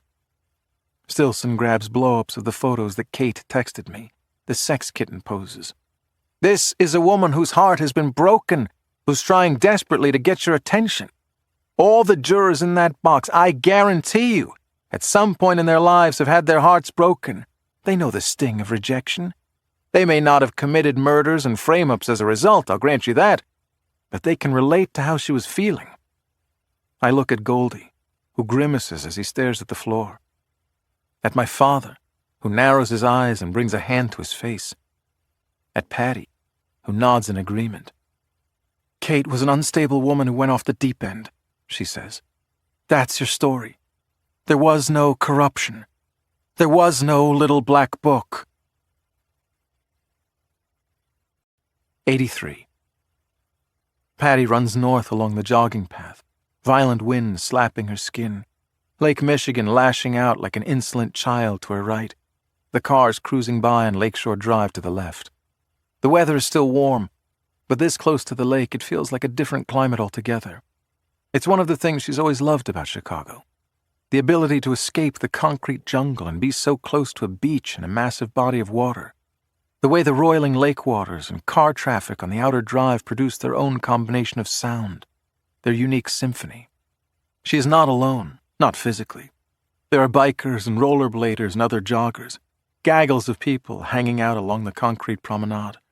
The smell of marijuana reaching Patty's nostrils more than once during her run. But she's alone in every other way.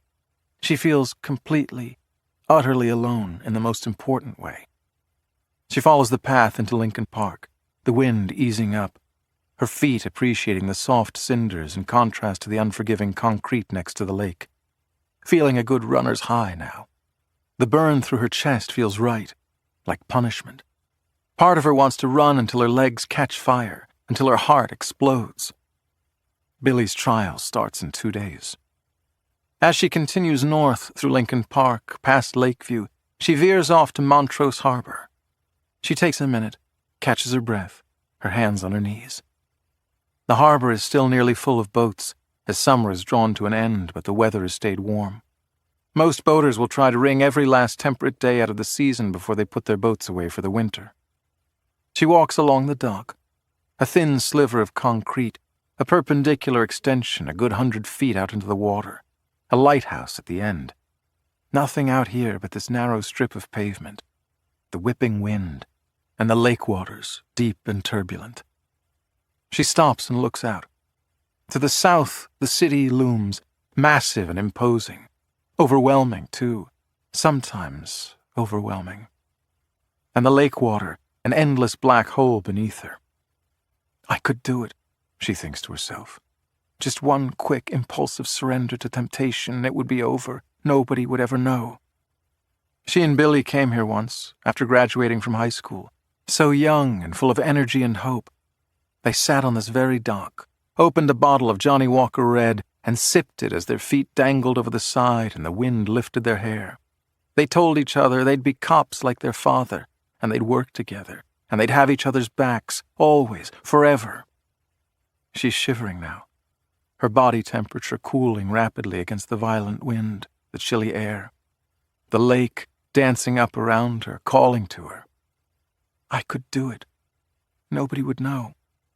Yes, she decides. I should have done it a long time ago.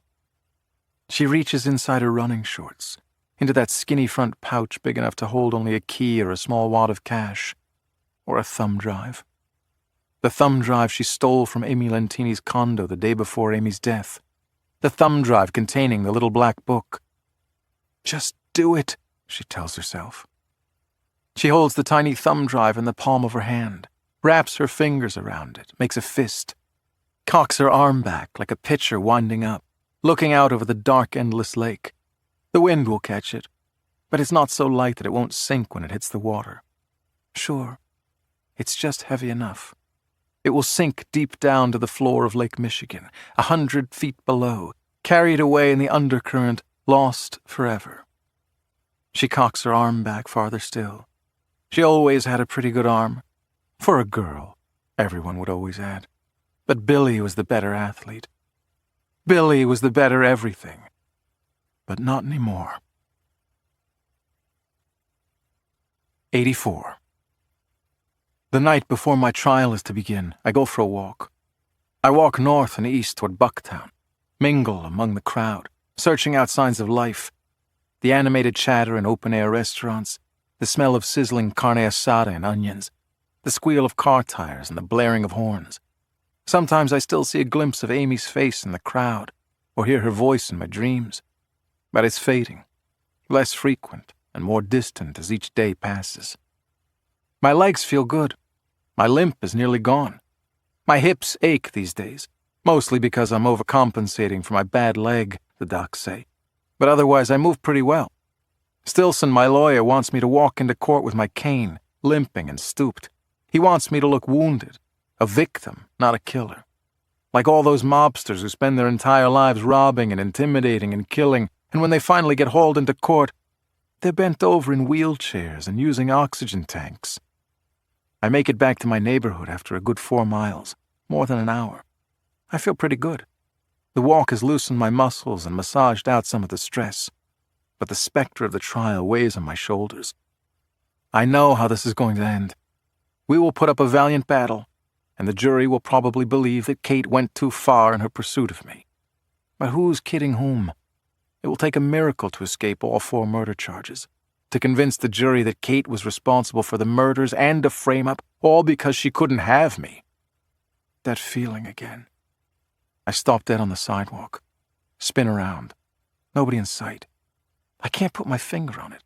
I don't see or hear anybody, but I feel it. Somebody is following me. I turn back around and keep walking. A gold SUV rolls up to the intersection. Seems like it slows. Seems like maybe the driver casts a look in my direction. I don't get a good look at him as dusk has settled in, and he drives away before I can confirm anything, before I can even make out the license plate. When I turn the corner toward my home, I stop again. Somebody's sitting on the porch outside my townhouse. I draw closer. It's just dark enough that I can't make out. Oh, it's Pop. Didn't recognize him in the baseball hat. "Mind if I join you?" he asks when I approach. We keep walking past my townhouse. The air feels good. We don't always get this in Chicago. Usually we skip from summer to winter without much of an autumn. "Your mother and I used to go for walks," he says to me. "After you and Patty were off to college and we were empty nesters. She said it calmed me down. It worked out all the demons I built up after a day on the job." The wind kicks up, carrying the smell of rain. Pop twirls a keyring on his finger. "I didn't want you to be a cop," he says. "Did you know that?" I didn't. I assumed that nothing would make him prouder than to see his son follow in his footsteps. "And then," he goes on, "once you were sworn in, I made a vow that I wouldn't do anything to interfere. I wouldn't pull strings to get you ahead. I wouldn't hover over you." He nods to himself, lets out a sigh. "I thought that was the best gift I could give you, to let you make it on your own merits, so you'd know that I didn't smooth your path. But I should have watched over you more. I should have made sure." I stop and turn to him. It takes my father a moment to look me in the eyes. "Pop," I say, "I'm not a dirty cop. I never took a dime. I didn't offer anyone protection. I didn't kill anybody." He looks me over, gives me one of those meaningful parental appraisals. "I know that," he says. "No, you don't. You hope that. Because if I'm a dirty cop, you think it's your fault for not watching over me on the job." He doesn't respond to that. He works his jaw and narrows his eyes. For a moment, I think he's about to lose it, burst into tears, which is not something my father does. But all our emotions are bubbling at the surface right now. I can't imagine what it's like to see your child stand trial on murder charges. But I can guess. I can guess that Pop is reliving all those Little League games and piano recitals and school plays he missed because of the demands of his job, because of his ambition to advance in the force. All those times he could have taken me in his arms and told me how much he loved me, instead of just giving me a stoic nod of approval or a clap on the shoulder. He's playing that cruel game of what if. What if he had spent more time with me? What if he had kept a closer eye on me in the job? "I didn't come here for a psychoanalysis," my father says. "No? I came here," he says, "because I have a way out of this for you." 85. "A way out of this?" I say slowly, repeating Pop's words. "How?" "Not a question of how," he says. "A question of where." A question of... A moment before it clicks. "Are you telling me to run?" He takes a breath, shuffles his feet. "If you want to," he says, his eyes on the pavement. "You're kidding." He looks up at me again, a brisk shake of the head. "I'm not." "You put your house up for my bond," I say. "If I left, you'd lose..." "You think I give a rat's ass about my house?" he spits out. "They can have my damn house. Don't need it anyway. Not anymore. I'm a widower in a 5-bedroom... They'll put you in prison." Pop looks up at the sky, scratches the razor burn on his face. I step back, appraising him. "You're serious," I say. "I've never been more serious in my life, son. We can get you out tonight. Get you out of the country. Mexico, I was thinking, for starters. A retired cop down there has a place outside Playa del Carmen. We start there, probably move you to South America." "I surrendered my passport." "Yeah, you did, but we can get you papers, and then we'll have to..." "I don't want to hear this, Pop. I don't even want to..." I freeze, mid-sentence. "Who's we?" I ask. Pop nods to his Toyota across the street. I hadn't noticed it parked along the curb. I can just make out Goldie in the front seat. Pop and Goldie, willing to put their careers and freedom on the line. It hits me in the throat how much this must be affecting them. That the casualties aren't limited to the dead bodies or to me, the one facing prison. "Billy, we can do this. Tonight. I can get you a car and identification, and you can get across the border before they know you're gone. I have some money. Not a lot, but some. Enough. We'll both have burner phones so we can talk, coordinated. It can be done, son. You know it can." While he's been speaking, I've backpedaled. I throw up my hands.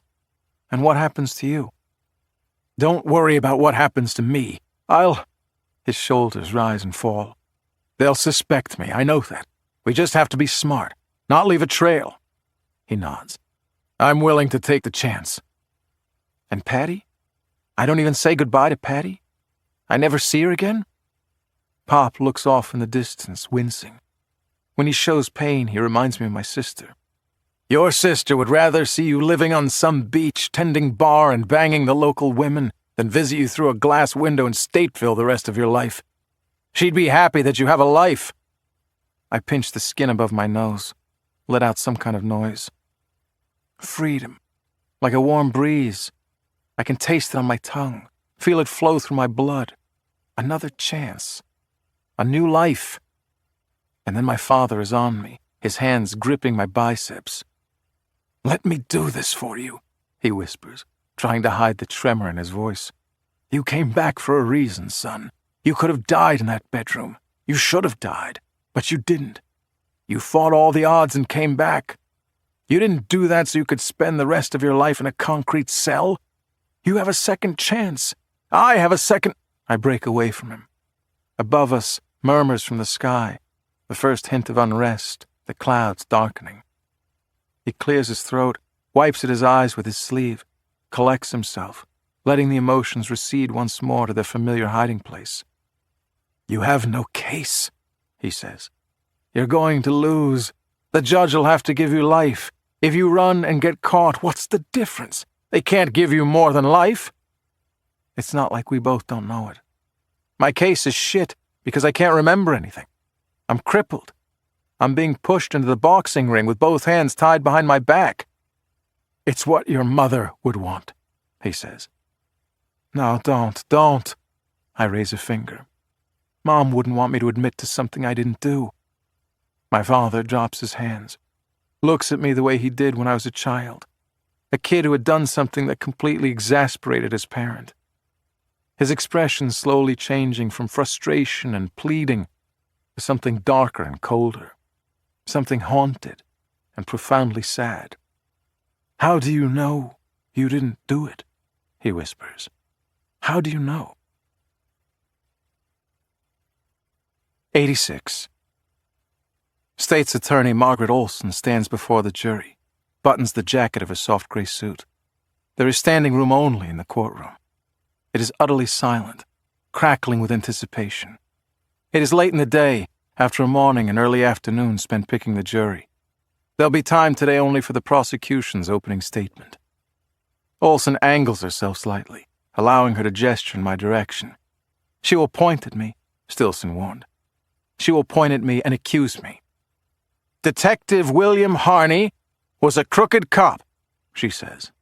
"A dirty cop who knew he was about to be caught. So he tried to cover it up the only way he knew how. He killed the star witness. He killed fellow police officers who were on to him, and he killed the prosecutor in charge of investigating him." She turns and points at me, her wrist snapping down, her index finger extended. "The defendant killed 4 people, and he is charged with 4 counts of murder." I shake my head, not in an exaggerated "I swear I didn't do it" fashion, but rather in bemusement, as though her claims are so preposterous that they aren't deserving of a reply. "The defendant ran one of the oldest scams in the book," she says. "He was offering protection. If you're a cop and someone's doing something illegal, you tell them, 'Throw a little money my way and I'll make sure nobody busts you. I'll protect you.'" She nods, lets that sink in for the jurors. Convincing a jury of Chicagoans that a city cop is crooked is about as difficult as convincing Donald Trump that he's an impressive guy. And half these jurors come from suburban Cook County. A lot of suburbanites just assume that everything we do in Chicago is corrupt. Olson tells them about the brownstone brothel and the Gold Coast, shows them a picture, reminds them of what they already heard play out in the media over the last year about the former mayor, the archbishop, and all the rich and famous clients. "The defendant was protecting that high-end house of prostitution," she says. "He was this close to being caught." Her index finger and thumb are an inch apart. "The Cook County State's Attorney's office, my office, was investigating that brothel. The lead prosecutor in charge of the investigation was a woman named Amy Lentini." Olson places an enlarged photo of Amy in professional attire, a pleasant smile on her face on an easel. "Amy was about to break it wide open. She was about to raid the brothel. We will show you the request for a search warrant she was drafting. It will show you what she was looking for above all else. records. A little black book. You run a business. You need to keep records, right? Several jurors nod in agreement. But it's an illegal business, she continues. You're accepting money from clients for sex. You're doling out some of the money to a cop for protection. All of it illegal. Not the kind of records you file with an accountant or share with the IRS. A couple of the jurors laugh. I've always viewed Margaret Olson as having a stick up her ass. But I can't deny that she's drawing in this jury, speaking to them plainly, a nice blend of drama and folksiness. She's a good politician. I underestimated her, and I couldn't have picked a worse time to do so. Amy had information that the manager of this sex club was keeping records right there in the brownstone, that she had a little black book. Amy was only days away from raiding that brothel and getting her hands on it, days away from having the proof that she needed against a corrupt Chicago cop. Olson takes a step to her right. We will show you the request for a search warrant that Amy was preparing. You will hear from one of the other prosecutors assigned to the investigation, but you won't hear from Amy, the prosecutor in charge of the investigation. You won't hear from her because the defendant made sure nobody will ever hear from Amy again. She turns and glares at me. Then she slowly nods her head. The defendant was smart, she says. Very smart. He learned about the state's attorney's investigation. He knew we were about to raid that sex club. So what did he do? He did something very, very clever. A dramatic pause while the jury wonders what I did that was so clever. He raided it first, she says. That's right. The defendant. A homicide detective. Someone whose job and rank had absolutely nothing to do with vice or prostitution or anything close to it, suddenly raided that brothel himself and arrested everyone inside. She opens her hands. It was brilliant. It accomplished 2 goals, really. One was misdirection. Of all the cops in the world whom you might suspect of protecting a house of prostitution, the last one you'd suspect is the person who raided it, who exposed it, right? It made him look innocent. Several jurors nod, scribble in notepads. Smart, says Olson. And the second goal, which was even more important, was to find the brothel's records. By storming into that brownstone before Amy could, the defendant beat her to the little black book. He stole it and destroyed it. Jurors nodding, the pieces coming together. But there's still the sex club manager herself, right? I mean, even if the little black book is gone, the manager can still testify about her payoffs to the police. Ramona de la Vue was her name. Ramona de la Vue ran that brothel. She puts an enlarged photo of Ramona de la Vue, taken at some party, on the easel next to Amy's picture, part of the parade of victims. Ramona was still a threat to the defendant. More than ever. But Ms. de la Vue will not take the witness stand in this case either. Because the defendant silenced her too. I do another headshake. But I know, everyone in the courtroom knows, that Margaret Olson is doing a masterly job of pinning me down. A lawyer once told me that 90% of trials are won or lost in the opening statement. Olson holds out her hand, counts off on her fingers. Fact, she says, popping her thumb. The defendant was under investigation for corruption. Fact. The defendant used his position to break into that brownstone before the investigators could, and the most damning piece of evidence up and disappeared. Fact. The lead prosecutor investigating him was murdered. Fact. The principal witness who could testify against him was murdered. Margaret Olson takes a moment, nods. And we're just getting started, she says. 87. I told you the defendant was smart, says Olson to the jury. Very, very smart. He knew Amy was on to him. He knew she suspected him of stealing that little black book. You will hear from the chief law enforcement officer in this city, the top cop, Police Superintendent Tristan Driscoll. He will take that witness stand, He will swear an oath, and he will tell you that Amy accused the defendant of stealing that little black book when she questioned him after the brownstone was raided. Olson strolls a step or two to one side for a segue.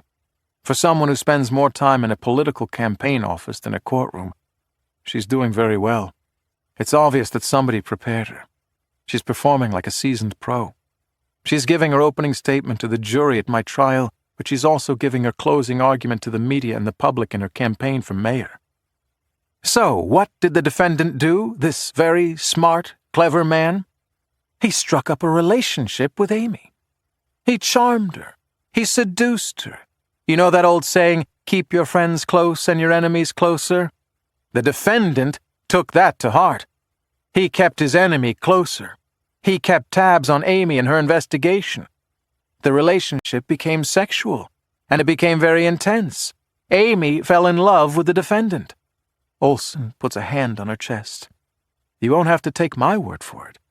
Amy's mother, Mary Ann Lentini, will take that witness stand and tell you that Amy told her all about the defendant. Amy told her mother that for the first time in her life she had fallen in love. The words hit me like a punch to the gut. I look away from Olson and the jury, as if doing so will somehow distance me from her words. Keep it together, Stillson mumbles to me. But was it a real relationship? Did the defendant really have feelings for Amy? Or was it all a con, a scam, just to keep an eye on her investigation? Well, ultimately that's for you to decide. But consider this. Amy wasn't the only woman the defendant was taking to bed. He was sleeping with another woman, too. Guess who that was? Olson places an enlarged photograph of Kate on the third easel. Detective Catherine Fenton, his partner, she says. His partner for more than 6 years.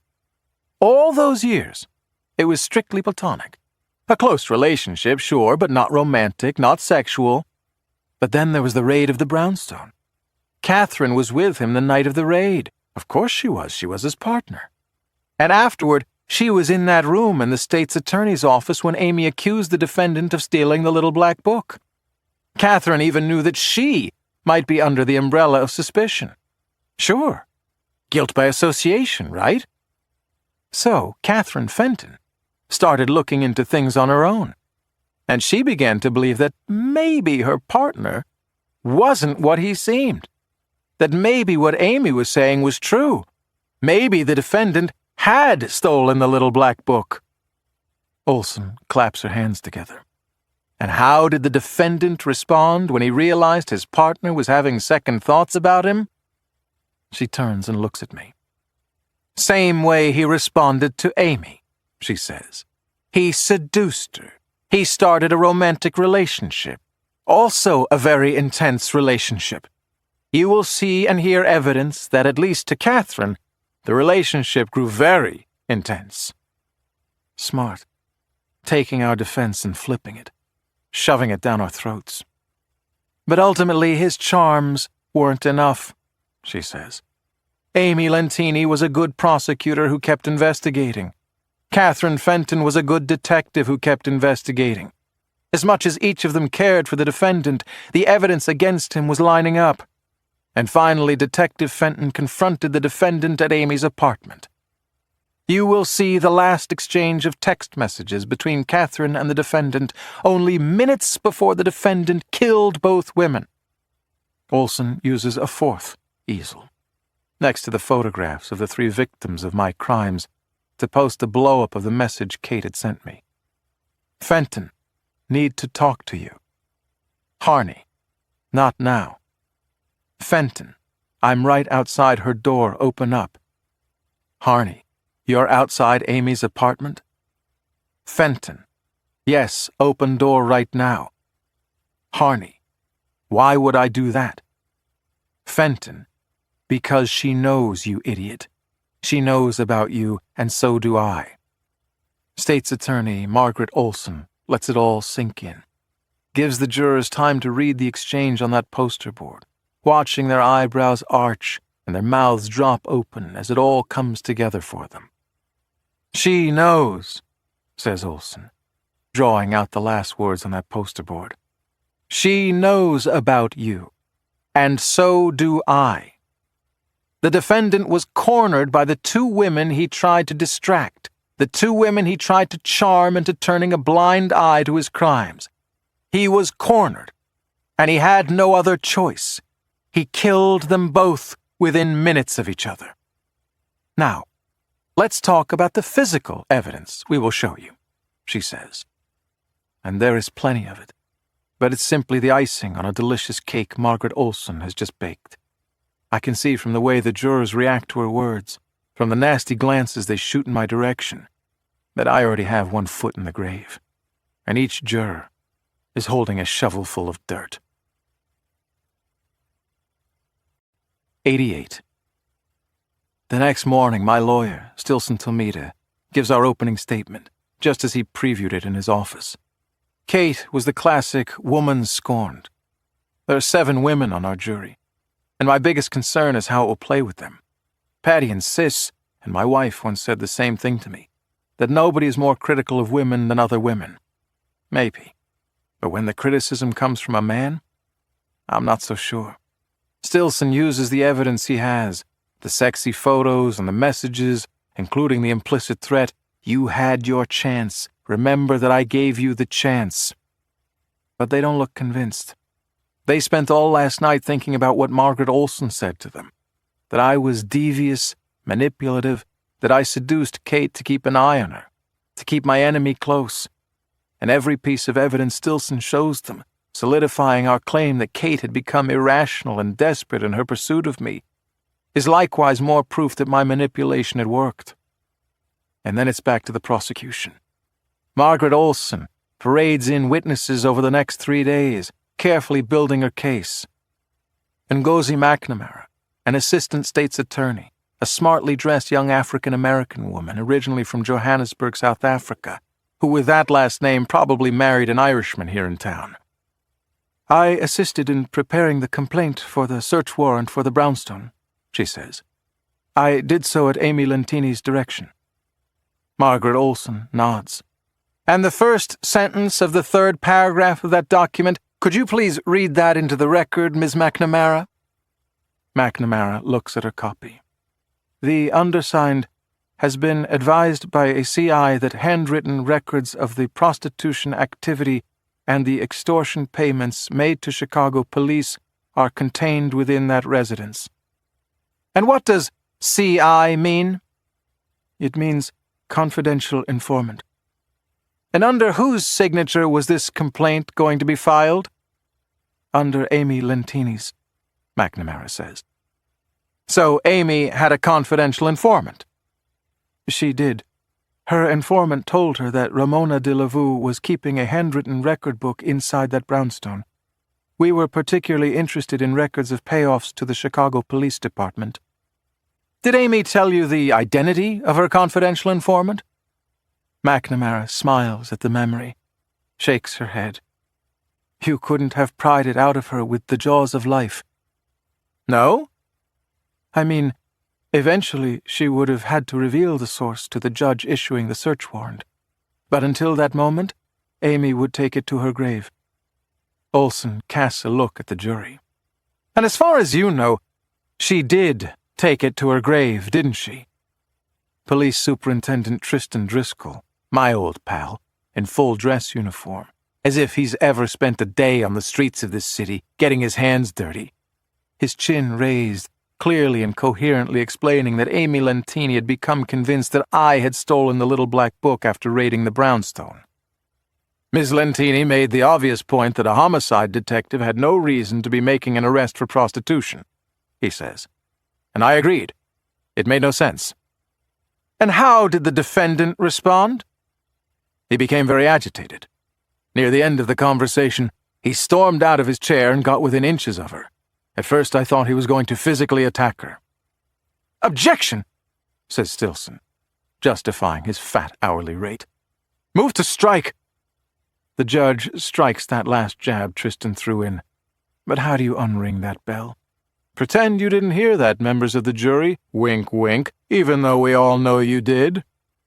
Mary Ann Lentini, Amy's mother, with many of those same dark features, tearfully recounting that her daughter came for a visit to Appleton, Wisconsin, and confided that she had met someone. Amy said that for the first time in her life, she found someone she could imagine a future with, says her mother. She said she was in love with a cop named Billy Harney. Mark Madison, an evidence technician for CPD, squat and thick, an unfortunate attempt at a dye job coloring the little bit of hair remaining on his head. I've known Mark for years. The last place he wants to be is on a witness stand testifying against me. He can't even bring himself to look in my direction. Yes, he says. I was present in the basement during the search of Billy's home. I did not personally find the weapon or weapons. But as one of the evidence technicians, was the discovery of the weapon called to your attention? Yes, ma'am. I was first called to a room in the basement that looked like a storage room. A firearm was found in a cigar box on one of the shelves. Is this the weapon you've just described? Olson says, showing him the gun in a clear bag. Yes, it is, says Mark. I bagged it and tagged it. I inventoried it, he says. Olson nods. What about other weapons? There was a knife, a regular old kitchen knife discovered underneath the lid of the basement toilet, he says. I inventoried that too. Is this the kitchen knife? Another bag, holding the knife. Yes, it is. As far as you know, did you receive these weapons from the individual who discovered them? As far as I know, yes. And who was that? Olson asks. Who discovered the firearm and the kitchen knife in the defendant's basement? Was it the same person? It was the same person, says Mark. It was Lieutenant Paul Wisniewski. 89. Dr. Jacqueline Collins Lightford, a forensic scientist with the Chicago Police Crime Laboratory, a number of initials after a name, even more initials of the peer groups with which she's affiliated, fancy words and acronyms flying from all directions. By the time she explains all her credentials, we've covered the entire alphabet several times over.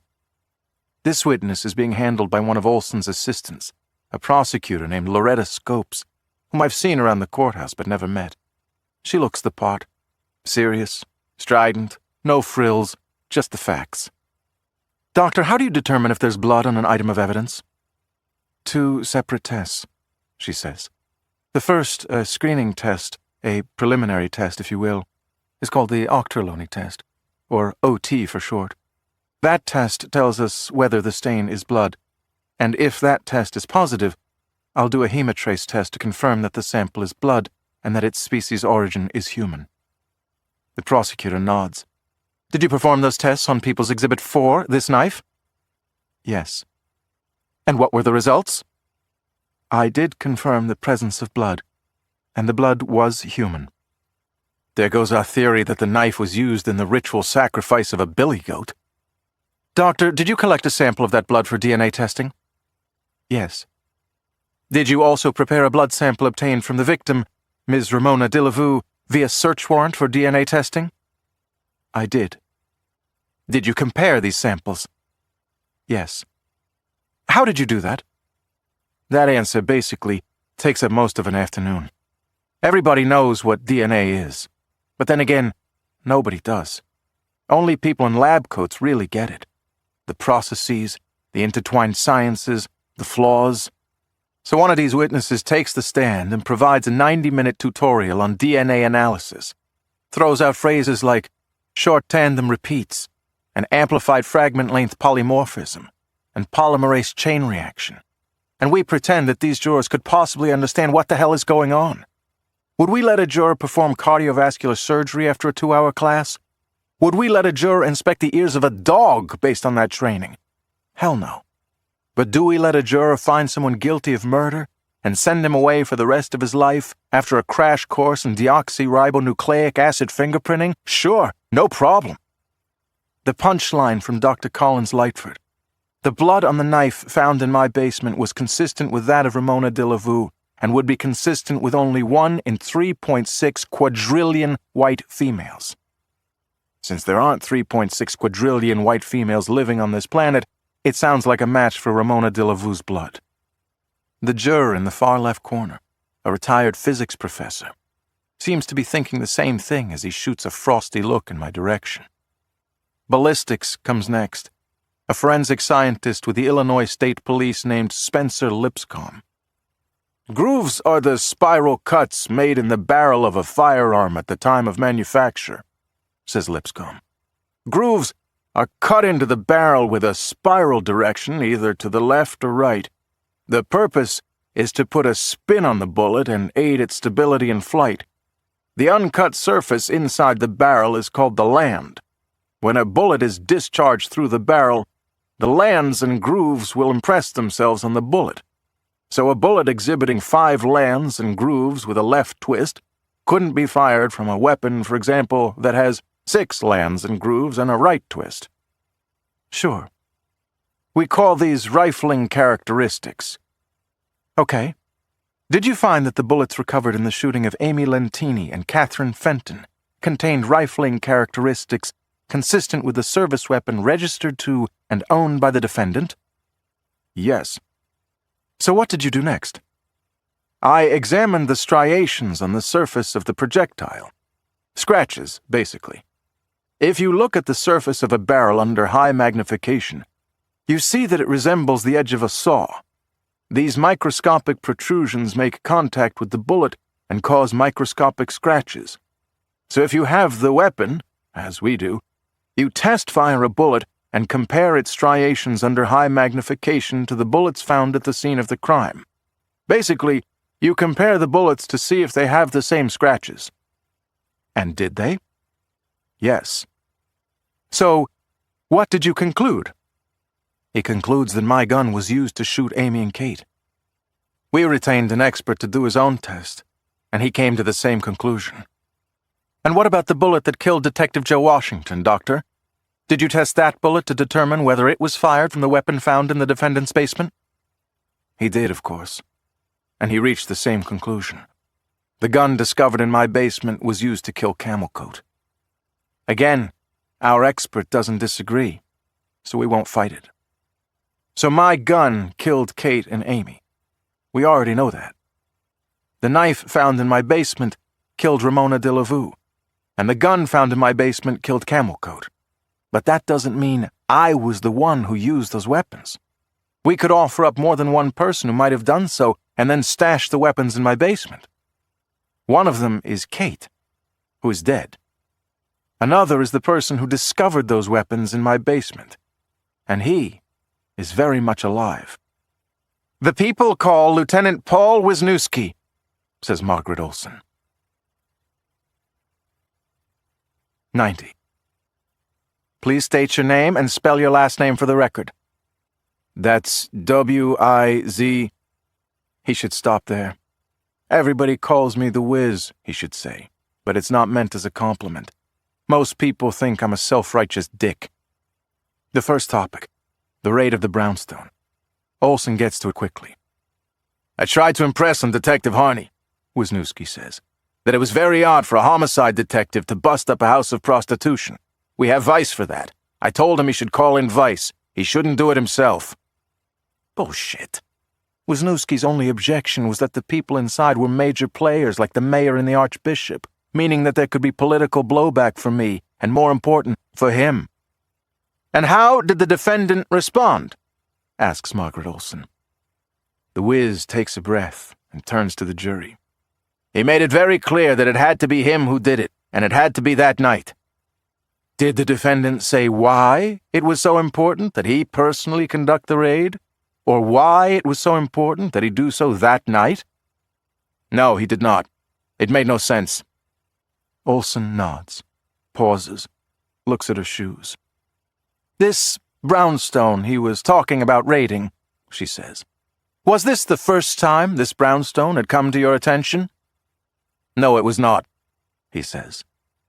I sit forward in my seat, something catching in my throat. I believe that this brownstone was being protected, he says. I was investigating the possibility that Chicago police officers were engaged in a protection racket. I look at Stilson. First I've heard of this. Stillson sees my look and writes on a piece of paper, taps the words with his pencil. No emotion. And the target of my investigation was Detective Billy Harney, he says. I bite down on my lip, turn my head away. So I was investigating my boss, while he was investigating me, while the Cook County State's Attorney's Office was investigating all of us? You need a Venn diagram to keep track. For the last 18 months, he says, Detective Harney had been pulling old arrest reports. It wasn't part of any active investigation. It certainly had nothing to do with homicide. Right, because I was investigating you, Wiz. I was pulling all the arrest reports in cases where people seemed to magically escape prosecution, many times finding that the chain of command ended with you. And I was doing it surreptitiously, you prick, because I was undercover for internal affairs. I believe these were records of people he was protecting, says Wisniewski. People arrested for various offenses who were released before referral to the state's attorney. People who got sprung right away for no apparent reason. They were records of people you were protecting, Wisniewski. Feeling my blood boil, my legs bouncing under the table. My lawyer tapping those words on the page again. No emotion. I'm confused, Lieutenant, says Margaret Olson, who is anything but confused. Why would he pull arrest records that show his corruption? The Wiz nods. See, when you pull old arrest reports, it generates a record. You have to sign them in and out. It's right there on the jacket of the file. You have to put your name and star number next to each request, and you can see who else has made a request. You can see all previous requests? Yeah, of course. You can see the entire list of people who have requested these records before you. Olson nods. So do several jurors, for whom the picture is becoming clearer. I believe Detective Harney was pulling these reports to see if anybody else had been pulling these reports, says the Wiz. He wanted to know if anybody was on to him. Brilliant. I can't deny it. My teeth grinding together, my hands in fists, sitting in a courtroom having to stay composed while fireworks go off inside me. But brilliant. Wisniewski is using my undercover investigation against me, to make me look like the guilty party. Stillson leans into me, out of character for him. You have got to keep a lid on yourself, he whispers, each word like a dart. Did you report your suspicions to the higher-ups? Olson asks. I did, sort of, he says. I had a conversation with the head of internal affairs, Lieutenant Michael Goldberger. I turn back to the Wiz, catch my breath.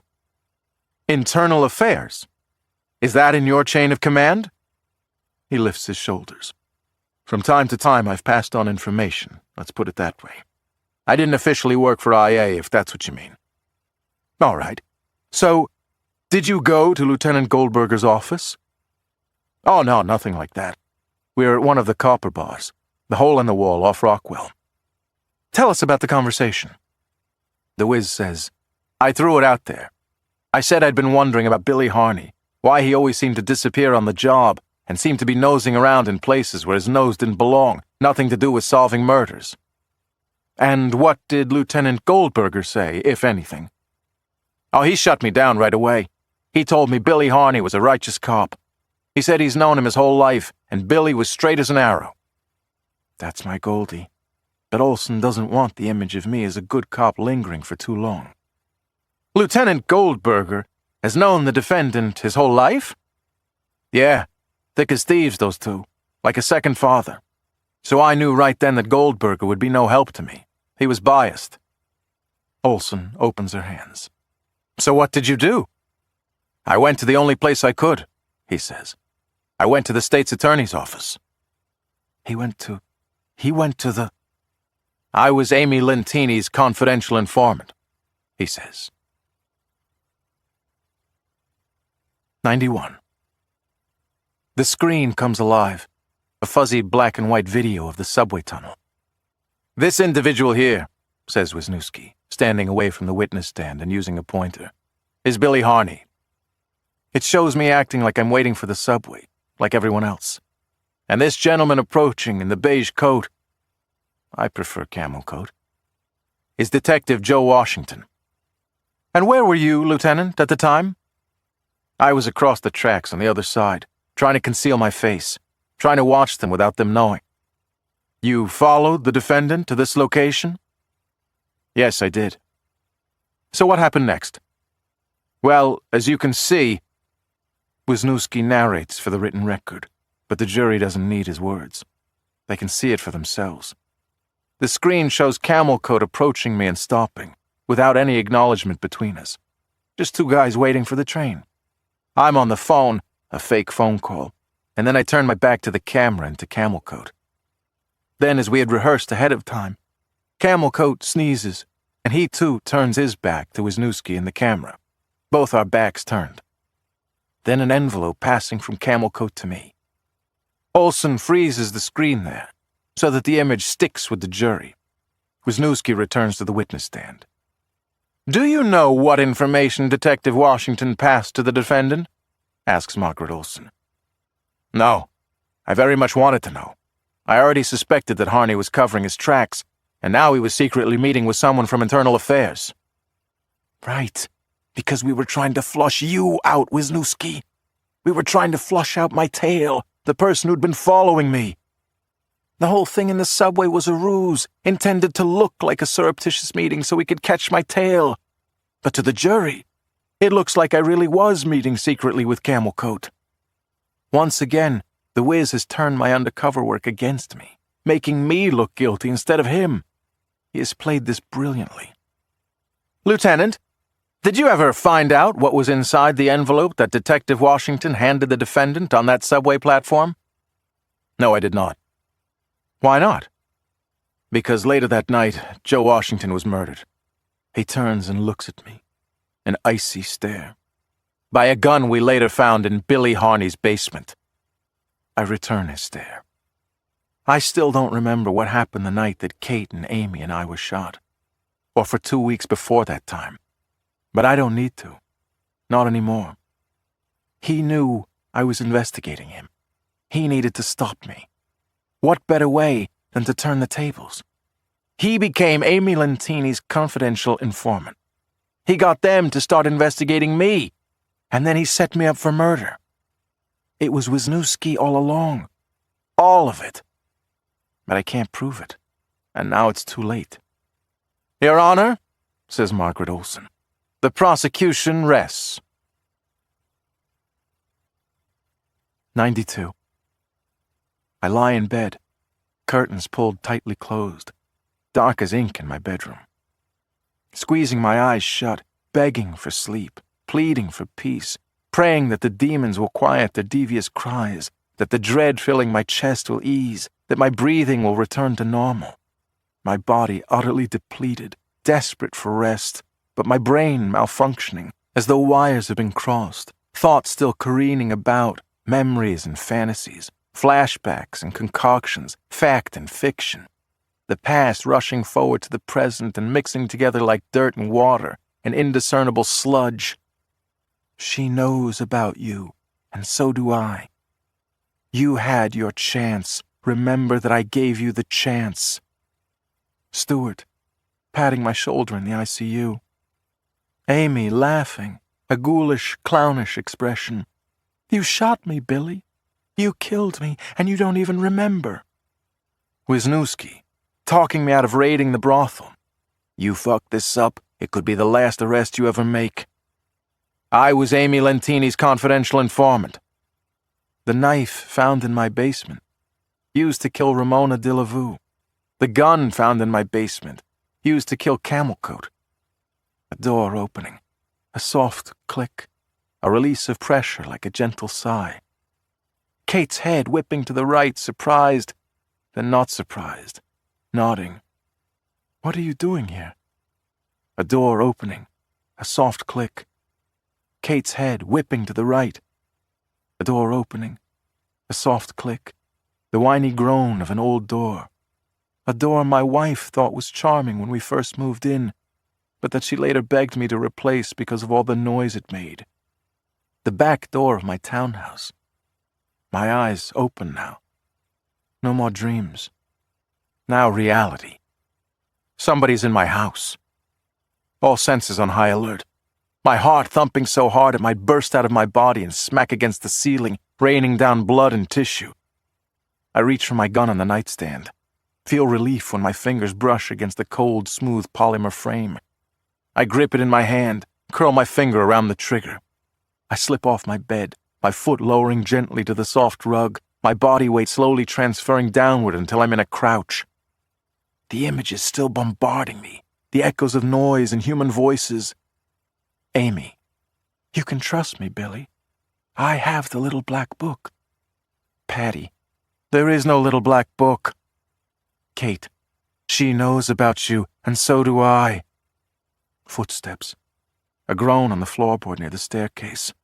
He's coming upstairs. Kate's head, whipping to the right, surprised. Then not surprised.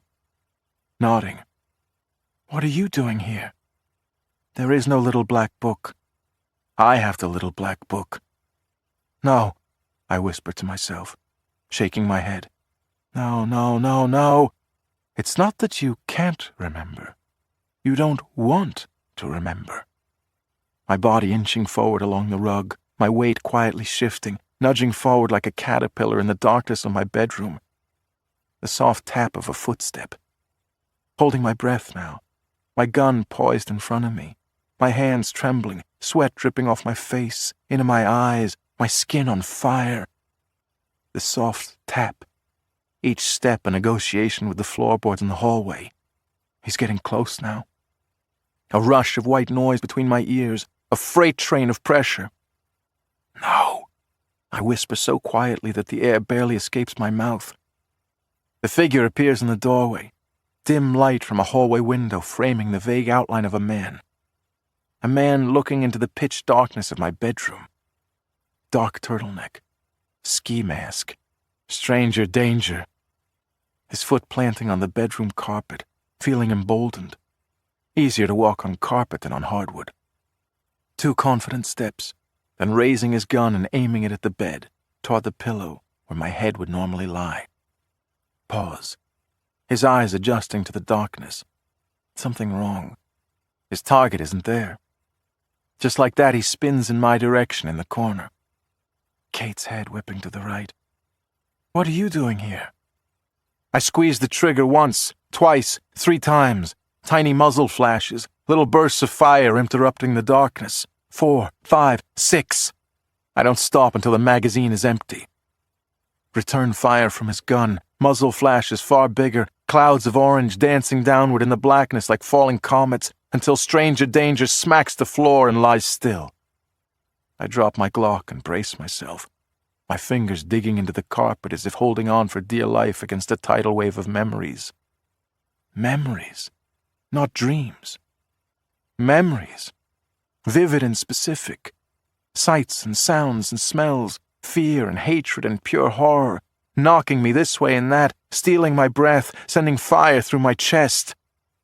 I find my oxygen, taking in delicious breaths and deep gulps, wheezing, gagging, unable to speak. And when words return to me, all I can say is no. No, no, no, no, no, no, no!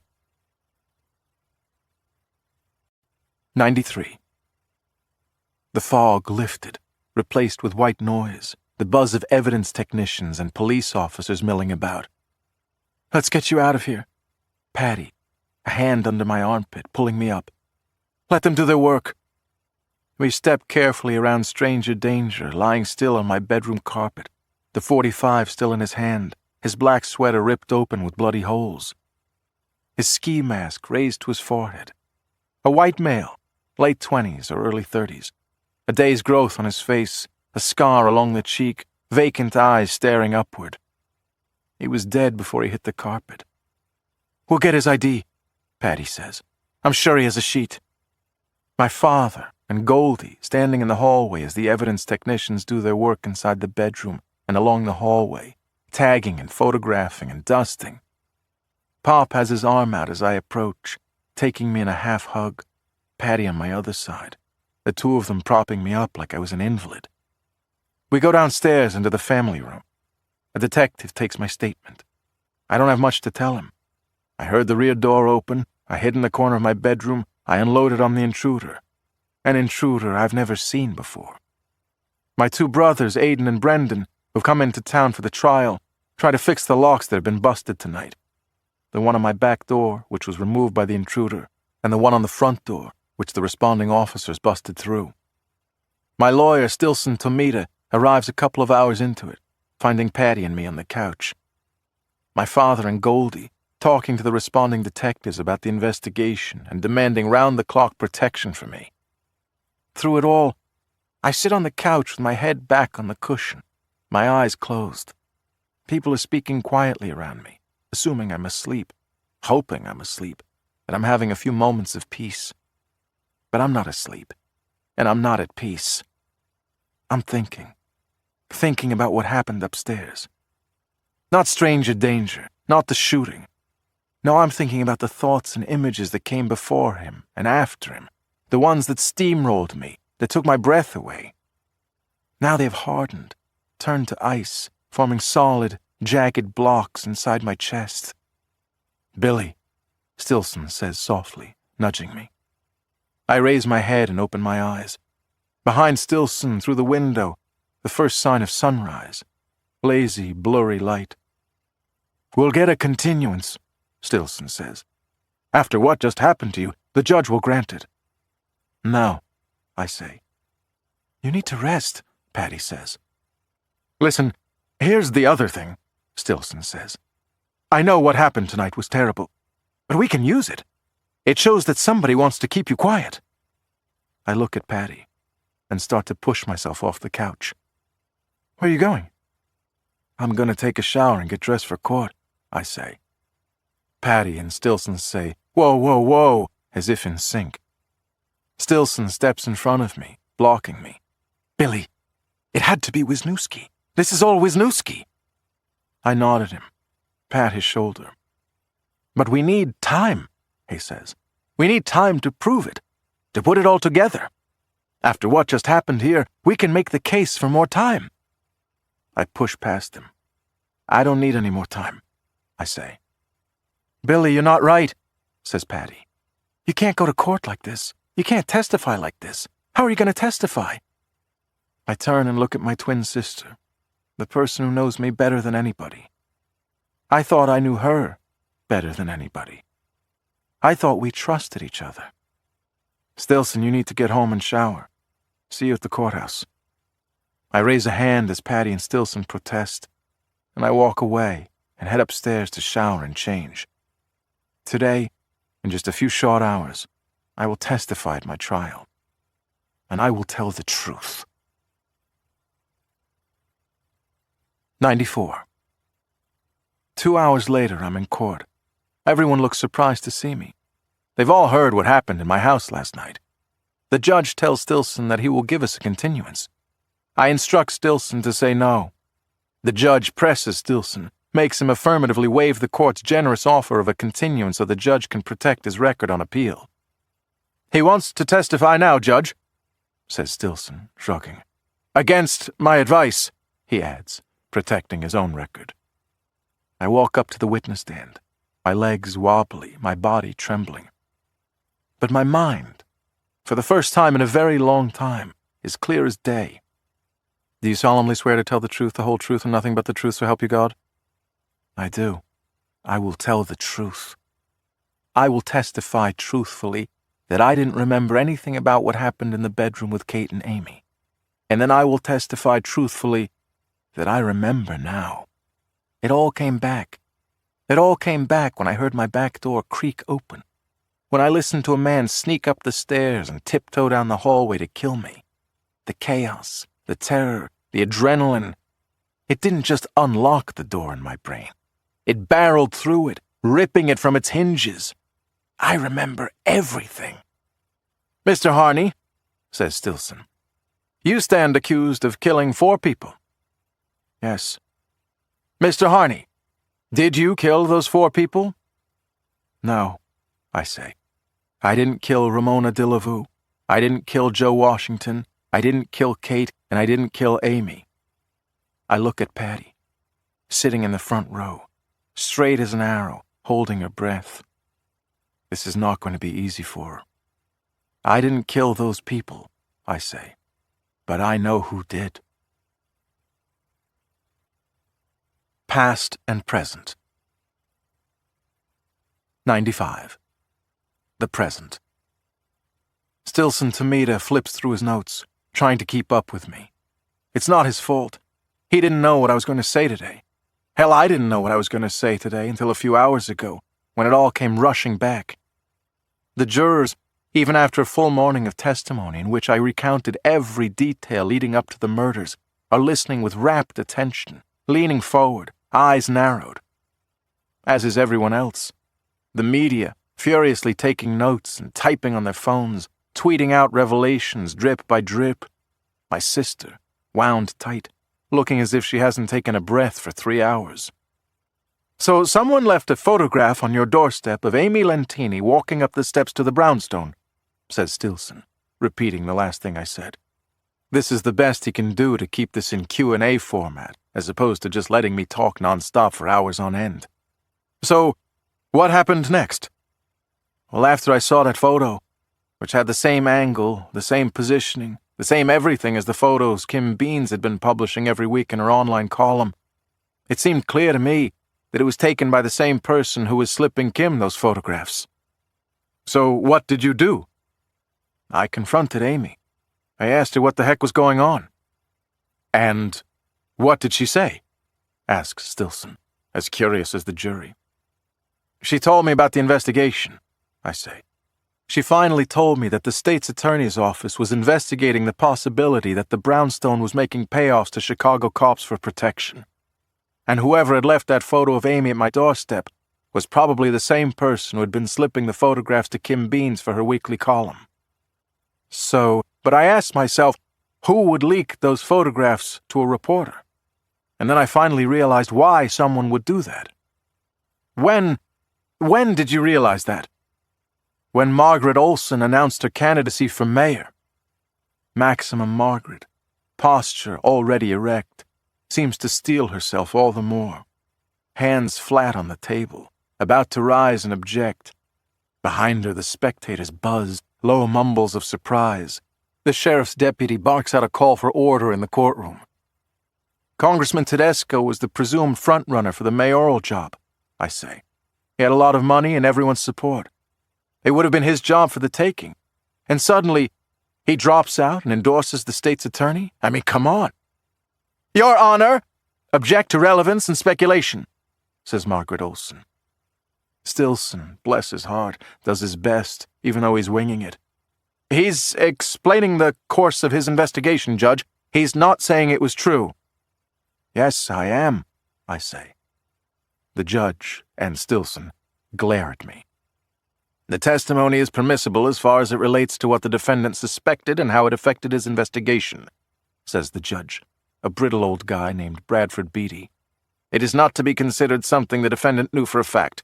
And Mr. Tomita, the judge adds, wagging a finger, assert some control here or I will. Even a defendant testifying to his theory of innocence has his limits.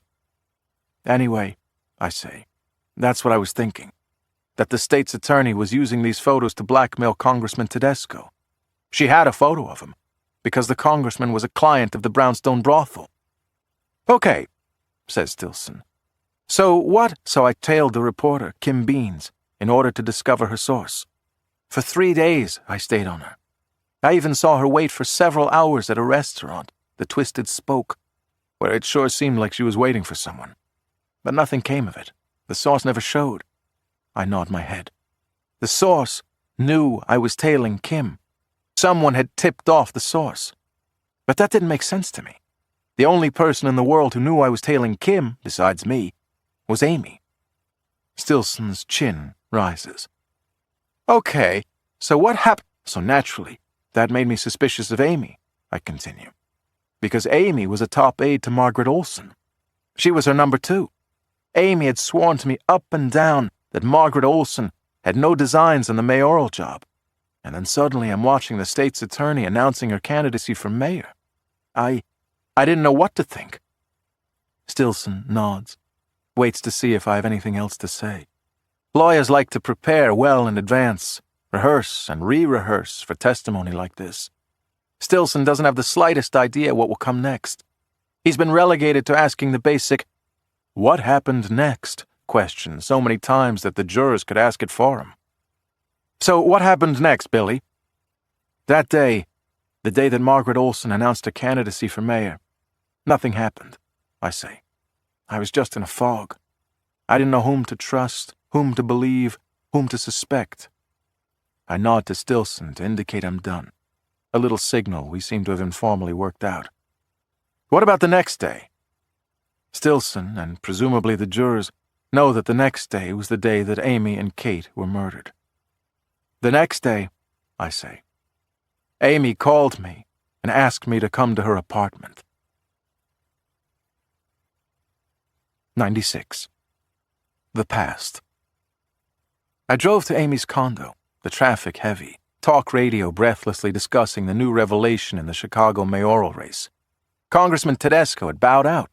State's Attorney Margaret Olson was now the frontrunner. The announcement had been made yesterday, and it had thrown me just as it had thrown the media, but for different reasons. I wanted so badly to confront Amy about it, but I hadn't reached out to her, not yesterday. I needed time to process it. She'd promised me that Margaret had no desire to run, and suddenly she was running, with Tedesco's blessing, with his endorsement. It all pointed to Amy and Margaret from the beginning. The reason they were so sensitive about the little black book. The reason that somebody had been slipping Kim Beans those photographs of the brothel's clientele. It had been a veiled warning to Congressman Tedesco that his photograph could be next if he didn't behave like a good little boy. And if it was true, it was brilliant. They'd taken down the mayor and blackmailed his would-be replacement so that Margaret could have the job all to herself. I thought about it all last night. I thought about it all day today at work. It meant that the Amy I knew wasn't the Amy I knew. It meant that the Amy I knew was capable not only of blackmail, but also of murder. "I need to talk to you," Amy had said over the phone 5 minutes ago. That was it, nothing else. I protested, thrown out some sarcastic remark, but all she kept repeating was, "I need to talk to you." And the reason I went to her apartment? The reason I didn't just punch off the phone and cuss at her or accuse her? Simple. Because I wasn't ready to believe any of it. Because I wanted to believe that the Amy I knew really was the Amy I knew. "I'll be right over," I told her. It wasn't the smart play. I had no element of surprise on my side. I didn't know what was waiting for me at her apartment. I was falling straight into whatever trap she had set.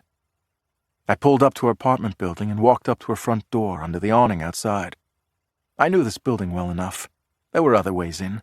There was an underground parking lot serviced by an elevator that went straight up past the lobby. There was a back door by the garbage bins, too. There was a stairwell if you wanted to avoid elevators. There were surreptitious means of access if you needed them. I could picture myself doing it. Slipping in one of the other entrances, picking the lock on her door, and employing at least some element of surprise. Not a lot, but a little. But I didn't, because I had made a choice to give Amy the benefit of the doubt. I pushed the buzzer, and her voice came through the speaker. "It's me," I said. The buzzer came next, the front door releasing pressure with a soft whoosh. I opened the door, walked through the foyer, and took the elevator up to her floor. I walked down the empty hallway, reached her door, stopped and listened, then rapped my knuckles against the door. She opened the door a crack, those angelic eyes peering at me, and darting around, looking to see whether I was alone. I was alone. My weapon was loaded and secure, but I was alone. I didn't know if I could say the same for her. 97. Amy opened the door a crack and backed away from it. I walked in and closed the door behind me. I didn't lock it. You never know when a quick exit might be necessary. I threw off my winter coat and tossed it, leaving me in my sport jacket and blue jeans, what I wore to work today. Amy took another step back. "Where is it?" she said to me, her voice trembling. I didn't catch her meaning. "The little black book," she said. "Where is it?" I shook my head. Seems like we're right back where we started, Amy. That's not an answer. Me first, I said. My question first. She didn't like it, narrowed her eyes. Hurt, confusion, maybe fear across her face. Why didn't Kim's source show up this week? I asked. Kim went to the meeting place to get a weekly incriminating photograph. I watched her, but the source never showed. Why didn't the source show? Amy cocked her head at me. How should I know? I walked over to the breakfast bar by our small kitchen, ran my hands underneath it, picked up the sugar bowl resting on it and looked inside it. Felt behind the photograph of Amy and her parents posing on a beach somewhere warm. Did the same thing in the rest of her kitchen. The counters, the coffee pot, the spice bottles, the cookbooks. Felt my hands around and inside everything, like it was foreplay. What are you doing? Amy asked. Somebody tipped off Kim's source, I said as I ran my hand over the top of the refrigerator. The source knew I'd be watching. Amy gave me a wide berth as I passed her and walked over to the couch, giving it a once-over with my hands, feeling the cushions and pillows, picking up the flower vase and emptying out the fake flowers, then returning them to the vase. Looking at each of the framed photographs on the coffee table, feeling each of them. Oh, I get it, said Amy. The only person who knew you were following Kim was me. So I must have tipped off Kim's source. Which means I knew who the source was in the first place. Which means I'm behind this whole thing. I looked at Amy, saw the hurt in her eyes. The woman I loved with all my heart. The woman I wasn't sure I could trust. It was like I'd stolen the wind from her. She remained silent. A long moment passed.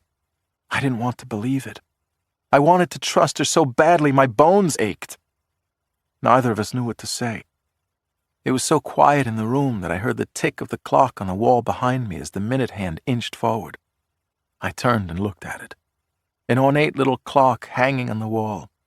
It had a picture of a rooster on its small porcelain face and Roman numerals in a fancy font. I walked over to the clock, reached up to it with both hands, my jacket hiking up accordingly. You brought your gun, Amy said, seeing the holster.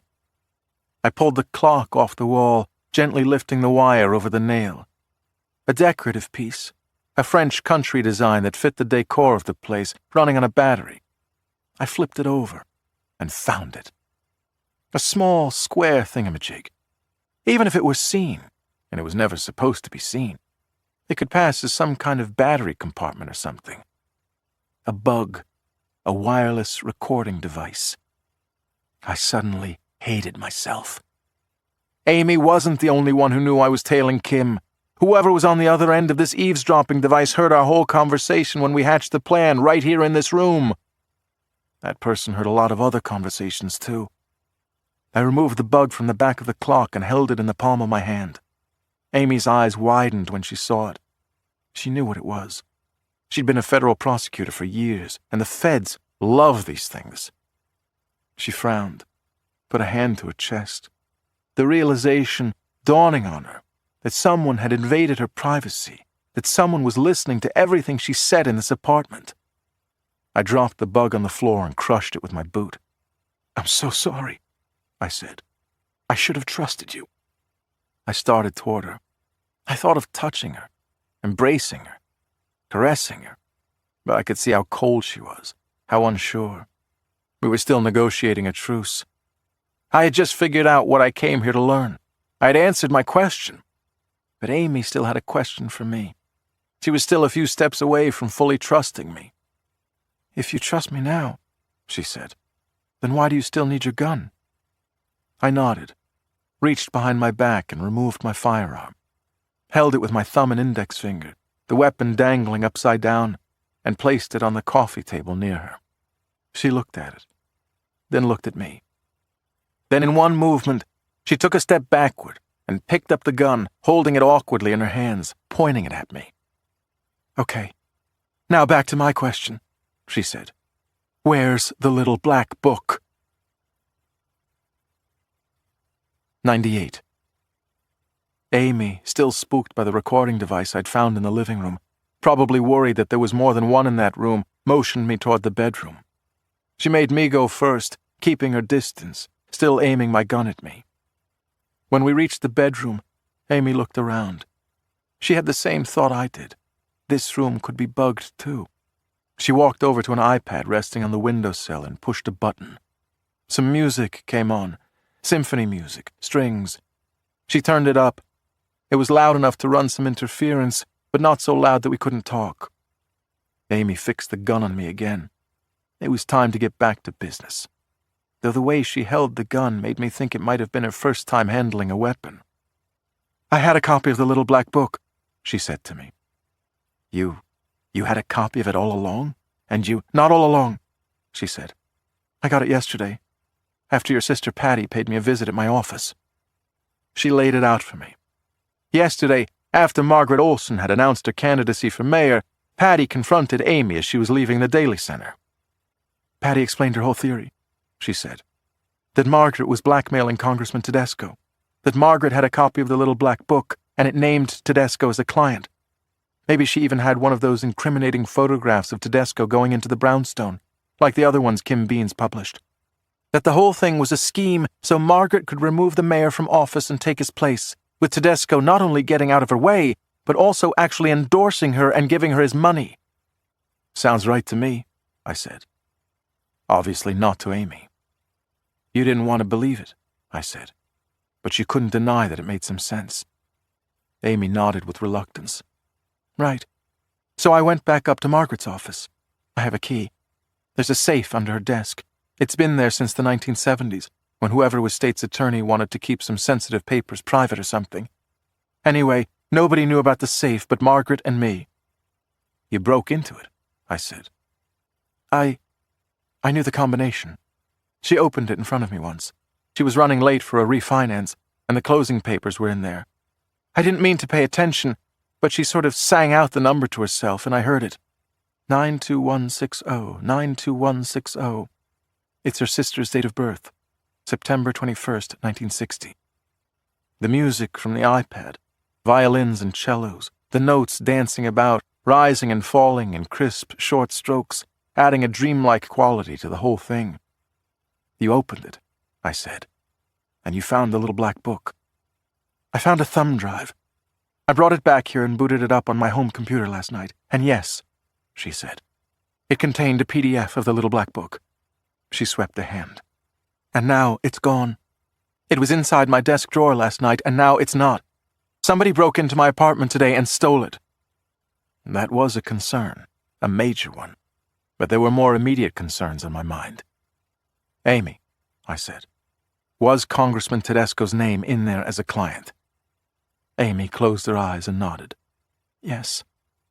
"So Margaret was blackmailing him?" She didn't answer. She didn't need to.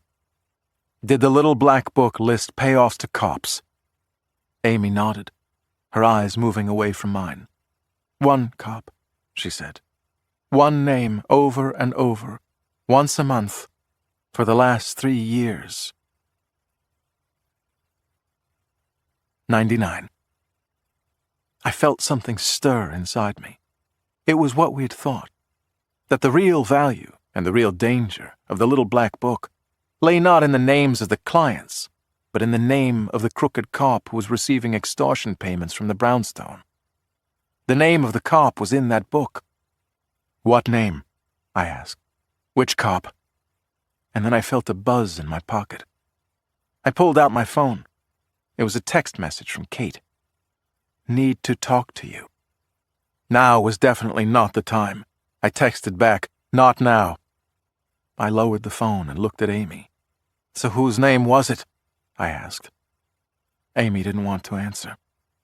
"Amy," I said, "whoever's name is in that little black book is probably the same person who bugged your apartment. It's probably the same person who stole the little black book from your apartment today. It's probably the same person behind all of this." Amy nodded slowly, as if she already had figured that out. "How long before they come here looking for you?" I said. My phone buzzed again. I raised the phone to see Kate's next message. "I'm right outside her door, open up." Shit. I lowered the phone. "It's Kate. She's out in the hallway right now." Amy's eyes widened in panic. "Kate's here? You brought her here?" She backpedaled, the gun trembling in her hands. as if her worst fears had just been realized. No, I didn't. She must have followed me or something. Oh shit, oh God, oh shit! Amy's eyes cast about the room. She was coming unglued. She had the gun on me, not the other way around, but she was feeling a loss of control, and her fear was overtaking her. I'll try to get rid of her. I typed a quick response. You're outside Amy's apartment? Her reply shot back in an instant. Yes, open door right now. I replied, trying to stall for time. Why would I do that? But I was running out of time. Kate wasn't going to take no for an answer. She'd break through the door. She could do it, and she'd be armed. Amy, give me the gun, I said, reaching out my hand, wiggling my fingers. Amy shook her head furiously, but I could see her uncertainty, wanting to believe me, but afraid of being wrong. Amy, like it or not, Kate's coming in and she'll have a gun. You don't know how to use that thing. No. Amy's face contorted, tears flowing, her voice thick with emotion. That gun dancing around in her hands. No! Amy, you can trust me. You can... I stopped on those words. My phone buzzed again. Another text from Kate, but I didn't look at it. I watched Amy carefully. I could see that Amy simply couldn't trust me. Whose name was in that black book? I asked. Whose name was listed as receiving the payoffs?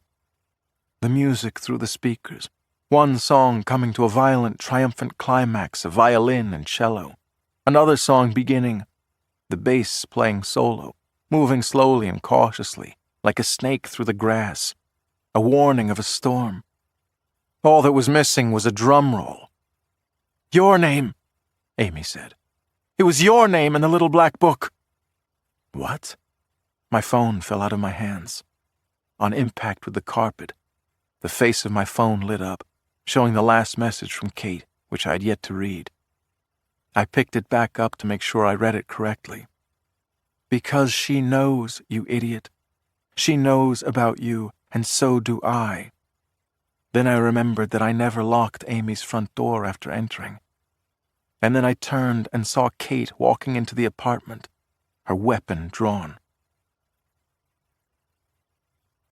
100. Kate, take it easy, I called as she walked toward the bedroom. I held out my right hand as a signal to stop. I held out my left to Amy. Amy, I said, give me the gun.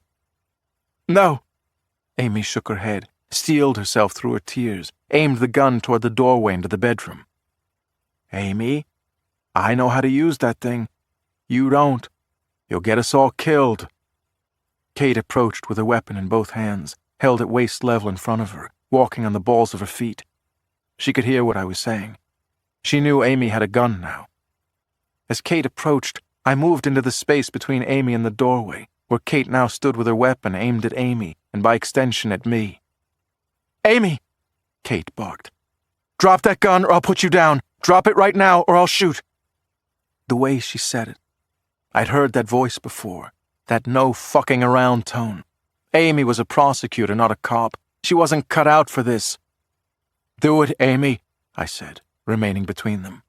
But it wouldn't matter. If Kate wanted to shoot Amy, she would.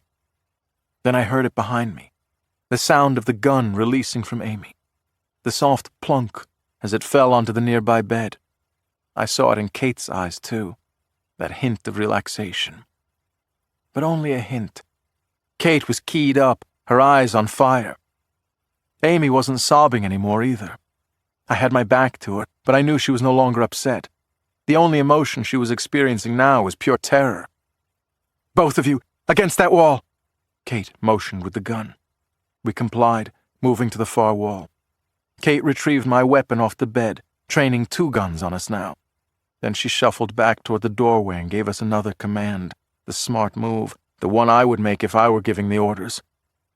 Both of you, on the bed, she said. I took the lead, sitting down on the edge of the bed. I hoped that would be enough. But again, if Kate was smart, and she was, it wouldn't satisfy her. Scooch back all the way on the bed, she said. Backs against the headboard, hands on your thighs, feet on the bed, ankles crossed. That was the smart move. make us as immobile as possible. We couldn't rush her this way. In the time it took us to uncross our ankles, push ourselves off the bed, drop our feet down on the carpet, and make a move toward her, she'd have time to empty her magazine and probably reload. She had us completely under her control.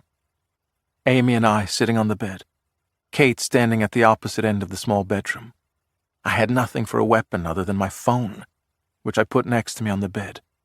I wasn't a good enough aim to skull her with it, and even if I succeeded, it wouldn't do more than momentarily stun her. She'd recover in time to riddle me with bullets.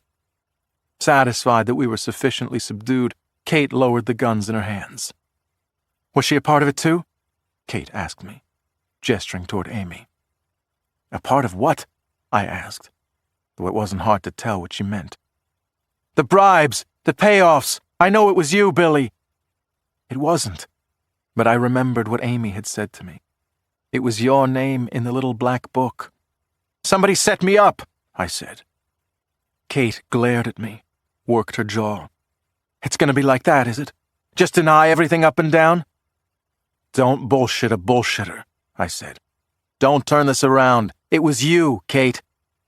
Her face showed no sign of anything but disgust. I trusted you, she said. I fucking loved you, Billy. With those words, her expression broke. She didn't cry, but she choked up nice and good, the fire still in her eyes, but now showing real pain. She took a deep breath and said, You're under arrest, Billy Harney. It didn't register with me. It didn't make sense. She was going to arrest me? That's when I knew. Kate wasn't the dirty cop. If she were, I'd be dead. Amy and I both. Arresting me made no sense. I could still fight back. I could hire a lawyer and prove my innocence. I could prove that she was the dirty cop, not me. If she had been the dirty cop, she would have killed me just as she killed Ramona Delavu and Camel Coat, whatever she needed to do to maintain her cover-up. It wasn't Amy and it wasn't Kate. And it sure as hell wasn't me. Kate, I said, listen. And then we all listened. We all heard it. The soft click of Amy's front door opening. Kate's head whipped to the right, surprised. Then not surprised. What are you doing here? She said to whoever it was.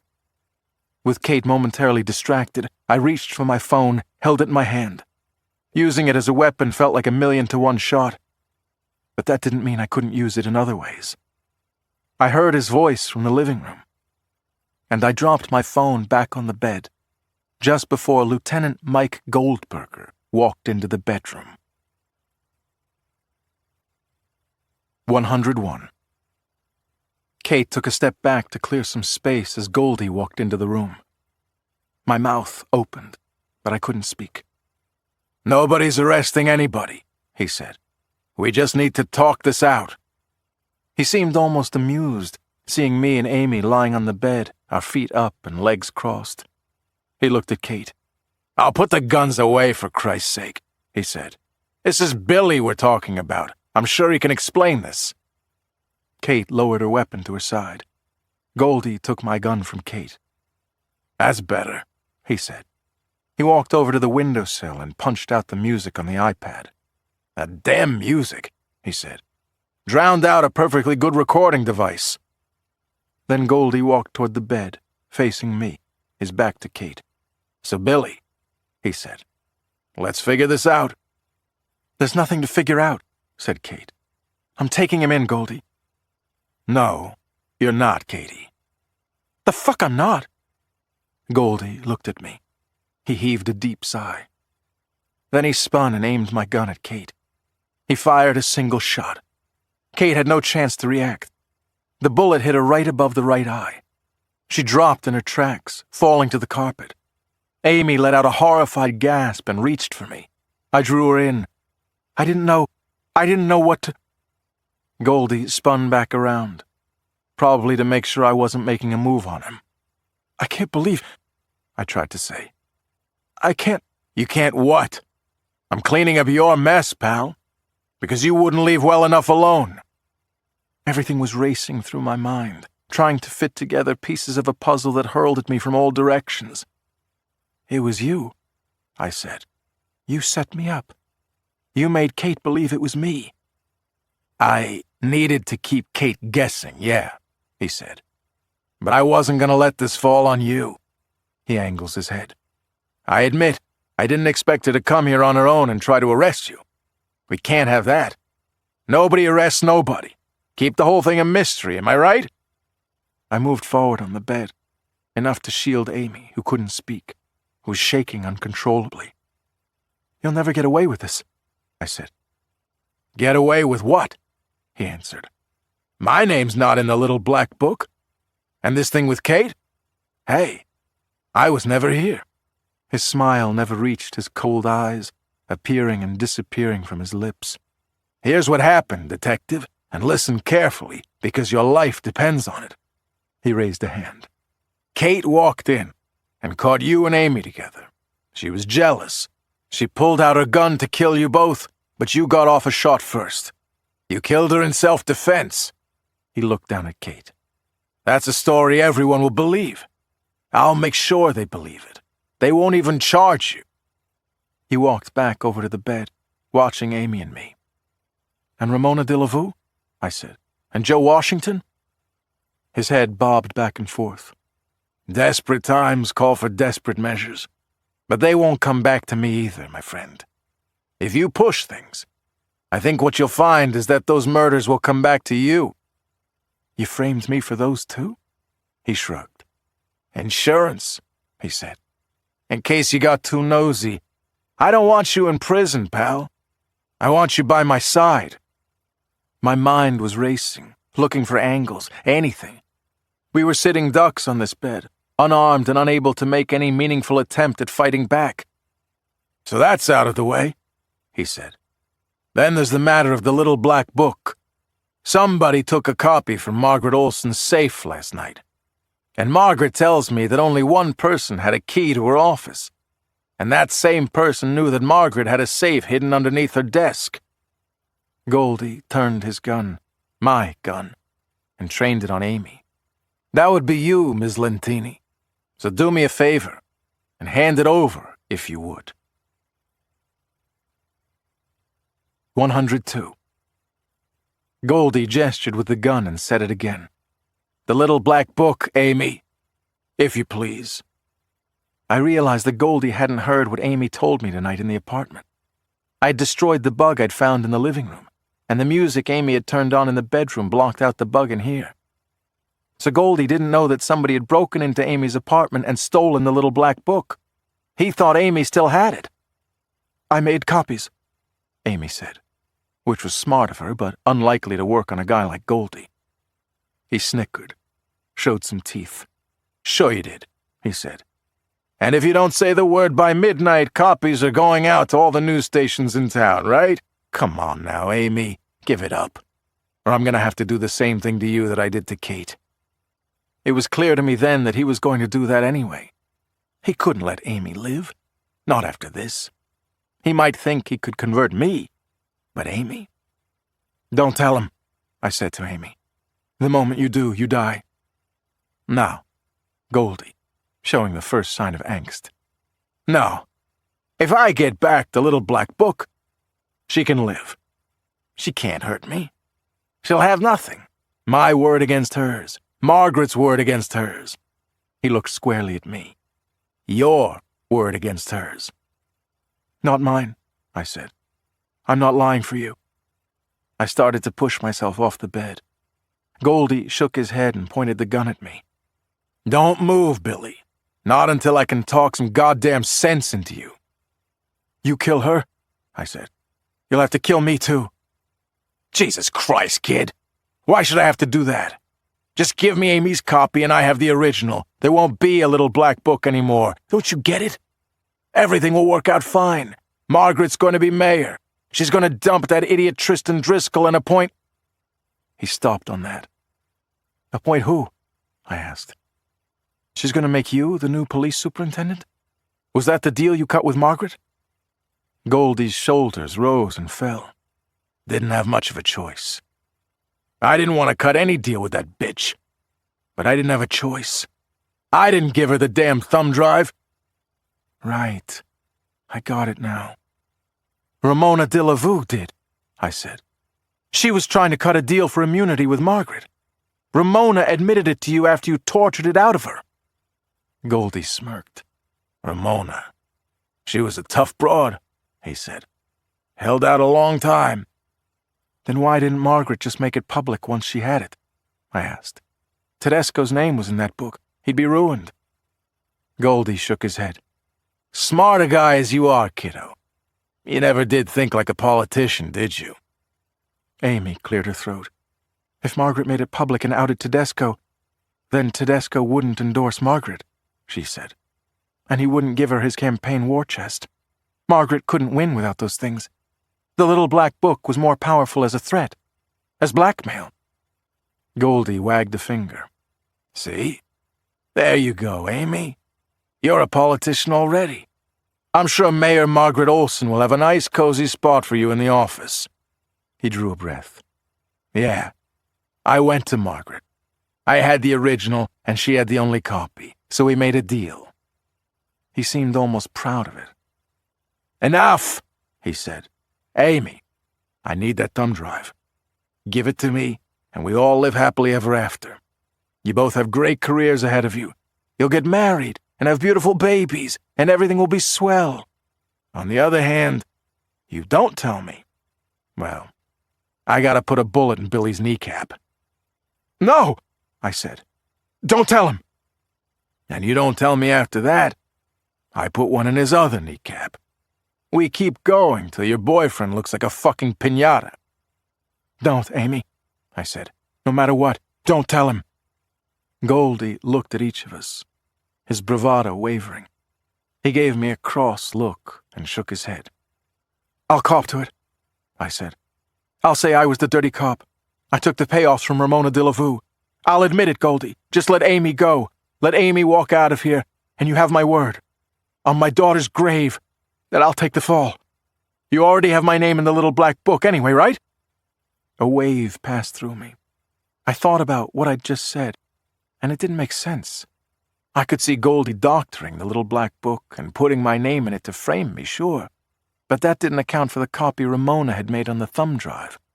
Ramona had given Margaret that copy, and she did it without Goldie's knowledge. Goldie only found out about it later, after he tortured Ramona. So how could Goldie have doctored the copy that Amy had found in Margaret's safe? How could my name have been in the copy? Not your name specifically, Amy said. You never let me finish. I wanted to turn to her, but I couldn't take my eyes off Goldie. There were no first names in the book, only last names, Amy said. The cop taking the payoff had the last name Harney. That's all it said, Harney. I closed my eyes a moment, sucked in a breath. Not Billy Harney, just Harney. That's when I knew who had broken into Amy's apartment and stolen the little black book. It was Patty. Goldie raised his chin, turned his head toward the window. His voice louder, he said, We're not getting anywhere. You better come in here and talk some sense into him.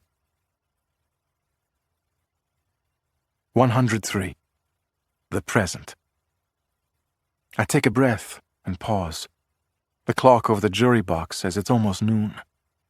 Right about now, the judge should be looking for a logical point to take a break so the jurors can have their lunch, and more important, so he can have his own lunch. But the judge has hardly moved, his eyes narrowed in concentration, fixed on a space somewhere between me and my lawyer. The jurors are all leaning forward. Some of them have been filling their notebooks with scribbles, but most of them have dispensed with the note-taking and have settled into positions best suited for viewing the horror show. It's so quiet inside this courtroom that you can hear the breathing from the spectators' gallery, the collective inhales and exhales. Lieutenant Mike Goldberger, initially shaking his head in mock disbelief, has slowly transformed during my testimony. His eyes now cold, his shoulders drawn in, his fists clenched. He is trapped in the courtroom, essentially. If he runs away, he looks guilty. He looks pretty damn guilty right now anyway. But I know what he's thinking. This is only Billy's word. His word against mine. That's Goldie. It always was. Always calculating. Always seeing every angle. My father, sitting next to him, eyes me intently, some fingers covering his mouth, unsure how to act. Margaret Olson, like Goldie, even more so than Goldie, is a prisoner in this courtroom. She's the prosecutor, after all. She can't just storm out. She has essentially never stopped shaking her head during my almost 3 hours of testimony as she watches her political career swirl down the toilet, as she considers every possible angle to salvage it. Ultimately, I assume, she's thinking the same thing as Goldie. It's his word against mine, the word of a desperate defendant looking at life in prison who will say anything, no matter how far-fetched, to save his own ass. My lawyer, Stilson, has forgotten his role and has listened along with the jurors, the reporters, the curious onlookers. So Lieutenant Goldberger said, "You better come in here and talk some sense into him?" "Yes," I answered. He was saying it to someone not in the room. He was speaking toward the recording device in the room, wherever it was. Stilson, whose first instinct all morning has been to simply ask what happened next, instead cocks his head. "You said you knew at that moment that it was Patty who stole the thumb drive from Amy's apartment?" "Yes." "How?" I looked at her, my twin sister, as still as a statue, but I could see it in the sheen of her eyes, the single tear that had fallen. I could almost see the bubble over her head saying, "I'm sorry. I'm so sorry." "Because Patty would have seen the name Harney on that page of the little black book and assumed it was me," I said. "Her first instinct would have been to protect me, to steal the little black book and destroy it." Fresh tears streamed down Patty's face. "This whole time since the shootings while I was in a coma, when I came out and slowly recovered, as I considered how to defend myself against these charges, she's thought I was the dirty cop. This whole time she's been trying to protect me. Even though she was sure I was guilty, she tried to protect me." I choke up on those last words. Take a moment. Clear my throat. "She loves me, and she'd do anything for me," I say. "But she worships our father. She never in a million years would have considered the possibility that the name Harney could mean another cop. She never would have suspected that the chief of detectives, Daniel Harney, was the dirty cop." Patty jumps out of her seat in the front row, her mouth open, pure horror on her face. She turns to my father, whose eyes are now focused on the floor before him. "A second chance," Pop said to me the other day when he tried to persuade me to flee the jurisdiction to escape to Mexico. "You have a second chance. I have a second chance." I'd like to think he was sincere when he said that he really was going to try to slip me out of the country to Playa del Carmen, then South America, that he wasn't going to put a bullet in my brain somewhere between Chicago and the Mexican border. I'd like to believe that he was hoping for that second chance, but I didn't take it. And so he sent someone to my house last night to try to kill me for the second time. And now, I'll never know for sure, because I will never speak another word to him. 104. The Past. By the time my father walked into the bedroom, joining Goldie, I knew that Amy would never get off that bed alive. They might think they could co-opt me into going along with a plan. But Amy? She had seen too much. She'd spent her career being a by-the-book prosecutor, straight as an arrow. And she wasn't blood, wasn't family. They couldn't trust her to keep quiet. They couldn't let her live. "I'm so sorry I ever doubted you," Amy whispered on a trembling breath. "I'm sorry I doubted you," I said. "I love you, Amy. I love you so much." My father entered the bedroom then, looked down at Kate as he walked in, the way he might glance at a homeless person he passed on the street. I didn't expect him to be surprised. He had obviously been listening to everything through the eavesdropping device planted in the room. He shook his head as if disappointed. "Congratulations, Pop," I said. "Let me guess. Margaret's going to make you the superintendent, and the deputy superintendent will be Mike Goldberger." My father blinked several times. Always the stoic demeanor. If you're going to ask me to apologize for providing for my family all these years, I won't. Providing for your family through bribes and extortion? Son, you don't— And last I checked, Mom's been gone for years, and all your kids are grown up. So who the fuck have you been providing for other than yourself? My father wasn't kidding.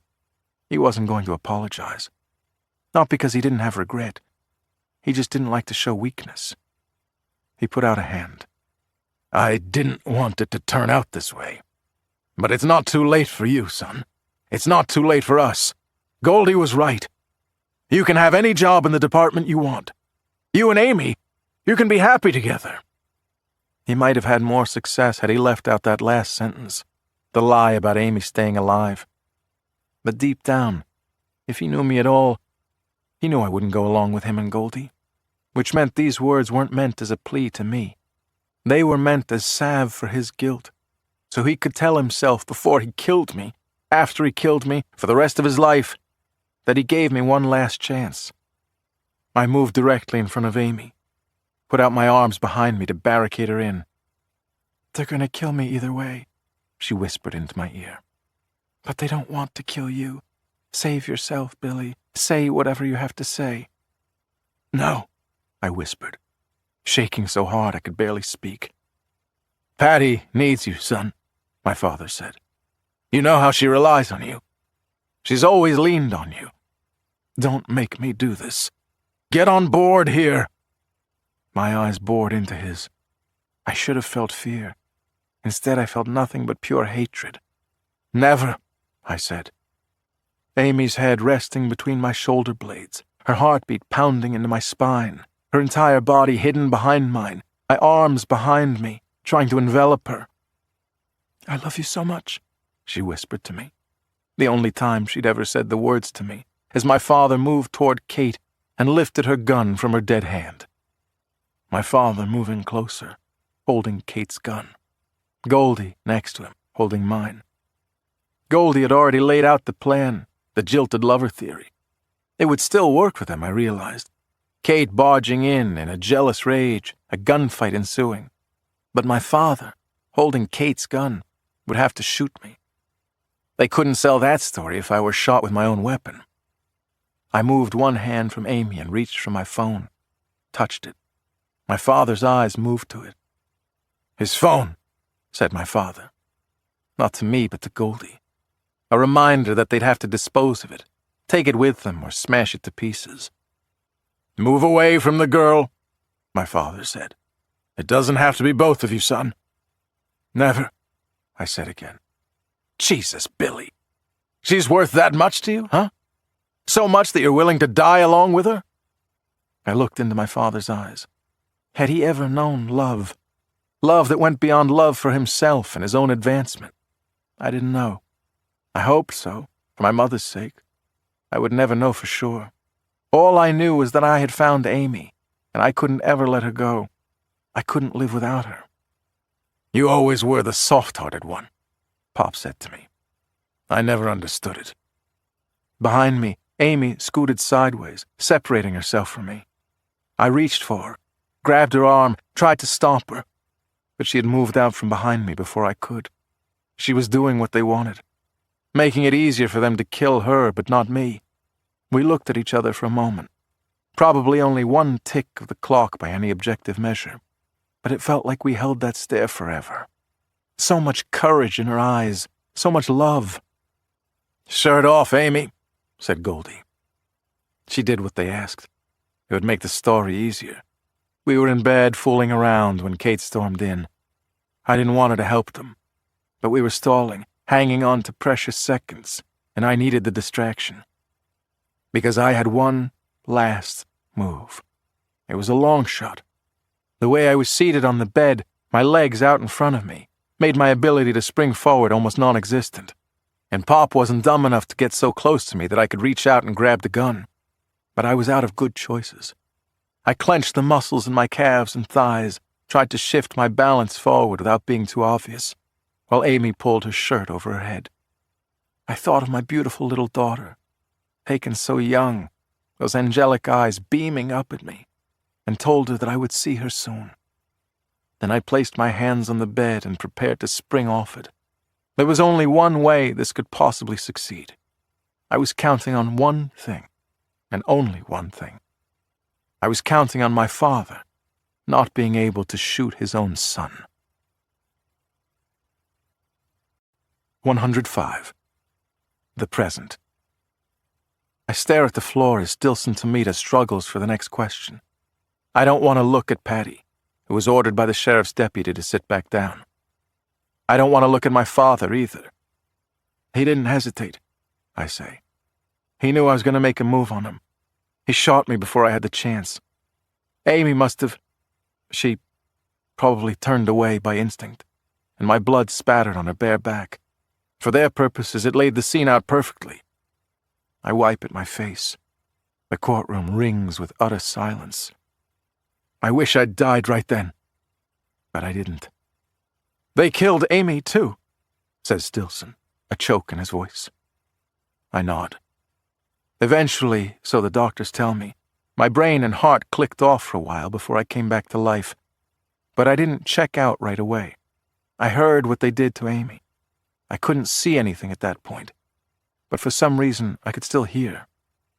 Amy, this can still turn out okay for you, said Goldie. They shot each other. You were an innocent bystander. Just give us the thumb drive, and we're on our way, said my father.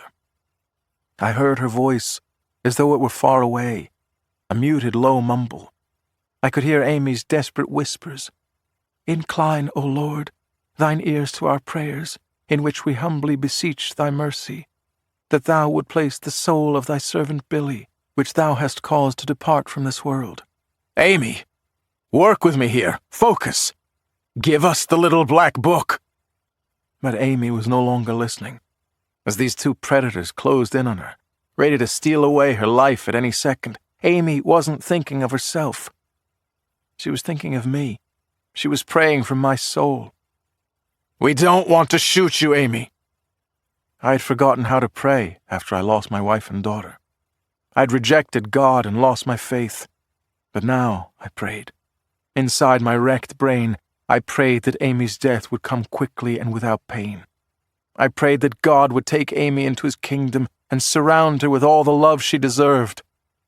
She's not going to talk, said my father. It's in here somewhere. We'll find it. Just get on with it. I felt no pain. I felt nothing but Amy's love wrapped around me, the warmth spreading through me. I didn't feel the touch of her hand or her breath on my face or her lips on mine. I felt all of her, all at once. I heard the gunshot, the startled gasp escaping Amy's mouth. And then I heard nothing at all. I look up at Stilson Tomita through blurry eyes, my face soaked with tears, unable to speak, my heartbeat banging against my shirt. Right now, I feel her again. I'm filled with her, a feeling that wants to be pain, but I won't let it hurt. She wouldn't want that. Amy would want me to feel the joy of her love, not the sadness. I will never forget you, Amy. I will move on because I know you want me to, but you will always be part of me. Stilson Tomita clears his throat, wipes at his eyes. No further questions, Your Honor, he says. 106. Maximum Margaret Olson moves from the prosecutor's table and slithers toward me, her eyes on me, filled with hatred. This trial has been about me. I've had to fight for my life. But now this trial is about something else, too. It's about Margaret Olson, front-runner in the race for Chicago mayor. In every way that counts, she is now fighting for her life, too. That was quite a story, Mr. Harney. Lots of revelations. She makes a show with her hands. Little black books and cover-ups. But let me see if I understand this. She stops only a foot away from me, puts her hands on the wooden frame of the witness stand, bracing herself, leaning forward toward me. I'm half expecting a serpent's tongue to lash out and pluck out my eyeballs. It's all I can do not to lunge forward and grab her throat. Margaret didn't commit murder, but her ambition and corruption were part of this too. She is just as much to blame as my father and Goldie. Amy Lentini isn't here to corroborate your testimony, is she? I inhale and exhale. I'm in a court of law. I'm still on trial. I think of Amy and what she would want. Her by-the-book, respect-the-law way. Fine, Margaret. I can hurt you without ever laying a finger on you. No, Amy is not here, I say, drawing out the words. Neither is Kate Fenton, is she? No. Now that they are dead, you can say whatever you want about them, can't you? If you say so.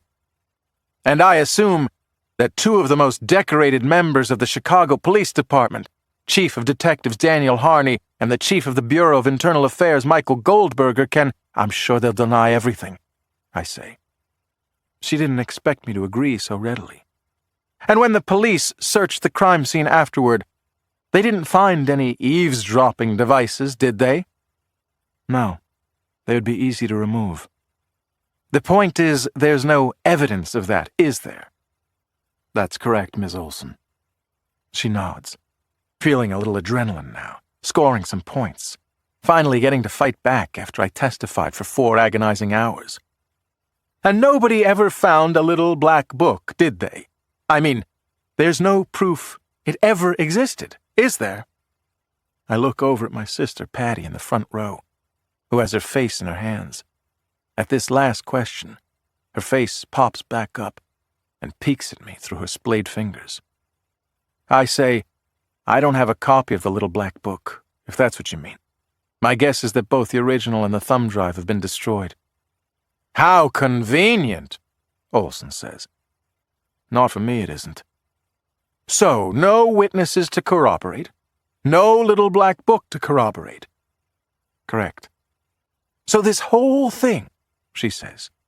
And with that, her hands leave the witness box, and she turns toward the jury, toward the gallery, toward the reporters who have breathlessly tweeted out these juicy, scandalous revelations. This entire thing you've just told us, we only have your word to take for it. She pauses on that. I clear my throat. Margaret, I recorded the whole thing on my smartphone. She does a half turn in my direction, as if afraid to fully confront what I've just said. My sister was good enough to install an icon on my phone so I can just hit one button and start recording. I hit it when Goldie first walked into the apartment, and Kate's head turned away from me for a moment. One touch, and it started recording. And just before my father shot me, I touched the icon again to stop it. By now, Margaret has retreated to the prosecution's table, where she is huddling with her team.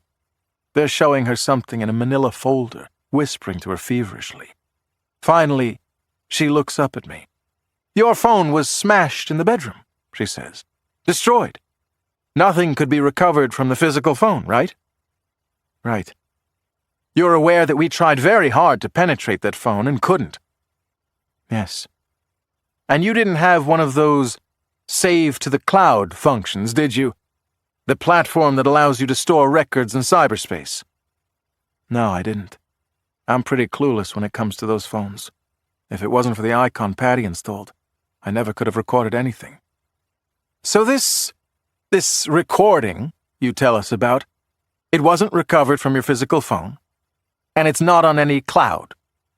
Correct. So once again, Mr. Harney, says the prosecutor, fully recovered, her arms out in a theatrical gesture. We have only your word to take for these claims you've made here today. I look 3 rows back in the gallery and make eye contact with Stuart's daughter, Grace, who was kind enough to show up today after I called her this morning. Grace gives me a sweet smile. Her father, my good friend Stuart, had died by the time I made the recording in Amy's bedroom. With Stuart deceased, and with my having no memory of recording what happened in the bedroom, nobody else in the world would have bothered to check that private Facebook page that Stuart and I shared, the one to which I uploaded all my jokes and comedy routines with one click of an icon. I certainly wouldn't. Why would I want to listen to a bunch of my old jokes? And Grace wouldn't. There were no memories of her father on that page. Just a bunch of one-liners and humorous observations, and sometimes a few minutes of stand-up at the hole in the wall. It was between Stuart and me. Nobody else. All this time, the audio recording was posted right there on that private Facebook page. I think Grace enjoys the fact that even after his death, Stuart was able to lend me a hand in my moment of need. I do too. I feel his presence now. The man who comforted me while my daughter was dying. The man who was more of a father to me in the short time I knew him than my real father ever was. The courtroom erupts when I mention my smartphone's automatic link to Stuart's Facebook page. When the reporters and jurors realize that sometime soon they're going to get hold of that recording and be able to listen to what transpired blow by blow in that bedroom. Needless to say, Margaret Olson, Goldie, and my father don't take the news very well. 107. With 27% of the precincts reporting in the special mayoral election, WGN News is now projecting that County Commissioner Estefan Morales will become the first Latino mayor of Chicago. As we stand in my family room watching the TV, we 4 Harney kids clink our beer bottles together and take a congratulatory swig. We don't quite smile at one another. We haven't done a lot of smiling in these last 3 weeks. We've cried, argued, denied, and questioned. We've mourned, accused, and hugged. And we've drunk enough beer to fill a small reservoir. The tremendous fall of Margaret Olson, the Cook County State's attorney and one-time favorite in the race, finishing in a disappointing 6th place. It's not exactly a huge shock that Margaret didn't win. The polls were suggesting as much. I mean, it's kind of hard to run a campaign with the slogan, "I didn't kill or blackmail anyone, I swear." You have to admire Margaret for having the brass to continue the campaign at all after my trial and the release of the audio recording. Wasn't just the contents of that audio recording, Mark. I think what really did Olson in was the fact that she didn't act on it over the last 3 weeks since it surfaced. She didn't file charges against the officers implicated on that recording. Agree with Linda, Mark. I think voters thought Margaret Olson was dragging out any further investigation until today, hoping that her denials would be enough to get her through this election. Let's turn to the newest member of our team, Kim Beans. Kim, no reporter was closer to this scandal than you. Your thoughts?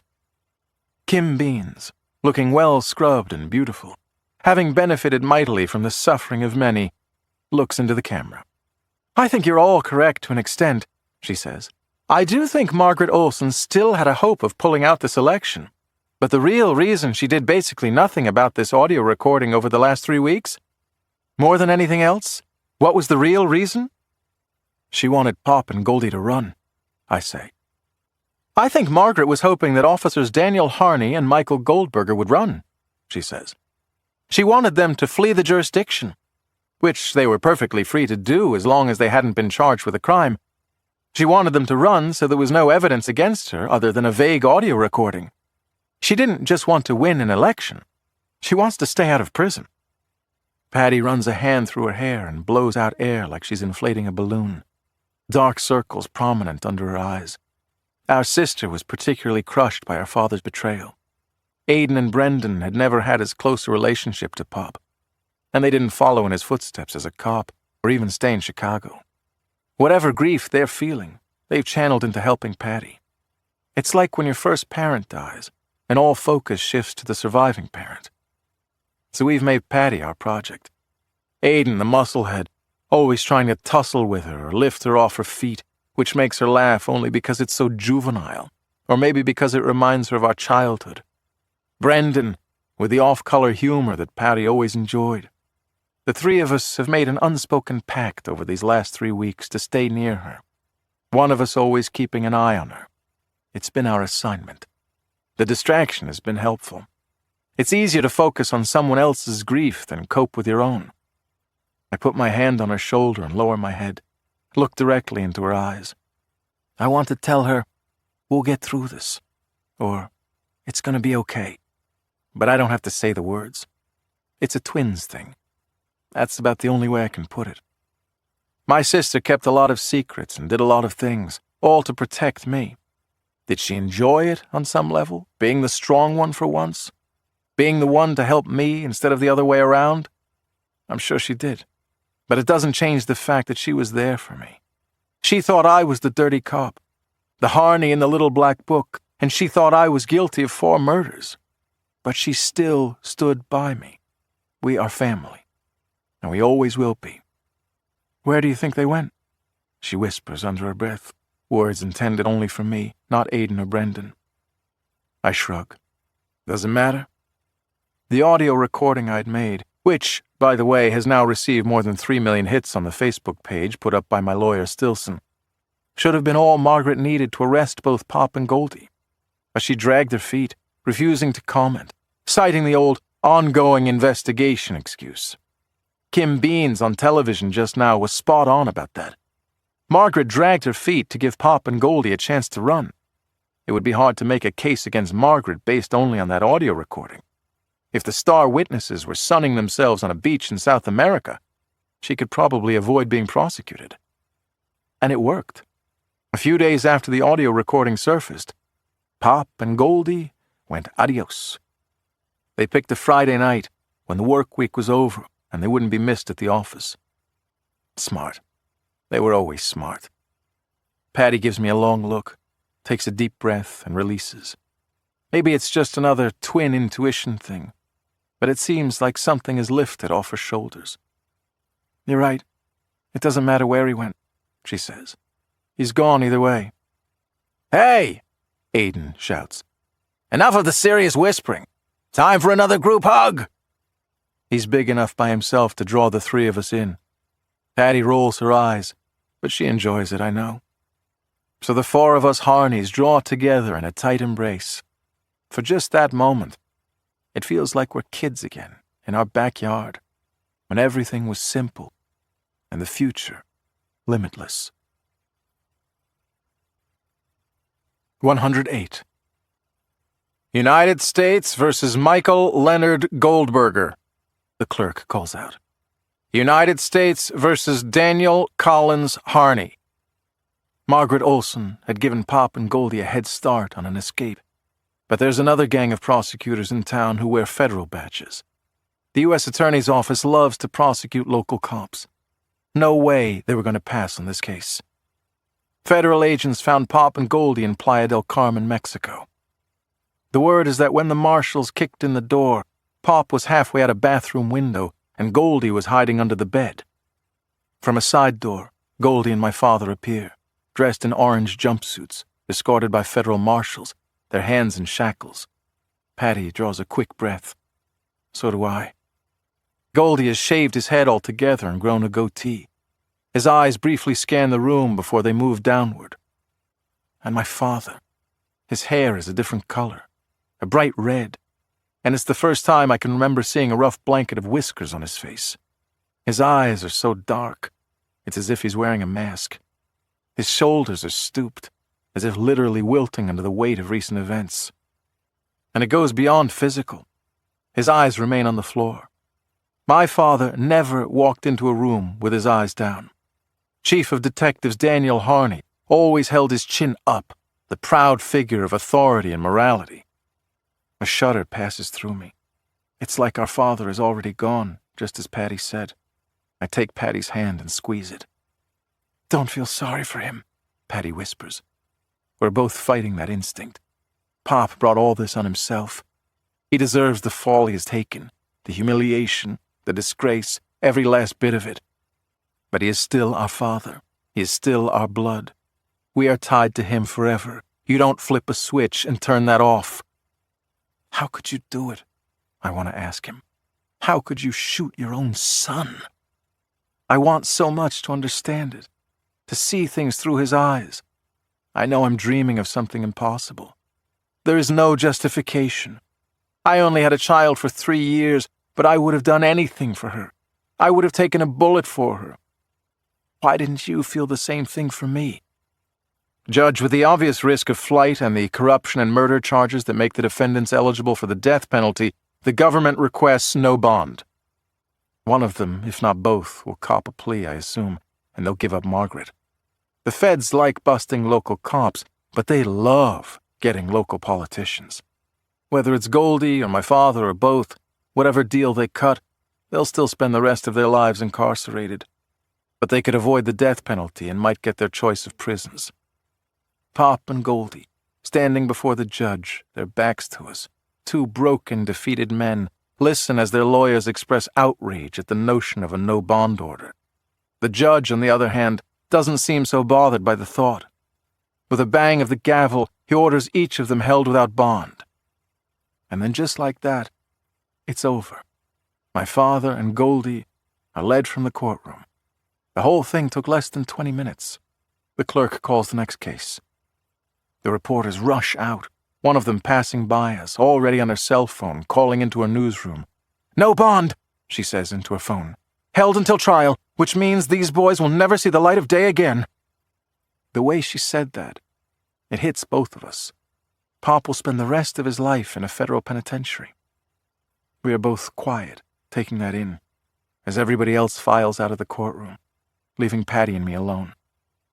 The room feels odd like this, without a judge or lawyers or spectators, like a naked tree in the winter. Then Patty says, "Well, on the bright side, it'll save us some money on Father's Day presents." I look at her, stunned. Then I burst out laughing. Don't ask me why. There's no script for how to handle shit like this. Patty and I will have plenty of ups and downs going forward. There'll be lots of dark days. We have both changed and will never be the same. But we are still here. We are still standing. And we are still family. 109. The hole in the wall wants my home away from home. Being here feels weird on many levels. One of which is that I'm here without Kate, my longtime partner, my friend, for a brief time more than that. My feelings for her, my memory of her, will always be complicated. She made life difficult for me at the end, but her heart was in the right place, even if her head was not. We never should have slept together. We never should have breached that wall. It colored everything. It made it harder for us to see what was going on around us. She deserved better. Patty spins on her bar stool and gives me the once-over as I approach. "How are you doing?" she asks. I shrug. I'm a washed-out cop with a questionable future. She points a finger at me as she raises her beer. "But still a cop," she says. She seems happy that I've come out of this thing in one piece. Patty's always a mixed bag. A lot of work, but in the end, she was always looking out for me. Did she enjoy it on some level? Being the one helping me instead of the other way around? I'm sure she did. But in the end, what's the difference? She was there for me when it counted. Sosha, wearing a Hawks jersey, is so far into his pints that he can hardly stand. He falls into me and drapes an arm around my neck. "This guy," he slurs to whomever is listening, which is nobody. "Best cop I know." "You're a good egg, Sosh," I say. Then I catch someone else's eye. She walks up to me with a coy smile, her eyes down. "Well, well, well," I say. "Kim Beans, as I live and breathe." She looks up at me, the smile a bit brighter. "You heard about Margaret, I take it?" Of course I heard. It was Goldie. My father is too proud to admit anything, but Goldie caved. The feds took the death penalty off the table, and he gave up Margaret. The FBI perp-walked her out of the Daly Center 4 hours ago. "Congratulations," she says. I raise my eyebrows and smirk at her. She nudges me with an elbow. "Aw, you're not still sore at me, are you?" I put a hand on my chest. "Sore? Why would I be sore? Because you were receiving those weekly photographs from Margaret Olson and forgot to mention it, even though it would have cleared me?" She wags a finger at me. "Just exercising my rights under the First Amendment," she says. "Yeah?" I lean into her. "Tell you what, Kim, maybe someday you and I will meet in a dark alley, and I'll exercise my rights under the Second Amendment." She deserves that, and she knows it. What does she care? This whole case rebuilt her career. She's back on TV and has a great future. "Fair enough," she says. "But if your attitude ever adjusts, Detective, you've got my number. This time, it will be off the record." She gives me one last come-hither glance and walks away. Did she just come on to me? Whatever. I'm not touching that hot stove. I'm done with dangerous women. Never again. Not for a few weeks, at least. The truth is, in that particular department, I'm in a weird sort of limbo. My memory is back, which means my feelings for Amy have returned. I remember and feel it more than ever now, how deeply I cared for her. But it feels like another life to me. Like she's a warm, loving memory, but without the piercing heartache. It feels like I'm starting over now, a clean slate, for whatever that's worth. The crowd around me is filled with familiar faces, but in some ways foreign. There are nods and averted glances. Nobody knows how to deal with me. The scandal that has rocked the department will be felt for years. That's because of me. 3 very popular cops, Kate, Goldie, and my father, are gone now, and in different ways they're all connected to me. I'm not exactly a pariah. Nobody can really blame me for anything. But I'm a symbol of the disaster, the last remaining freight car in the train wreck. My eyes fall on Lieutenant Paul Wisniewski, nursing a glass of rye at a table, the stub of an unlit cigar in his mouth. When our eyes meet, he pauses, removes the cigar from his mouth, takes a deep breath. The Wiz will always be an insufferable, self-promoting jackass, but he wasn't a crooked cop. I thought he was, and he thought I was. We were both reporting our findings to Goldie, the head of internal affairs. Goldie played each of us against the other, a virtuoso puppet show. I nod to the Wiz. He nods back. We will never be bosom buddies, but there is room for both of us in the department. And then I find myself climbing onto the stage and picking up the microphone. I click the mic on and stare out at the crowd. It takes a while for the noise to die down, but eventually it does, a nervous stillness hanging in the air, all eyes on me, the comedian, the guy whose name they used to chant. I just want to be a cop again, I say, surprising myself. That's all I ever wanted. You guys okay with that? Silence. I don't have anything else to say. I start to drop the mic. Then I hear somebody in the crowd clap his hands. Then someone else claps. Then others join in, a trickle of applause slowly gaining momentum. Pretty soon they're all on their feet, cheering and clapping. I wasn't expecting a standing ovation, but I'm getting one. I don't know if I'm going to get back to where I was before this all happened. I'm not sure I want to. But wherever I am right now, a room full of cops letting me know that I'm one of them again is just fine with me for the present. Listen, I can't stay long, I say, raising a hand to quiet the crowd. I'm meeting Margaret Olson for drinks later. They like that. Howls of laughter. It probably helps that half of them can't stand Maximum Margaret, and the rest of them are so drunk they couldn't spell their own names. Just kidding, I say. But I have to say, my love life is doing okay these days. I'm losing track of all the women. In fact, you know what I could use? I look out over the crowd. I could really use a little black book. Laughter, even louder, hoots and shouts. I've been looking all over for mine, I say, and I'll be damned if I can find it. Please continue listening to hear an excerpt from James Patterson and Maxine Petro's 16th Seduction. Chapter 1. That muggy morning in July, my partner, Rich Conklin, and I were on stakeout in the Tenderloin, one of San Francisco's sketchiest, most crime-ridden neighborhoods.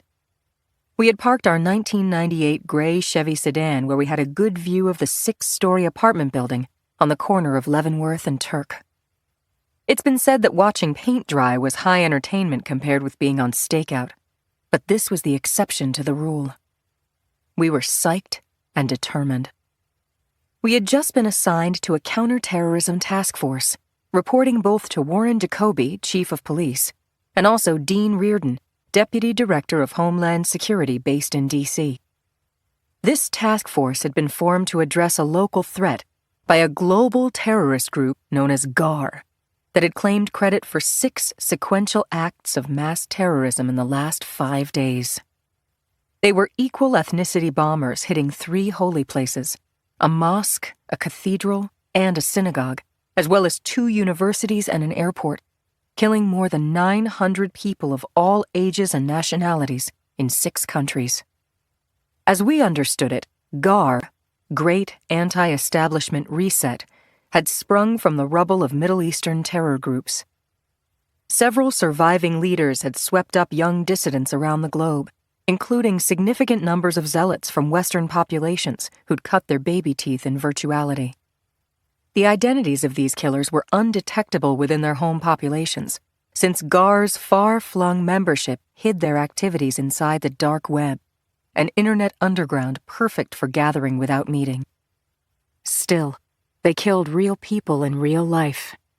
And then, they bragged. After a year of burning, torturing, and blowing up innocent victims, GAR published their mission statement. They planned to infiltrate every country and bring down organized religion and governments and authorities of all types. Without a known supreme commander or national hub, blocking this open-source terrorism had been as effective as grasping poison gas in your hand. Due to GAR's unrelenting murderous activities, San Francisco, like most large cities, was on high alert on that 4th of July weekend. Conklin and I had been told very little about our assignment, only that one of the presumed GAR chiefs, known to us as Jay, had recently vaulted to the #1 spot on our government's watch list. Over the last few days, Jay had been spotted going in and out of the dun-colored tenement on the corner of Turk and Leavenworth, the one with laddered fire escapes on 2 sides, and a lone tree growing out of the pavement beside the building's front door. Our instructions were to watch for him. If we saw him, we were to report his activities by radio, even as eyes in the skies were on this intersection from an AFB in Nevada or Arizona or Washington, D.C. When a male figure matching the grainy image we had of a bearded man, hat shading his face, 5'9", left the dun-colored apartment building, we took note. And when this character crossed to our side of the street and got into a white refrigerator van parked in front of the TL Market and Deli, we phoned it in. Conklin and I have been partners for 5 years and can almost read each other's minds. We looked at each other and knew that we couldn't just watch a suspected terrorist pull out into our streets without doing something about it. I said, "Following is watching." Rich said, "Just a second, Lindsay, okay?" His conversation with the deputy was short. Rich gave me the thumbs up, and I started up the car. We pulled out 2 car lengths behind the white van, driven by a presumed high-level terrorist known as Jay. Chapter 2. I edged our shark-like Chevy along Turk toward Hyde, staying just far enough behind Jay's van to stay out of his rear view, while keeping an eye on him, until I lost the van at a stoplight on 10th Street. I had to make a split-second decision whether or not to run the light. My decision was go. My hands were sweating on the wheel as I shot through the intersection and was flamed by a cacophony of horn blasts which called attention to us. I didn't enjoy that at all. Conklin said, "There he is." The white van was hemmed in by other vehicles traveling at something close to the speed limit. I kept it in our sights from a good distance behind the pack. And then, 10th merged into US 101 South toward San Jose. The highway was a good, wide road, with enough traffic to ensure that Jay would never pick our Chevy out of the flow. Conklin worked the radio communications, deftly switching channels between Chief Warren Jacoby and DHS Deputy Director Dean Reardon, who was 3 time zones away. Dispatch kept us updated on the movements of other units in our task force, who were now part of a staggered caravan weaving between lanes, taking turns at stepping on the gas, then falling back. We followed Jay's van under the sunny glare on 101 South, and after 12 miles, instead of heading down the coast to San Jose and the Central Coast, he took the lane funneling traffic to SFO. Conklin had Jacoby on the line. "Chief, he's heading toward SFO." Several voices crackled over the radio, but I kept visual contact with the man in the van that was moving steadily towards San Francisco International Airport. That van was now the most frightening vehicle imaginable. GAR had sensitized all of us to worst-case scenarios, and a lot of explosives could be packed into a vehicle of that size. A terrorist wouldn't have to get on a plane or even walk into an airline terminal. I could easily imagine Jay crashing his vehicle through luggage check-in and ramming the plate glass windows before setting off a bomb. Conklin had signed off with Jacoby and now said to me, Lindsay, SFO security has sent fire trucks and construction vehicles out to obstruct traffic on airport access roads in all directions. Good. I stepped on the gas and flipped on the sirens. Behind us, others in our team did the same, and I saw flashing lights getting onto the service road from the north. Passenger cars pulled onto the verge to let us fly by, and within seconds we were passing Jay's van as we entered the international departure lane. Signs listing names of airlines appeared overhead. SFO's parking garage rose up on our right. Off-ramps and service roads circled and crossed underneath our roadway, which was now an overpass. The outline of the international terminals grew closer and larger just up ahead. Rich and I were leading a group of cars heading east to the airport when I saw cruisers heading away from the terminal right toward us. It was a high-speed pincer movement. Jay saw what was happening and had only two choices: keep going or stop. He wrenched his wheel hard to the right, and the van skidded across to the far right lane where there was one last exit to the garage, which 100 yards farther on had its own exit to South Link Road. The exit was open and unguarded. I screamed to Conklin, "Hang on!" I passed the white van on my right, gave the Chevy more gas and turned the wheel hard, blocking the exit. At the last possible moment, as I was bracing for a crash, Jay jerked his wheel hard left and pulled around us. By then, the airport roadway was filled with law enforcement cruisers, their lights flashing, sirens blowing. The van screeched to a halt. Adrenaline had sent my heart rate into the red zone and sweat sheeted down my body. My partner and I both asked if the other was okay as cop cars lined up both behind us and ahead of us, forming an impenetrable vehicular wall. A security cop with a megaphone addressed Jay. Get out of the vehicle. Hands up. Get out now, buddy. No one wants to hurt you. Would Jay go ballistic? I pictured the van going up in a fiery explosion 40 feet from where I sat in an old sedan. I flashed on the image of my little girl when I saw her this morning, wearing yellow, beating her spoon on the table. Would I ever see her again? Just then, the white van's passenger door opened and Jay jumped out. A voice amplified through a bullhorn boomed, "Don't move! Hands in the air!" Jay ignored the warning. He ran across the 4 lanes and reached the concrete guardrail. He looked out over the edge. He paused. There was nothing between him and the voluptuous curve of South Link Road but 40 feet of air. Shots were fired. I saw Jay jump. Rich shouted at me, "Get down!" We both ducked below the dash, linked our fingers over the backs of our necks as an explosion boomed, rocking our car, setting off the car alarm, blinding us with white light. That sick bastard had detonated his bomb. Chapter 3. Rich and I sat parked in the no parking zone outside the terminal, still reeling from what had happened an eighth of a mile from the airport terminals.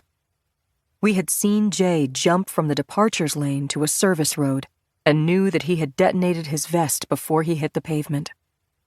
We had tried to guess what he had been thinking. Our current theory was that he didn't want to be captured. He didn't want to talk.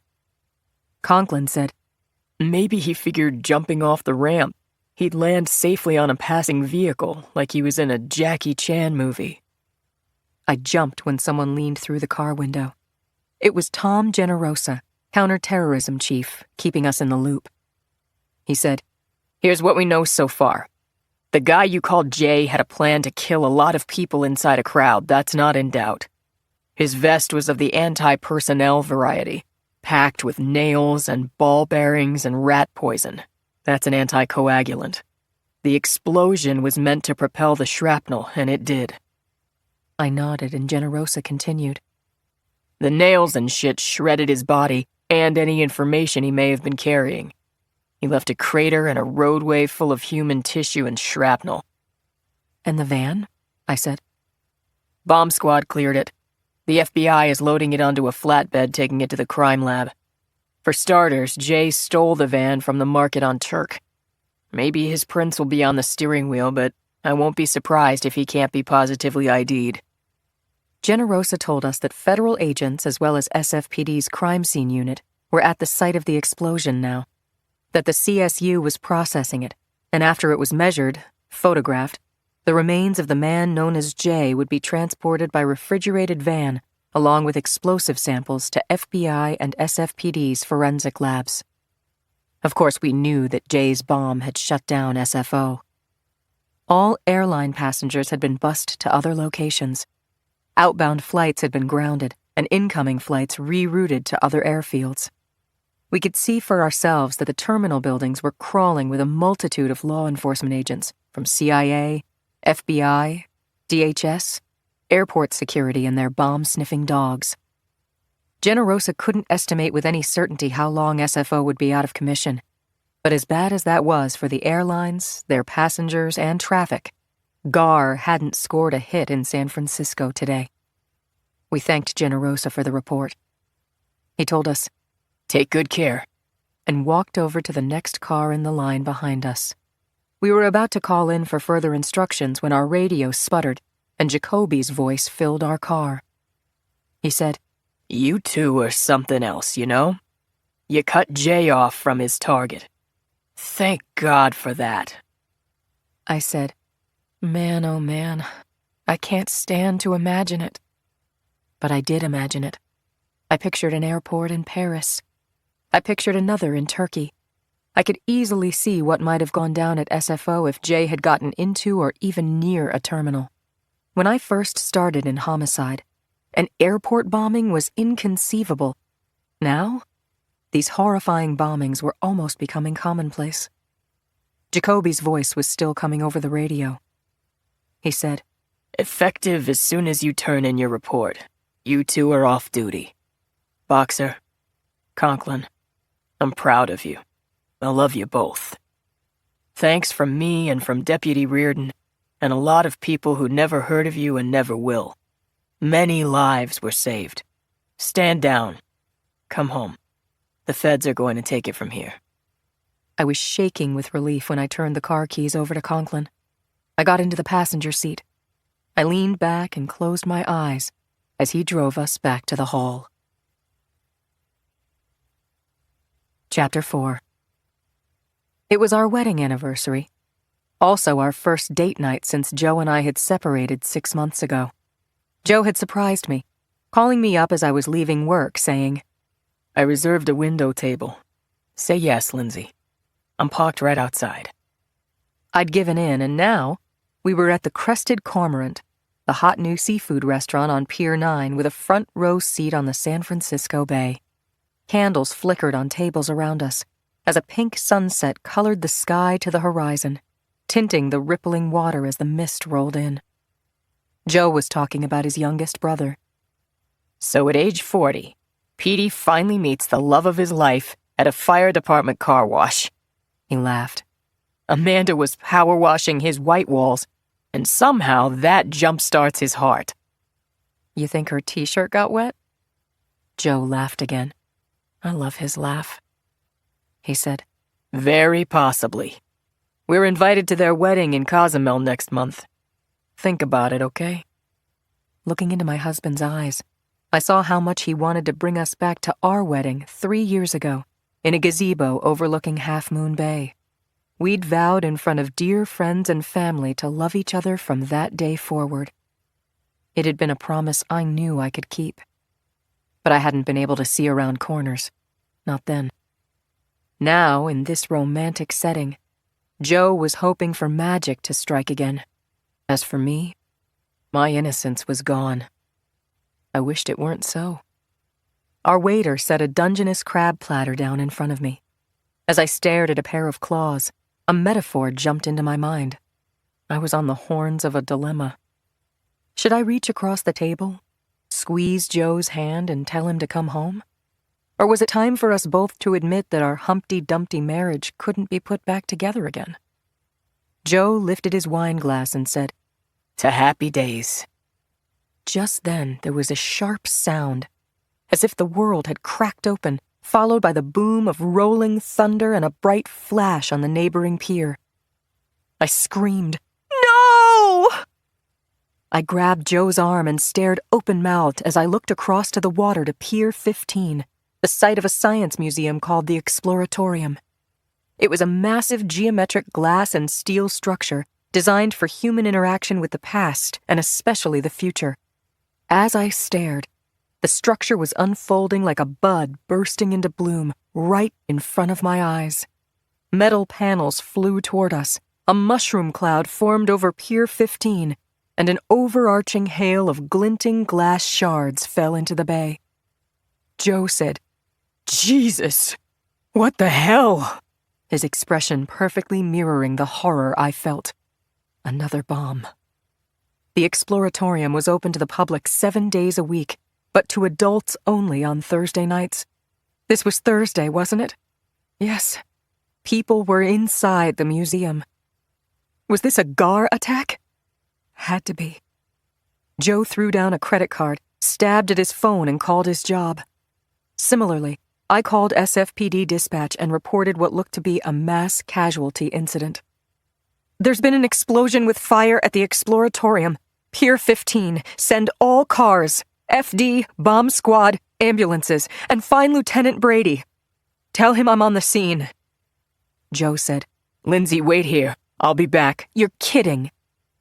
"You want to get killed?" "Do you?" I followed Joe out of the restaurant onto the walkway that ran the length of the pier. We stood for a long moment at the railing and watched the Exploratorium's 2-story metal frame structure crumple as the roof caved in. The sight was devastating and almost impossible to take in, but it was real. The Exploratorium had been blown up. Joe and I started running. This has been a Hachette audio production of The Black Book, written by James Patterson and David Ellis, read by Eduardo Ballerini, produced and directed by Cheryl Smith, recorded by Amar Jess, post-production by Beat Street Productions. The Black Book is also available in print and digital formats from Little Brown & Company, a division of Hachette Book Group. For more Hachette audio productions, visit us at hachetteaudio.com.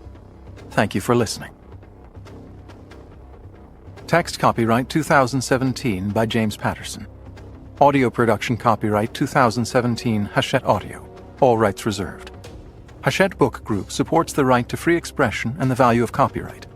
The purpose of copyright is to encourage writers and artists to produce the creative works that enrich our culture. The duplicating, uploading, and distribution of this audiobook without permission is a theft of the author's intellectual property. If you would like permission to use material from the audiobook, other than for review purposes, please contact permissions@hbgusa.com. Thank you for your support of the author's rights. This audiobook is a work of fiction. Names, characters, places, and incidents are either the product of the author's imagination or are used fictitiously, and any resemblance to actual persons, living or dead, events or locales is entirely coincidental.